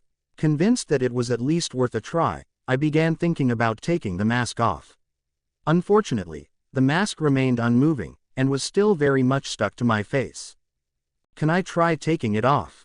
Go ahead. As expected, however, the mask was not very receptive to Lorraine's efforts, seemingly glued to my face. Lorraine wasn't exactly short on strength, either. Although she was probably a little weaker than a soldier or a typical male adventurer, she was an adventurer like them, as well. She should have had more than enough strength to take my mask off at least, if it were a normal mask. In other words, my mask still seemed resolutely stuck to my face, and it was not going anywhere anytime soon. No good. Could you maybe think of changing its shape again? I nodded, picturing a different shape for the mask in my mind's eye. As if on command, the mask changed, once again only covering the upper half of my face. Could you try any other shapes? While I went on to picture a variety of shapes per Lorraine's instructions, the mask seemed to only assume 3 general forms. It either covered my entire face, the top half, or the bottom half. Though it could take other, more creative shapes, it would end up returning to one of the 3 prior mentioned states in less than a minute. It also seemed capable of changing its design and ornamentation. So, you can freely shape it, but you cannot take it off. How very strange. Well, it works in your favor, doesn't it? Your face is still somewhat close to that of an undead, you know, Lorraine said, apparently satisfied, nodding as she did so. As she had stated, my humanity would be called into question if anyone got a good look at the lower half of my face, not that I was human in the first place. My body was unfortunately in a similar state. If I showed them how I looked, The average townsperson would surely question why I was even able to move, if only due to the fact that the blemishes on my skin were not just wounds, some bones were still visible underneath my dried flesh. There was also the question of blood, or lack thereof. My wounds did not bleed. Taking all that into consideration, however, I did prefer this form greatly, at least, more than my last one. I was human at a brief, cursory glance. I suppose that was where I currently stood on the scale. That wasn't the only thing that changed, however. Is my voice strange? Oh, yes, it seems a lot smoother now, to the point where I cannot help but see it is a little strange. Maybe I just have to get used to it. I don't know, but it does feel easier to speak. I was very grateful for this. The bigger question that filled my mind, however, was what brought about this change in the first place. Did I do it? Existential evolution. Lorraine nodded in response to my question while I continued to examine myself. It would seem to be the case. Is it because you have been defeating monsters in the dungeon? I did mention to Lorraine that I was headed to the Water Moon dungeon, hence her assumption. But I shook my head. I don't know about that. It is true that I did fight some monsters, but when I had evolved into a ghoul, I evolved immediately after I defeated them. Comparatively, you only evolved this time after you got home. If we were to pinpoint the differences, did you evolve after defeating me or something else along those lines? You jest. There was no defeating done by me. Although I had attacked Lorraine, she did send me flying into a wall with a well-placed fireball. That seemed to be a definite loss. I suppose, more accurately, it was I who defeated you. But more importantly, oh, yes, you ate my flesh and drank my blood. Perhaps that was the reason. Lorraine's statement was shocking, to say the least. I widened my eyes in response, but she simply continued her explanation. Think about it. It's not as outlandish as it seems. If I had to say, judging by your current appearances, you seem more of a vampire's thrall than a simple ghoul to me. At the very least, you would be some sort of monster under the command of a vampire. Consequently, that ranks you somewhat lower than a lesser vampire in the monster hierarchy. Question mark, question mark, question mark, question mark, question mark. A thrall, huh? While vampiric thralls were somewhat powerful monsters, I'd never seen one before in life. According to Lorraine's explanation, thralls were a sort of underling created by a vampire, and as such could not exist without the latter creating them. It was known that thralls did not seem to reappear in dungeons. The lesser vampires that created them, however, did reappear again some time after being slain. Due to this, one could even say that thralls were a somewhat rare type of monster. With that said, however, they were not exactly legendary creatures, as there have been enough confirmed sightings of them in areas where vampires were known to live. But the thralls in those cases were once human, having been turned when bitten by a vampire. As far as my knowledge went, one did not simply become a thrall without the direct actions of a vampiric parent. Yes, the resemblance is there. I have taken a thrall slaying request before, you see.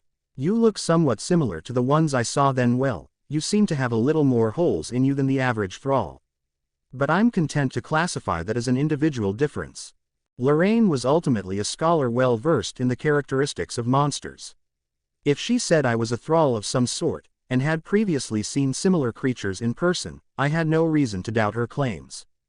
However, I hadn't been bitten by a vampire at all, so it was difficult to understand the reasons for my evolution. For one, a ghoul evolving into a thrall was unheard of. Thinking so, I raised my concerns to Lorraine. Can one become a thrall just by existential evolution? Lorraine didn't readily have an answer for me, slowly shaking her head instead. As I have mentioned before, few records exist on the topic of existential evolution. It is still being researched across the lands as we speak, so there is no adequate gauge for what is normal and what isn't. Yours is a special case, at least. I think it's a special case. There are no precedents available. I cannot give you an easy answer. It was as Lorraine said. Even a monster scholar like herself had no answer for me. It was probably impossible to so easily understand, and it was very much a troubling thing to think about, indeed. I held my head, attempting in vain to make sense of the situation. Sensing my despair, Lorraine offered some words of consolation. Well, I wasn't exactly playing around while you went exploring in the dungeon. I was thinking about quite a few things myself. If you would like my observations up until this point, I could give them to you. How about it? Such was Lorraine's casual offer. Of course, I had no reason to refuse. I, of all people, understood that even a mere hypothesis from Lorraine could be a vastly useful piece of information. I wasted no time in communicating my interest to Lorraine. All right, then, I'll tell you about it. Even if you had refused, I would have simply kept talking either way, Lorraine said, a smile creeping onto her features. Now, where should I start? Perhaps it would be easier to understand if I went over all the events that have occurred, starting from the beginning of your evolution. While I was not present to witness it. Rentt, you were a skeleton at first, yes. Yes, I wanted to show you, but there was no way I could return in that form. But no matter how you put it, I was a skeleton. It was quite surreal, looking at my own white bones. Lorraine, momentarily stunned at my recollection of my time as a skeleton, quickly regained her composure. And, from there, you evolved into a ghoul. Yes, you have seen me as a ghoul, so you know. Yes, of course, it was quite a strange feeling to see you like that. Very interesting. Well, that's enough of that. More importantly, my observations on your evolution. Don't you think that you evolving from a skeleton to a ghoul in and of itself is a strange thing? I could only cock my head at Lorraine's sudden question. Understanding that I didn't comprehend the deeper meaning of her question, Lorraine continued her explanation. That is to say, existential evolution is the process whereby a monster becomes a stronger version of itself. One could describe it that way loosely, at least. Perhaps the truth is vastly different, but for now we shall work with this. Are you still with me? Yes. Well, then, think about it. Are ghouls stronger versions of skeletons? I couldn't help but notice the discrepancy now that Lorraine had pointed it out. The books I had read in Lorraine's abode all mentioned that skeletons evolved into ghouls, and I had accepted that as truth. Up until this point, I hadn't put much thought into it. Skeletons, however, had quite a few variations, many of them stronger than their basic, unarmed form. In fact, the giant skeleton that I had fought prior to this was a good example. Other notable models included skeleton knights, or the weaker skeleton soldiers. If that was the case, if a skeleton really were to undergo existential evolution, would it not evolve into a soldier or knight? That, at least, seemed to be the most natural path. But of course, one couldn't be sure if monster evolution was a natural thing in the first place, but I suppose that was a thought experiment for another day. Once again, I offered my thoughts on the matter to Lorraine, who promptly nodded.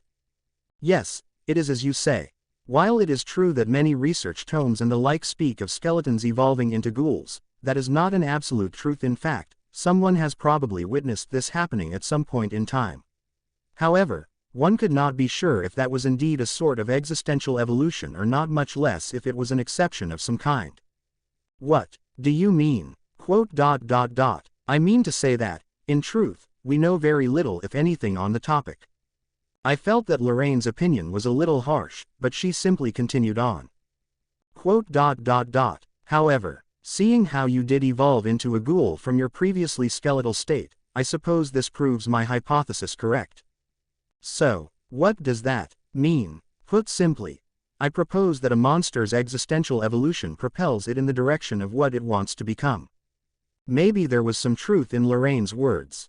To begin with, I had fixated myself upon evolving into a ghoul the moment I realized I'd been reborn as a skeleton. The same was true when I was a ghoul. I had wanted to evolve into a vampire so as to achieve a more human-like form. Perhaps Lorraine's hypothesis was right. Although, some questions did remain in my mind. Why did I evolve into a thrall? From a ghoul, I could have become a vampire instead. That was my goal to begin with after all. If what Lorraine said was indeed true, I would have become a vampire by now. But Lorraine seemed prepared for my question, and readily offered a response. Think of it as the adventurer ranks of the guild. Even if you are skilled as an adventurer, you don't suddenly advance to gold class from the bottom, do you? In addition, you wouldn't even be able to advance if you did not have the capability to do so. I understood the gist of Lorraine's words. Quote, "So I have to evolve. Step by step. That would be the most logical conclusion if we were to look at your current appearance. It is, again, just a hypothesis. The sample size is far too small. If I had to quote some sort of supporting evidence or material, my recent research on the evolutionary tendencies of Puchi-Suri would suffice. Puchi-Suri were small, mouse-like monsters that could be found just about anywhere and were just as easily captured. Elemental subspecies and evolutionary versions could be easily found as well, commonly corresponding to the location they lived in. It would seem like Lorraine had carried out some sort of research in this field." Lorraine continued her explanation. "It is a simple experiment. One captures some Puchi-Suris, then places a few of them in cages at various locales. A volcanic area, near the water, in a forest, a cave, and so on. The results are interesting, to say the least." According to Lorraine's explanation, each of the Puchi-Suris had taken on the element of their surroundings, with the one placed at the volcano becoming a fire element subspecies. The same had occurred with each of the other specimens at their locales. In addition, there was only one Puchi-Suri left in each of the cages by the end of the experiment. I was, of course, familiar with the reason for this being the case. If I had to take a guess, it was probably due to the Puchi-Suris fighting each other, with the final winner absorbing all its compatriots' power. The result of this was existential evolution. Of course, this alone does not prove my assumptions. One could claim that the Puchi-Suri was simply responding to changes in its environment, but what if this was not a passive, but a directed evolution? What if the monster itself wanted to evolve into a certain form? Perhaps I am getting ahead of myself. But I wouldn't rule that out after observing a case such as yours. After all, claiming that you evolved into a ghoul in response to environmental stimuli in the Water Moon dungeon would be a bit of a stretch. There were plenty of other forms you could have taken. In your case, the latter explanation is more convincing, that you took this form because you wanted to. You yourself told me that you had consciously wished to evolve into ghoul. So you see, there is some weight behind this hypothesis, though I wouldn't call it a concrete theory just yet. Question mark, question mark, question mark, question mark, question mark. Quote, "So, does it mean that for me to become a vampire, I just have to keep thinking, working hard?" I posed my question to Lorraine. If Lorraine's explanation did indeed hold true, that would mean that me thinking of becoming a vampire while absorbing the life energies of other monsters would be enough to trigger the evolutionary process. Lorraine, however, shook her head, not the reaction I was expecting. I did say earlier that it was not a concrete theory. In some aspects, your assumptions are sound, but I suspect that thought alone is insufficient. Quote, "What do you mean?" Here is the problematic point of this entire series of assumptions. If you could simply trigger existential evolution by slaying monsters, would you not have evolved in the dungeon? Lorraine had a point. If existential evolution was simply triggered by absorbing the life energies of fallen monsters, I would have been pushed over the evolutionary threshold the moment I had defeated the giant skeleton. Such was the amount of energy it had granted me. Though, I couldn't deny that perhaps I was still lacking in energy after that battle. In any case, I did return to Malt without incident. On the way back, however, I defeated several monsters. If I was lacking in energy alone, surely that would have taken care of things. In reality, nothing happened until my scuffle with Lorraine, where apparently I had evolved while unconscious. From these observations alone, even I could understand that simply defeating monsters was insufficient for me to evolve. In other words, what Lorraine said earlier made a fair amount of sense.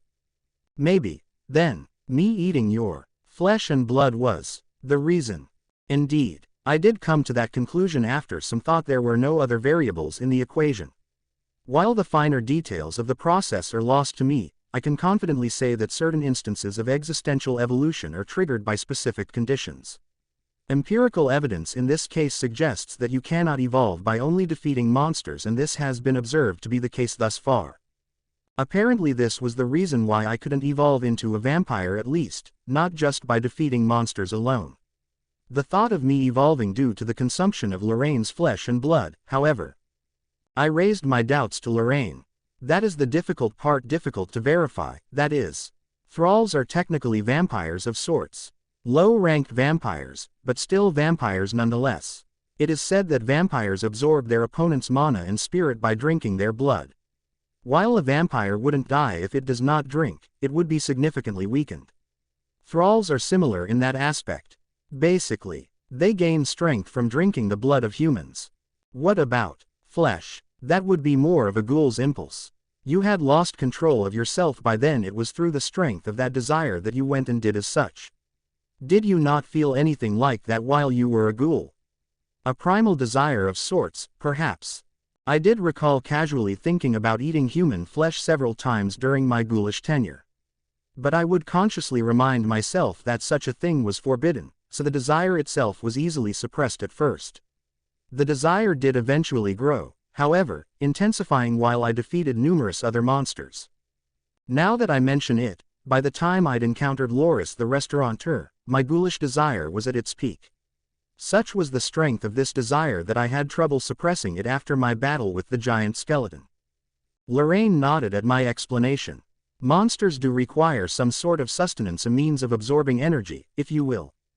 If a monster doesn't eat, its base desires probably become stronger in response to its hunger.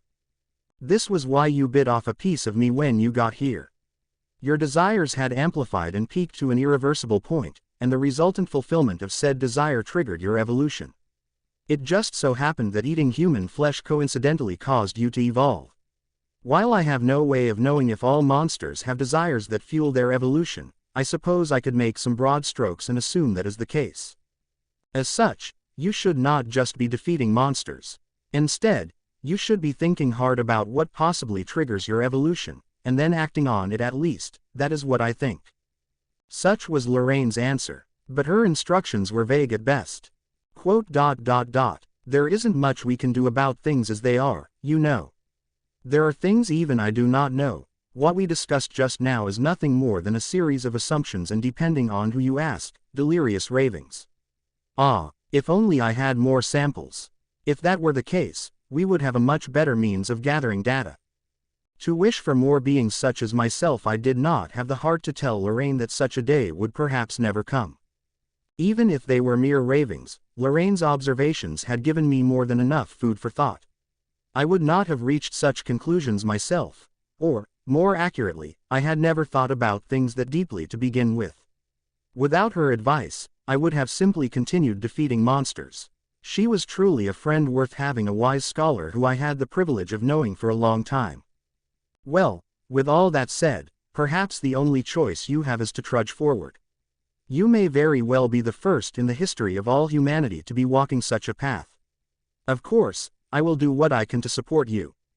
Now, more than ever, I felt thankful for Lorraine's presence.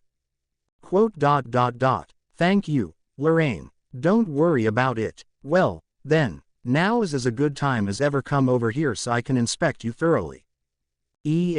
I couldn't help but feel that Lorraine's sudden comment was unfitting for the solemn atmosphere that was present mere moments ago. But Lorraine didn't seem aware of this. Well, what are you doing? Take off your clothes, quickly now. I just happen to have a recording crystal here. We should take a picture of how you appear now for archival purposes. Oh, right. Are you capable of eating now? Well, you did eat a bit of me as a ghoul, so I suppose you do have a stomach of some sort. But you should try eating normal food, as well. Oh, and you would do well to give me a piece of your body. I will apply some anesthetic to numb the pain. Actually, do numbing medicines work on you? I should remember to make some research notes on that. Also, Lorraine continued listing a series of possible experiments she apparently intended to perform, each and every one of them on me. I, however, was not exactly listening to Lorraine's ramblings. While Lorraine was normally calm and level-headed, she had a bad habit of diving into her research once she decided that something was of interest to her. As a result, she would commonly work late into the night, forgetting to eat or rest, and would eventually collapse at some point or another. However, I was there to take care of her every time something like this happened.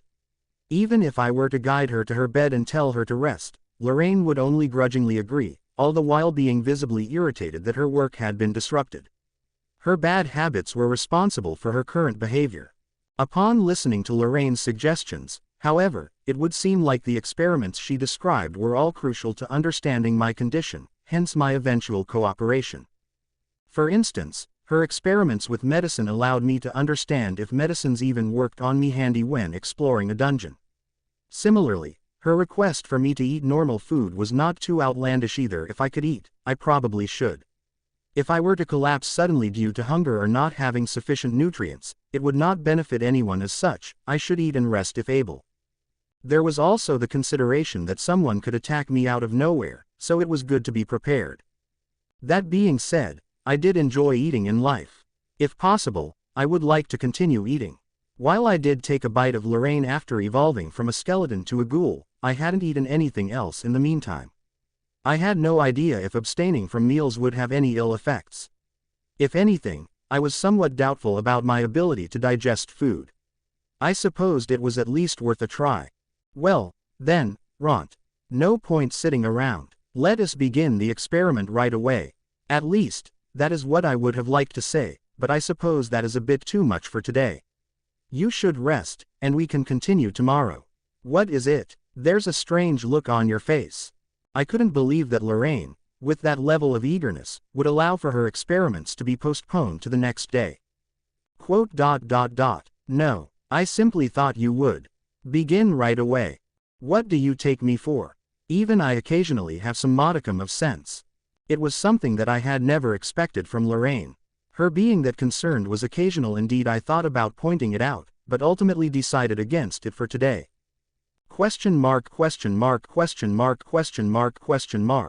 The next day, upon confirming that I'd regained some degree of normalcy, Lorraine decided to continue her experiments. She began with an external inspection, during which she occasionally went into great detail. Some of her experiments made no sense to me, but they seemed important for one reason or another. I suppose most scholars were like this, being mostly restless until they could fully investigate something. With that being said, I did not view all of Lorraine's experiments as frivolous. In fact, the results of some of these experiments cleared up various questions I had about myself up until this point, and for that, I was grateful. The salient points of the investigative experiments were as follows. I could apparently eat normal food, and curative potions, for some reason, also worked on an undead like me. In addition, certain points were completely nullified by the unique nature of my body. The biggest takeaway from Lorraine's experiments, however, was the fact that I could eat normal food, as opposed to being restricted to human flesh and blood.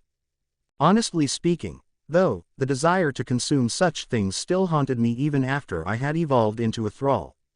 I suppose the desire for flesh was a ghoulish impulse after all. My desire for blood was now far stronger, and I found myself desiring it more than ever. More accurately speaking, I seemed to be able to smell blood in the veins of humans around me. From the smell alone, I could discern the general direction, age, gender, and state of health of human beings around me. Perhaps this was to be expected, with the unexpected part being the fact that it smelled so delicious to me. In particular, I found myself lusting after the blood of healthy young women. I couldn't help but think of the negative implications of this development. It would be problematic if I felt this lust all the time. As such, we ended up conducting experiments on how to reduce its intensity. The results were somewhat promising, as consuming regular food seemed to reduce its hold over me. In addition to that, Lorraine was generous enough to provide small amounts of her blood, and that usually had a profound effect on my craving, dispelling it for some period of time. The contrast between the two sources was surprising. However, I had to eat at least 3 times as much as an average grown man to sat my hunger. A single drop of Lorraine's blood, in comparison, immediately made me feel full and revitalized. Although it would be more cost-efficient to drink Lorraine's blood in this scenario, I couldn't bring myself to ask her for a constant supply. Lorraine, however, interrupted my thoughts with a few statements of her own. Looking at the results of the experiment, it would make more sense if you drank fixed amounts of my blood at regular intervals. For now, I will leave you with a bottle's worth of it. The bottle has preservation magic woven into it in any case. If you run out, just let me know, Lorraine said, casually handing over the bottle to me. I felt that a whole bottle's worth of blood was a bit much, but as Lorraine said, I only required a single drop at a time. Thinking about it logically, this bottle would last me for at least a month if properly rationed. The problem, however, lay in the effectiveness of the preservation spell. According to Lorraine, it would only last a week, whereupon I would have to ask her to refresh it once more. Taking into account that preservation magics were not absolute in what they did, Lorraine's provided supply couldn't exactly be kept fresh forever. It was perhaps serendipitous, then, that the average preservation period of foodstuffs and the like was about a month in length, just the right amount in this case. But with that said, there was another problem in regards to this arrangement. It was unhealthy for Lorraine to provide this amount of blood on a regular basis. I made a mental note to be cautious about rationing my blood supply. On that note, however, it was undeniably strange for one to be thinking of drinking another's blood, let alone drinking it cautiously. At the very least, it was not something the average human being would do, and my head hurt as I thought about the implications of such an act for my already thinning sense of humanity. I suppose it was important to ensure that my fading sense of humanity did not deteriorate any further. Eating regular meals helped in that regard, at least. Lorraine's experiments also explored my resistances to poison, with her administering increasingly more venomous poisons into me. Interestingly, I didn't seem affected by any of her concoctions. We progressed in a somewhat haphazard way, armed only with the knowledge of Lorraine's poison-cleansing spells should something go wrong. As a last resort, I could even use my divinity to nullify any detrimental effects. Thankfully, however, we managed to finish our experiments without having to resort to either of those means. With that, Lorraine declared I was probably immune to most types of poisons. Perhaps poisons just don't work on dead bodies very well. Lorraine's guess was as good as mine. If she had no idea, I wouldn't know any better. But if that really were the case, curative potions of any kind shouldn't work either, since my body was dead. Regardless, I suppose it was fine to go along with Lorraine's deductions regarding my resistance to poisons. After all, reports of certain humans being resistant to poisons were not exactly unheard of. In that regard, I, too, was not as abnormal as I seemed to be. Given the nature of the rest of my body, however, that declaration might be a bit of a stretch. Lorraine turned to me, all her experiments finally finished. Well, then, I'm going to take some time to process all the data we have retrieved from our experiments. As for you, well, I guess I don't have to tell you what to do. Indeed, it was as Lorraine said. I had already decided upon what I had to do next, namely, to somehow attempt an evolution into a form that looked vaguely human. If possible, I would like to become human again. If existential evolution did indeed steer an individual towards its desired form, would this not be possible for my case? I did not hold the answers I sought. Lorraine, for her part, didn't have a concrete answer for me, either. There is no way I could know for certain, but of course that would be the case. I cannot discount the possibility of it, however. Why not simply set that as a mental goal for now? A fine answer indeed is expected of Lorraine.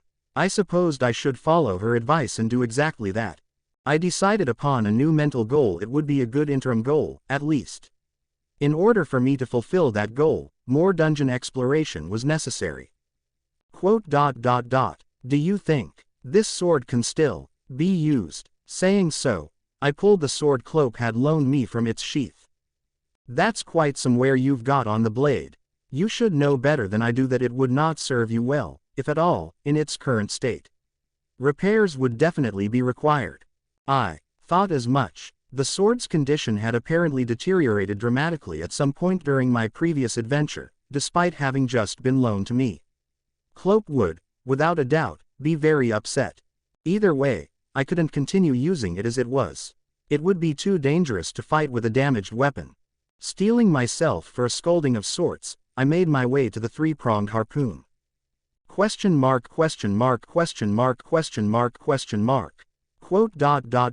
Hey, now, what the hell is this? Cloak, my trusted blacksmith, didn't bother hiding the distaste on his face. His expression was now twisted into that of an uncomfortable grimace.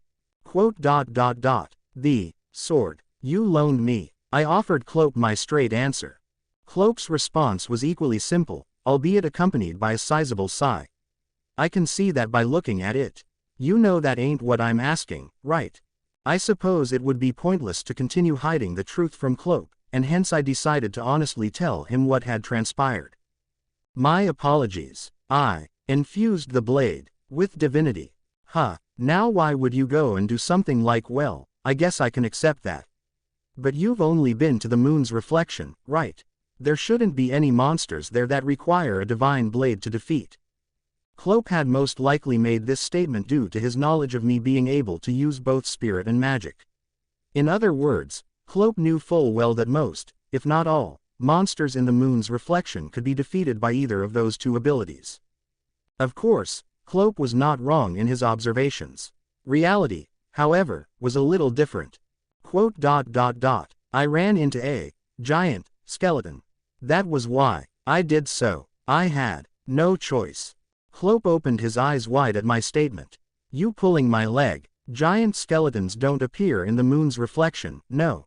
But you wouldn't lie to me, huh? Where did you even find something like that? I found a previously uncharted part of the dungeon. What? You're serious? Although visibly surprised, Cloak made sure to lower the volume of his voice. It seemed like he understood the weight of the information he was just made privy to. Quote, You really saw something like that? I nodded silently. Quote, Well, makes a bit of sense as to why you came here dressed up all strange like that. So something like that happened, huh? I can buy that, I suppose. Explains why the sword's all messed up like this. Well, that's fine, I get it. Are you done with your exploration yet? Choosing not to respond to most of Cloak's statement, I instead answered the question he had posed to me. No, not yet. That is why I was hoping that my sword would be ready soon. Yeah, I get that, but see here, there's no way I can get your sword done that quickly. It's an order-made piece, you know. Instead, I'll hand over another loaner one that's a little better, this time. I had made this trip hoping that Cloak had somehow already finished my order, but I supposed he needed a little more time. Nodding, I gratefully received the sword Luca, Cloak's wife, had chosen and handed to me. It was apparently capable of handling fair amounts of spirit and magic, just like its unfortunate predecessor. Satisfied, I exited the store. Thump. Upon leaving the shop's doors behind, I felt a blunt impact square on my head. More precisely, the impact was absorbed by my mask. Regardless, it would seem like I had bumped into something. But of course, something like this was not enough to dislodge or even damage my mask. It was sturdy to the point of annoyance, being impossible to take off to begin with. Taking a good look at the space before me, I realized that I had bumped into a man. Specifically, he was a man clad in silver-white armor. One would almost instinctively say that he was a knight of sorts. While I didn't hold any grudges against the knight in question, his appearances suggested a somewhat rigid, if not righteous, upbringing. If anything, he looked intimidating in his own way, so I decided to depart from the area as soon as possible. As such, I lowered my head, not saying a word as I continued on my way. My apologies. Are you injured? Now that the knight had spoken to me, I had no choice but to respond. Quote, No, I am fine. What about you? Oh, don't worry, I'm quite all right. On another note, from your appearances, good sir, would you happen to be an adventurer of some sort? I once again had no choice but to answer the knight due to his sudden changing of subjects. I nodded as I offered my response. Upon hearing that I was an adventurer, the knight looked at me with a serious expression. Well, then, I would like to ask. I am looking for an adventurer in this town. A young girl, with blonde hair and eyes of sapphire. She goes by the name of Rena. Have you perhaps heard of her? Of course I remembered that name. Rena was none other than the adventurer who had originally helped me when I was stuck in the moon's reflection. I couldn't help but wonder what Rena was up to now. Ever since then, I had taken great care to not stand out while I was walking around the streets of Malt, and I hadn't run into Rena up to this point. As such, I had no information on her current whereabouts, either. Did she find other adventurers to party up with in the end? Or was she still going at it alone somewhere? With her level of skill, the guild would have no problems recommending her to one party or another. At least, that was what I thought. That aside, there was the issue of this armored, knightly man before me. His blonde hair, blue eyes, and polished appearance all came together to form the ideal image of a knight from a fairy tale. Well, to start, who are you? I had to ascertain the nature of this person before giving him any information, and the first thing I needed was a name. The knight, seeming surprised for a moment, quickly offered it politely.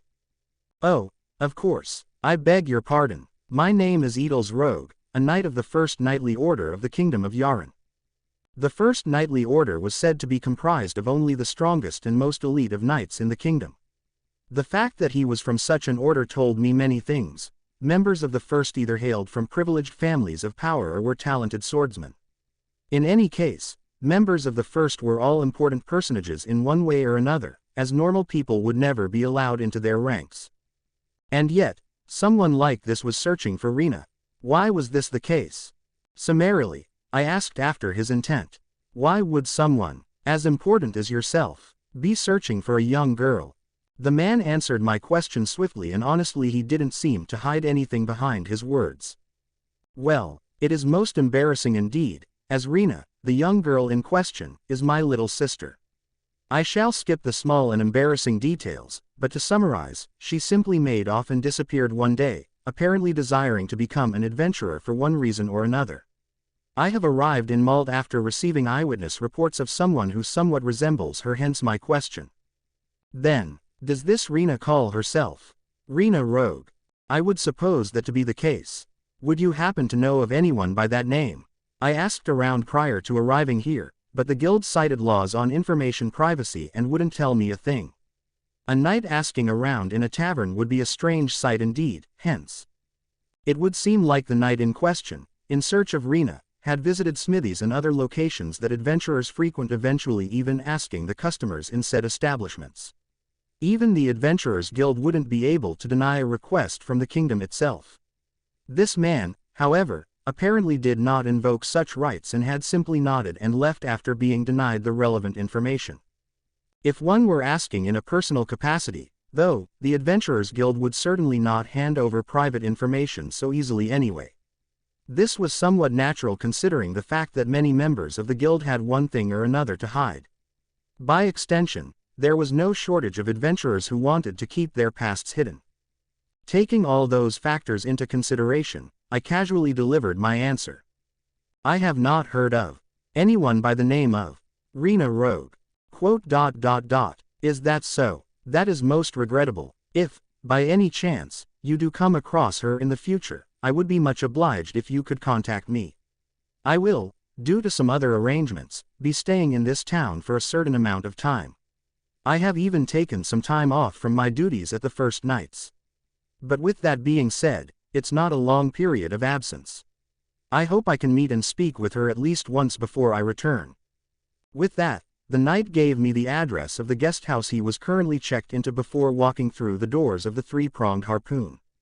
Perhaps he had similar questions for Clope as well. Edels gave off a somewhat sad aura, his being seemingly enveloped by a blanket of solitude and loneliness. Be that as it may, I couldn't simply give away Rena's personal information without her consent. Taking everything into consideration, the Rena that I had run into was unmistakably the person Edels was searching for. I could say this with confidence, having spent most of my life in Malt.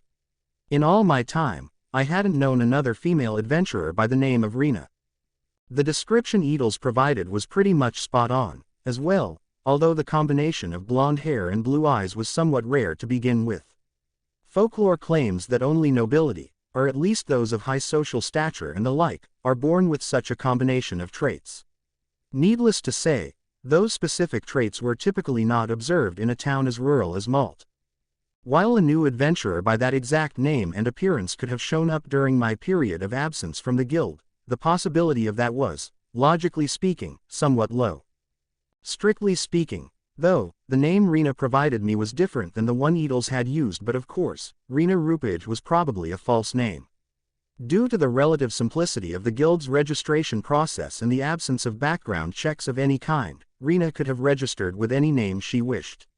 The guild mostly operated on an honor system after all. Even if it was made clear that a registrant had used a false name, they wouldn't exactly be punished for it. All the guild cared about was the ability of the adventurer to complete the assignments and quests they had taken on, and that was that. Though, exceptions to this rule did exist.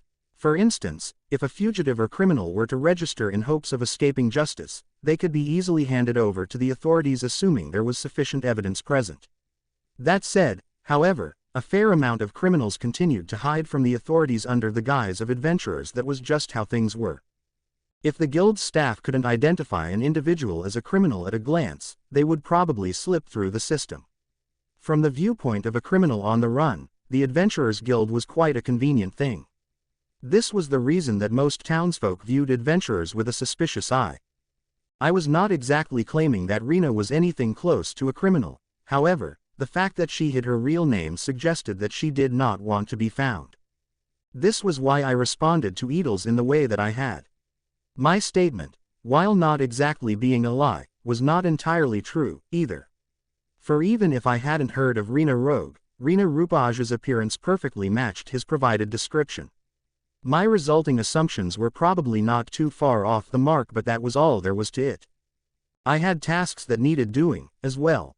If Rena ever did get herself into a dangerous situation, all I had to do was lend her my aid then. The existence of a knight in this town was enough to make him stand out like a sore thumb. Edels, of course, didn't seem to realize this. Shelving my thoughts on the matter, I slowly began making my way back. For now, I supposed I should return to Lorraine's abode. Question mark, question mark, question mark, question mark, question mark. Taking a look at the current situation, I could say that I now looked sufficiently human. If I were smart about it, I could easily purchase new armor and the like. Thanks to my newfound appearance, I could probably even show up to the guild in person, as well. At the very least, the possibility of me being persecuted on the spot had significantly decreased. It was worth noting that I would have to challenge stronger monsters from here on out for the sake of existential evolution.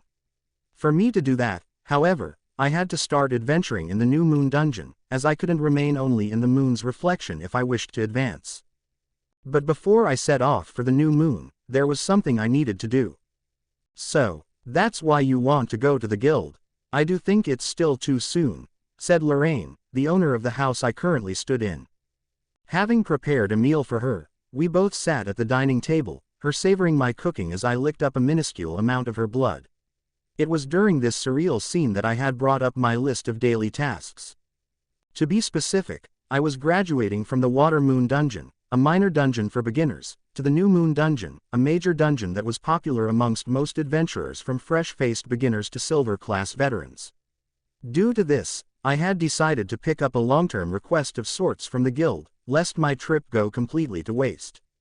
The part that Lorraine objected to was specifically the bit about me accepting a quest from the guild in person. Her reasoning was simple.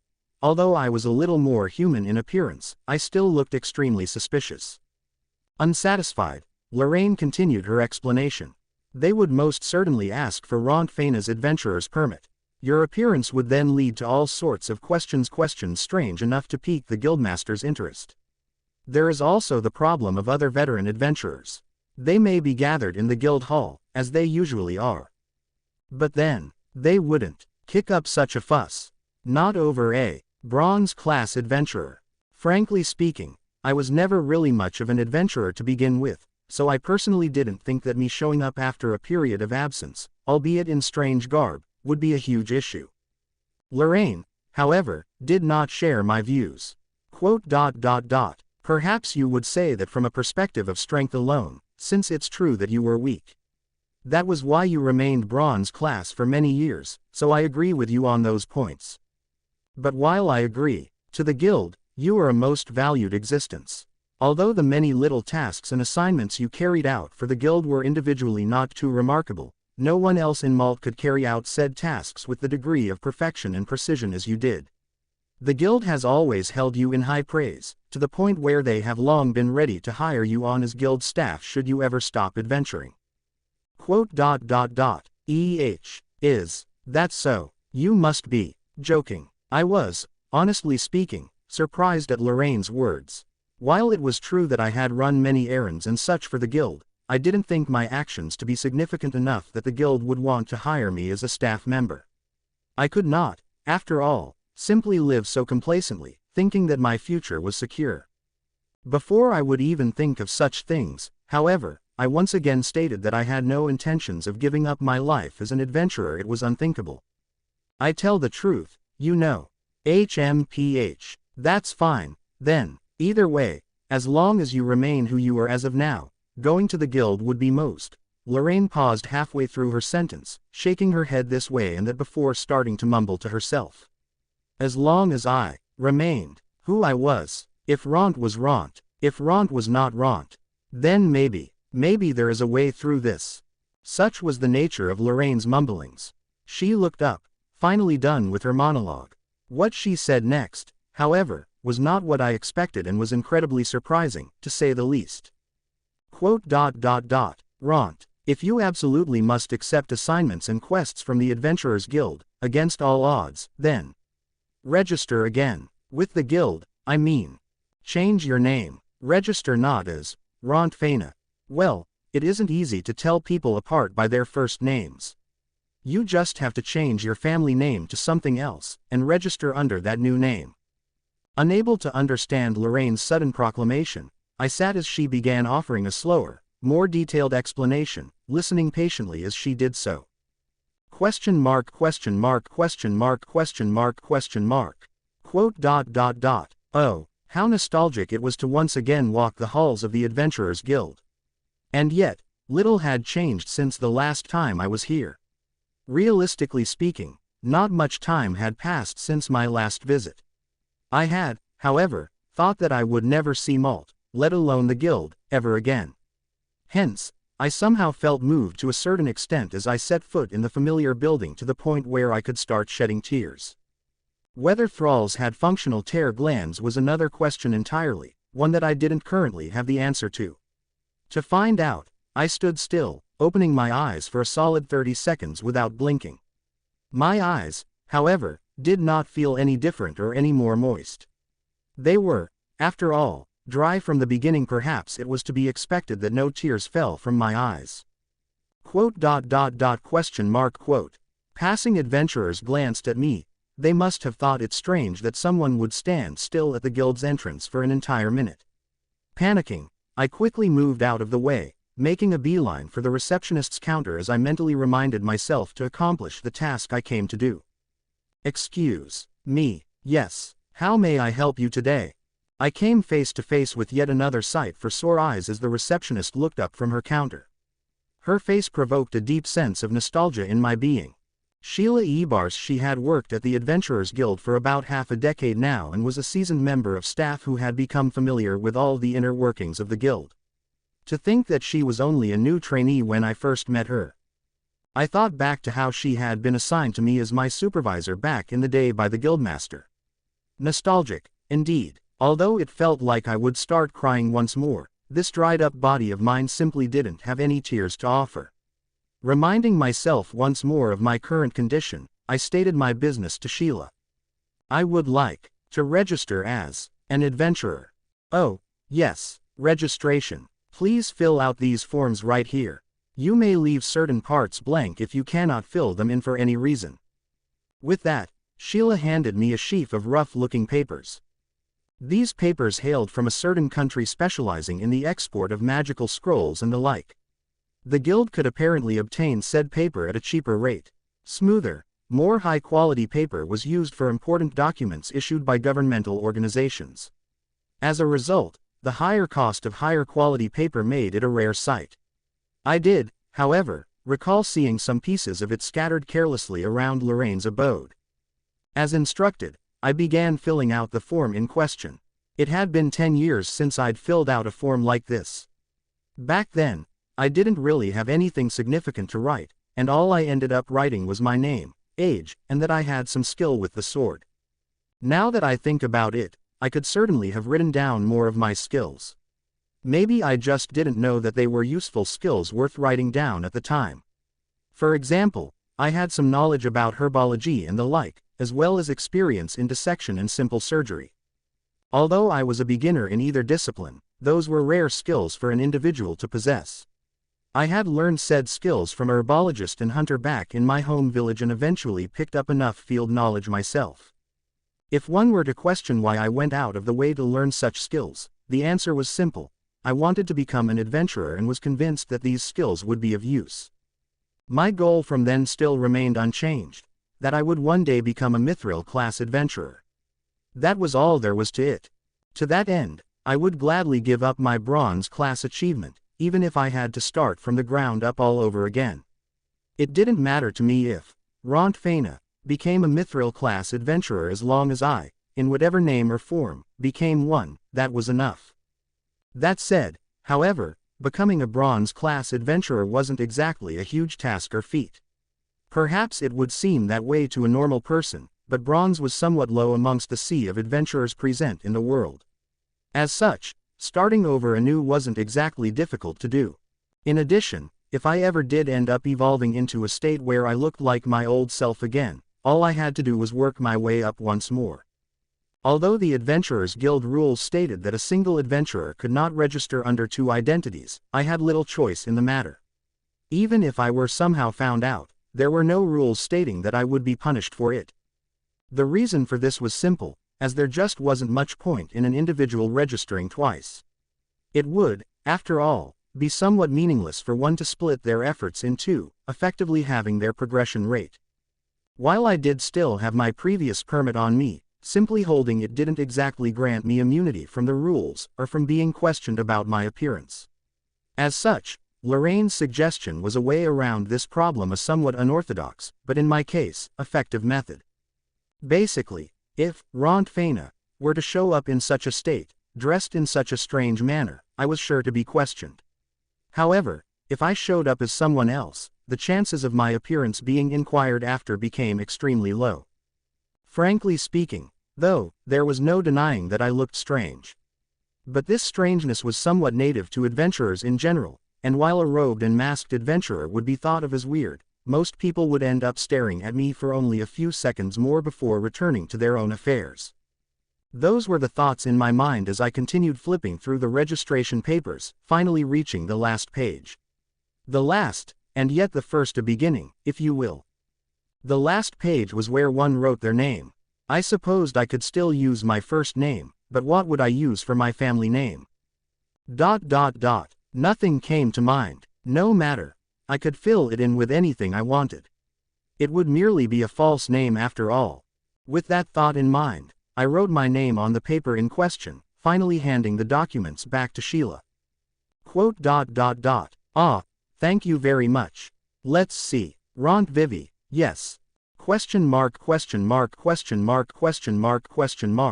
A somewhat sorrowful expression crossed Sheila's features as she read my name out loud. Thinking it strange, I inquired after her. ... Is something wrong? No, it's just, a few days ago, another adventurer named Rentt went missing. That would have been none other than me. I, however, answered as if I knew nothing of the matter. ... I have heard that adventurers must be prepared for occasions like that. It was a well-known risk of adventuring, as it wasn't exactly rare for an adventurer to suddenly disappear. Death, of course, was only one of the many possibilities. The adventurer in question might have simply moved on to another area or town. Other reasons included the adventurer in question no longer wishing to brave the dungeons, instead taking on some other occupation, or they might have been a fugitive on the run all along. While there were countless reasons responsible for an adventurer's sudden disappearance, Sheila seemed to be fully convinced that I had lost my life in the dungeon's depths. I couldn't blame her, as there were no other logical reasons for my disappearance. Sheila continued, but yes, it is as you say. When it actually happens in reality, though, it's a saddening thing. He was the first adventurer I supervised. So I was just a little surprised that your first names were the same. I see. Well, if I may ask, is that adventurer Rentt Faina? I phrased my question in a way that would not rouse Sheila's suspicion. It was strange to be asking about myself, and Sheila herself seemed somewhat surprised. Well, yes, it is. You know of him. I had purposely wanted to draw this question out of Sheila, it would seem like I was successful in my endeavor. I offered Sheila a simple response. Yes, I have heard of him. From Lorraine. Sheila's eyes widened at my mention of Lorraine's name, as if finally realizing something. Ah, so that was it. Vivi, are you a relative of Lorraine's? Sheila asked, not suspecting a thing. If I had introduced myself as a relative of Lorraine's, it would only be natural that we shared the same family name. After all, it was only be a matter of time before the guild caught wind of the fact that I was living at Lorraine's abode, so it was best to erase any potential causes for concern as early as possible. While it didn't really affect me much, Lorraine was an unmarried woman. It would be unbecoming of me to cause her any further trouble, and as such, I had already prepared all the relevant excuses and explanations to go along with my proposed scenario. If I presented myself as a relative who had traveled to Malt from a faraway land, there would be fewer questions to deal with. Not a bad excuse indeed. It's also perhaps worth noting that Rentt was the name of a saint of sorts from ages long past. It was by no means an uncommon name across the lands. No matter the country, a sizable amount of its denizens were sure to have identical rare names, so another Rentt showing up in Malt was no cause for alarm. Yes, I am. I will be living at her abode. When I am in town. I see. I'd heard rumors of a strange person entering and leaving Lorraine's residence as of late. Although I suppose Lorraine herself isn't exactly normal. As expected, rumors of me had already spread. I responded to Sheila's statement with a simple nod. I suppose that would be me. Well, I would not call myself strange. I am merely a relative that has been living with that girl since I entered the country. While I had no idea how the situation would unfold, I decided to go with what I thought to be a reasonable lie. More specifically, I had written the scenario with myself starring as Lorraine's grandfather, who was known for suddenly visiting his grandchildren on a whim. Sheila, for her part, seemed convinced. I see. That must be hard, traveling so much. So, the one seen at Lorraine's residence was you. The thought had crossed my mind that there were rumors about some strange man becoming involved with Lorraine, but I suppose that wasn't the case after all. Right, here is your adventurer's permit. It's all done. Here you go. Ending the conversation with the casual dismissal of what seemed to be a crass rumor, Sheila arranged the sheaf of papers in her hands. It seemed that she was done with my registration process. In her hands now was a dull-colored metal card, the symbol of an absolute beginner of an adventurer, the dull metallic gleam of an iron-class adventurer's permit. Every individual who signed up as an adventurer started their journey with this in hand. Even I was no exception, although it had been ages since I'd held a card of this color. It was a nostalgic feeling. I held it up against the light for one reason or another, staring at it with mixed feelings. Sheila, apparently familiar with the sight before her, smiled gently. Should I explain the rules of the Adventurers Guild, and other details? While I was appreciative of Sheila's offer, I was already a veteran adventurer. Although I wasn't all that strong in life, I did have many years of service under my belt. It probably goes without saying that I was and still am excessively familiar with the rules in question. In life, I had even used those very rules to gain the upper hand against adventurers of ill intent. I didn't have much in the way of combat strength after all. Back then, that was all I could do to stay ahead of the pack. This was why I responded to Sheila as such. No, that will not be necessary. The rules and details are written in that, right? I said, pointing to a small leather-bound book on the receptionist's counter. Oh, you know of this? Sheila asked, visibly surprised. I couldn't blame her. Few budding adventurers would be interested in that booklet, let alone know what was in it. The booklet in question contained various regulations and details regarding those rules, and guild staff would often recommend adventurers to read through it should they have questions. As for me, I had long memorized the contents of the booklet itself, having read through it many times in my lengthy career. By pointing the booklet out to Sheila, I had merely communicated the fact that I would use that very same time-tested method to answer any questions I might have about adventuring. I heard about it from Lorraine, about the basics of adventuring, too. I see, you do live together after all. Then I suppose that's all fine and good. Well then, Mr. Rentt, please work hard as an adventurer. Do value your life above all else, though. I nodded in response to Sheila's words and stepped away from the receptionist's counter as my registration drew to a close. Question mark, question mark, question mark, question mark, question mark. Lining the walls of the Adventurers Guild were a myriad of notice boards, each with written quests and assignments of all sorts pinned to them. The assignments in question, by and large, were sorted by color and coded as such for adventurers to quickly identify the type of task listed. Of course, there were many different jobs available, from odd errands anyone could run to jobs requiring a certain degree of strength and combat ability. The most dominant color, however, was that of general help, running errands, assisting with mundane tasks, and the like. As such, even adventurers who had little in the way of combat skill could easily make a living, but at the same time, this was also the reason why runaway criminals could easily blend into the sea of readily available adventurers. Thinking back on it, while I had slain weaker monsters and collected dungeon materials in life, I had also performed quite a few odd jobs. Due to my history, I was more than used to odd jobs of any kind, but while I could easily accept those very same requests now, my current appearance did not exactly lend itself to such tasks. If anything, those odd errands I used to do were now significantly more difficult for me to take on. I was by no means intimidating or awe-inspiring in life. I was known for my seemingly harmless and childlike face. As such, I was able to blend in at various locations with ease, by no means disliked or discriminated against. But with my current appearance, I would surely be viewed as a stranger in a robe and a skull-faced mask, hardly the kind of person one would want running their odd jobs and errands. While the clients in question probably couldn't afford to be too picky about who did their jobs for them, slaying monsters and trading in their materials was now a much more efficient means of earning gold for me. In addition, it also didn't have much in the way of social interaction either way. It worked out well for me. Perhaps it was silly to think I couldn't endure the judgment of others while running errands. Though I could definitely tolerate it, to take on such requests while being able to slay monsters for greater rewards was equally foolish. Weighing the two options, I found myself quickly settling for the dark hallways of the dungeon instead.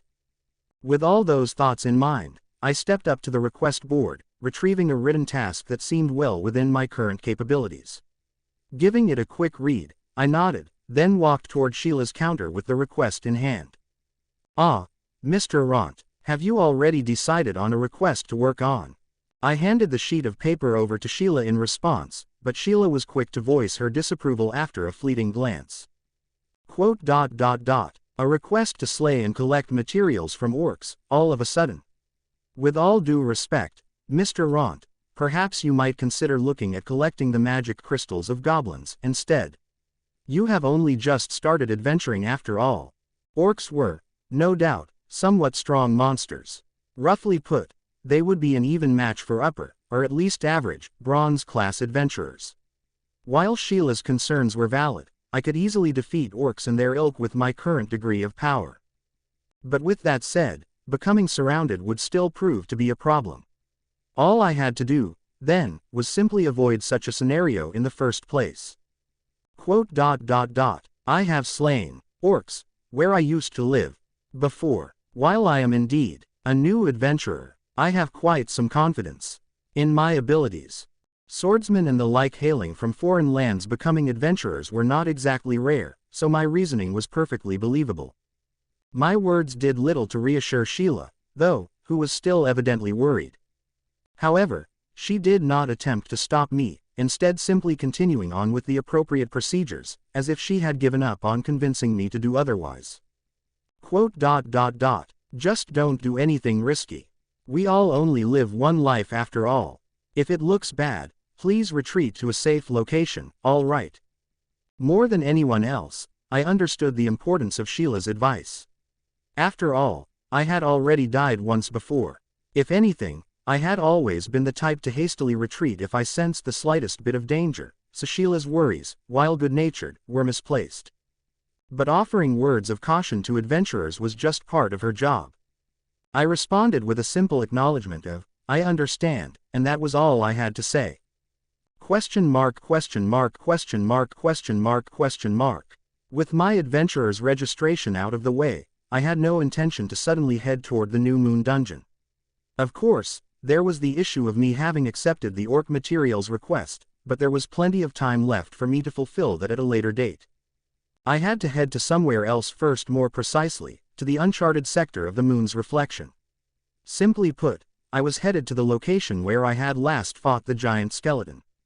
The Water Moon dungeon was, as usual, quite quiet. While I did pass by the occasional iron-class adventurer, they did not seem to notice me as I walked by, being too engrossed in their own battles with some monster or another. In addition to giving them a wide berth, I did what I could to suppress my magic and spiritual presence, stealthily walking through the dungeon's halls. In the past, all I had to do to sneak past human and monster alike was to be a little more silent, so weak were my powers that neither would have noticed me anyway. I wasn't sure if I should be so happy that I had to do something like this now to advance unnoticed, since it was a little troublesome. Even so, I supposed issues like these were worries that only the strong faced. I decided to shelve those thoughts for now, given that they were not significant problems to begin with. If anything, I viewed it as practice. Hiding my mana and spirit at will would surely improve my control over said abilities as time went by. Arriving at a familiar entrance, I stepped into the hidden pathway, eventually reaching and confidently stepping into the magic circle on the ground. Having used it once, the circle no longer felt as intimidating or dangerous. Although I had heard stories of magic circles that transport users to different locations each time, I had difficulties believing that such an ill-intentioned mechanism was present in this dungeon. Perhaps it would be a given to encounter those circles in dungeons of a higher difficulty, but the moon's reflection didn't seem like such a location. With that being said, however, there was no other way to verify my suspicions. Thankfully, the magic circle proved to be benign, transporting me to the very same chamber where I'd first fought the giant skeleton. Readying my sword, I slowly stepped out of the circle. While I had defeated it before, the giant skeleton could have simply reappeared during my absence. This was, for all intents and purposes, a boss chamber, so the skeleton in question might endlessly reappear in a cycle, or it might have been a one-off. Not knowing which of the two this chamber was, I advanced carefully, mentally prepared for the possibility of combat. This was the least I could do, as it paid well to be cautious in the dungeon. However, no matter how long I waited after exiting the circle, the giant skeleton did not reappear. In fact, I could not feel its presence at all. Maybe it needed more time, or maybe it was a monster that only appeared once. Either way, I lowered my sword, somewhat more relieved than I previously was.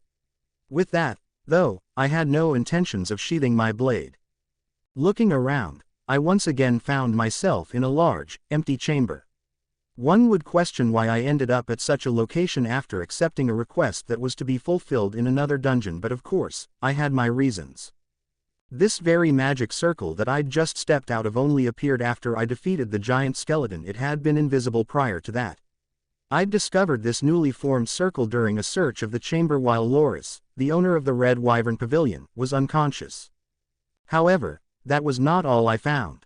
In reality, there was one more circle, positioned on the ground not far from the one I'd stepped into to enter the giant skeleton's chamber. If I had to guess, that circle was probably connected to another location. The Water Moon dungeon seemed to continue on past this magic circle. Slowly, I stepped into the circle on the ground.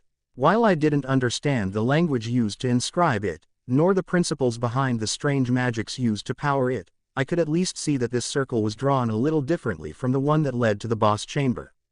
Surely, it would bring me to a different location. Perhaps this was all a trap of sorts, two circles in a room, with the more unfortunate intruders ending up in a sealed room with a giant skeleton. I supposed such things happened from time to time. Well, then, what would it be this time? Snakes, demons, a dragon, perhaps. Of course, there was no other way of finding out. As the magic circle began giving off a bright light, I readied my sword once again, waiting for the eventual change in my surroundings. Question mark, question mark, question mark, question mark, question mark. As the light slowly began to fade, I quickly turned to look at my surroundings, prepared for an attack from any direction. I couldn't discount the possibility that this circle, too, was a trap of some kind, with monsters or the like lying in wait. However, as far as I could see, there were no monsters here, let alone any sort of traps. Instead, I found myself in a messy, cluttered room. All sorts of objects lay about, some rotting on the ground. All signs pointed to this place having been inhabited at some point in time. If anything, it didn't look like it belonged in the dungeon at all. Several shelves lined the wall, even a table and bed were present. What appeared to be a soft toy lay on the ground near me. As I reached out to touch it, however, the toy crumbled into dust, leaving no trace of its previous form.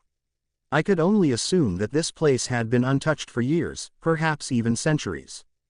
The thing that caught my attention, however, was the bed at the end of the room, or, to be precise, what was sleeping on that bed.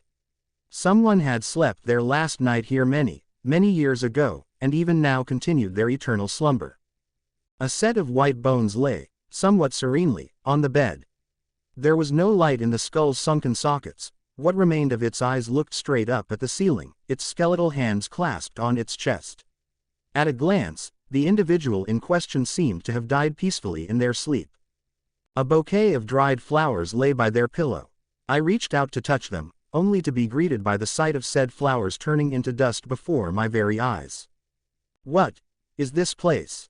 Someone once lived here, I could see that much, but I'd never heard of a human being living so deep in a dungeon of any kind. For starters, was something like that even possible?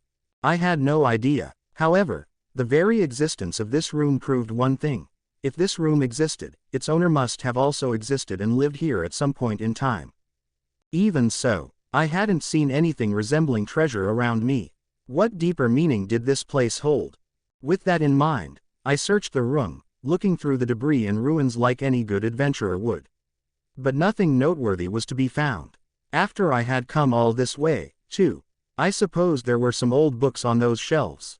Glancing at the shelves, many of the books in question appeared to be reference tomes that were most likely undecipherable except by the most skilled specialists. Strangely, amidst these volumes were what seemed to be thin picture books. Did a child live here?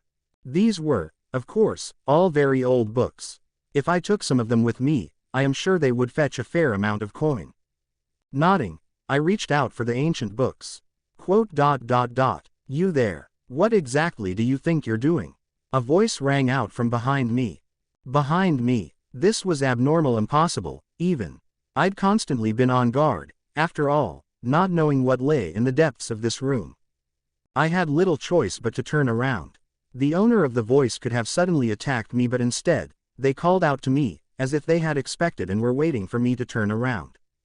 Slowly, I turned to face the direction of the voice.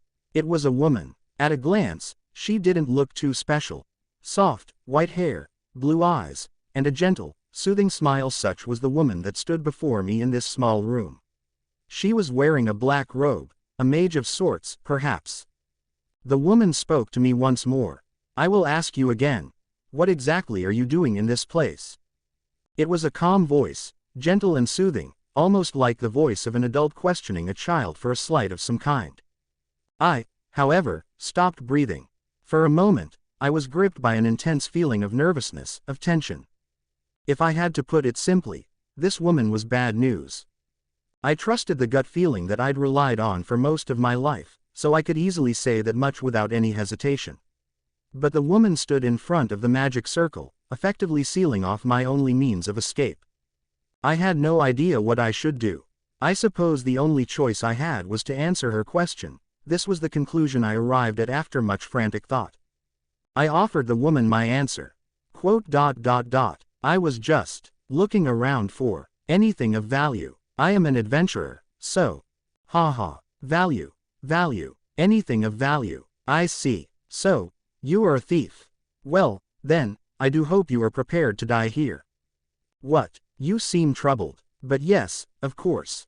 I understand, but there are some things I simply cannot forgive. I do not wish to defile this place. But to that end, I suppose I will just have to erase you. There is no other way.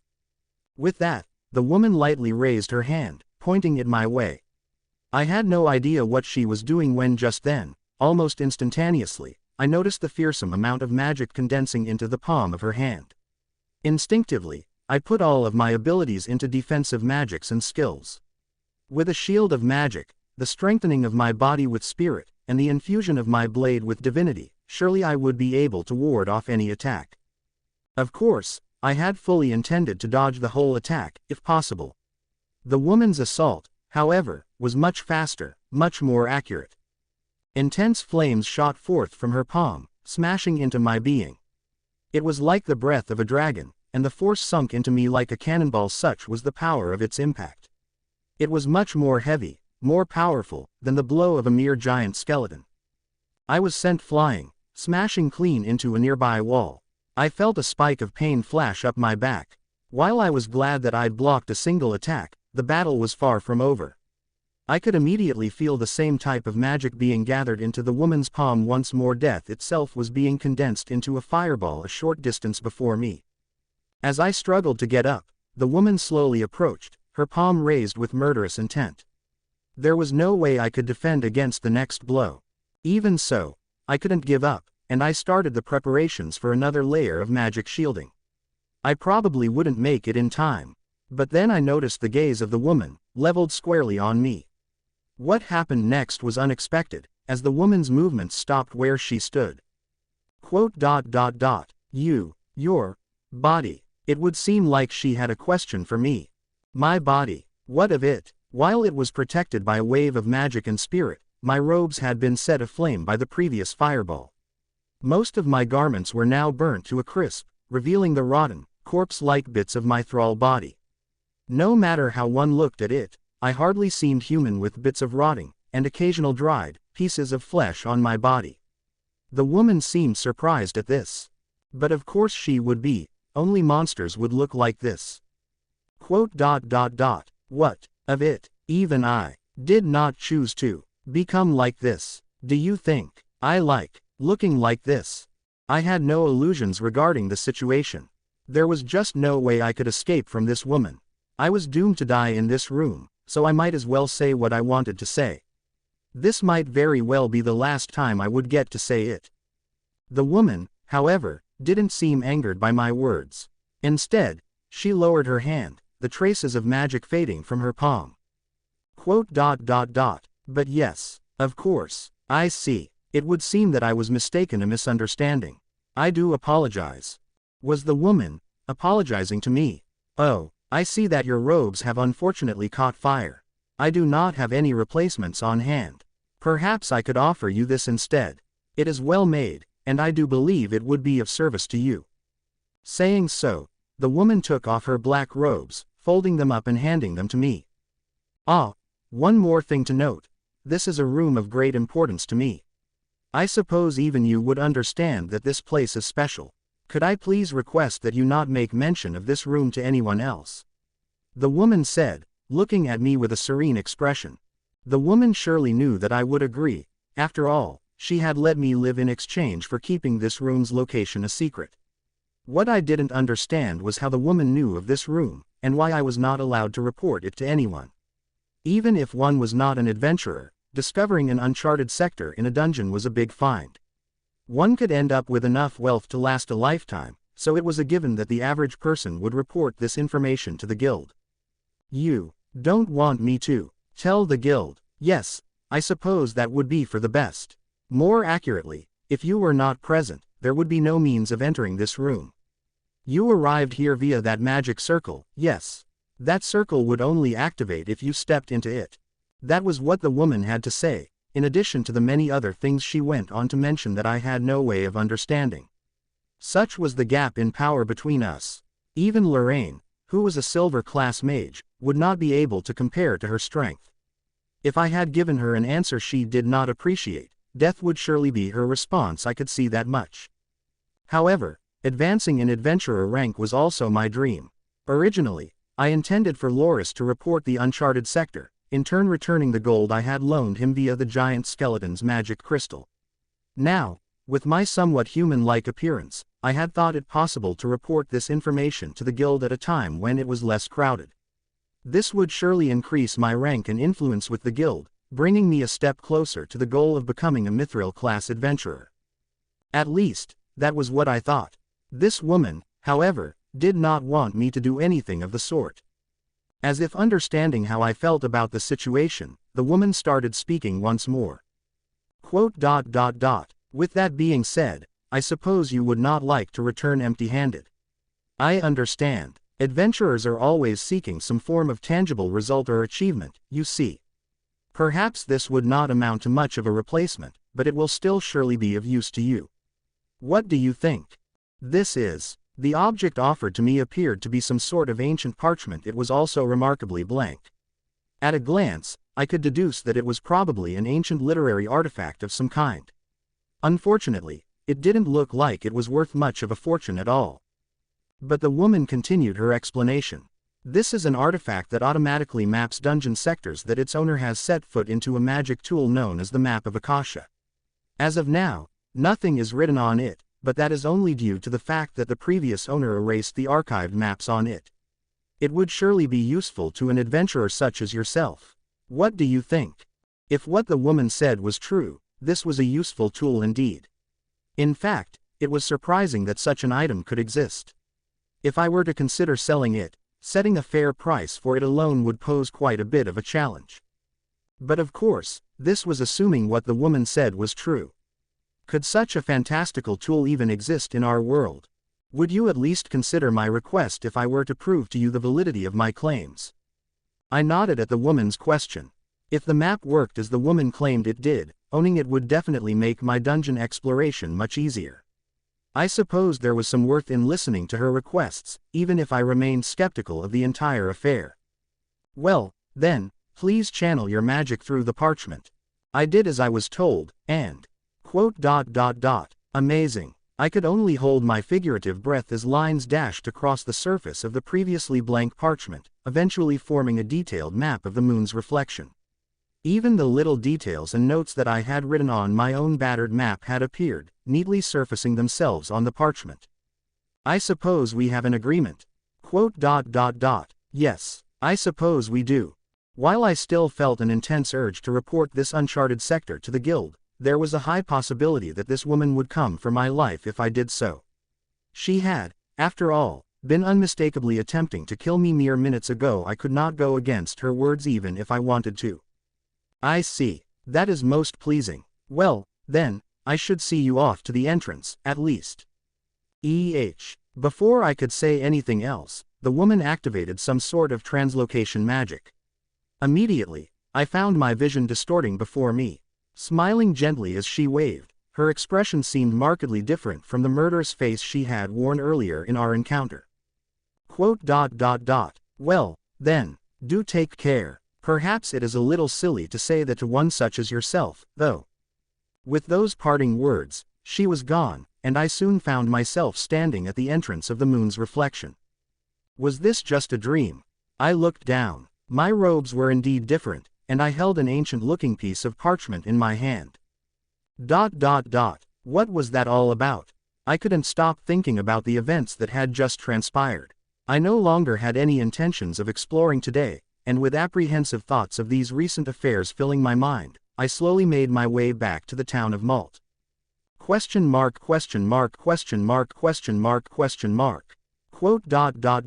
It's almost as if you have been cursed, Rentt. Why do these strange things keep happening to you as of late? That was apparently what Lorraine had to say as I described the details of my latest adventure to her.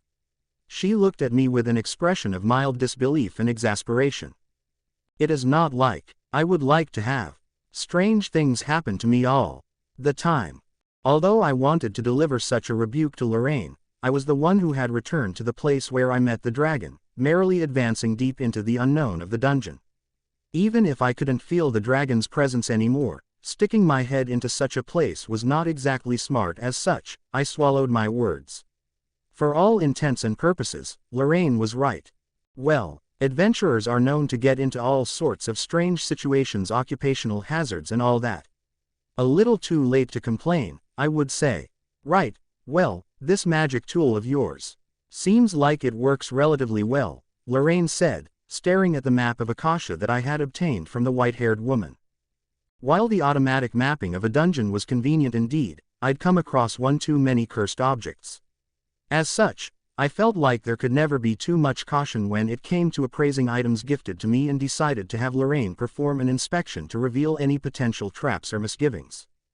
While I did have my fair share of divinity and could detect curses easily, special items that were beyond my reach did exist. My mask, for example, was one such case. The most I could do with my divinity was get a rough feeling if there was anything unsavory lying in wait for me within the object, as detailed examinations were beyond my ability. Lorraine, however, had her share of scholarly knowledge, in addition to her skills at magic and alchemy. With her experience, she would possibly be able to gain some insight on the map, hence my decision. Apparently she also possessed the qualifications to officially appraise items for the guild, so she would have no trouble finding jobs with the qualifications she held. In addition, she only performed item appraisal on an odd job basis. I couldn't help but be envious of her capabilities. Quote, "Have you found out anything about how to use this map in detail?" While the woman had simply handed the map over to me and told me to infuse my magic into it, I knew little else about how this map worked, or if it could be used in any other way. I did try investigating it, yes, but it seems like I cannot use this map on my own. You were told that running magic through this map causes it to draw itself, correct? But it seems like your magic is specifically required, as mine alone does not work. Here, you try. With that, Lorraine casually handed the map to me. Sure enough, familiar lines detailing the passageways and floors of the moon's reflection started appearing on its surface. Quite something else indeed. What is this here? Upon closer inspection, a black dot was visible on the map's surface, perpetually in motion. Overcome by curiosity, I touched the dot with a finger, and upon doing so caused what appeared to be a name to materialize beneath the dot. It would seem so, yes. This is the name of an individual who is currently exploring the dungeon. To think that the map is capable of even this, truly terrifying indeed. What capability? This is undoubtedly an item on par with the kingdom's national treasures, Lorraine said, seemingly moved by the map's abilities. In truth, I knew I had struck a good deal even without knowing about this map's additional functions, but in exchange, I'd almost lost my life to that woman's magic. Taking these factors into account, I suppose the trade was somewhat even. Lorraine and I continued conducting various tests and experiments on the map, eventually discovering that the area illustrated by said map could change as long as I willed it to do so, so long as I was channeling magic into it. For example, I could easily instruct the map to illustrate another area, changing its display from the halls of the moon's reflection to another location of my choice. In addition, the ability of the map to show the names of other adventurers only worked if the wielder had fully explored the dungeon in question. Although I had completed the mapping of the moon's reflection over my long career, I had hardly explored the new moon dungeon. Upon attempting to have the map switch its focus to the latter dungeon, I realized that only the areas I had been to previously were mapped. In addition, the adventurer tracking function was inactive. This was proven to be the case as Lorraine and I stared at the map together for a considerable amount of time, yet nary a dot appeared on its surface. If I had to guess, I'd simply not mapped this dungeon enough for said function to activate. Strictly speaking, it was more than a guess, as the tracking function had worked on the first floor of the new moon, which I'd finished mapping some time ago. Taking this fact into account, it was plain to see that the other floors needed a similar amount of work before the tracking function in question would start working. While the map of Akasha was certainly a convenient tool, it still had its own limitations. There was one more thing I had to ask Lorraine, however. What about curses and the like? It seems safe from what I see so far. You will probably be able to use it without much cause for worry. This is quite the artifact you have found. Is that so? Lorraine's appraisal of the map's worth seemed somewhat sudden. But of course, it is highly resistant against magic of all sorts and cannot easily be cut with sharp objects. Though I have no idea how well it would hold up against a skilled swordsman or a well-crafted sword, it seems to have more defensive capabilities than normal armor. Yes, that would be a good analogy for it. Lorraine's analogy was somewhat astounding, for if it were true, this map would be quite the artifact indeed. Although I found myself utterly disappointed that I could no longer report the discovery of a previously uncharted sector to the Adventurers Guild, the fact that I had obtained such a convenient magical tool and makeshift defense item impressed me. Perhaps I actually gained much more from this trade than I'd initially assumed.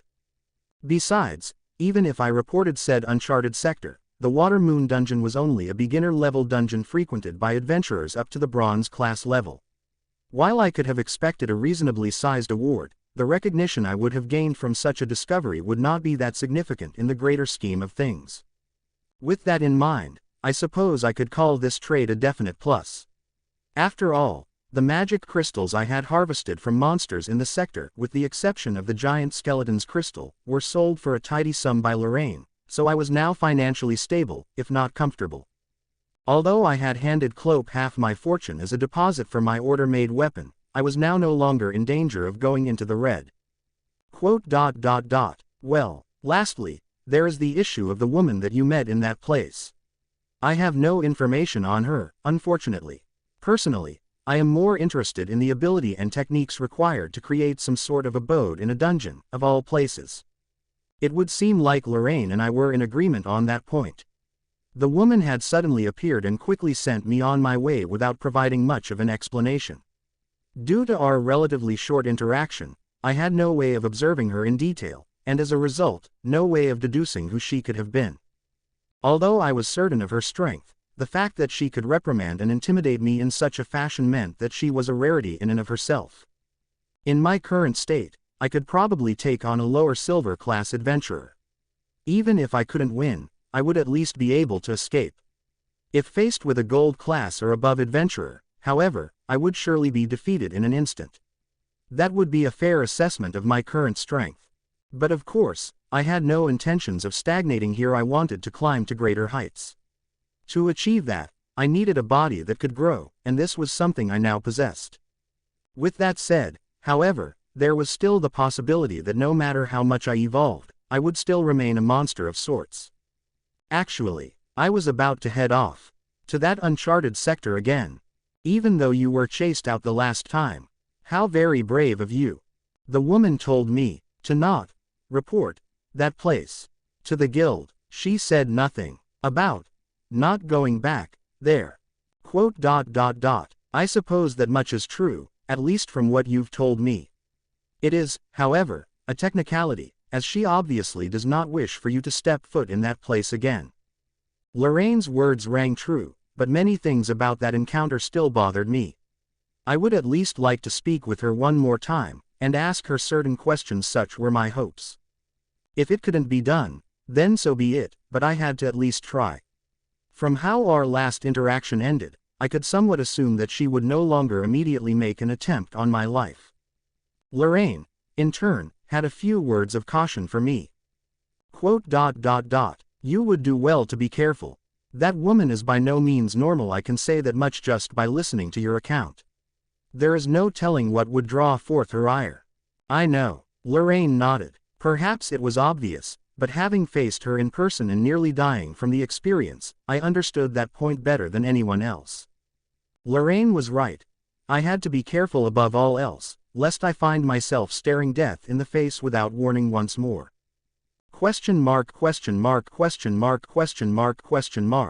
It would unfortunately turn out that all my effort was wasted, as I would find out the very next day.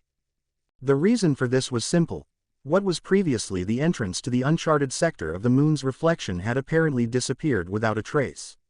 No matter how I looked at it, the dead end in question was now a perfect wall, and that was all that currently stood there. Unconvinced, I walked up to the wall, touching it here and there with my hands. All that greeted my fingers, however, was a cold, smooth surface, and that was it. With this, all means of retrieving clues, or any kind of answers from the woman, were gone. Just who was she? I stood still, thinking about the question for a period of time. The answers, however, eluded me. No one would simply walk up to me with all the answers to my questions, after all. Would I perhaps meet her again someday? I had no idea, but one thing did remain clear in my mind. I would continue climbing the ranks toward my goal, eventually becoming a mithril class adventurer. I would definitely meet her again, someday. At the very least, I felt that way. In life, I had trained hard, day after day for an entire decade, without the slightest thing to show for it. But things were now very different. A meeting with a dragon, discovering an uncharted area of a dungeon. And of course, I was now an undead. Perhaps a normal person would say that I was unfortunate. I, however, did not feel that way. I would fight many monsters, encounter many mysteries, and above all, become stronger. All this, too, would contribute to my goal of eventually becoming a mithril-class adventurer. That is the sort of adventure that I am currently undertaking. Come to think of it, the various misfortunes that have visited me recently could also be seen as invaluable, precious experiences. I would definitely grasp that mithril dream with my hands. With those thoughts in mind, I steeled my resolve. My dream was difficult, and to fulfill it, I would surely have to meet with the dragon and that woman again. I would have to be at least able to stand toe-to-toe with them when that time inevitably came. If there is a will, there is a way. I would not have it by any other means. Side story. The day when Rentt snapped, adventurer Lorraine's 6th year. Quote. Oh, if it isn't Lorraine.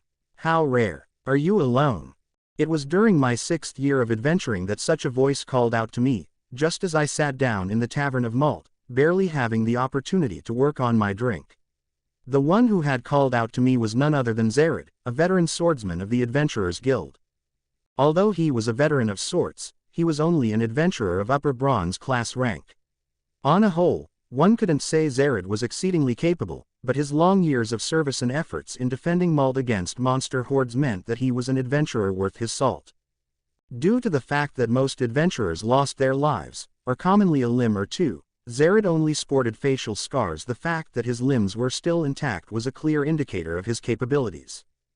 To some, however, Zared's caution came across as cowardice, and they mocked his lack of adventures and the like. But such individuals were not exactly wise in their assessment. Courage, after all, was not a blind rampage and a series of unplanned gambles. The only ones who thought of it as such were surely bigger fools than Zared ever could be.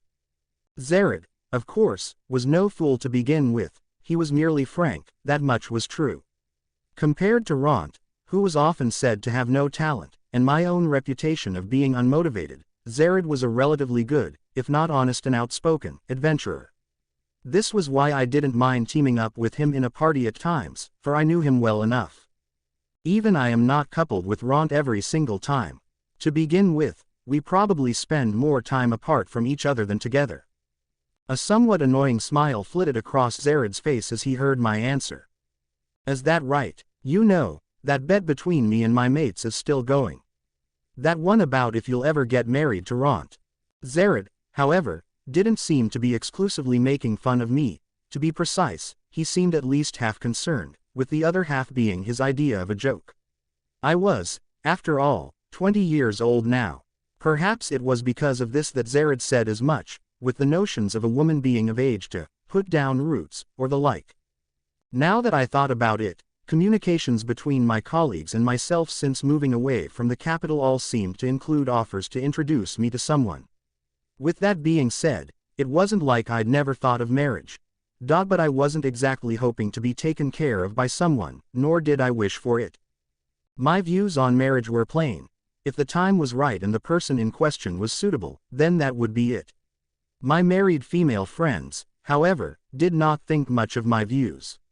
All they had to say was, if you keep saying that, you're never going to get married, you know. But this was just a matter of policy. On that alone I was not willing to cede to their demands and complaints. To clarify, I would not simply settle for any random individual on the streets of Malt, or anywhere else, for that matter. At the very least, all those letters and correspondence offering to introduce me to said individuals would never see their purpose fulfilled. Do you people not tire of your bets? I personally would have gotten bored with it years ago. Could you just not watch over us? Surely you can do that much for an old friend. If watching alone made things happen, even I'd get married. Zared's swift rebuttal reminded me of the fact that he was still single. This was perhaps a given, as such a lifestyle would be difficult to support, given his current adventurer rank. For an upper bronze class adventurer, adventuring itself definitely brought in more coin than the average job in Malt.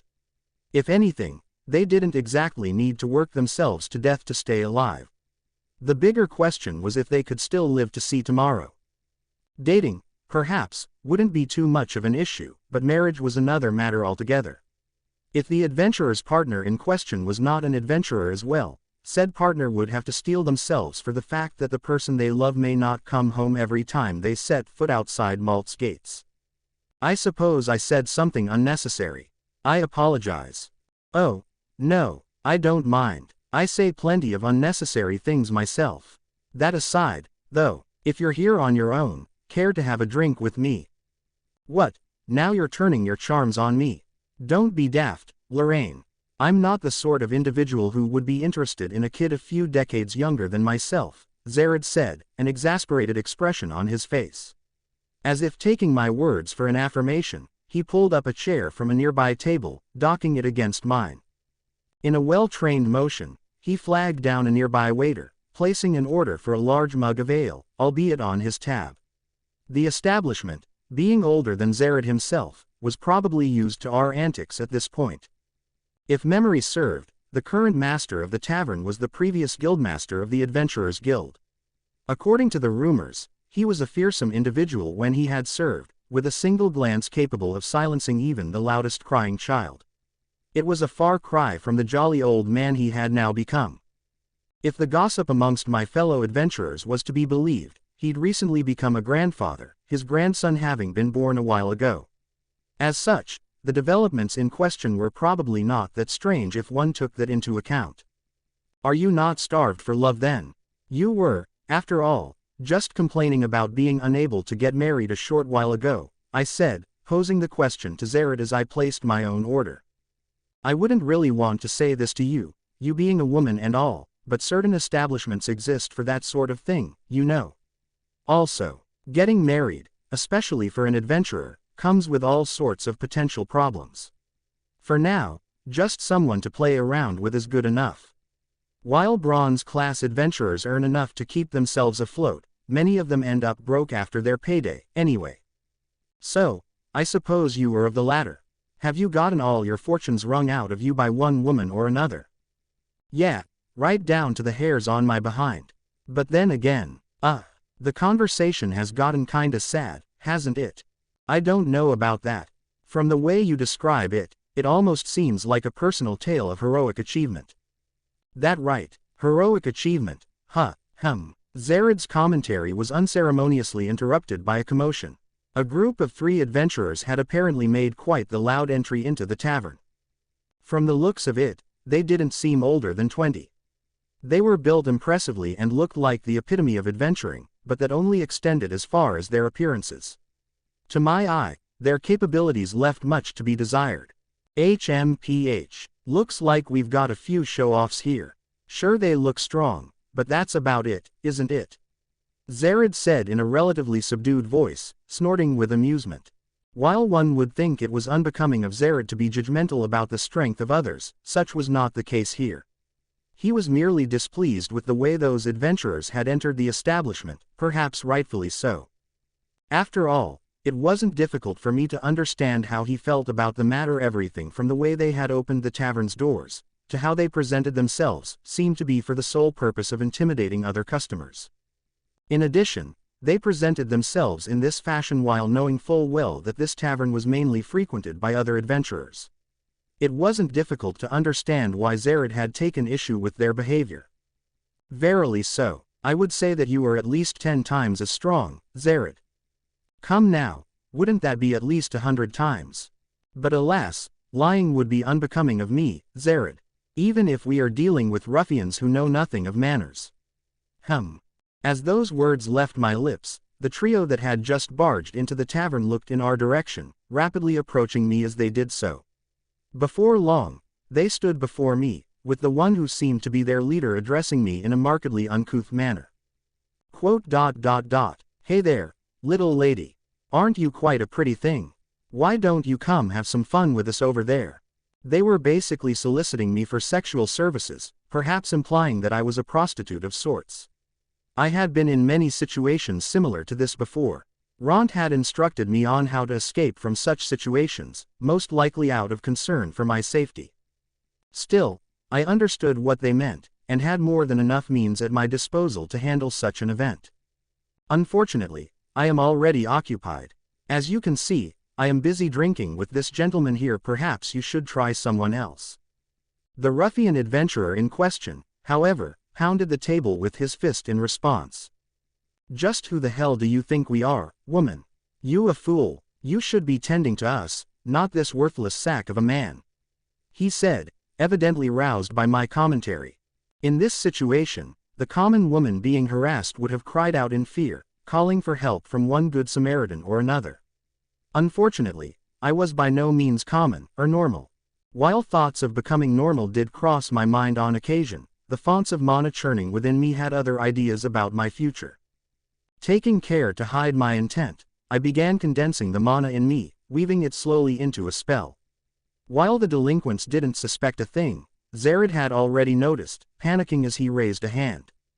Hey, you three. I suppose Zared was merciful. A warning was more than these individuals deserved. At that moment, however, a new guest entered the tavern. At the sight of them, oh, the mana within me welled up, and then stopped. I shelved the thought of launching a spell at the men for now. Had I forgiven them? Of course not. That was beyond consideration. The reason for doing so was that I simply thought I no longer had a part in this show, mainly owing to the fact that a deadly aura was permeating from the guest who had just entered this tavern. I, too, was curious as to whom this aura belonged to. Craning my neck, I was surprised to see that the person in question was all too familiar. Rentt. Yes, in the flesh standing in the doorway of the tavern was my good friend, Rentt Faina. But Rentt was different from his usual jovial self. It almost seemed like he could kill someone. The contrast itself was stark enough for me to know how dangerous the current situation was. What exactly had happened? As if to answer my question, Zared spoke, a tinge of fear evident in his voice. This is bad. That guy, he's completely snapped. Rentt. Snap. Him. Really? Zared's response to my question was slow and elaborate. Yeah, I suppose you wouldn't know. Right. This was before your time. The last time was, when you were out on an errand, and the time before that was before you arrived in Malt. Yes, that's right. What happened, then? Well, what exactly The men just now, where did they go? Before I knew it, the men who had been harassing me were gone, as if they were never here in the first place.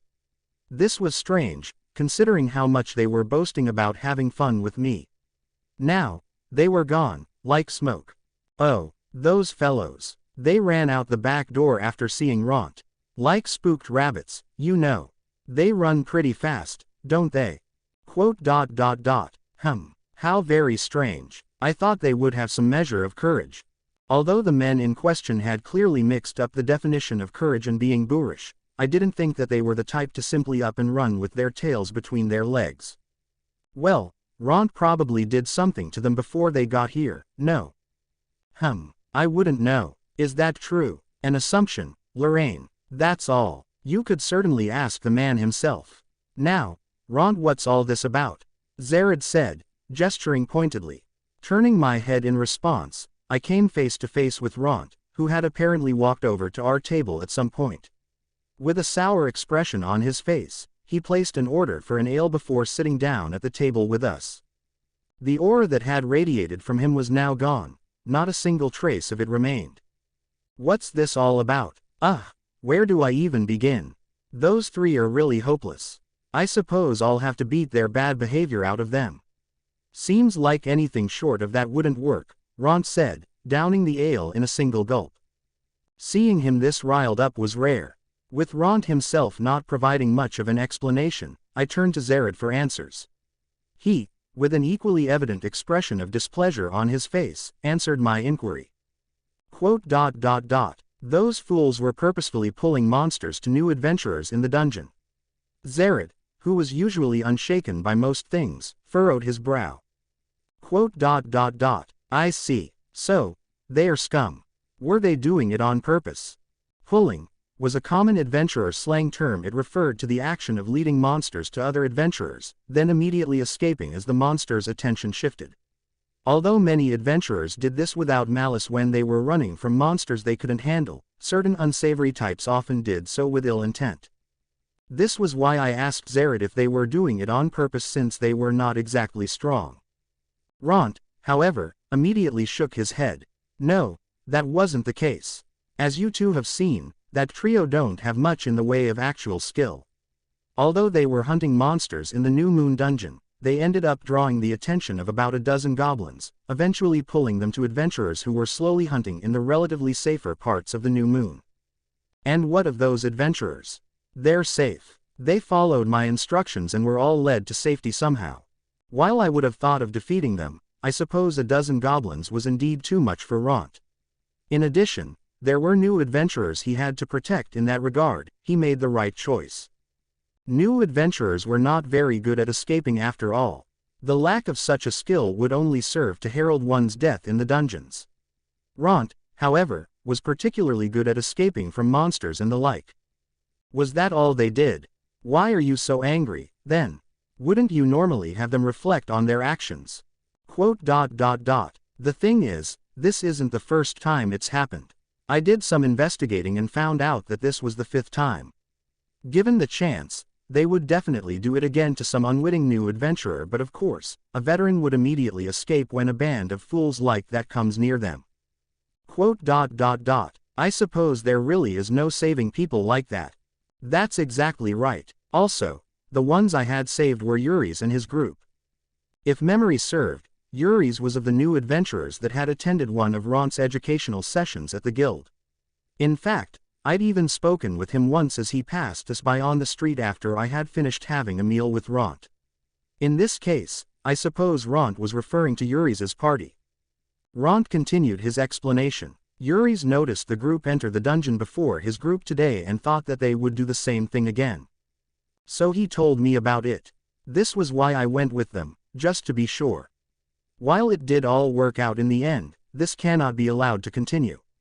They did, after all, pull a dozen goblins to Yuri's party, and who knows, they might do it again tomorrow, to some other adventurers I don't know. Eventually, someone will lose their life. I have to stop them before something like that happens. Zerrid nodded at Rentt's words. All right, I get it. All we have to do is bring the hammer down on him, right? Shake 'em so hard they wouldn't ever think of doing something like this again. Guess the 3 of us can give 'em a piece of our minds, beat it into 'em, even. Zerrid's proposal was easy to understand. If a show of power was all that was needed, I could even do it by myself in this case, with both Rentt and Zerrid present. It would be all too easy. Rentt, however, shook his head. No, could you two leave this to me? While we could literally beat it out of them, it would leave a bad taste in their mouths. They might even think of revenge, or something worse. We'll leave that option for last, but of course, if my plan fails, we can go with that. From his words, it seemed like Rentt's plan was already in motion, a plan that apparently did not involve violence. Zerrid, however, immediately nodded. I don't mind, but Rentt, do go easy on him, all right? Go easy. What do you mean? I'm not exactly strong, for one thing, so there's no need for that. Well, I really should get going. I still have to look for them and all that, yes. With that, Rentt reached into his pocket, pulling out some coin with the intent of paying for his drink. Zerrid stopped him. No need for that, Rentt. My treat. Really? All right then, I'll take you up on that. See you around, Zerrid. And with that, Rentt was gone. Once again, I found myself alone with Zerrid. What exactly would going easy entail? I couldn't help but notice this fact since Rentt was, as he himself had said, not very strong. While those 3 didn't exactly stand much of a chance against Rentt, he could very well be in danger if he tried to show them any mercy. Zerrid, too, should know this, which was why his words confused me. But Zerrid glanced at me momentarily before taking yet another big swig from his tankard. You'll see. Actually, you'll understand better when you hear of the results. Oh, and Lorraine, today's my treat, too. Why so? If I'd chased those goons away the moment they approached you, you wouldn't have had to do all that. Consider it an apology for not being enough of a gentleman. I don't really mind. Well, I suppose I shall accept, on account of having had to swallow my pride on this occasion. My bad. Then I should get going for today. This whole thing has left a bad taste in my mouth. I don't really feel like drinking anymore. Oh, and, do ask after Rentt about the outcome for me. Don't forget, now. Of course. And with that, we parted ways for the day. Question mark question mark question mark question mark question mark. A few days later. Quote dot dot dot. What exactly is that? Zered's voice rang out from behind me. The three idiots who tried to pick you up for some fun, no. I turned around, and as expected, there stood Zered. I can see that, but what is it exactly they are doing? With that, I turned to look at the three fools once more. This was, after all, the entrance to the New Moon dungeon. The three of them, however, were on their knees at the entrance, apologizing to every adventurer who entered. According to Zered's explanation, they were apologizing for their behavior of pulling monsters toward other adventurers, and yet, something seemed off. I must say, though, I have never seen anyone repent with such vigor and enthusiasm. What, you haven't heard about it from Rentt? Zered asked, cocking his head to one side. I had, of course, little choice but to ask for clarification. So, after that incident at the tavern last time, Rentt apparently found them without too much trouble. He confirmed where they were staying and all that, and asked the owner of the boarding house there to give him their personal information, name, birthplace, all, that. Then he left. Quote dot dot dot. So in the end, Rentt didn't meet with them in person right away. Seems like it. Everything else happened after that, though. The very next day, those fools were chased out of their rooms. Quote dot dot dot. All thanks to Rentt, I suppose. He must have informed the landlord of their behavior. More or less. But wait, there's more. Apparently, they tried to stop by other boarding houses, but they all got turned down. But it gets better. The fools try to buy food, but none of the shops will serve them. Even the smithies rejected servicing their weapons. And of course, everyone on the street has been giving them cold stares. That's what they were dealing with these past 3 days. Rentt sure seems to have many connections. And when they finally thought they could buy food, the establishment in question demanded a whole gold coin for it. The townsfolk would pour water on him, and for some reason even birds saw fit to crap on him. Bad things would just happen to them over and over again as they walked the streets of Maltwell, you get the picture. Was it not obvious that they were being intentionally harassed? I suppose it was. It did go on for a while after all. So, they go to the guards to complain, only to be told by those very same city guards that they were guilty of doing the same thing. In fact, everyone they spoke to took issue with their bad deeds, and this went on for the last few days. They were pretty close to breaking, I'd reckon. Of course, they aren't literally that dumb. It was evident to them from the start who was pulling the strings. To be precise, Rentt purposely let them know he was the one responsible, and this was how they ended up going to Rentt, apologizing for their misdeeds and all that. And this is the result. Their repentance, I suppose. Well, everyone they'd caused trouble for did forgive them in the end. Pretty nice ending to the story, huh? Verily so. To be honest, I think it's strange there were no fatalities from this incident. But with this, the issue was settled without anyone pining for revenge or some such. I suppose it is indeed a clean end to things. Exactly. Rentt isn't a person to be messed with, and I pity the fools who don't know this. Zered said, his voice almost subdued as he did so. To clarify, I wasn't referring to adventurers who could have ended up dead from the trio's bad behavior. I referred to the seemingly fatal end that awaited those 3 individuals. After all, the ire of an adventurer was quite a nasty thing. If they had taken one wrong step or turn, it wouldn't have been strange for the 3 of them to have been brutally murdered under the cover of night. This, among other reasons, was why adventurers were encouraged to observe basic dungeon manners during their explorations. These 3 clowns in question lacked that understanding, and by ending up on the wrong side of Rentt, incurred his wrath. Perhaps it would be more accurate to call this a life lesson. In the end, however, the trio sincerely apologized for their actions, and no one was hurt, all thanks to Rentt's efforts. Although this was by no means a situation that one could laugh at, everyone had ended up laughing at the somewhat uneventful outcome. I, of all people, knew that it wasn't exactly easy to orchestrate an outcome like this, and that was why I said as such. Rentt Faina, truly a man to fear. I subdued my voice as an homage to Zered's lengthy explanation. Maybe I would treat him to an ale or something of the sort today. After all, we could both use a good drink. Afterward. For those of you who are first-time readers, it is nice to meet you. For the long-time readers, it's been a while, hasn't it? Thank you for everything thus far. I'm the author, Okano. I often find myself troubled as to what goes into the afterword, but each one mostly ends up being similar, though. As always, thank you very much for purchasing my books. I extend my humble thanks to readers who are new to my work, and loyal readers who are familiar with my other works. Thank you very much for your patronage. If possible, I would love to continue receiving all your support. I'll work hard for as long as I live. That's how I feel about it, anyway. In other news, I've recently been receiving quite a bit of spam mail on my phone. While it has only been a little under a year since I changed my phone, I've been getting tons of spam as of late. Why this is the case, I have no idea at all.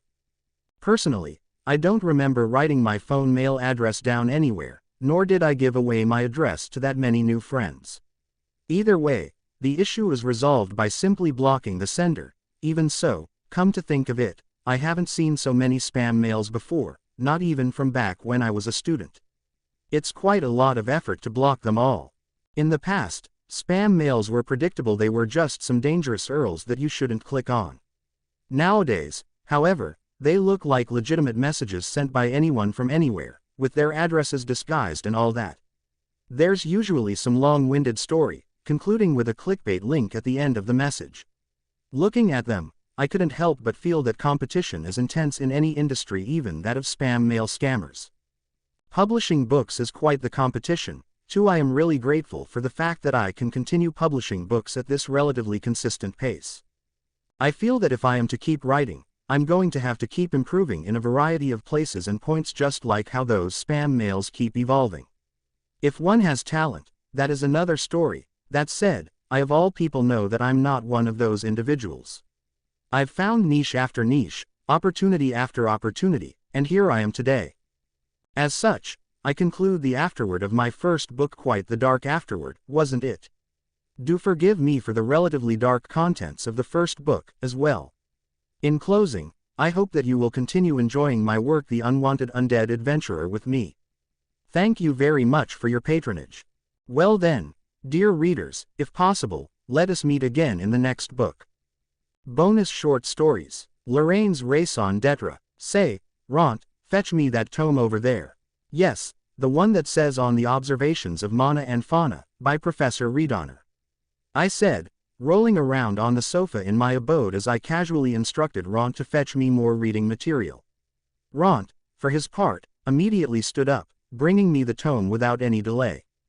Is this all right? Rentt asked, handing me the book without the slightest trace of resentment or annoyance at being asked to do such trivial tasks.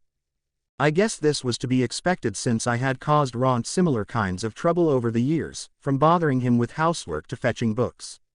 I suppose this was an acceptable way of life, permitted, at the very least, by Rentt himself. I of all people knew that one should handle one's own basic responsibilities. Logically speaking, I would have done that, but Rentt was simply too useful and ever-present, so this was how things always turned out. Well, things were this way when Rentt was visiting. At least, I did what I had to when I was on my own. In return, I would silently obey Rentt's instructions when we were out in the dungeon or on assignment. We really complemented each other. But even so, you truly are something else, Rentt. How did you know it was this exact tome? While it is indeed the right item, there is no title written on its cover or spine. I had not expected him to know what I was looking for, since it was, after all, a loose collection of academic and research papers, casually bundled into book form with spare binding material. While it was not a normal book, it certainly did look like one. Though due to the nature of the papers, it was left unmarked, so there were no markings indicating its contents on the book itself. If one were to take a casual glance at the shelf, one would be hard-pressed to locate it. Perhaps I was at fault for making Rentt search for this collection. I had expected the exchange to be a bit more of a back and forth, maybe with a, "Get me that, where is it?" And finally a, "Somewhere over there," that thickly bound book with a title much like this paper in my hands. Such was the exchange I had planned for when I originally asked Rentt to fetch me the desired book, but of course, that exchange did not happen. Rentt had simply delivered the adequate item to my hands without as much as a question. Ah, this is such bliss. I couldn't help but feel so. Ron's response was humble, as usual. You had me fetch it before, and I just happened to see it. It's a happy coincidence. Is that so? I suppose there indeed were such coincidences in the world. Rentt had made it a point to read the books scattered across my abode. While I entertained that thought for a while, it soon faded to the back of my mind as I laid back, the new reading material in hand.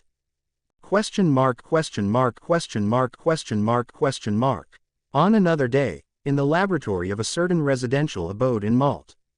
Rentt, fetch me that nearest branch over there. Is this all right? Rentt asked, the requested branch in his hands. The problem with this, however, was that the branch was a rod made of metallic materials as opposed to wood. In addition, it was very much an uncommon alchemical tool. For my purposes, it was a useful and extremely reactive alchemical catalyst, one that I made a while ago as a request. Me being myself, I forgot about turning in that request altogether, a failure on my part, if you will. I suppose such things did happen from time to time. But the problem here was that Rentt had accurately handed me the requested item, again with no questions on his part. You're really something else, you know that. How did you know it was this item? Well, I spectated when you were conducting your experiments, Lorraine. I've also read your books on alchemical ingredients and reagents. I don't have the mana, of course, so no alchemy for me. Come to think of it, Rentt had read through all my alchemical reagent tomes from beginning to end. In that case, I suppose identifying the branch would not have been so difficult for him. While I entertained that thought for a while, it soon faded out of my mind as I fiddled with the branch and my other ingredients, fulfilling one silly request or another.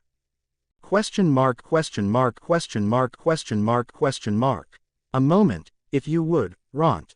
Do brew that for me.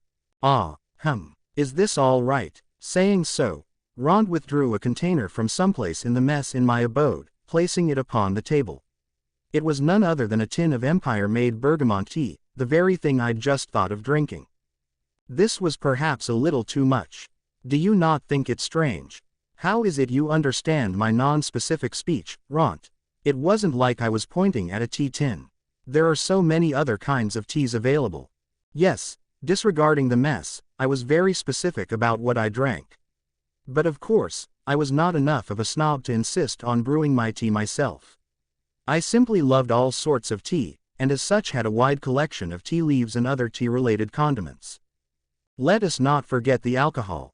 In other words, the adequate response to my request should have been, what would you like to have brewed? Rentt, however, had apparently guessed what I wanted almost instantly. This was nothing short of strange. For his part, Rentt appeared a little flustered as I pointed this out. Come now, Lorraine, don't be like that. I can't help it if I somehow know exactly what you want, no. You can't help it, yet you, somehow, know.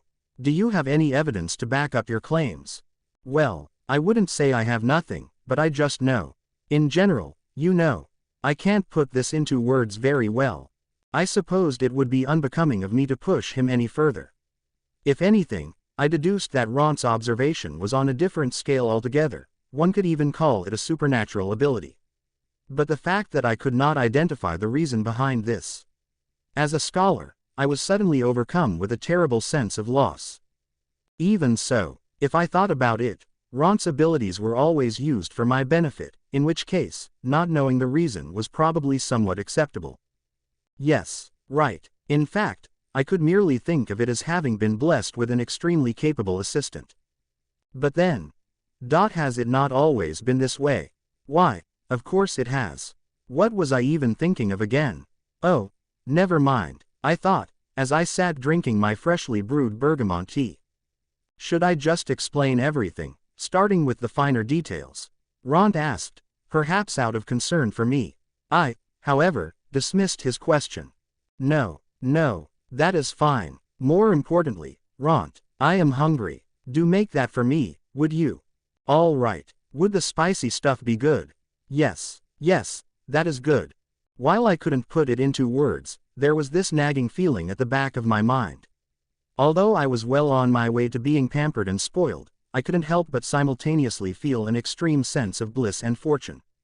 A certain restaurant's opening day, the chatter, and eventual roar, of activity soon thundered through the streets.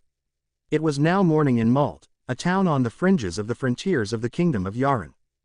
It would be difficult to call Malt a city, as it was nowhere near the relative size. Though, in recent days, many adventurers had flocked to Malt due to its proximity to various dungeons. If anything, Malt was a town that did quite well for itself. At this specific moment in the morning, a well-observed phenomenon happened. The taverns and eateries of Malt were filled to the brim. There were, of course, well-established factors as to why this happened at this general hour. Adventurers, having returned from the dungeon the following night and wasted away their earnings later in the evening, now sought to fill their bellies with sustenance. For the otherwise normal townsfolk of Malt, however, it was simply breakfast time. Among the cacophony of voices, a couple, apparently proprietors of one such eatery, were trying to attract the attention of prospective customers and in turn earn their coin. What a common sight in the mornings of Malt. But in this particular busy street, a single building stood out, that of an eatery made of red bricks, with a signboard that read, "The Red Wyvern Pavilion." It was worth noting, however, that there were no other shops of a similar nature near this eatery. In fact, various plaques bearing congratulations and other greetings lined the little path that led up to its steps. It was quite the sight, for a restaurant at least. One would think an eatery that had received this many flowers had its host of patrons with deep pockets, at that. In other words, the cooking here was most likely very good, so much so that the line outside the establishment snaked well into the road. Seeing this brought some degree of peace to my, Rentt Faina's, heart. At the same time, it occurred to me that dining at this establishment on today of all days would be a difficult prospect. In fact, it was rare for me to be out and about at this time of the morning to begin with, since the rays of the sun were not exactly healthy for an undead such as myself. I suppose a god or omnipotent being somewhere had once decreed that creatures like me were only meant to walk in the darkness. However, wait up, mister. Yes, you, robed sir. The voice became louder, its owner apparently seeing fit to approach me. Turning around, I was greeted with the familiar face of a middle-aged man. I suppose I should say that I was sick of seeing him, but yes, a face that was kind but very much unfit for adventuring. You mean, me? I asked. I knew it, boss. Boss Rentt, it is you. You finally came. With that, the man ran toward me, a wide smile on his face. His name was Loris Cariello. He was a man who used to have something to hide. He was the proprietor and owner of the Red Wyvern Pavilion, and at the same time, a fellow adventurer of mine. To be precise, he was perhaps more of a hindrance than a peer, but it was quite the adventure, so I suppose that was all well and good. He did, after all, have a good reason to be beaming. With my help, Loris paid off his debts, a huge burden lifted from his shoulders. Plainly speaking, I had given him half of my proceeds from exploring the dungeon. As a result, he could continue running his store, with the new opening in question perhaps symbolic as a fresh start, a new beginning to his business. The results were plain to see. If anything, Loris was doing quite well for himself. He couldn't afford to repeat the same mistakes, after all, having been nearly out of business in the not-too-distant past. We had, of course, sent him flowers to congratulate his reincarnated enterprise, with the pair of flower plaques at his door having been sent from Lorraine and myself respectively. As for the other plaque, though, I wonder who sent it. It was certainly a fancy arrangement of flowers. An admirer of Loris's cooking, perhaps. Unable to contain my curiosity, I posed the question to the still beaming Loris. Well, boss, even I have no idea, see. Still good to have, though. Doesn't hurt the business. Loris's observation was indeed inaccurate, as the wallet of the one who had sent him said flowers grew lighter. In Loris's view, however, what he had said was correct. Even so, I couldn't help but feel that Loris was too relaxed. This was one of his redeeming qualities, as well as a bad habit. I see. Well, Then, it seems you are doing well. I am happy for you. I have to get going. You should get back to work.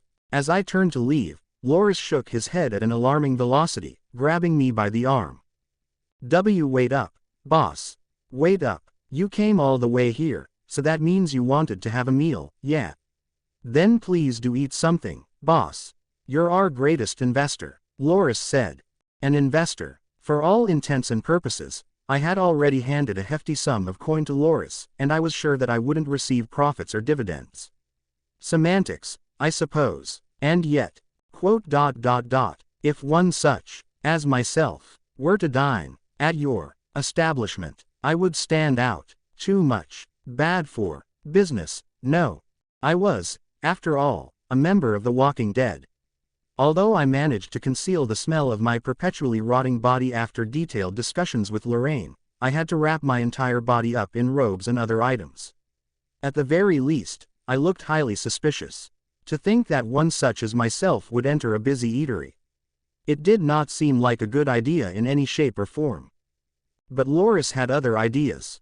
What do you mean, boss? If you don't come in at least once, how can I keep doing business in good faith? So come on, boss. This way, Loris said, pulling me to the front of the line as he did so.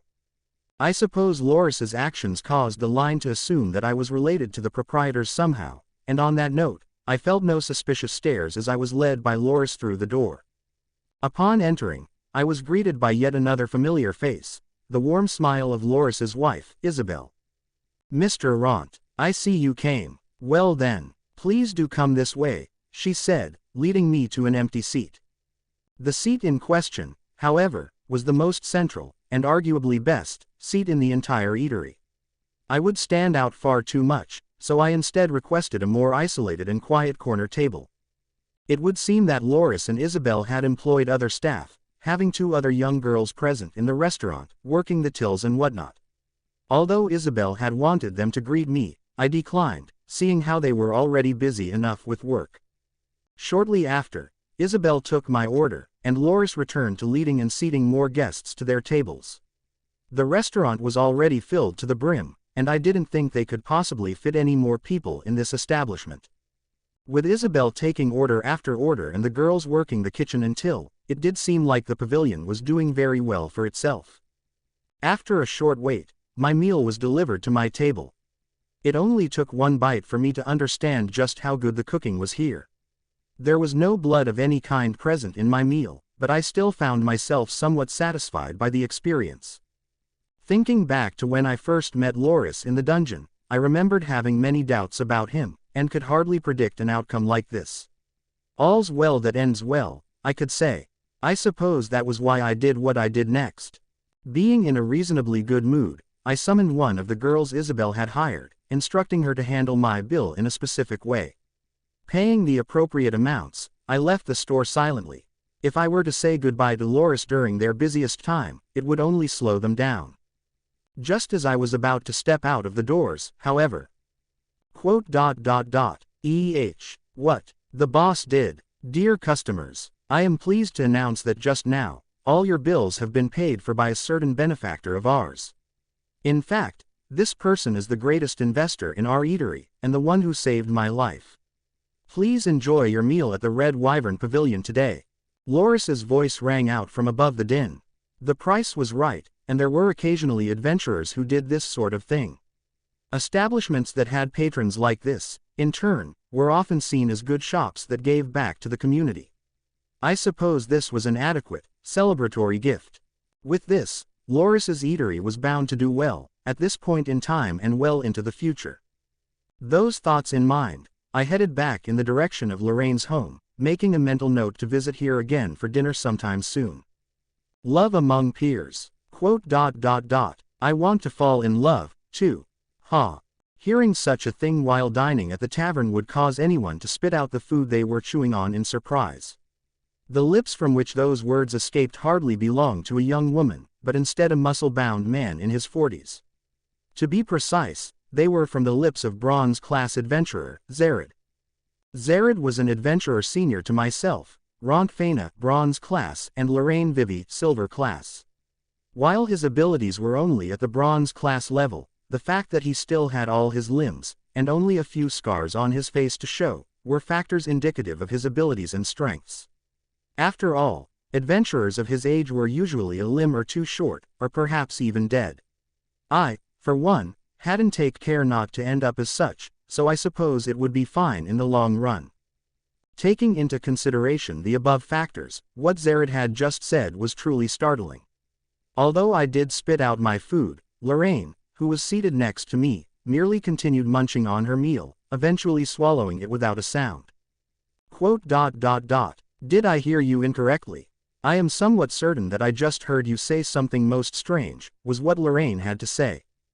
Zared, in response, scrunched up his face, now looking more like a goblin than a human adventurer. Oi, I'm human, too, Lorraine. Is it wrong for me to want to fall in love? Such was Zared's swift rebuke, and I suppose he was right. Lorraine, now aware of Zared's upset tone, offered a somewhat conciliatory response in kind. Oh, I do apologize. It is just that, a man of your age, to be saying these things. It seems almost fantastical to claim you would like to fall in love. Surely there are other ways of expressing it. Such was Lorraine's measured answer. I, in turn, offered my take on the situation. Ah, yes, Lorraine has a point.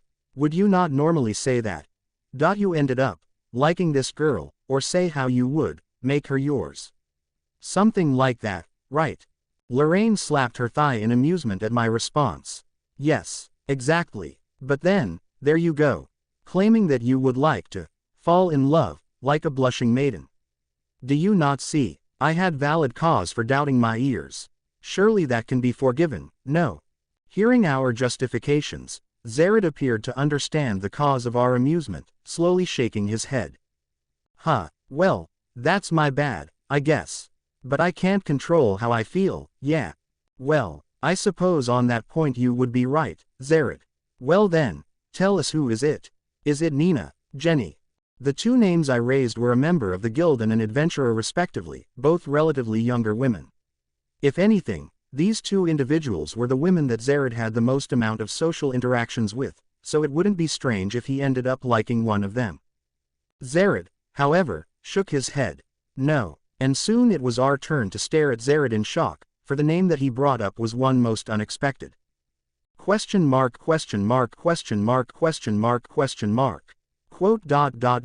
That person, yeah, that's her all right, Zared said, responding to Lorraine's query.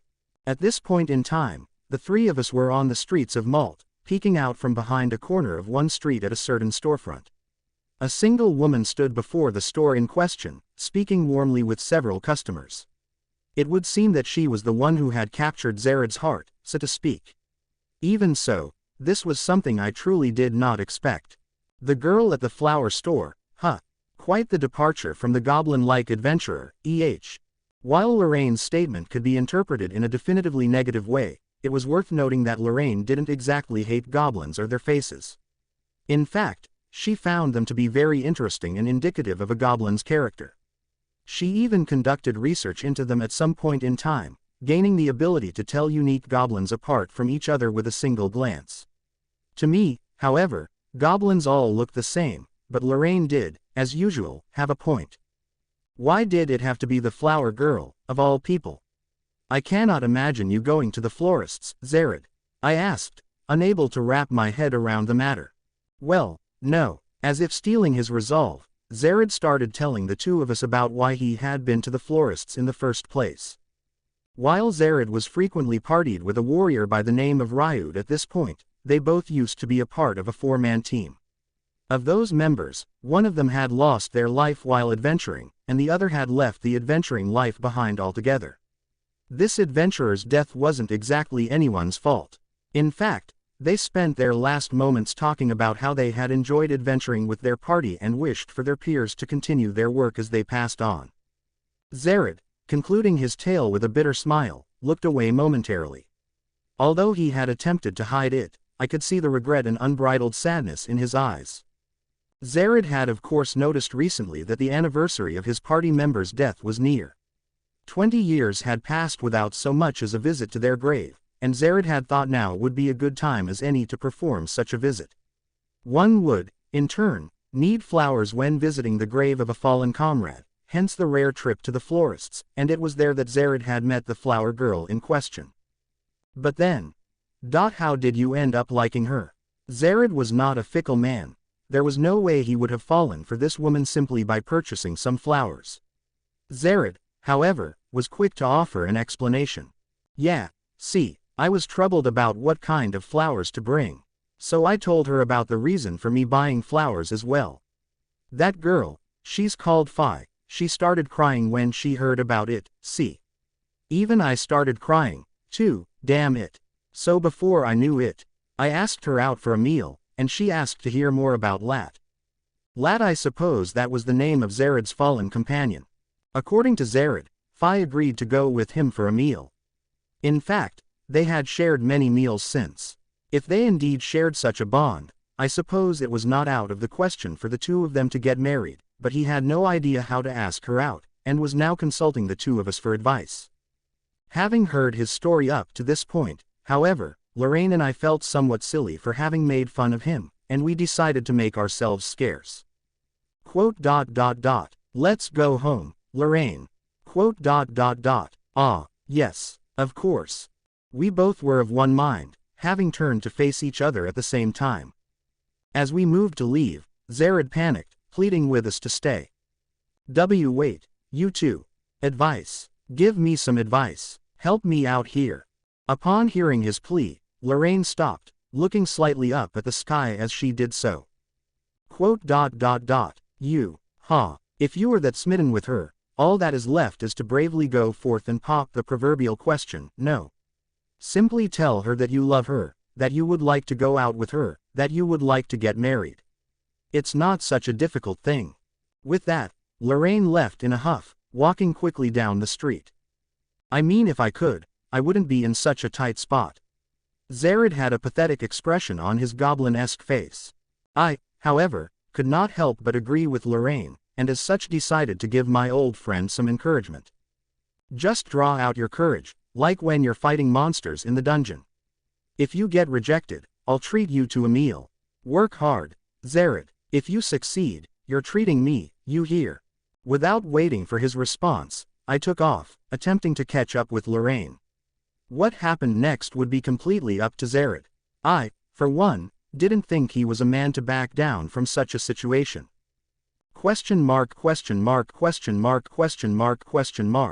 The good news came a few days later. Zared and Fi were now officially dating. They were happily married a year later. Zared, in turn, retired from adventuring and now ran a tavern with his wife. Although it was always a sad occasion when my peers retired from adventuring, at the very least I could be happy for him as he deserved at least that much. Lorraine and I, of course, pooled some coin together and treated Zared and Fi to a lavish meal, in addition to being present for their wedding. When you two tie the knot, I'll treat you to something big, too. Make sure you tell me when, you hear. That was what Zared had told us at his own wedding ceremony. Lorraine and I turned to face each other, not saying a word. Of course we understood what Zared meant, but right now, we did not want to put it into words. Instead, the both of us simply smiled somewhat awkwardly, both playing dumb as we stared up at the blue sky. House sitting for several days in Malt. I found myself in Lorraine's abode. I was all but too familiar with it. I also had something to say today, and that was why I was here. It had been close to a decade, 9 years, actually, since I became an adventurer. Those 9 years were, in turn, spent with Lorraine. I suppose we had known each other for a long time, perhaps too long. Both of us understood the weight and importance of this bond, although neither of us saw it fit to express in words. It is rare for you to be outside of Malt, is it not, Rentt? Well, to be precise, you have taken quite a few 1 or 2 day trips. But for a few days this time. How many days was it, again? It would be about 5 days. Maybe even longer. There was a simple reason as to why I was discussing this with Lorraine, details and all. She was a friend whom I had known for a long time. But even more than that, an adventurer's next request or assignment could very well be their last. As such, I had instructed Lorraine to take care of the house for the next 5 days, and that if I was gone for more than a month, I would be as good as dead. For the record, I had no intention of dying, but it was impossible to predict what the future held. Such knowledge was surely in the domain of God, or at least some other omnipotent being. I see. Well, do be careful. Also, what is it this time? Another assignment? Yes, I'm headed to a small village in the north by the name of Doroden. It seems like a bunch of goblins have made a nest there, and a request was sent to the guild for their slaying. Again they send you to some far-off corner of the rural hinterlands. I suppose that is why the request was left as is. Adventurers are not usually too keen on long-distance travel. Yes, more or less. It isn't exactly a big nest either. In fact, it's quite small, populated by about 5 of them at best. That alone, however, is enough to threaten the livelihoods of the villagers, so I'll be going there to put those goblins in the ground. Only 5. I suppose I should not really be worrying about you, then. Ensure that you are not careless, yes.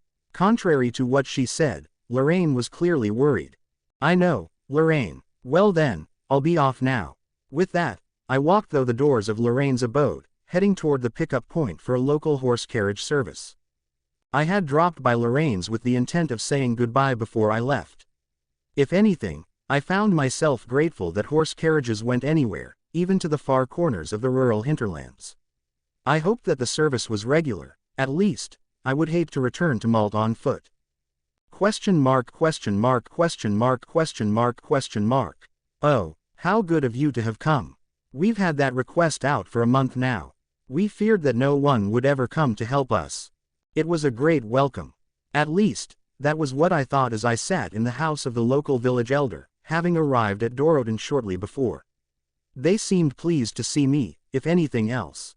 Perhaps that was to be expected since so few adventurers would bother making their way out to a border village such as this.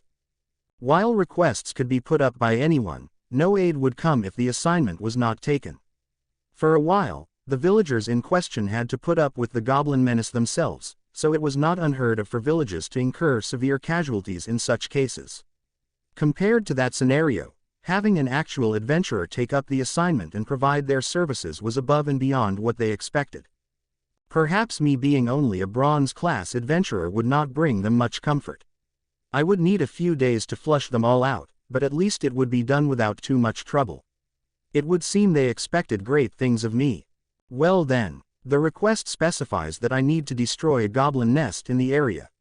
The fee will be 5 silver coins.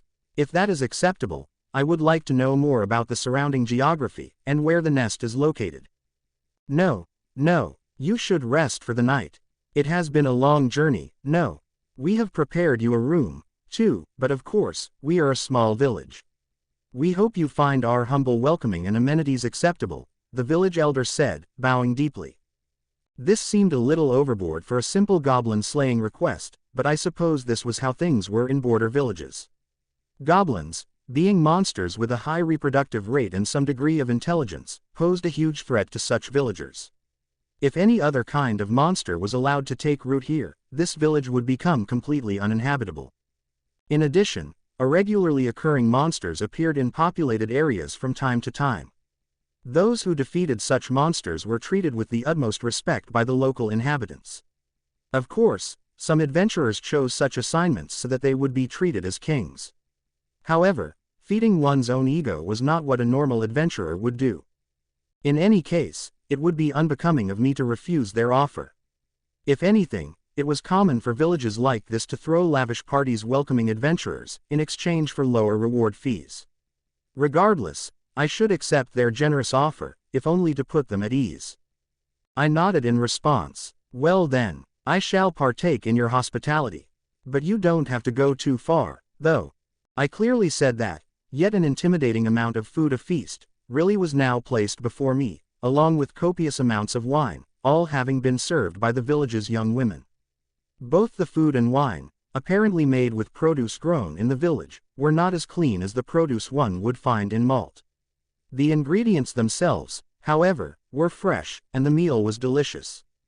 I felt that this much was more than enough of a reward for slaying a few goblins. Don't hold back, please, have some more, the village elder said, pouring more wine into my goblet alongside the young women. I would have to put on quite the show tomorrow, as I now had a duty to these people, especially after being treated to such a feast. With a fair amount of good food and wine in my belly, I turned my thoughts to tomorrow, and found myself anticipating the successful end of this assignment. Question mark question mark question mark question mark question mark. Quote dot dot dot. I see them, all right. Is this all of them? I asked the man next to me, spotting a goblin emerging from its burrow in the undergrowth. The man in question was the village hunter, who held valuable knowledge on the construction and scale of the goblin nest. I had taken him with me at the recommendation of the village elder. Yep, the other hunters didn't see anything else. This is all of them. Quote dot dot dot. Well then, let's get to work. The hunter seemed genuinely taken aback at my words. There's 5 of them in there. You gonna be okay? Yeah, just you watch, I said, leaping out of the tall grass we had been hiding behind. Confirming that all the goblins in question were indeed in the burrow, I withdrew a spherical object from my tool belt, throwing it with considerable force deep inside. With a loud bang, the sphere exploded, filling the burrow with a great deal of smoke. Hanging back, I waited as the goblins' screams slowly abated. Eventually, the cries fell silent until they could no longer be heard. As soon as the smoke cleared, I entered the burrow. Quote dot dot dot. Sleeping well, I see, I said as I looked at the sleeping goblins, slowly and methodically crushing each and every single one under my blade. Even if I were not much of a fighter, sleeping goblins were no match for me. It hardly took half an hour for me to complete my extermination. Although the sphere was a tool that granted me victory, it was one I had personally made. I would say that it evened out into somewhat of a profit in the end. See, this specific sort of tool was very troublesome to make. But if one were to buy it from the stalls of malt, it would cost at least 10 silver pieces. Having slain all the goblins, I collected their magic crystals, bidding farewell to the hunter. Upon heading back to the village, I informed the elder of my assignment's completion, and was thanked by each and every villager in the process.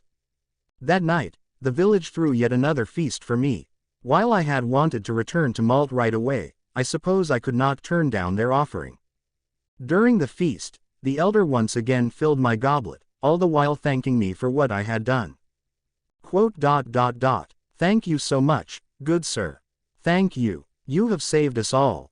Say, what do you think of that girl over there? She's quite the looker, no? The girl in question was perhaps the most beautiful woman in the entire village, and quite young, at that. Well, yes, I suppose. That's my granddaughter. See, if you would like, why not take her hand?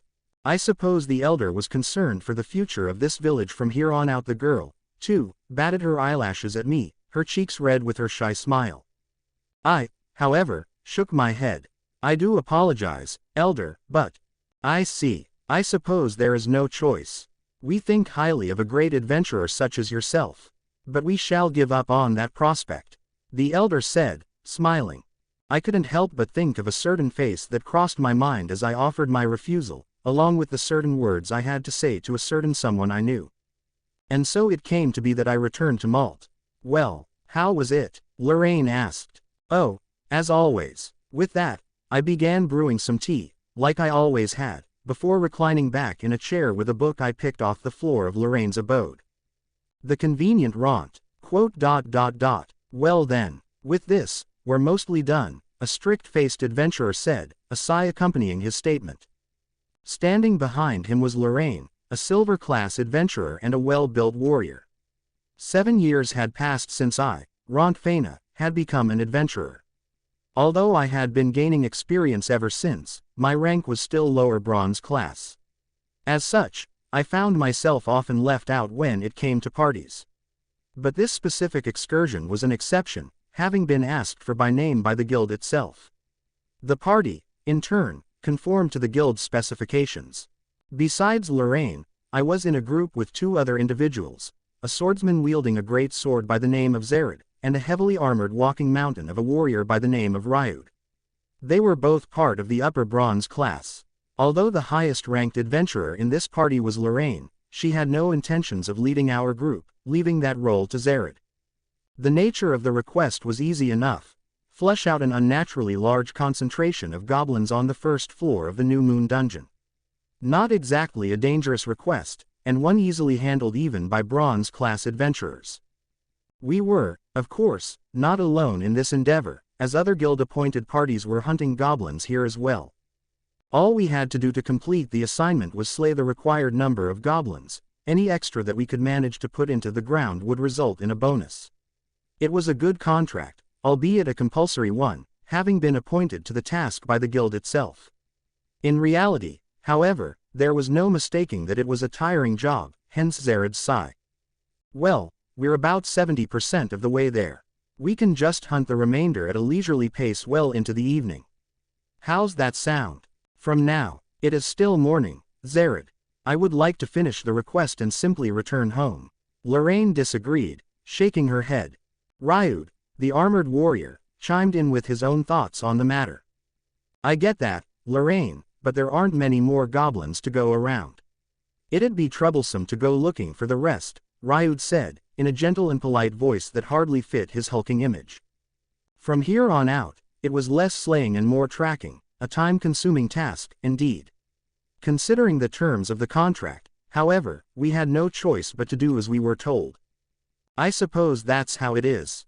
We can just take things slowly, maybe even fill our stomachs while we search, I said, with the intention of lightening the mood. Reaching into my magic tool bag, I withdrew enough sandwiches for the four of us, having made them this very morning.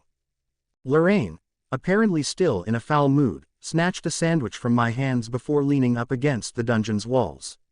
She held onto the sandwich with her teeth as she poured a drink for herself, a steady stream of water flowing from her canteen into a silver cup. Locating an adequate spot, I sat down as well, taking out a cup for myself from the depths of my magic bag. Looking up, however, I found Zered and Ryud staring at me, wide-eyed. What is it? There is enough for you two as well. Adventurers do usually bring food and a cup, right? Can't say much about Lorraine's silver cup. But a cup is a cup at the end of the day. I, of course, sported a rather normal-looking metal cup. Being fellow adventurers, I had expected Zered and Ryud to act the same way. However, Wait, that's not it. You actually went through the trouble of making fresh sandwiches. Aren't camp rations usually just jerky and dry bread? Zered asked, surprise evident in his voice. What, you don't want any? Saying so, I reached out, intending to eat Zered's sandwich myself. Hold up, of course I'd like some, Ryud said, sitting down next to me. And you're right, I have a cup of my own, too, but your food and water just smell so good. Can I have some? Handing out a sandwich to him, I poured him a drink from my flask as well. I had taken care to prepare some apple-flavored water. Why settle for less? Zered was quick to agree. Me, too, I'd like some, too. Please, I just thought I wouldn't have anything nice to eat until I've left the dungeon. I was merely surprised that you had prepared all this. Oh, I see. Well, adventurers mostly buy jerky and the like as rations before setting off on expeditions. But this is good every once in a while. No. I'd rather have it every day. But then again, prepared food is quite expensive. Man, I envy those with wives. Zered said, sighing once more. While one could indeed purchase dried supplies from vendors at the dungeon's entrance, the offerings were usually expensive dried rations and not exactly mouth-watering.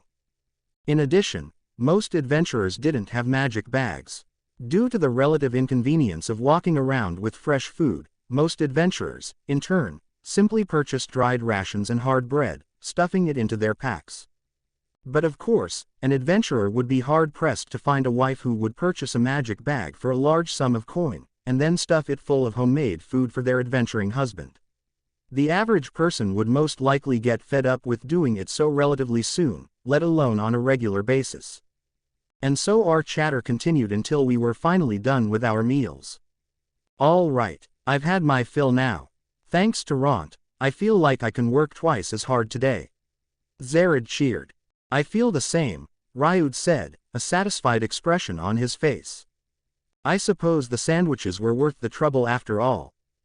who was the weakest in terms of combat potential in the group, should at least do this much for my comrades. But there was even more that I could do. Also, from the general distribution of the goblins that we fought this afternoon, I have charted out where the remaining goblins are. If we follow this route, we should get there relatively quickly. Zared turned to me once more, visibly impressed. Oi, Lorraine, is this guy always so convenient to have around? Lorraine's response was somewhat deadpan. I would say that he is holding back today. After all, he would start cooking on the spot with fresh ingredients if he could. Well, such a thing would be dangerous to do given the amount of goblins in the vicinity, hence. He cooks on the spot, too. You're kidding. I'd want him in all my parties. But then, Rentt does have his own goals. Yes, to become a mithril class adventurer. Indeed, solo adventuring trains one up faster than exploring in a party. It would be unbecoming of us to trouble Rentt. Give it up, Zared. But of course, they would only invite me as a courtesy since adventurers were judged by their strength and combat ability. In those aspects, I was worthless, and I couldn't help but feel a little disappointed with myself. After we packed up our lunch, we continued through the halls of the New Moon, slaying the required goblins before returning to Malt and disbanding. Although I had enjoyed myself in the party today, I couldn't help but feel that it would be a long time before I could enjoy a similar experience, and that revelation alone filled my heart with sadness. If you ever did want to set off in a party, I am sure everyone would just flock to you, Rentt.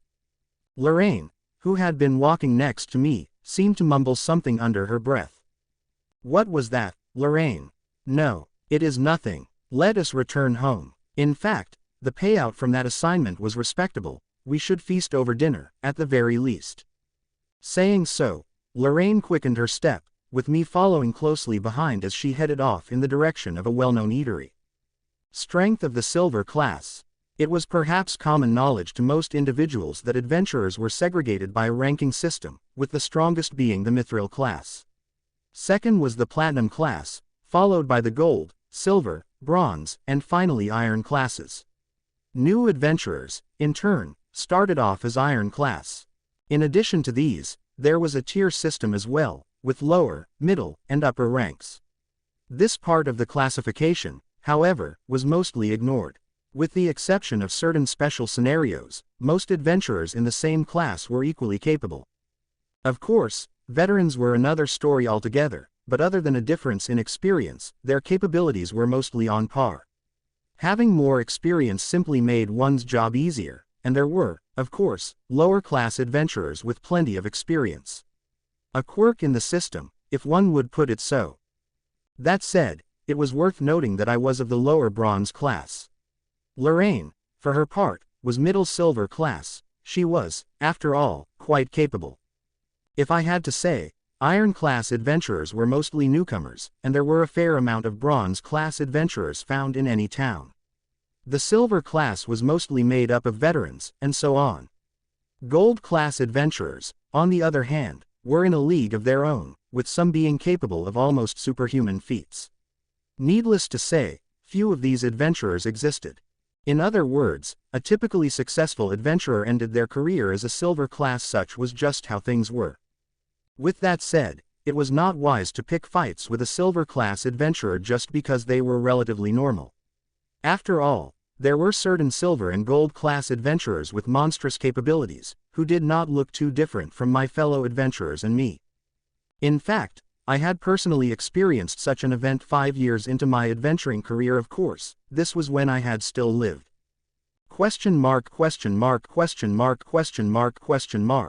Will you be continuing your research after this? Or will you be taking a nap?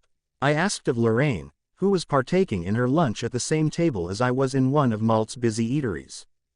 Upon hearing my query, Lorraine swallowed the lunch she had been chewing on, washing it down with a healthy dose of red wine. Why do you phrase it in such a way, Rentt? Do you think of me as some hermit who only sleeps and undertakes research? I do occasionally have other matters to tend to, you know. Occasionally, Lorraine said with some feigned distaste. Ironically, she was the very picture of a hermit who only slept and researched. If Lorraine was to be believed, however, her arrangements for today were somewhat different. Curious, I decided to ask after her. Is there anything special happening today? If I recall, the auction in the town center is the day after, and the new tomes only come in sometime next week. Also. Well, not quite. Besides, you are only following me on those days to assist with the transport of my purchases. No. It is not that. Instead, it is about how I was approached on the street a while ago. Lorraine's subsequent explanation was surprising, to say the least. Apparently, she had run out of supplies quite some time ago, having lost track of the time while engrossed in her research. Making a rare trip out to town, a young man had called out and spoken to her. The man then promised Lorraine a special experience, if she had the time to follow him at least. That was what he had told her. At the time, Lorraine was on her way to purchase supplies and hence refused, but she promised to follow him on another day, said day being today past noon at a somewhat chic cafe. He was so impassioned. Perhaps he had some revolutionary experiment to show me. I would be most eager to witness such a thing. I could only look on at Lorraine's strangely high-tension behavior with exasperation. After all, if one were to interview 100 people, most would say that the man in question certainly had not one experiment to show Lorraine. She was, in this regard, a young woman with not much in the way of common sense. Although such activities were on the downturn recently, I suppose it still happened. While the guild provided a kind of education to adventurers who signed up, street smarts could not exactly be taught. Back when I first met Lorraine, she was only 14. If she had to walk about at night, she would often call for me, or some other trusted associate. Having turned 18 just a year ago, Lorraine now walked around the streets of Malt at night as and when she pleased. Perhaps it was a question of luck, but Lorraine was now hardly ever accosted on her night walks. In addition, Lorraine's reputation as a powerful mage preceded her, so few would call out inappropriately to her even if she was walking around at night by her lonesome. But of course, Malt was a big town new people entered through its gates on a daily basis. It wouldn't be strange for some among them to not know of Lorraine's prowess. Although I'd taught Lorraine all the basics of adventuring when I first met her 5 years ago, she only worked hard for a year and was mostly cooped up at home. I suppose that was just how Lorraine was, and there was no changing that. Lorraine, that man most likely didn't have experiments of any kind to show you, I said, shaking my head in exasperation. How do you know that, Rentt? Lorraine asked, oblivious. While I could have simply told her of the dangers, I suppose everything was an experience. You will know if you meet him in person. Well, in any case, I will hide nearby and look out for you. When and where are you meeting him? Lorraine, confused as to why I needed said information, obediently provided the details to me either way. After, we went our separate ways, having finished our lunch together. ?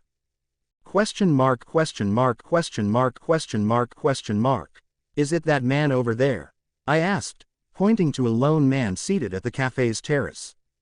Lorraine nodded in response. Yes, he is indeed the one. He doesn't look like a suspicious person to me, no. Well, you'll see. Go on, I said, shaking my head as Lorraine walked toward the man. I then hid myself, observing the two of them from the shadows.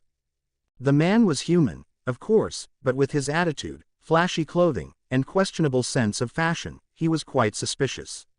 One look at him was enough for most to understand that it wouldn't be wise to associate with such an individual. While I had thought to observe them for a while, I did not have a chance to do so.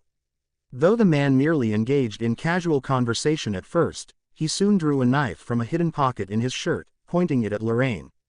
In fact, he had positioned himself so that the other patrons and the cafe staff wouldn't notice him. He was well practiced, if nothing else. From his general demeanor and smile, it did not seem like anything other than a casual conversation. If I were to leave her as she was, the man would take Lorraine away and enslave her or sell her to a brothel of some sort, where she would be forced to do all sorts of terrible things. Such was the trade that this man was involved in. But of course, that would only happen in the case of a normal girl. This man had no idea, not an inkling, of Lorraine's monstrous strength. Mere seconds after the knife was pointed at her, I detected a surge of magic. Lorraine was weaving a spell while she sat. In the seconds after, the knife was bent and warped at an impossible angle as invisible ropes bound the man, immobilizing him. The man probably had no idea what had just happened. Specifically, he probably didn't understand why he was prone on the ground, and why there was a great, big ball of fire hovering over him. Upon witnessing such a sight, he promptly fainted, most likely under the duress of thinking death was at hand. Lorraine easily dismissed the ball of fire with a flick of her hand, shaking her head disappointingly as she made her way back to me before speaking in a somewhat exasperated fashion. I suppose what you would like me to say is, women should be careful of strange men who accost them, yes. While I could have explained this all to her, there was a world of difference in personally experiencing something. I nodded, satisfied. Well, if it's you, Lorraine, you would do something about it either way, no. Although the experience was enough to convince Lorraine of my warnings, I had to endure my own ordeal later, with Lorraine posing to me endless questions regarding such encounters deep into the night.